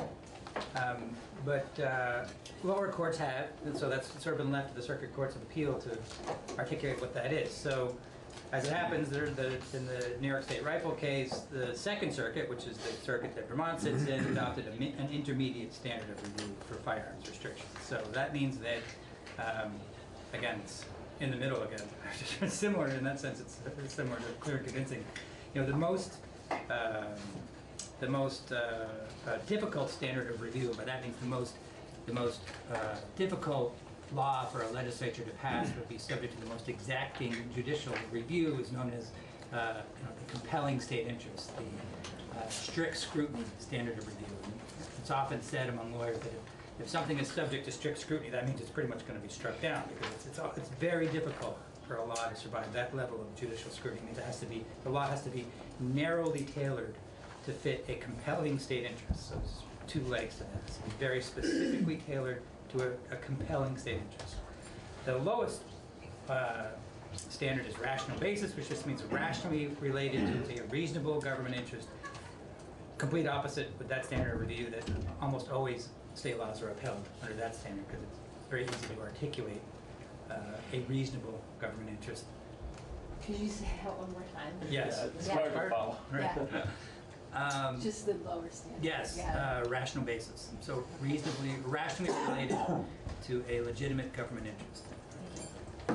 And again, I'm sort of doing this on the fly. I hadn't researched this right for today, so I want to preserve the right to correct my testimony on a later basis, right?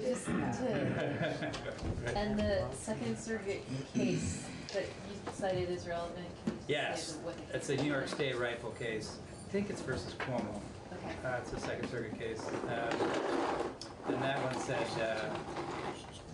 one said that for purposes of firearms regulation, again going off of the U.S. Supreme Court decision, Heller, and Heller didn't say what the standard of review would be. So it left that question open. That's why the lower courts have had to kind of wrestle with it. And not all courts have reached the same conclusion. But the Second Circuit, the one Vermont sits in, said intermediate scrutiny, which is the middle level of scrutiny, which I think is substantially related to an important government interest, I think. So again, you see some of this is semantics, right? So it's sort of like, how do you decide whether an interest is important versus compelling versus reasonable, you know, or legitimate, I should say. And how do you decide whether something is narrowly tailored, substantially related, you know, sort of going down the tier by saying those. And that's just, but all I can say with that is that courts have been using those standards for many, many years, and they're familiar to litigants, and they're based on the facts and circumstances of a particular case. But you at least can speak generally to say that the level of review that the court gives, in this case, firearms regulation, is in the middle, as opposed to the most exacting or the most deferential. I don't understand what I don't understand what the relevance is. Could you explain that, Mark? Yeah, sure. I mean, the relevance is that we are setting up this procedure where there is a relinquishment of firearms, and if I can use your language, that giving up the right to have firearms in a particular situation.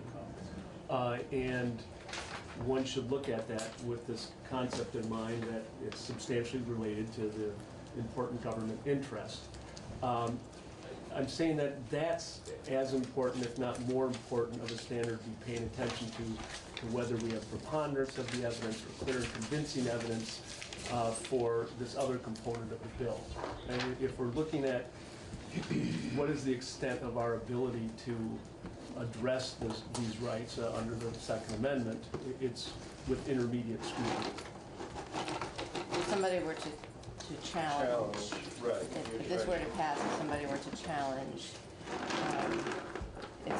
what would the court's review be of the legislation? And so that's sort of the overarching thing to keep in mind in terms of constitutional viability. I mean, we can never say something is absolutely constitutional. Oh, yeah. I wasn't trying to make a constitutional argument. I'm trying to understand for myself. Right, no, I know. The last thing me as a non-lawyer would do is try to say whether something... I know you weren't, but I think it's two ways of looking at it. It's the context of, you're really focused on preponderance convincing, which is important. I'm not denying, but I think that bigger picture is something to keep in mind as well. That's all. Thank you. So, I think we were just sort of finishing up the continued review of the language that's been, the warrant language that's been moved from the initial stage of the proceedings to further down the timeline when the officer serves the relief from abuse order. And typically, you'll see here that there's some new language.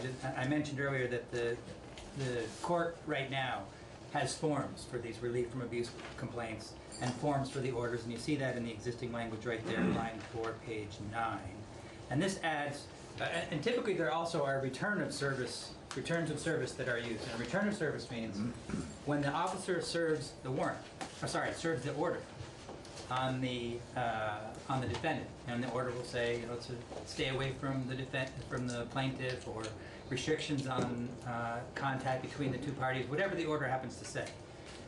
Typically, there is a return of service, and that means that the officer takes the return of service and brings it back to the court. It shows the court that the order was served. So there's a record that this service happened. That's what a return of service means. And that doesn't just happen in this case. It happens when warrants are served generally. It's a standard piece of operating procedure in the court.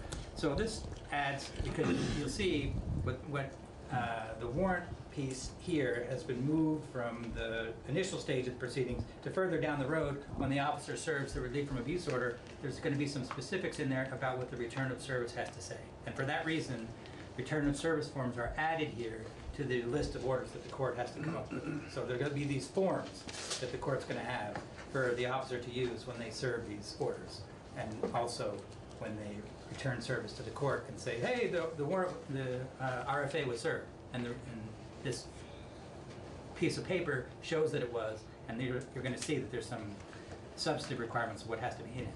But as an initial matter, this says, well, the court says to the court, have these forms ready for the officers and the plaintiffs and the defendant and the plaintiffs primarily to use, so that it makes it easier for people, I think, to operate this whole process. So lines 9 and 10 we saw before. Again, this is the same thing that was in the final order section that we already looked at. The questions on the complaint from relief from abuse and the affidavit don't require the plaintiff to state anything about the firearms, but it permits the plaintiff to state that. No changes to section 4. That's the new criminal provision around a person who's subject to relief from abuse order not being allowed to possess firearms, similar to the federal law in the sense that the federal law already prohibits someone from possessing firearms if they are subject to a final relief from abuse order. This one, in addition, adds the emergency temporary relief from abuse order. So for that person would be prohibited for purposes of Vermont law, but not federal. Whereas if it were the final order, you'd be prohibited by both. Does that make sense, everybody?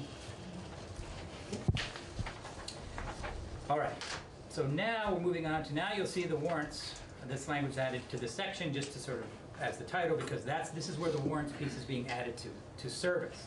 So it's not happening at the beginning when the order is initially issued. You'll see that it's going to happen later on. So This is highlighted here, but actually that's existing law, lines 11 through 17. I just highlighted the whole subdivision there because there's some changes being made to it overall. But there is some, this is existing language that, and we talked about this too, this initial piece right here, actually, was discussed when the committee was talking about the domestic violence bill, committee bill.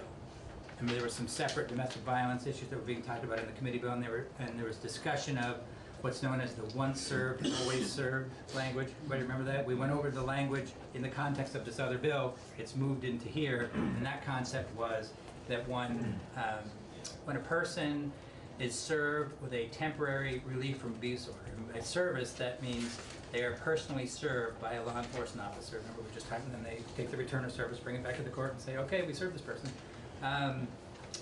When that happens, the same person in the same matter can be served with the final order by first-class mail. Everybody see that? So they've been served once already, personally, which is a constitutional requirement for due process. And they say but this allows the subsequent, because for example, let's say the person, and actually if you look at lines 14 through 16, so imagine sort of the chronology of how this happens. Frequently, if not mostly, at the emergency temporary relief from abuse order stage, the defendant's not there. Right? They're getting that from the court, defendant's not there, but the defendant has to have an opportunity to participate at the final hearing that has to be held within 14 days. So you get the emergency one, there has to be a hearing set up within 14 days, the defendant has a right to be at that one.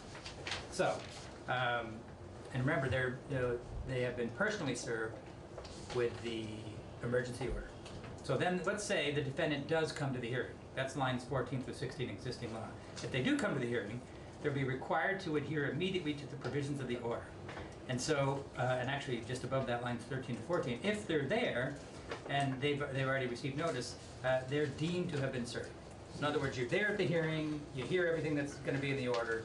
In that case, you're going to be required to adhere to it. It's obviously comports with the process of the situation to assume that the person knows about what's just been said to them. And this is all existing? That's all existing, right. So this addresses a situation where, say, the defendant wasn't at the final hearing. They weren't at the initial one, because usually they're not. The law officer came, found them, served them personally. But they don't show up for the final hearing. In that case, that's what this language addresses. It says, all right, well, the court shall serve the order by, oh, I'm sorry, I skipped to line 20.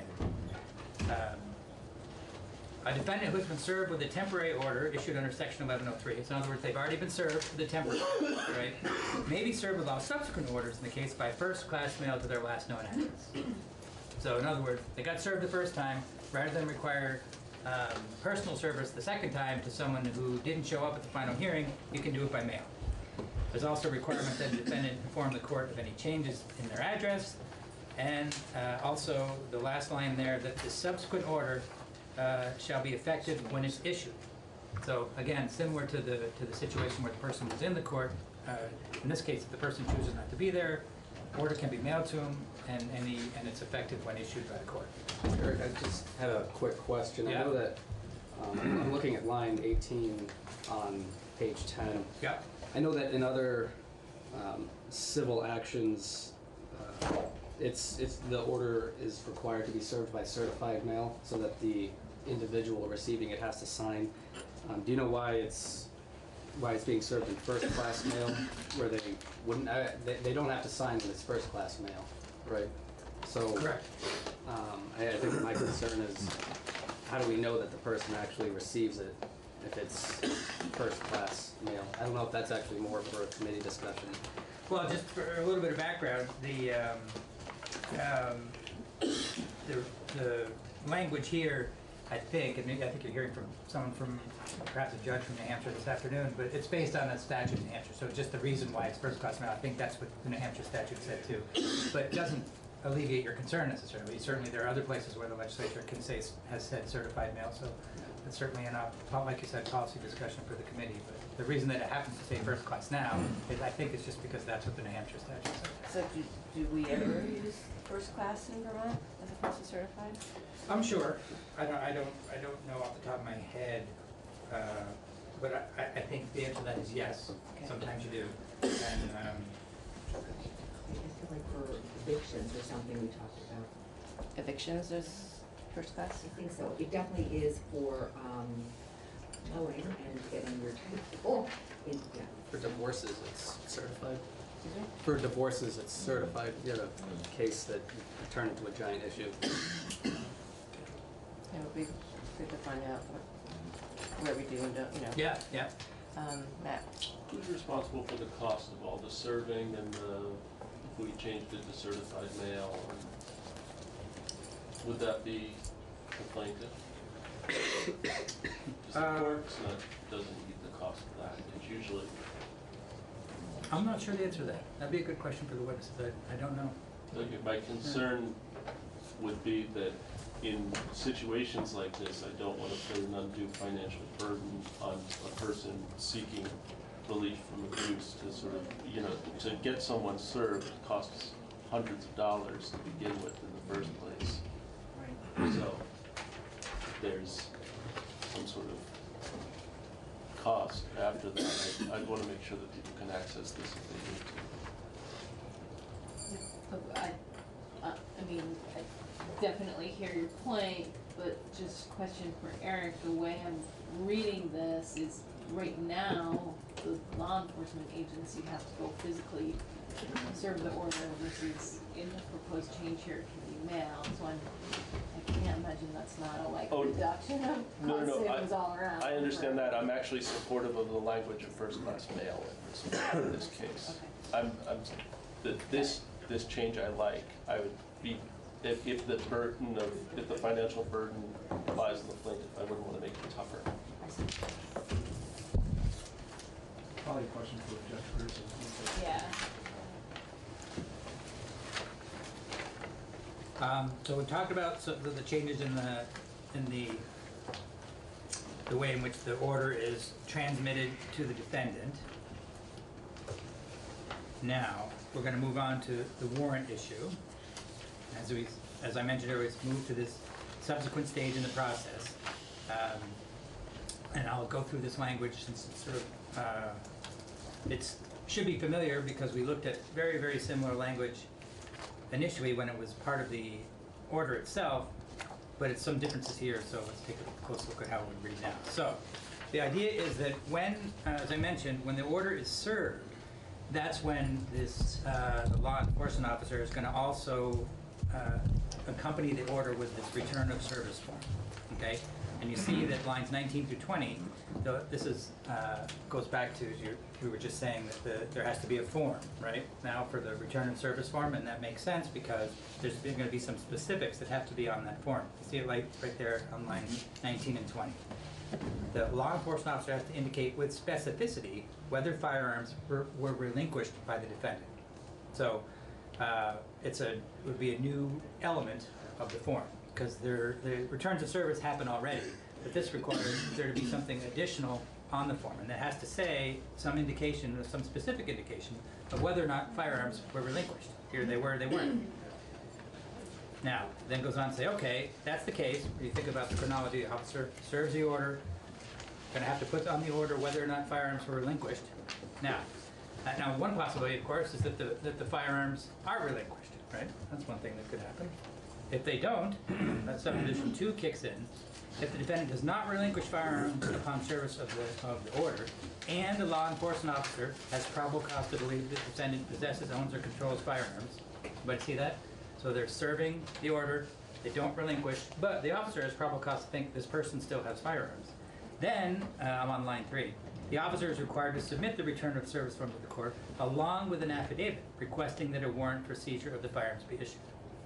Now, at that point in time, you think about what we just looked at, the language that makes it a crime for a person to possess a firearm while they're subject to a relief from abuse order.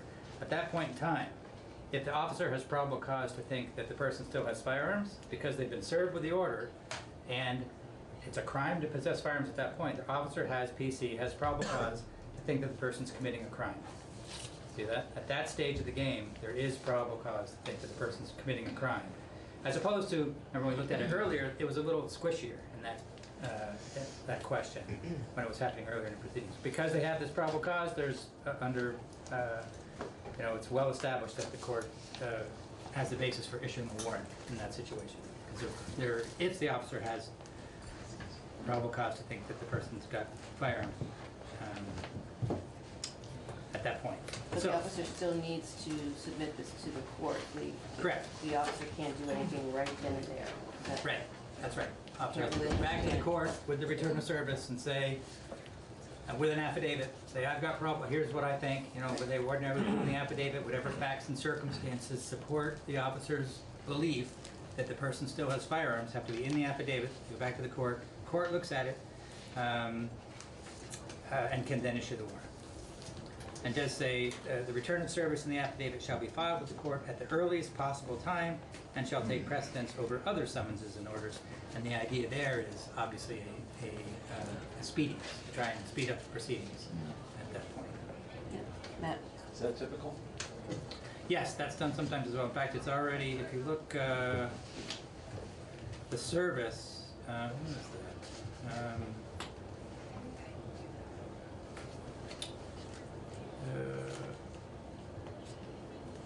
There was something in here already about,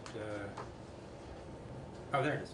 So if you see the existing law on page 11. Okay, so we do that of taking precedence for serving the provincial orders. Exactly. Okay. Sorry. Yeah. So it's consistent. Right. Thank you. Yep. Because I'm going to ask in the next section, I'm going to ask the same questions, so if you want to just talk about that. The next section being The next paragraph. Oh, right. The 48 hours. Oh, right. So, yeah, so the return of service has to come back to the court, has to take precedent over other summons and orders. Now, again, this is a different, you're sort of looking at 2 and 3 again here for a moment on the legal standard. You see the difference here in the very beginning is subdivision 2, the person doesn't relinquish, but the officer has probable cause to think they've got firearms. So that is your initial fact. And that happens, officer has to submit an affidavit and for a warrant to be issued. But subdivision 3 is a slightly different scenario. Defendant doesn't relinquish, but the officer has a reasonable suspicion that the defendant possesses or owns firearms. Now, obvious question is, well, wait, what's the difference between reasonable suspicion and probable cause, right? So, because they're different. They're different evidentiary thresholds. And the idea is there is more evidence that will support a probable cause finding, and less evidence will support a reasonable suspicion. Reasonable suspicion will not support a warrant, in other words, legally speaking. Probable cause does. So, as the courts have often said, the probable cause standard is incapable of precise definition or quantification into percentages because it deals with probabilities and depends on the totality of the circumstances. However, the various efforts to define and that's a quote from a Vermont Supreme Court case, by the way, and a U.S. Supreme Court case as well.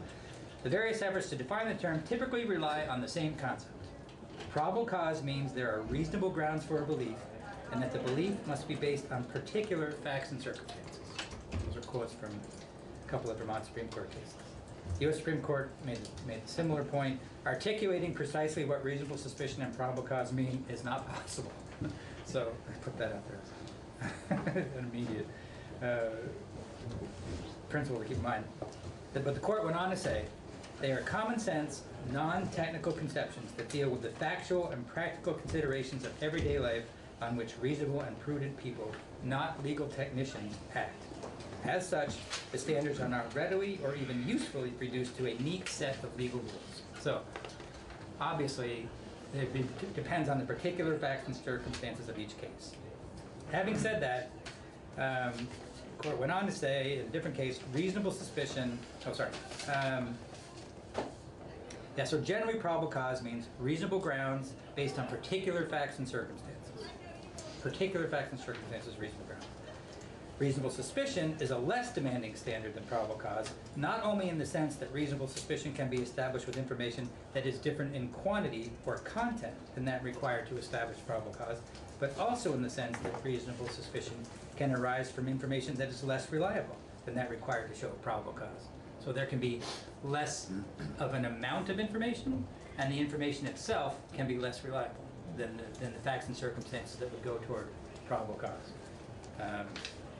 So those are concepts that are useful to keep in mind, because as you see, the two procedures that are proposed in the legislation depend on which standard, which threshold of proof exists. In the first one, if the threshold is these more particular facts and circumstances, the evidence is more established, then the officer has probable cause based on those facts, then the officer goes to the court, submits the affidavit, can get a warrant. Directly. Right, exactly. Yeah. But they don't have enough evidence, either not enough, or the evidence isn't similarly reliable. They don't have probable cause, but they do have a reasonable suspicion, some other lower level of evidence. Then there's a different requirement, and that's line 10 and 11, what you were just referring to, line 10 and 11. Officer is required to investigate the matter within 48 hours or as soon as practicable. If the officer determines that there is probable cause to believe the defendant has firearms, in other words, they conduct this initial investigation and gather more evidence, determine, now my level of belief about this has risen to the probable cause standard, then they, lines 13 and 14, they submit the return of service pursuant to subdivision 2. That just means they follow the process we just talked about. They develop probable cause, they go back to the procedure we just mentioned, they fill out the affidavit, they bring the return of service, they ask the court for a warrant. But if they don't, this line's 14, they don't determine that probable cause exists, so they've conducted this additional investigation, haven't come up with any additional evidence or enough to justify asking for a warrant, they still submit the return of service, but they have to include a statement that describes the efforts that were made to establish probable cause during the investigation. So it has to be something in the statement that says, well, I tried A, B, and C, but still didn't get enough facts to develop probable cause. So those are the two tracks. So then it goes to the court, right? And this is subdivision 4. This is virtually identical language to what you looked at previously when it was earlier in the proceeding, but now it's later on. So the court has to issue the warrant if the court finds there is probable cause to believe, A, there's firearms in the defendant's possession or ownership or control while the order is in effect. Remember, that's illegal under another provision of the bill. And in fact, in some circumstances, already illegal under federal law. And that a search is necessary to protect the life, health, or well-being of the victim. Again, that language is tracked on that New Jersey Supreme Court case, similar provision there. And then, just real quick point, Representative Gosselin, you'll see there the immunity language you had mentioned earlier. It's all down here now as well. I've got some new immunity language, an additional immunity I want to mention, but what you had identified earlier, that's lines 11 to 16 now. So it just got moved from a different place in the bill forward to here. Actually, and lines 8 through 16 are all identical, it's just moved. So Eric, this is a two-part test. The warrant is issued if A and B? Correct. Yep, exactly. So, the law enforcement agency may be immune from civil or criminal liability for damage or deterioration. So let's talk about municipalities. Are they equipped to handle storage for these without deterioration? I think that's not a question for Eric, but we will have, hopefully the commissioner will address that. I mean, that's an important question, but, right, Eric, I mean, that's not. Yeah, that's right. It's a good question, but not one that I have the answer to at my disposal. Yeah. Right. I didn't hear a discussion on the time, so does the legislature tell law enforcement the order in which they have to pay attention to different activities or their duties? Are you referring to the 48-hour investigation piece? Yeah, it strikes me as strange that we're dictating the order in which law enforcement has to conduct an investigation. And that, I don't know if that's something that the legislature does. Maybe there's some place in statute where we lay out priorities for investigations, but I'm not aware of that. I'm not, I think, sort of to separate your question a little bit, in terms of prioritization of activities, I think, for example, sometimes saying, as we just saw. The service, exactly. yeah. But the 48-hour piece, I'm not thinking of another, I'll take a look, but I'm not thinking of another place where with that degree of specificity. It does Not to say say, there isn't, I haven't looked, but Or I as think soon the as- correct to me. but it does say as soon as practical. Yeah, I think that, but it still strikes me as strange to put a time limit on something unless it's something that we typically do, because they're still looking at a 48-hour standard.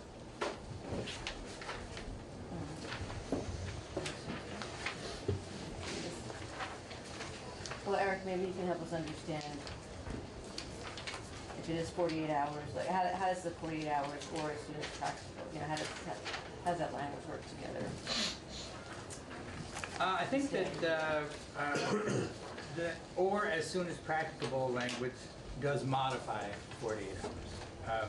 In what way a court would interpret that, I think they would have to view the 48 hours as not necessarily mandatory because of the option for as soon as practicable, but obviously it means something. Right. So might be a good question for someone representing the branch who would make those decisions.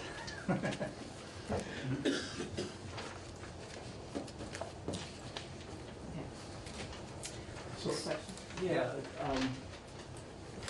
the warrant, we're laying out a requirement for how law enforcement obtains the warrant. Does this in any manner impact the discretion that law enforcement has with respect to service of the warrant, other than saying this is a priority? In other words, it's discretion to determine safety precautions for serving the warrant, timing of serving the warrant, etc. Nope. No, it's just, the only thing it's talking about is its relative priority. Yeah. And process for getting the warrant. Sure, that's right, yeah. So one piece I did want to mention, because it's another immunity piece, I mentioned and Representative Gosselin mentioned as well, the existing, and this does exist already, because of this whole process for when firearms are subject to seizure for relief from abuse orders, there's a separate section of law that was dealt with several years ago that does provide for how they are transported and how they are stored, and that language is repeated right here in lines 8 through 16, and that existing procedure also does provide for immunity to law enforcement agencies for any deterioration or damage that happens while they're seizing it, while they're transporting it, storing it, that kind of thing. But this provision here is new, and this is lines 3 through 7, some additional immunity for law enforcement agencies because of sort of tied to these additional requirements that they are searching for firearms on the basis of RFA. So this provides them immunity from civil or criminal liability for, this is line 4, for failing to learn of, locate, or seize a firearm while executing a warrant. So it's not just to do with the transportation and storage. If while executing the warrant they haven't learned about or found it or seized it, they can't be sued for that, as well as they have immunity for anything that happens while they're returning a seized weapon to it, for returning a seized weapon to its owner, provided the owner is not a prohibited person from possessing firearms. So in other words, if they end up returning it, they can't be sued for that either, as long as the person isn't prohibited. So I read this as saying they, because it's an or, right? That they could learn of and locate the firearm and just not seize it and still not be held liable under this provision?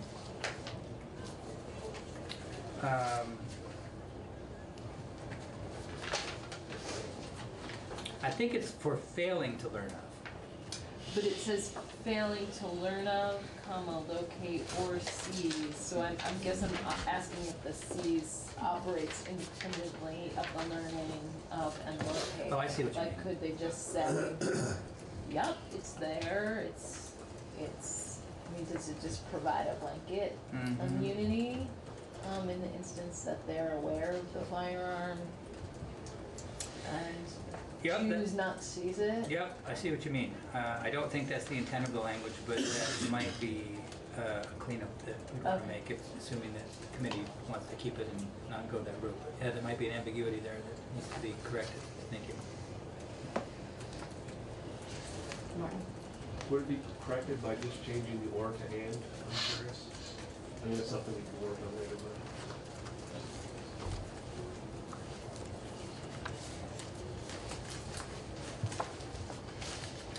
Yeah, maybe. Yeah. Then you have to meet all three anyway. Okay, well, we can bookmark that. Right. So I think we've hit most of the major content. There's some struck language here in subsection F. This is relating to, you may recall, this was an initial thought in this proposal had been that there would be a separate proceeding, a show cause proceeding, but that's not going to be provided for anyway. It's not going to happen. So this was with some reporting language for the court to report on the number of show cause proceedings that happened, but since there aren't going to be show cause proceedings anymore, no reason to have the reporting requirement. So that's the end of the warrant section. Now we're moving on to, and we're just about done actually, that's really the bulk of the changes between the previous draft and this one. Now we're moving on to extreme risk protection orders. Remember, those are orders that were established in Vermont law a couple of years ago that allow a state's attorney or the attorney general to file in court for an order prohibiting a person from possessing firearms if the person's essentially dangerous to themselves or others. That's essentially the standard. Now the proposal here, and you looked at this in the previous draft, was under the existing law that was passed a couple of years ago. It's only the state's attorney or the AG that can file for one of these ERPO orders. So the proposal in the language that you looked at last time was to expand that to include family and household members, which a number of other states do as well. So the change in this draft is keeps that option. So a family or household member could still file for an ERPO, but the difference is, you'll see line 15, that if it's filed by a family or household member, it has to be done during the court's regular business hours only. So that's the proposal. Can I just back up and ask a question? If you address this in my mind, yep, was blipping out during it, I apologize, but on page 14, before we move into, maybe literally just said this, on page 14, before we move into the ERPO provisions, yep, why are lines 9 through 12 struck? Because under a previous thought with the bill, there was going to be a procedure known as a show cause hearing. That's not the case anymore. Say that, So, yeah, I'm sorry. that's okay. Yep. Yep. I'm sorry. Yep. Catching up to you, Eric. No, that's okay. You caught my language ambiguity earlier.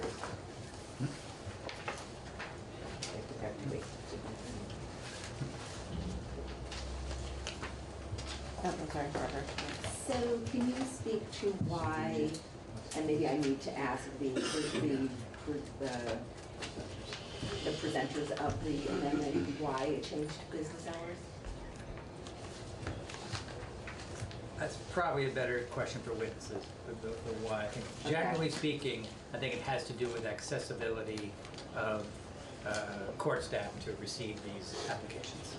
So it's the concern that Judge Grierson raised during his testimony as far as after hours with respect to that. I'm just, so what happens, because I imagine more family members would be doing this outside of business hours. You know, it might be somebody gets drunk at night and gets fired. So I'm just wondering, how are people who might be very vulnerable after business hours? They would need to go through law enforcement essentially. The current process that we use right now. I mean, it's not for Okay, closing so we're after not- hours, it's just that There has to be law enforcement, state's attorneys between the Okay, so individual we're and the not court, essentially. saying to them, we need to wait till tomorrow morning. Correct. Only if they want to file it directly themselves. Yeah. Thank you.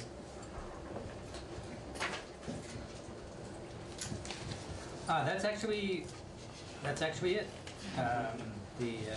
All the rest of it's just, adding the family or household member in each instance when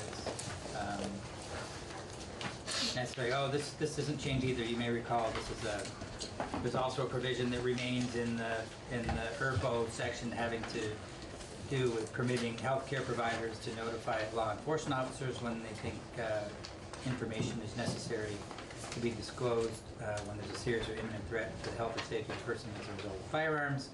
And that's intended to make sure that information can be passed along without violating HIPAA, Federal Health Privacy Act. And that does not change from the previous draft that you looked at. Nor is the conditions of release section, which provides that one of the conditions of release that a court can order would include requiring the defendant not to possess firearms or other weapons. And that's codifying. Courts can do that now. Correct. Yes, that's right. But they may, but again, in terms of consistency and what we often refer to as geographic justice. Right. It may not, the concern is that not your concern, my concern, and others is that it may not be happening now. So this codifies, standardizes. I think that's right. Okay, well, thank you, Eric. That was very thorough. I know committee it took a while, but I think it was important to make sure everybody understands what's here. So for the record, my name is Jeffrey Wallen. I'm the director of the Vermont Crime Information Center with the Department of Public Safety. And as typical, I'm really here to answer any questions. I do have a few statistics that may be of interest to the committee. I did work with some colleagues at the Federal Bureau of Investigation, the NICS section, who are actually do the firearms checks to gather some Vermont-specific statistics. I'll just share those with the committee to start the discussion. From January 2017 until November 2019, which is the latest I could get statistics. Unfortunately, I couldn't get all of 2019. They didn't quite have December's numbers ready yet. There were, so during that period, so basically 35 months or almost 3 years, there were 111,519 firearms checks done in Vermont. So over a period of 3 years, which is an average of 3,186 per month. During that period, the average number of denials per month were 23. So of the 3,186, 23 of those checks resulted in denials for the firearm purchase. And the percentage of checks completed within 3 days of the initial request was 97.93%. That are completed within the 3-day time limit. Additionally, just to put a sense of scale on this, during those same 35 months nationally, there were 76,850,007 firearms checks conducted during that same period. So you can see we're a small fish in that much larger pond of that. So I was able to work with some colleagues at the FBI to get some of those Vermont specific statistics, and I thought that might be useful to have a sense of scale as any discussion around this moves forward. Thank you. Did you have any information regarding those that were not completed within 3 days and resulted in a denial or sent to ATF for a retrieve? I didn't. I wasn't able to get any information on the numbers that were sent for retrieve. I can reach out to the ATF on that. That's a separate inquiry, but I can reach out to ATF on that. Yeah, thanks.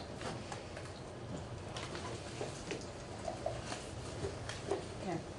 And just one other question, about would the ATF have any information on why they were retrieved or why they received the retrieve, the basis, what the prohibition was that they determined, I guess, is the point. I won't speak for them, but I don't know that they would. My guess is they're simply going to receive a notice from the FFL and or the FBI that the retrieve is needed. They're not going to go into why necessarily. If the ATF has a question, they could potentially get that from the FBI. Part of the challenge with that, Representative, is there may be multiple reasons why someone is prohibited. Just as a refresher, there are, and I know Eric spoke about this before, there are a number of categories which someone may be prohibited, and they may fall in multiple boxes. Some of them are more easy to identify. If someone has multiple felony convictions, that's a fairly easy thing to identify. If they are dishonorably discharged from the military, it might be harder. If they're one of 630 approximate individuals that have voluntarily given up their citizenship in the United States, those individuals are prohibited, may be more tricky to nail down on that. So there may not be a single reason, but multiple reasons why someone is denied a firearm. But when I reach out to them, I'll ask them if they have any statistics on that, particularly for Vermont. There have been some national studies done, and those are useful, but they may not necessarily apply to any individual state. So I know one particular national study, the GAO report, and I don't know if you've had a chance to look at that. The Government Accountability Office did a report in July of 2016 analyzing data, and I don't know if you had a chance to look at that, seen that before, or? I did. I have seen that, and I did have a chance to look at that. Any comments as far as the bases and whether that's consistent with your understanding of what's happening in Vermont, or if you can't draw anything from it? I mean, if you're able to just explain that.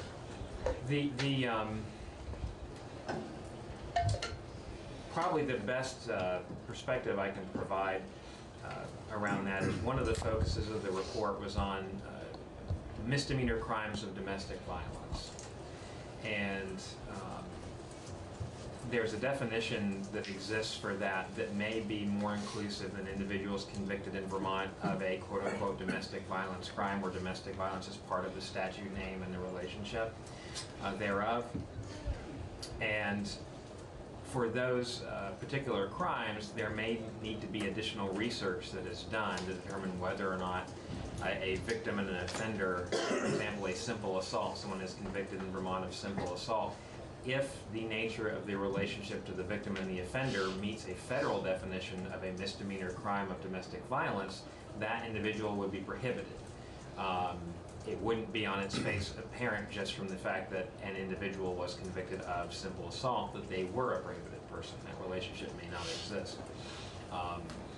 That is one of the areas that requires the most legwork, as I understand from talking to folks at the FBI NICS section, where they have to do reach out and research on that.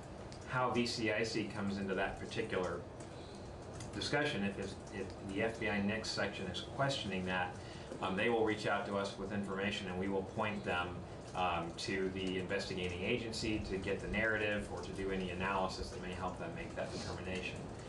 For individuals in Vermont convicted of actually domestic violence statutes, we actually pre-flag those as prohibited at the state level. So we've removed as much uncertainty as we can from that, but there may be certain instances where it's still not clear. I would also take the moment to point out that in Vermont, we have what I call sometimes a reverse economy of scale. We're so small, we're able to do things that larger states may struggle with. We have a reasonably unified court system and a fairly robust way that we exchange data with the courts. And talking with my colleagues in other states, just because of the either physical size or population base, they may not have a single streamlined path to get data from the courts to the criminal history repository, which is one of the things that the FBI uses when they're doing a query to determine if someone is prohibited or not.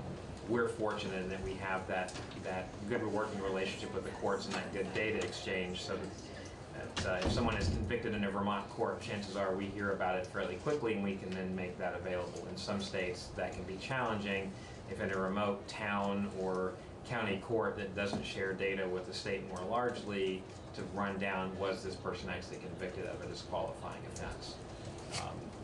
We're fortunate in Vermont that we don't have to deal with that typically very often.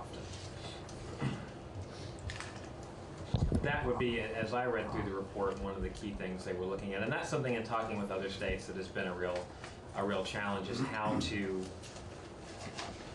try to pre-analyze certain misdemeanor convictions to see if they have a domestic violence component or not, which is something that's difficult for folks in the repository to do because it may involve legal analysis of federal statutes, which we're not always prepared to do.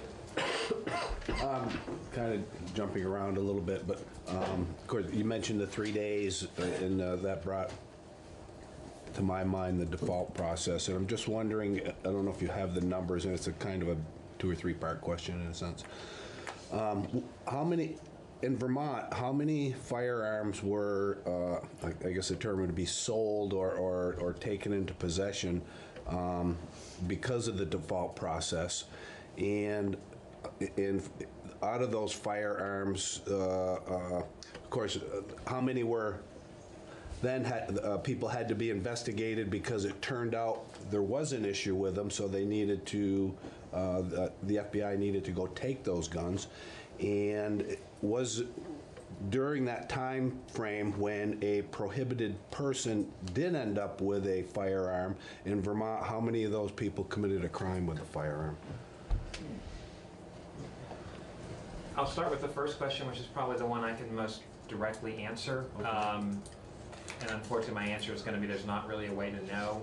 So after 3 days, as I understand it, a federal firearms dealer, if they don't have a response back from the FBI NICS section, may release that firearm, but they're not required to. Right.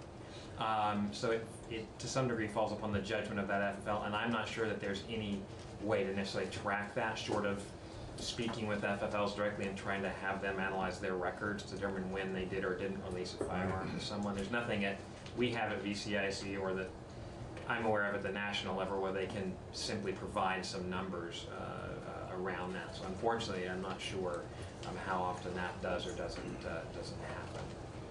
happen. That would then lead into, it's very difficult to know how many individuals were potentially in possession of firearms when they, if I may use a term, shouldn't have been, and then how many crimes were committed by those individuals. I'm not sure as well. There may be some. You said it'd be really difficult to get that information. It would be. It would be. Certainly from my perspective as the repository coordinator, right, to get that information.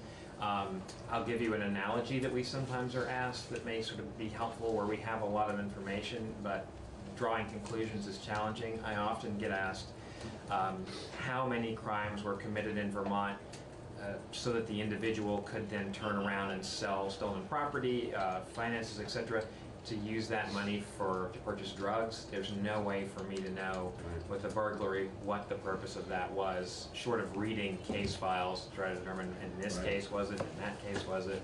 There's nothing in the statistics that necessarily just jumps out at you. Yeah, and to me that's kind of unfortunate, because with the default process changes that we're talking, if there's no crimes committed in the end with a firearm that somebody wasn't supposed to have, fixing a problem we don't have. Colloquially, we've all seen national incidents where this has happened. It's been on the news where in the last couple of years there have been some shootings where an individual should not have had a firearm and they did, and it's one of the areas where there have been some federal changes, the Fix NICS Act, which may have come up to the committee prior.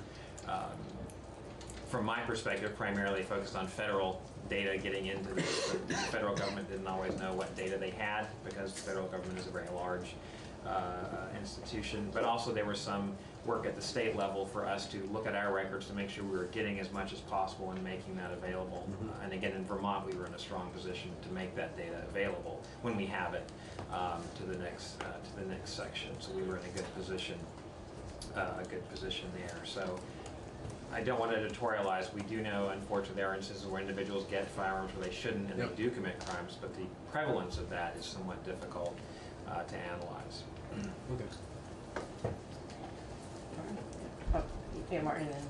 Yeah, so the 2.07% default proceeds, just to clarify, that's not necessarily because they had to look at a Vermont record, be it a misdemeanor or any other kind of thing. It would be a nationwide, so we don't know what the problem was necessary. It may not be Vermont. And I guess the question, well, if you can confirm that, but the question is, do you know about other states and quality of data from other states? It sounds like we do a pretty good job in Vermont getting our stuff into the NICS system on a timely basis, that we have a separate domestic violence crime that can easily be flagged. But what about other states? What's your knowledge of?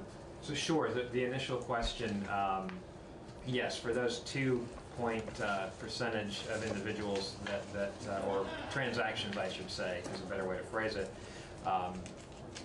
it may or may not have anything to do with a question in Vermont. It could be that the individual, I'm from Tennessee, so I will default, pick on my home state of Tennessee as an example. It may be that there was an arrest even, and an arraignment, an individual was arraigned for a felony, but they don't have a disposition, was the person convicted or not. So they need to reach out to Tennessee to say, what happened with this? Was the person convicted of it or not, to get that information. Similarly, it may be that someone has a similar name or date of birth and they have a protection order or a warrant out for their arrest, and they need to verify that's not the same person. If there was a Jeffrey Wallen born September 12th, 1973, my birthday is December 9th, 1973, they may want to check that to make sure it's not just a transposition in a warrant or a protection order case. So they may want to double check that just to make sure. So it's any number of things, but it's not directly linked to an issue in Vermont. It's that between the 50 states, federal government, tribes, and territories, there may be some information that is not complete or unclear, and so the FBI NICS staff need to do that additional research. So, for clarification for myself, for Vermont only, for domestic violence, how many cases in the last 35 months have involved firearms? So how many, I'm sorry, could you rephrase the question? I want to make sure I understand what you're looking for. I'm only talking Vermont here on my question. I think you said you have information for the last 35 months. How many domestic violence cases involve firearms in Vermont? So individuals that were incidents of domestic violence involving firearms, is that what you're looking for? I don't have that information available. I can certainly research it and see what we have available. So you wouldn't know how many deaths happened with firearms during that time either then? I wouldn't have that available. Sir. But we can get that. I think we have had that testimony. We can get that for you. I'll wait a little bit longer. Thank you.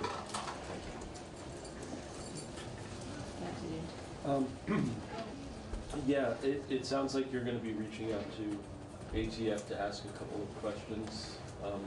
Could I see if I could piggyback onto some of the requests there? Absolutely. Just figuring out, what their when they're sent over a retrieve order, how often that happens, and in this state, and what's their success rate in retrieving the firearm, and how long it typically takes.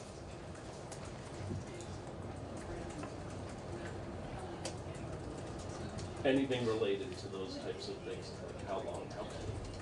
Certainly, I'm absolutely happy to reach out to them to find out the number. If they have any information on why, they may not, but I'll ask. I'll certainly put the question, what their success rate in recovering those arms in, and how long it typically takes. I'm happy to ask those questions and see what they have. And if they have anything else that's relevant, I'll certainly gather that as well. Thank you. Absolutely.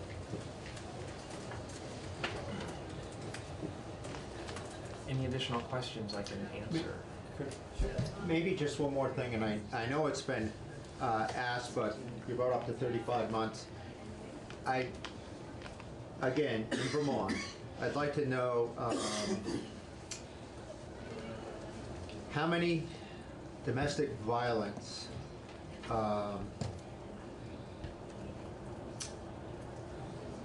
people have left their partner that caused this, then returned later, and then the bad stuff happened. They were killed, or... I'm not sure that type of analysis So if you're looking to see the number of individuals in the past 35 months that left a partner and then returned to commit some type of violence, is that? Well, let's just say the woman was attacked or she filed the charges. And then she decided she dropped the charges and they're gonna work things out, and then it happened again, only this time it involved a firearm. That's really what I'm looking for in that 35-month time. So maybe has a temporary order, but doesn't pursue the final order? Right. She drops it, they move back in together, you know, everything's broken out fine, and then trouble erupts more and there's a bigger situation. I'm not sure, candidly, I'm not sure from the information we have if we could assign that type of motive just based on arrest information. There might be others who do more comprehensive studies of domestic violence that might be able to speak to that, and if I can provide them any data, I'm happy to, but I wouldn't want to step outside of our expertise and provide you any inaccurate information. Thank you. Yeah, I just, since we have you here, if you could explain how our information from Vermont gets into the NICS system. Absolutely. That's a great question, and I appreciate that.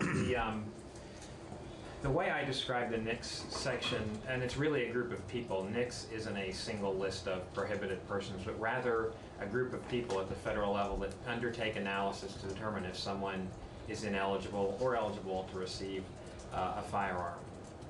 And to do that, they query multiple data sources. And they have some fairly sophisticated architecture to do that. Among those include federal criminal history databases, state criminal history databases, the National Crime Information Center, which is where warrants, protection orders, etc., are entered into as well. Then they will check military records, I use it sort of as the individuals who have voluntarily given up their citizenship. That's the State Department that maintains that and makes that data available. So Vermont provides their information to them electronically, and it's really real time. We don't send anything in the mail, we don't email, we update our systems, and then the FBI NICS section have data available to them at that moment, and there's no real lag to it. So when I get back to the office, the courts have sent over a file, and now an individual is now prohibited because they have a felony conviction, then once that information is updated, which we do it daily when necessary, that information is then available to the FBI to make that determination. And similarly, if someone has an expungement that's issued, once we process that, it's also removed from the system as well. And how about records of individuals who've been adjudged to be a danger to themselves or to others? So that I would defer to the judiciary on, because they're the ones that provide that information to the next section. Okay. That doesn't come through. That doesn't come through us, because it's not actually a criminal, not a criminal matter.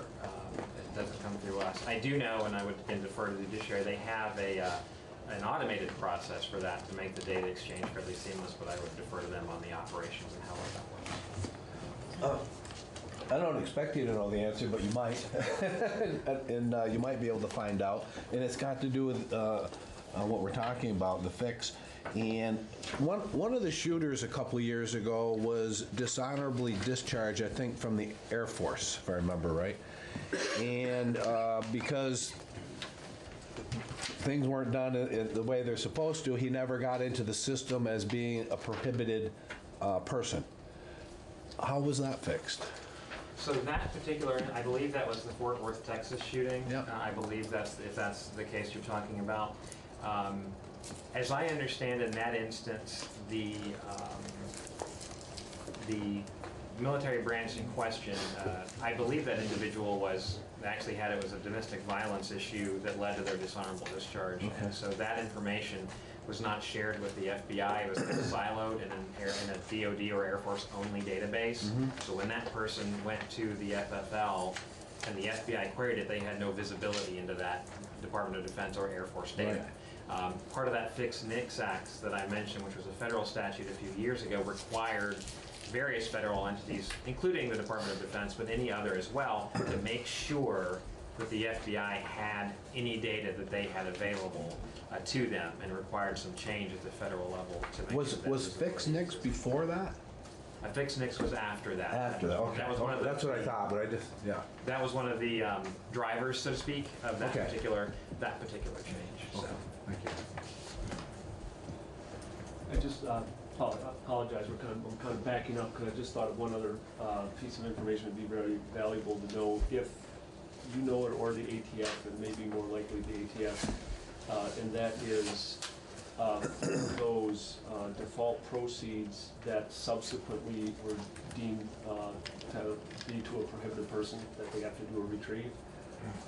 How long did it take to get to the point where ATF has been notified? From the time of the start of that check on NICS to the time that it was determined, what would really be helpful is to know the average time, or how much time it takes to determine that in fact this person should have been prohibited. I know in the GAO report it had that kind of information nationally, but I'm wondering if we have any of that kind of data for Vermont. I will add that to my query to the ATF to see. And maybe FBI knows that. I will say when I've chatted with either the FBI or ATF on this, they work very closely, obviously very closely together on that, given that this kind of a one hand-in-hand scenario on that. But I will absolutely reach out to them and see. The data that I received from the FBI didn't contain anything of that nature, but I'll check with the ATF and see if they have it, or they can gather that from some area, for Vermont specifically. Again, there are some national statistics, but I'm wary of generalizing if we don't have to. Thanks.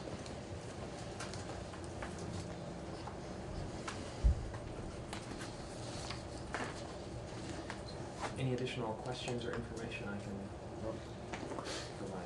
Thank you very much. I appreciate the committee's Did time. we give you enough work to fill your afternoon? That's no problem. No problem. Thank you, sir. Morning. Eric Davis from Gun Owners Vermont. It's the first time I've ever done anything like this, so bear with me if I'm a little bit nervous and stumble through my testimony a little bit. We'll try to be nice. Thank you. Welcome and congratulations. Thank you very much. I appreciate you guys having me here. My testimony today is mostly going to focus on the Charleston loophole part of the bill, as the rest of it was changed obviously very recently, and we haven't had a chance to really cover that thoroughly yet and give a good analysis. But I have my prepared testimony here, which I'd like to read to you guys, and I have actually a copy of it for everybody and some resources and stuff that I used to get it. But here we are. The Charleston loophole. To understand this obscure occurrence, one must first be familiar with the process of purchasing a firearm. When a person buys a firearm through an FFL, a background check is conducted through the National Instant Criminal Check, or NICS system, operated by the FBI. Under current Vermont law, all transfers of a firearm, including private sales, must be done in this fashion.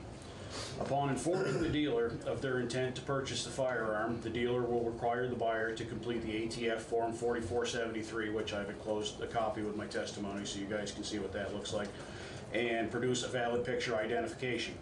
When the form is completed and signed, the dealer then initiates the background check through the NICS system, either electronically or by phone. The moment the call comes through on the FBI's end, the transaction is issued a unique identification number which stays with it throughout the process.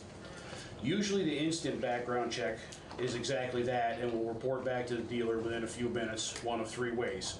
Either proceed with the transaction, deny, which means the person has been found to be prohibited from owning firearms, or delay, which, as we've heard, means they need to do a little more homework on the buyer.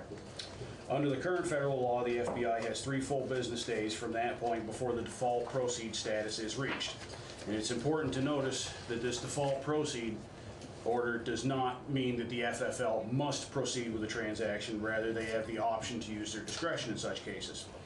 After the 3-day window is up, and regardless if the transaction proceeds or not, the FBI will continue to gather information and try to make a determination on the buyer for up to 88 days, or 3 months past the original attempt of purchase, until the federal law requires that the transaction be purged from the NICS system. Can you actually, During this, excuse me, so up to 88 days? 88 days after the 3-month window expires, so a total of 3 months that the FBI will investigate into this person before the law says that it has to be purged from the system and they move on to, you know, whatever else they're doing. Sorry. During this time, if the FBI determines the buyer to be a prohibited person, that triggers an order of operations in response to that information. And I've also attached a flow chart of the sort of an action flow chart for the NICS system of to how they handle you know, different things that come up. The FBI will first call the FFL, determine if the transaction was completed. They also call the ATF to inform them of their findings. If the transaction was completed, the ATF will then take measures to retrieve the firearm from the prohibited individual. If the transaction did not proceed, the FBI will notify the ATF of the denial, at which point it will be the ATF's judgment whether to pursue the individual for attempting to illegally acquire a firearm. Using FBI data from 2017, approximately 31% of transactions turned up hits on the initial search, which means that they inquired further investigation and didn't come back instantly. 20% of those were completed during the 3-day window, while the other 11% were delayed for additional research past 3 days. Ultimately, the FBI found that 1.2% of delayed transactions resulted in denial. This means that 98.8% of initial hits on the NICS system resulting in further investigation were false positives, and the purchaser was not a prohibited person. Furthermore, the FBI's own research shows that the NICS system allows a huge number of these delayed background checks to go uncompleted every year past the 90-day period. The FBI failed to complete approximately 1.3 million background checks from 2003 to 2013 and another 1.1 million from 2014 to 2019 respectively. Now, remember this, a lot of this was before the fixed NICS came through, and we don't have, you know, some up-to-date data if this has gotten better, but, you know, still it's a big number. Prohibiting the transfer of a firearm while waiting on a large government agency to deliver a report could have profound implications for good people who seek to lawfully acquire a firearm, especially when compounded by such high rates of misidentification in the NICS system. Under this law, lawful citizens could well be denied their constitutional rights indefinitely and with limited mechanism of appeal. We believe that the implementation of such a provision in the current law will the burden will once again fall unfairly on the good people of Vermont. We also think that it's prudent to acknowledge an important piece of context, and that the right to keep and bear arms is the only right which is both protected by the Constitution and also requires the pre-screening of any and all individuals attempting to exercise that right. We don't require background checks for peaceful assembly, nor for petitioning our elected officials. We don't require a background check for an individual to be protected from unlawful search and seizure, nor to have a timely trial by an impartial jury of their peers. We do not require background checks to guarantee that our people should not be subject to slavery and involuntary servitude as protected by the 13th Amendment, nor is there any sort of vetting required for women to vote as protected by the 19th Amendment. We do not require pre-approval to speak one's mind openly through the press or by individual expression, and we certainly do not require it to practice the religion of our choosing. Religious zealotry is by far the leading cause of murder, oppression, and genocide over the history of mankind, yet the idea of a public safety measure requiring people to obtain the government's permission each time before attending church sounds downright ludicrous, as it should. Yet when it comes to the right to keep and bear arms, which is at its core the fundamental right of self-defense with which we're all born, and the right that preserves all the others, we have only for the last 26 years imposed this restriction, which most everyone now considers to be routine. Article 16 and the Second Amendment have become the, well, it depends amendments. Regardless of one's personal opinions on the constitutionality of background checks for firearm sales, the fact remains that we do require them, and for the most part, the NICS system does a good job of screening prohibited persons. Sometimes they even do a little too well. As we previously indicated, research shows that the overwhelming majority of delays on the NICS system are false positives due to similar names and other assorted reasons. I get delayed buying a firearm quite often. My name is Eric Davis, and there's quite a few Eric Davises out there. So, sorry, I lost my place. When this happens, the best case scenario for the wrongfully identified purchaser is a delay in the sale and their ability to obtain a weapon for protection. The worst case scenario is an outright denial, which takes months of legal action and personal hardship to correct just to maintain one's rights. In this scenario, the question must be asked if we are not only violating this person's right to self-defense, but also their right not to be deprived of life, liberty, or property without due process of law as guaranteed by the Fifth and Sixth Amendments. The point is that even without this proposed change in the law, the system already errs heavily on the side of restricting people's rights on the chance that they might be a threat to public safety. As the committee heard from Henry Perro last week, who's a local firearms dealer with over 30 years of experience, it's already an extremely rare occurrence that a firearm is sold to a prohibited person past the 3-day waiting period, and in each case the ATF is immediately on the task of separating that individual from the firearm. The term Charleston loophole, which identifies this obscure corner of the law, is a misnomer created by gun control advocates for what might be best described as a microscopic pinhole in an otherwise broad and heavy canvas of a law. And it is disingenuous at best. When researching this specific phenomenon, we came up with some very interesting results. After many hours of searching for a statistic on how many crimes are committed annually with firearms that slip through this alleged loophole, we found clear documentation of exactly one: the Charleston shooting itself, for which this is named. Now, this is not to suggest that no crimes have otherwise been committed with a firearm obtained through a default proceed, but to recognize that the problem is so very minuscule that there is no observable data if in fact the problem even exists. It also bears noting that upon completion of the investigation into the Charleston shooting, the FBI determined that the drug possession charge on the shooter's record was a misdemeanor and not a felony, which means that at the time of purchase, the shooter was not a prohibited person under the criteria. While this information in no way lessens the abhorrence of the crime that was eventually committed, it does show that the NICS system worked as designed. This information also points to one very important conclusion, and that is that for all intents and purposes, the problem that this law proposes to address exists almost exclusively in theory. Given this information, Section 1 appears clearly to us as a solution in search of a problem, and if implemented, this policy will most certainly catch far more innocent people than criminals, and we strongly oppose this part of the bill. Thank you. Did you comment? Yeah, Okay, sorry.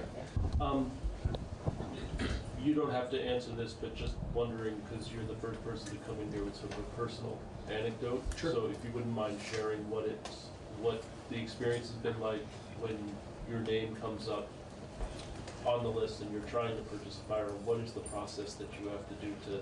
Well, sir, absolutely. I remember the first time it happened was actually up at the Powderhorn in Williston, and I was attempting to buy a pistol, and you know, I'm a gun guy. I buy and sell guns. I collect old military stuff, you know, so it's a fairly regular occurrence for me to be in a gun shop, and I filled out the paperwork like I always do, and was waiting, and usually the check comes back, like I said, almost instantly, and the guy comes up and he said, I'm sorry, you've been delayed. And I said, what do you mean delayed? And he said, well, you know, they're not sure. They gotta do some homework. You have to come back in 3 business days. And I said, okay, well, you know, come back Saturday. And he said, well, no, 3 business days, so it's actually into next week. And I was kind of taken aback, like, well, what do you mean I have to wait? I'm not a criminal. I'm not a felon. I don't have any bad stuff on my record. And he said, well, they're just not sure about you. So I left the gun shop feeling, you know, rather dejected, like kind of like my rights have been violated, you know, what the heck. But I mean, that's the way the system works. Like I said, they err heavily on the side of caution in such instances, and you know, after 2 days it came back, and I went back and picked up the... So you didn't have to proactively do anything to clear your... I did not, no. It came back, and it's happened since then. It usually takes about 2 days for it to come back, but I have heard of, you know, numerous people where it does not come back.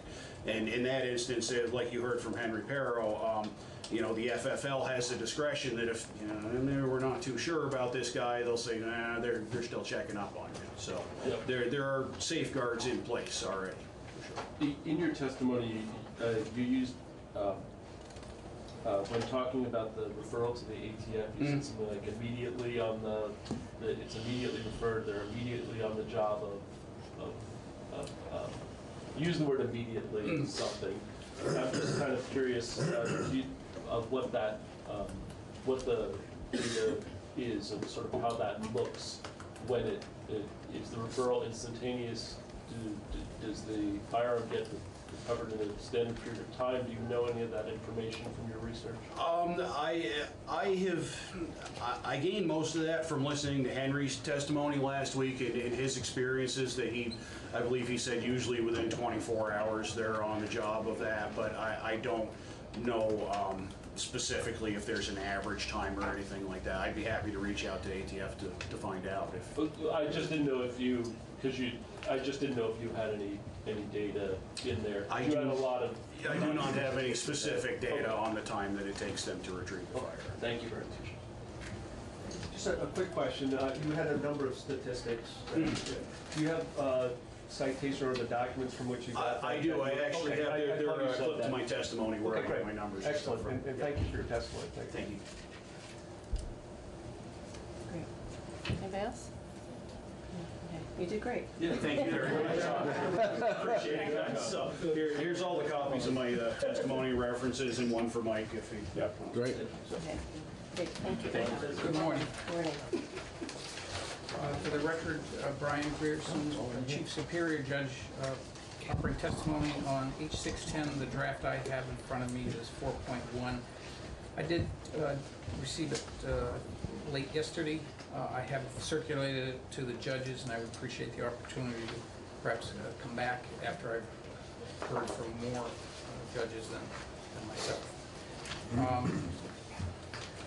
With that in mind, I would just go to, well, I'll say, assuming the committee has my testimony in mind from last week, so I'll just go to the new sections.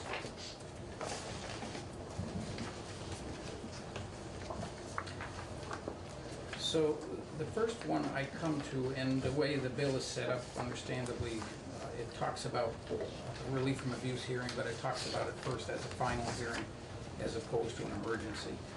The language that I'm concerned about is reflected in both sections. It's section 3A, beginning on line 16 on page 4, that relates to the final hearing. And with respect to the emergency hearing, page 7, beginning on line 12 through 18. The new language is found on line 16. I'd like to focus in on the emergency proceeding first, because that's, I'm looking at this as the way it would be presented to me, and obviously the emergency request comes first. And if I understand, in part, the rationale behind both these provisions, as we talked last week, the idea was, should it be mandatory that every temporary order and final order have the requirement of relinquishment and non-possession? And you recall my concerns about that from last week. With the new language, I don't think it changes anything, and I'll explain why. First of all, the emergency process comes about by the individual contacting, for lack of a better term, I'll call it a hotline, an emergency line, and then they're referred to a court personnel. That court personnel could be a staff person, or it could be someone contracted by the court. Consistent with what I've testified to before, that's because we have fewer and fewer staff people willing to do this on a voluntary basis. We are now down to, I'm going to say, 4 counties where staff are still willing to do this. So when we've contracted out with folks, some of those folks are actually covering more than one county, and for the most part, they're covering it by telephone. So the person is talking with a court employee, if you will, or contract, via the phone, getting this information. So I have always approached relief from abuse proceedings. They are a civil proceeding. as opposed to criminal process. The big difference for me sitting on these cases is that that means that it's the individual who brings the claim, the plaintiff, who decides what they're looking for, what relief they want, and how long the order ultimately will remain in effect. They control that.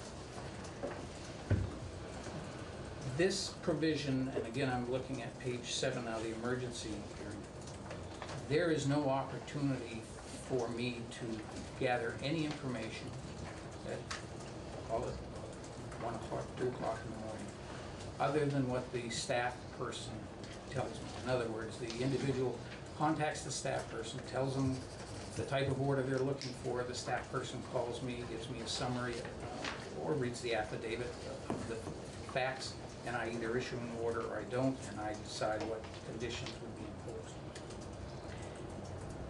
This provides that unless the court makes written findings by clear and convincing evidence, that relinquishment is not required to protect the safety of the victim or the public. So, first of all, there's no opportunity for me to explore with the individual or take any testimony. And I need testimony and facts in order to make findings. Findings by the court are based on the evidence that's been presented. More to the point with this requirement is, if there is no evidence presented by the plaintiff that suggests that firearms were either part of the incident that brings them to court after hours, or there's some history of firearms, if there's no evidence of firearms, there's nothing for me, no basis, no factual basis for me to order a relinquishment. And there's clearly no evidence by which I could find, by clear and convincing evidence, that it's not required to protect the safety of the victim. If the information, if the evidence has not been brought to us, there's no basis for me to make such a finding. I wouldn't have the opportunity or the ability to make written findings. That's not the way the process works.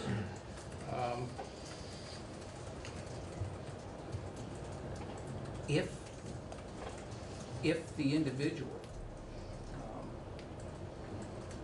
and I know from the prior testimony that, and there's an amendment in the bill that talks about the plaintiff did not want to be required to provide information about firearms.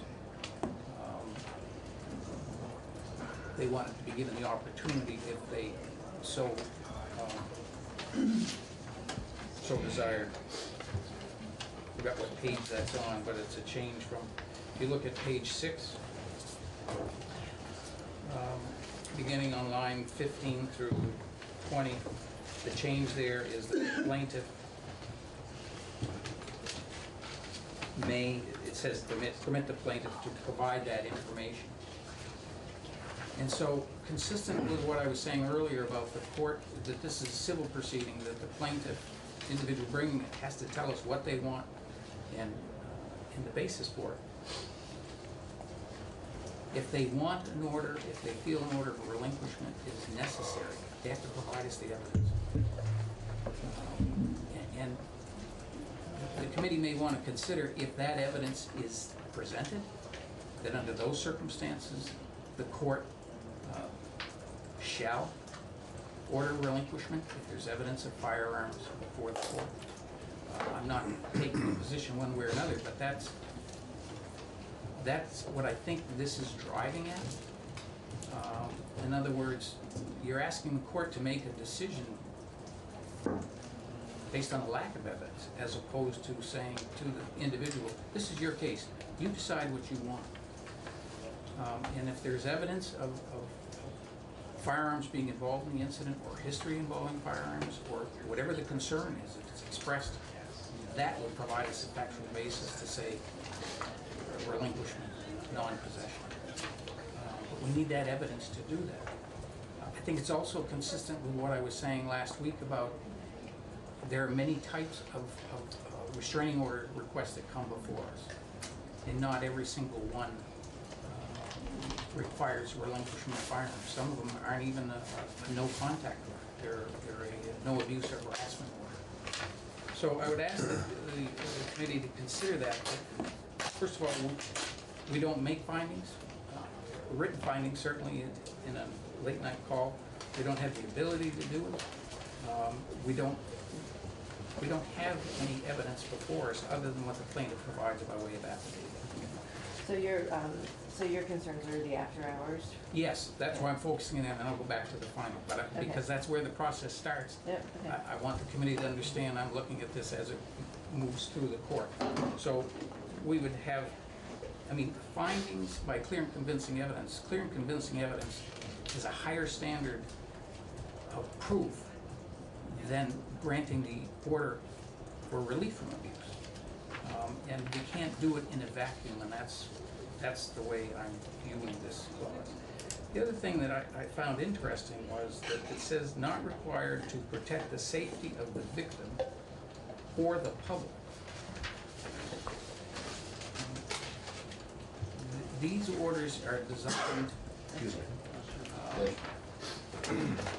for the protection of the individual bringing the action, as opposed to, for instance, an IRCO order, which the criteria for an IRCO order is, does this person represent a danger to themselves or others, and it's a somewhat broader category. And if you look at page 13, just by way of contrast, at the top of page 13, this is talking about the search warrant, assuming that it's been granted and the police are searching. A search and seizure of firearms is necessary to protect the life, health, or well-being of the victim. And that would be appropriate, but I don't understand why on the emergency basis we're looking at anything other than protecting the victim. So I don't think I can say much more about that part. The same arguments, there'd be a little different when we now go back to beginning on page 4, which is really the final order. So now presumably we've granted an order, a temporary order, restraining order. Unless there's evidence before us, I don't think you'll find a situation where the court will grant the request for relinquishment if there's no evidence to support that. There's two ways it could come in for final hearing. We could grant the temporary order and then it's set for final hearing. Or if the evidence, we don't feel the evidence is there to warrant the granting of the order, we could deny the order. But every order that's denied, the person is informed that they have the right to request a final hearing. So it could still come in to us with or without a temporary order. And again, these are driven by the requests made by the individual. These are cases where, for the most part, they are self-represented litigants. And the court is always trying to balance the need to get information to make the decision without being an advocate for one side or the other, or even being perceived as an advocate for one side or another. And I have been in enough situations where the perception is sometimes greater than the reality. And by that I mean, and I've seen examples, someone feeling the court is favoring one side because they ask more questions on one side than they do the other. So it's the perception oftentimes of how the court is proceeding that can make a difference. What I'm getting at is, again, this is fact-driven. There isn't a committee that sits in this building that doesn't talk about evidence-based decision-making in terms of what the legislature does and what we do day in and day out. It's up to the plaintiff to tell us what they want, relief they're looking for, and what they feel they need to be safe. And so you're going to find that many judges, and believe me, not only myself, but the judges as a group, as a whole, understand the risks and danger attendant to domestic violence and the potential for violence that's increased, enhanced by the presence or existence of firearms. So it's not a question of the court not understanding the seriousness and the complexity of domestic violence, but we still ultimately have to make our decisions based on the evidence that's presented to us.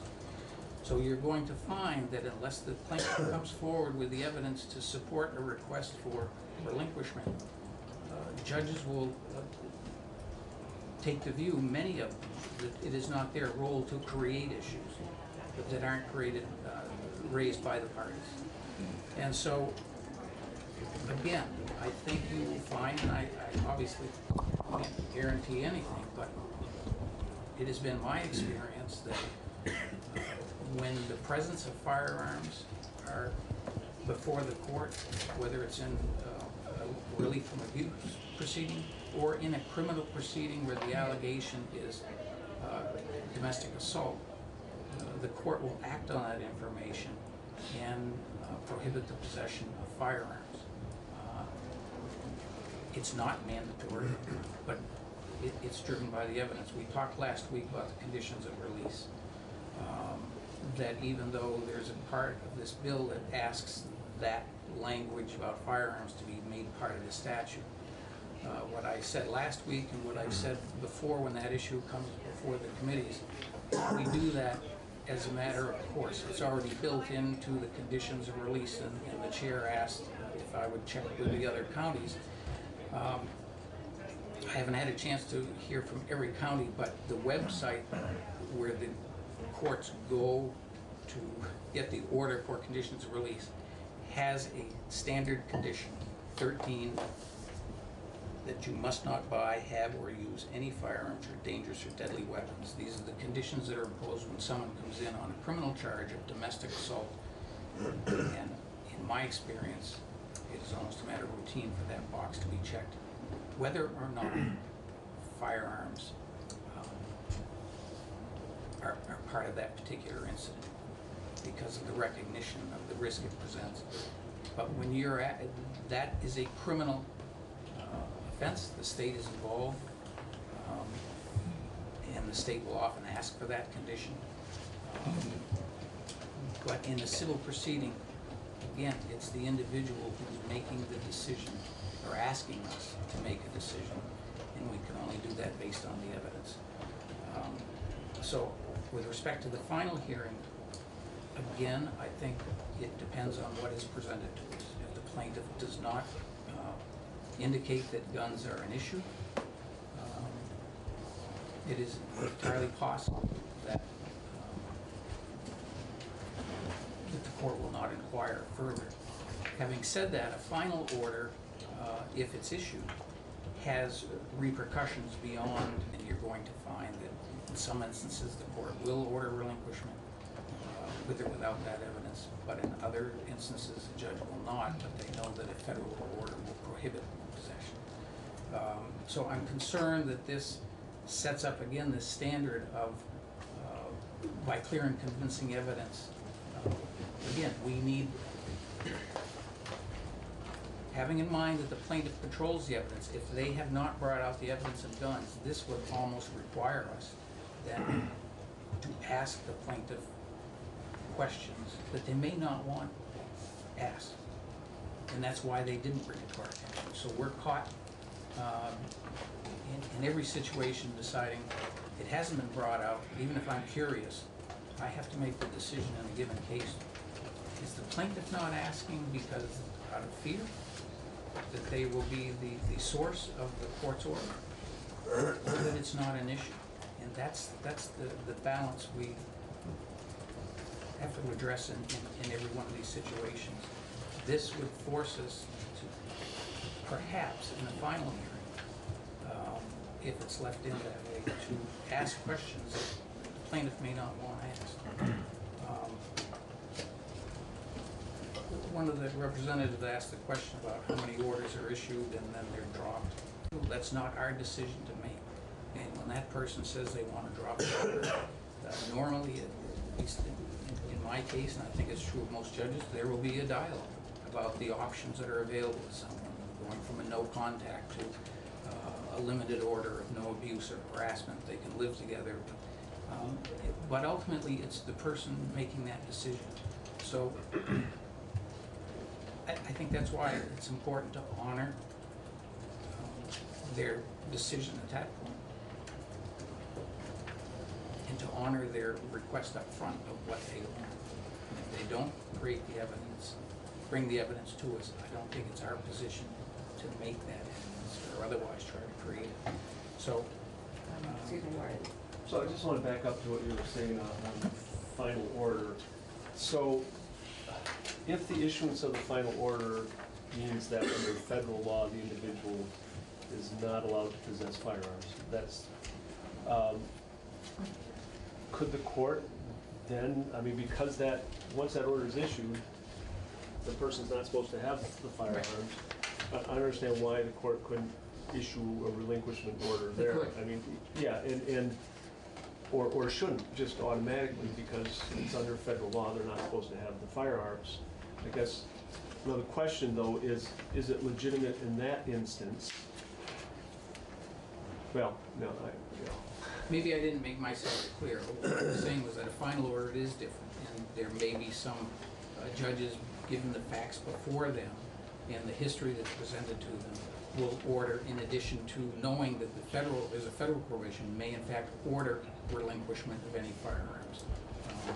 right, which could start presumably the process of law enforcement investigating to see if in fact there are firearms present. That's one option, or whether it's legitimate in that situation for the court to ask about the presence of firearms because they would be deemed illegal once the order is issued. Right, but keep in mind that if the evidence isn't before us, we're just ordering relinquishment.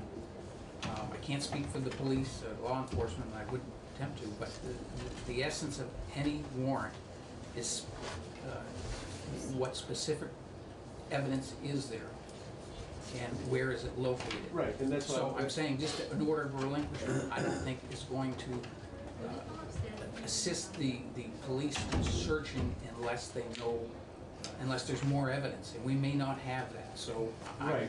So there's two components here. I'm asking is one, is it legitimate for the court in that instance, in your view,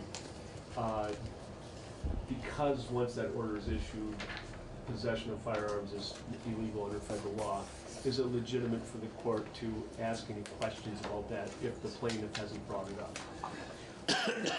It's in the court's discretion to do that. But I'm saying I don't know that every judge can do that under those circumstances, but they may in fact order relinquishment without making that inquiry because there is.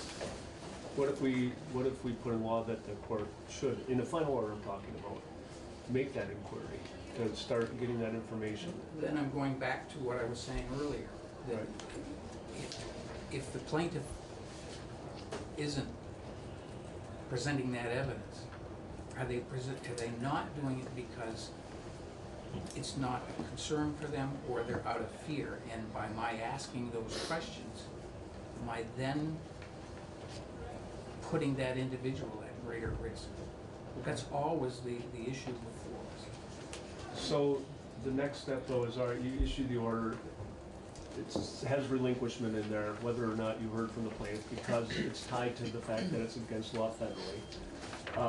That presumably goes to the law enforcement for service, and it's separate from what the court is doing at this point. What we do as far as if there's any requirement for law enforcement to actually investigate to determine if there are firearms that need to be relinquished.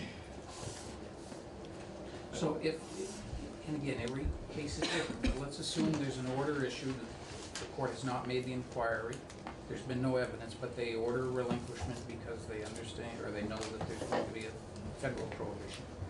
And that order includes relinquishment. And they go to serve the order.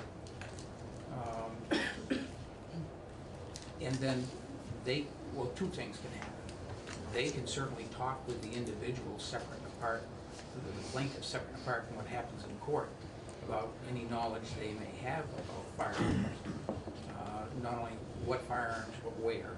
So that when the officer goes to serve the order, they can have that inquiry with the defendant.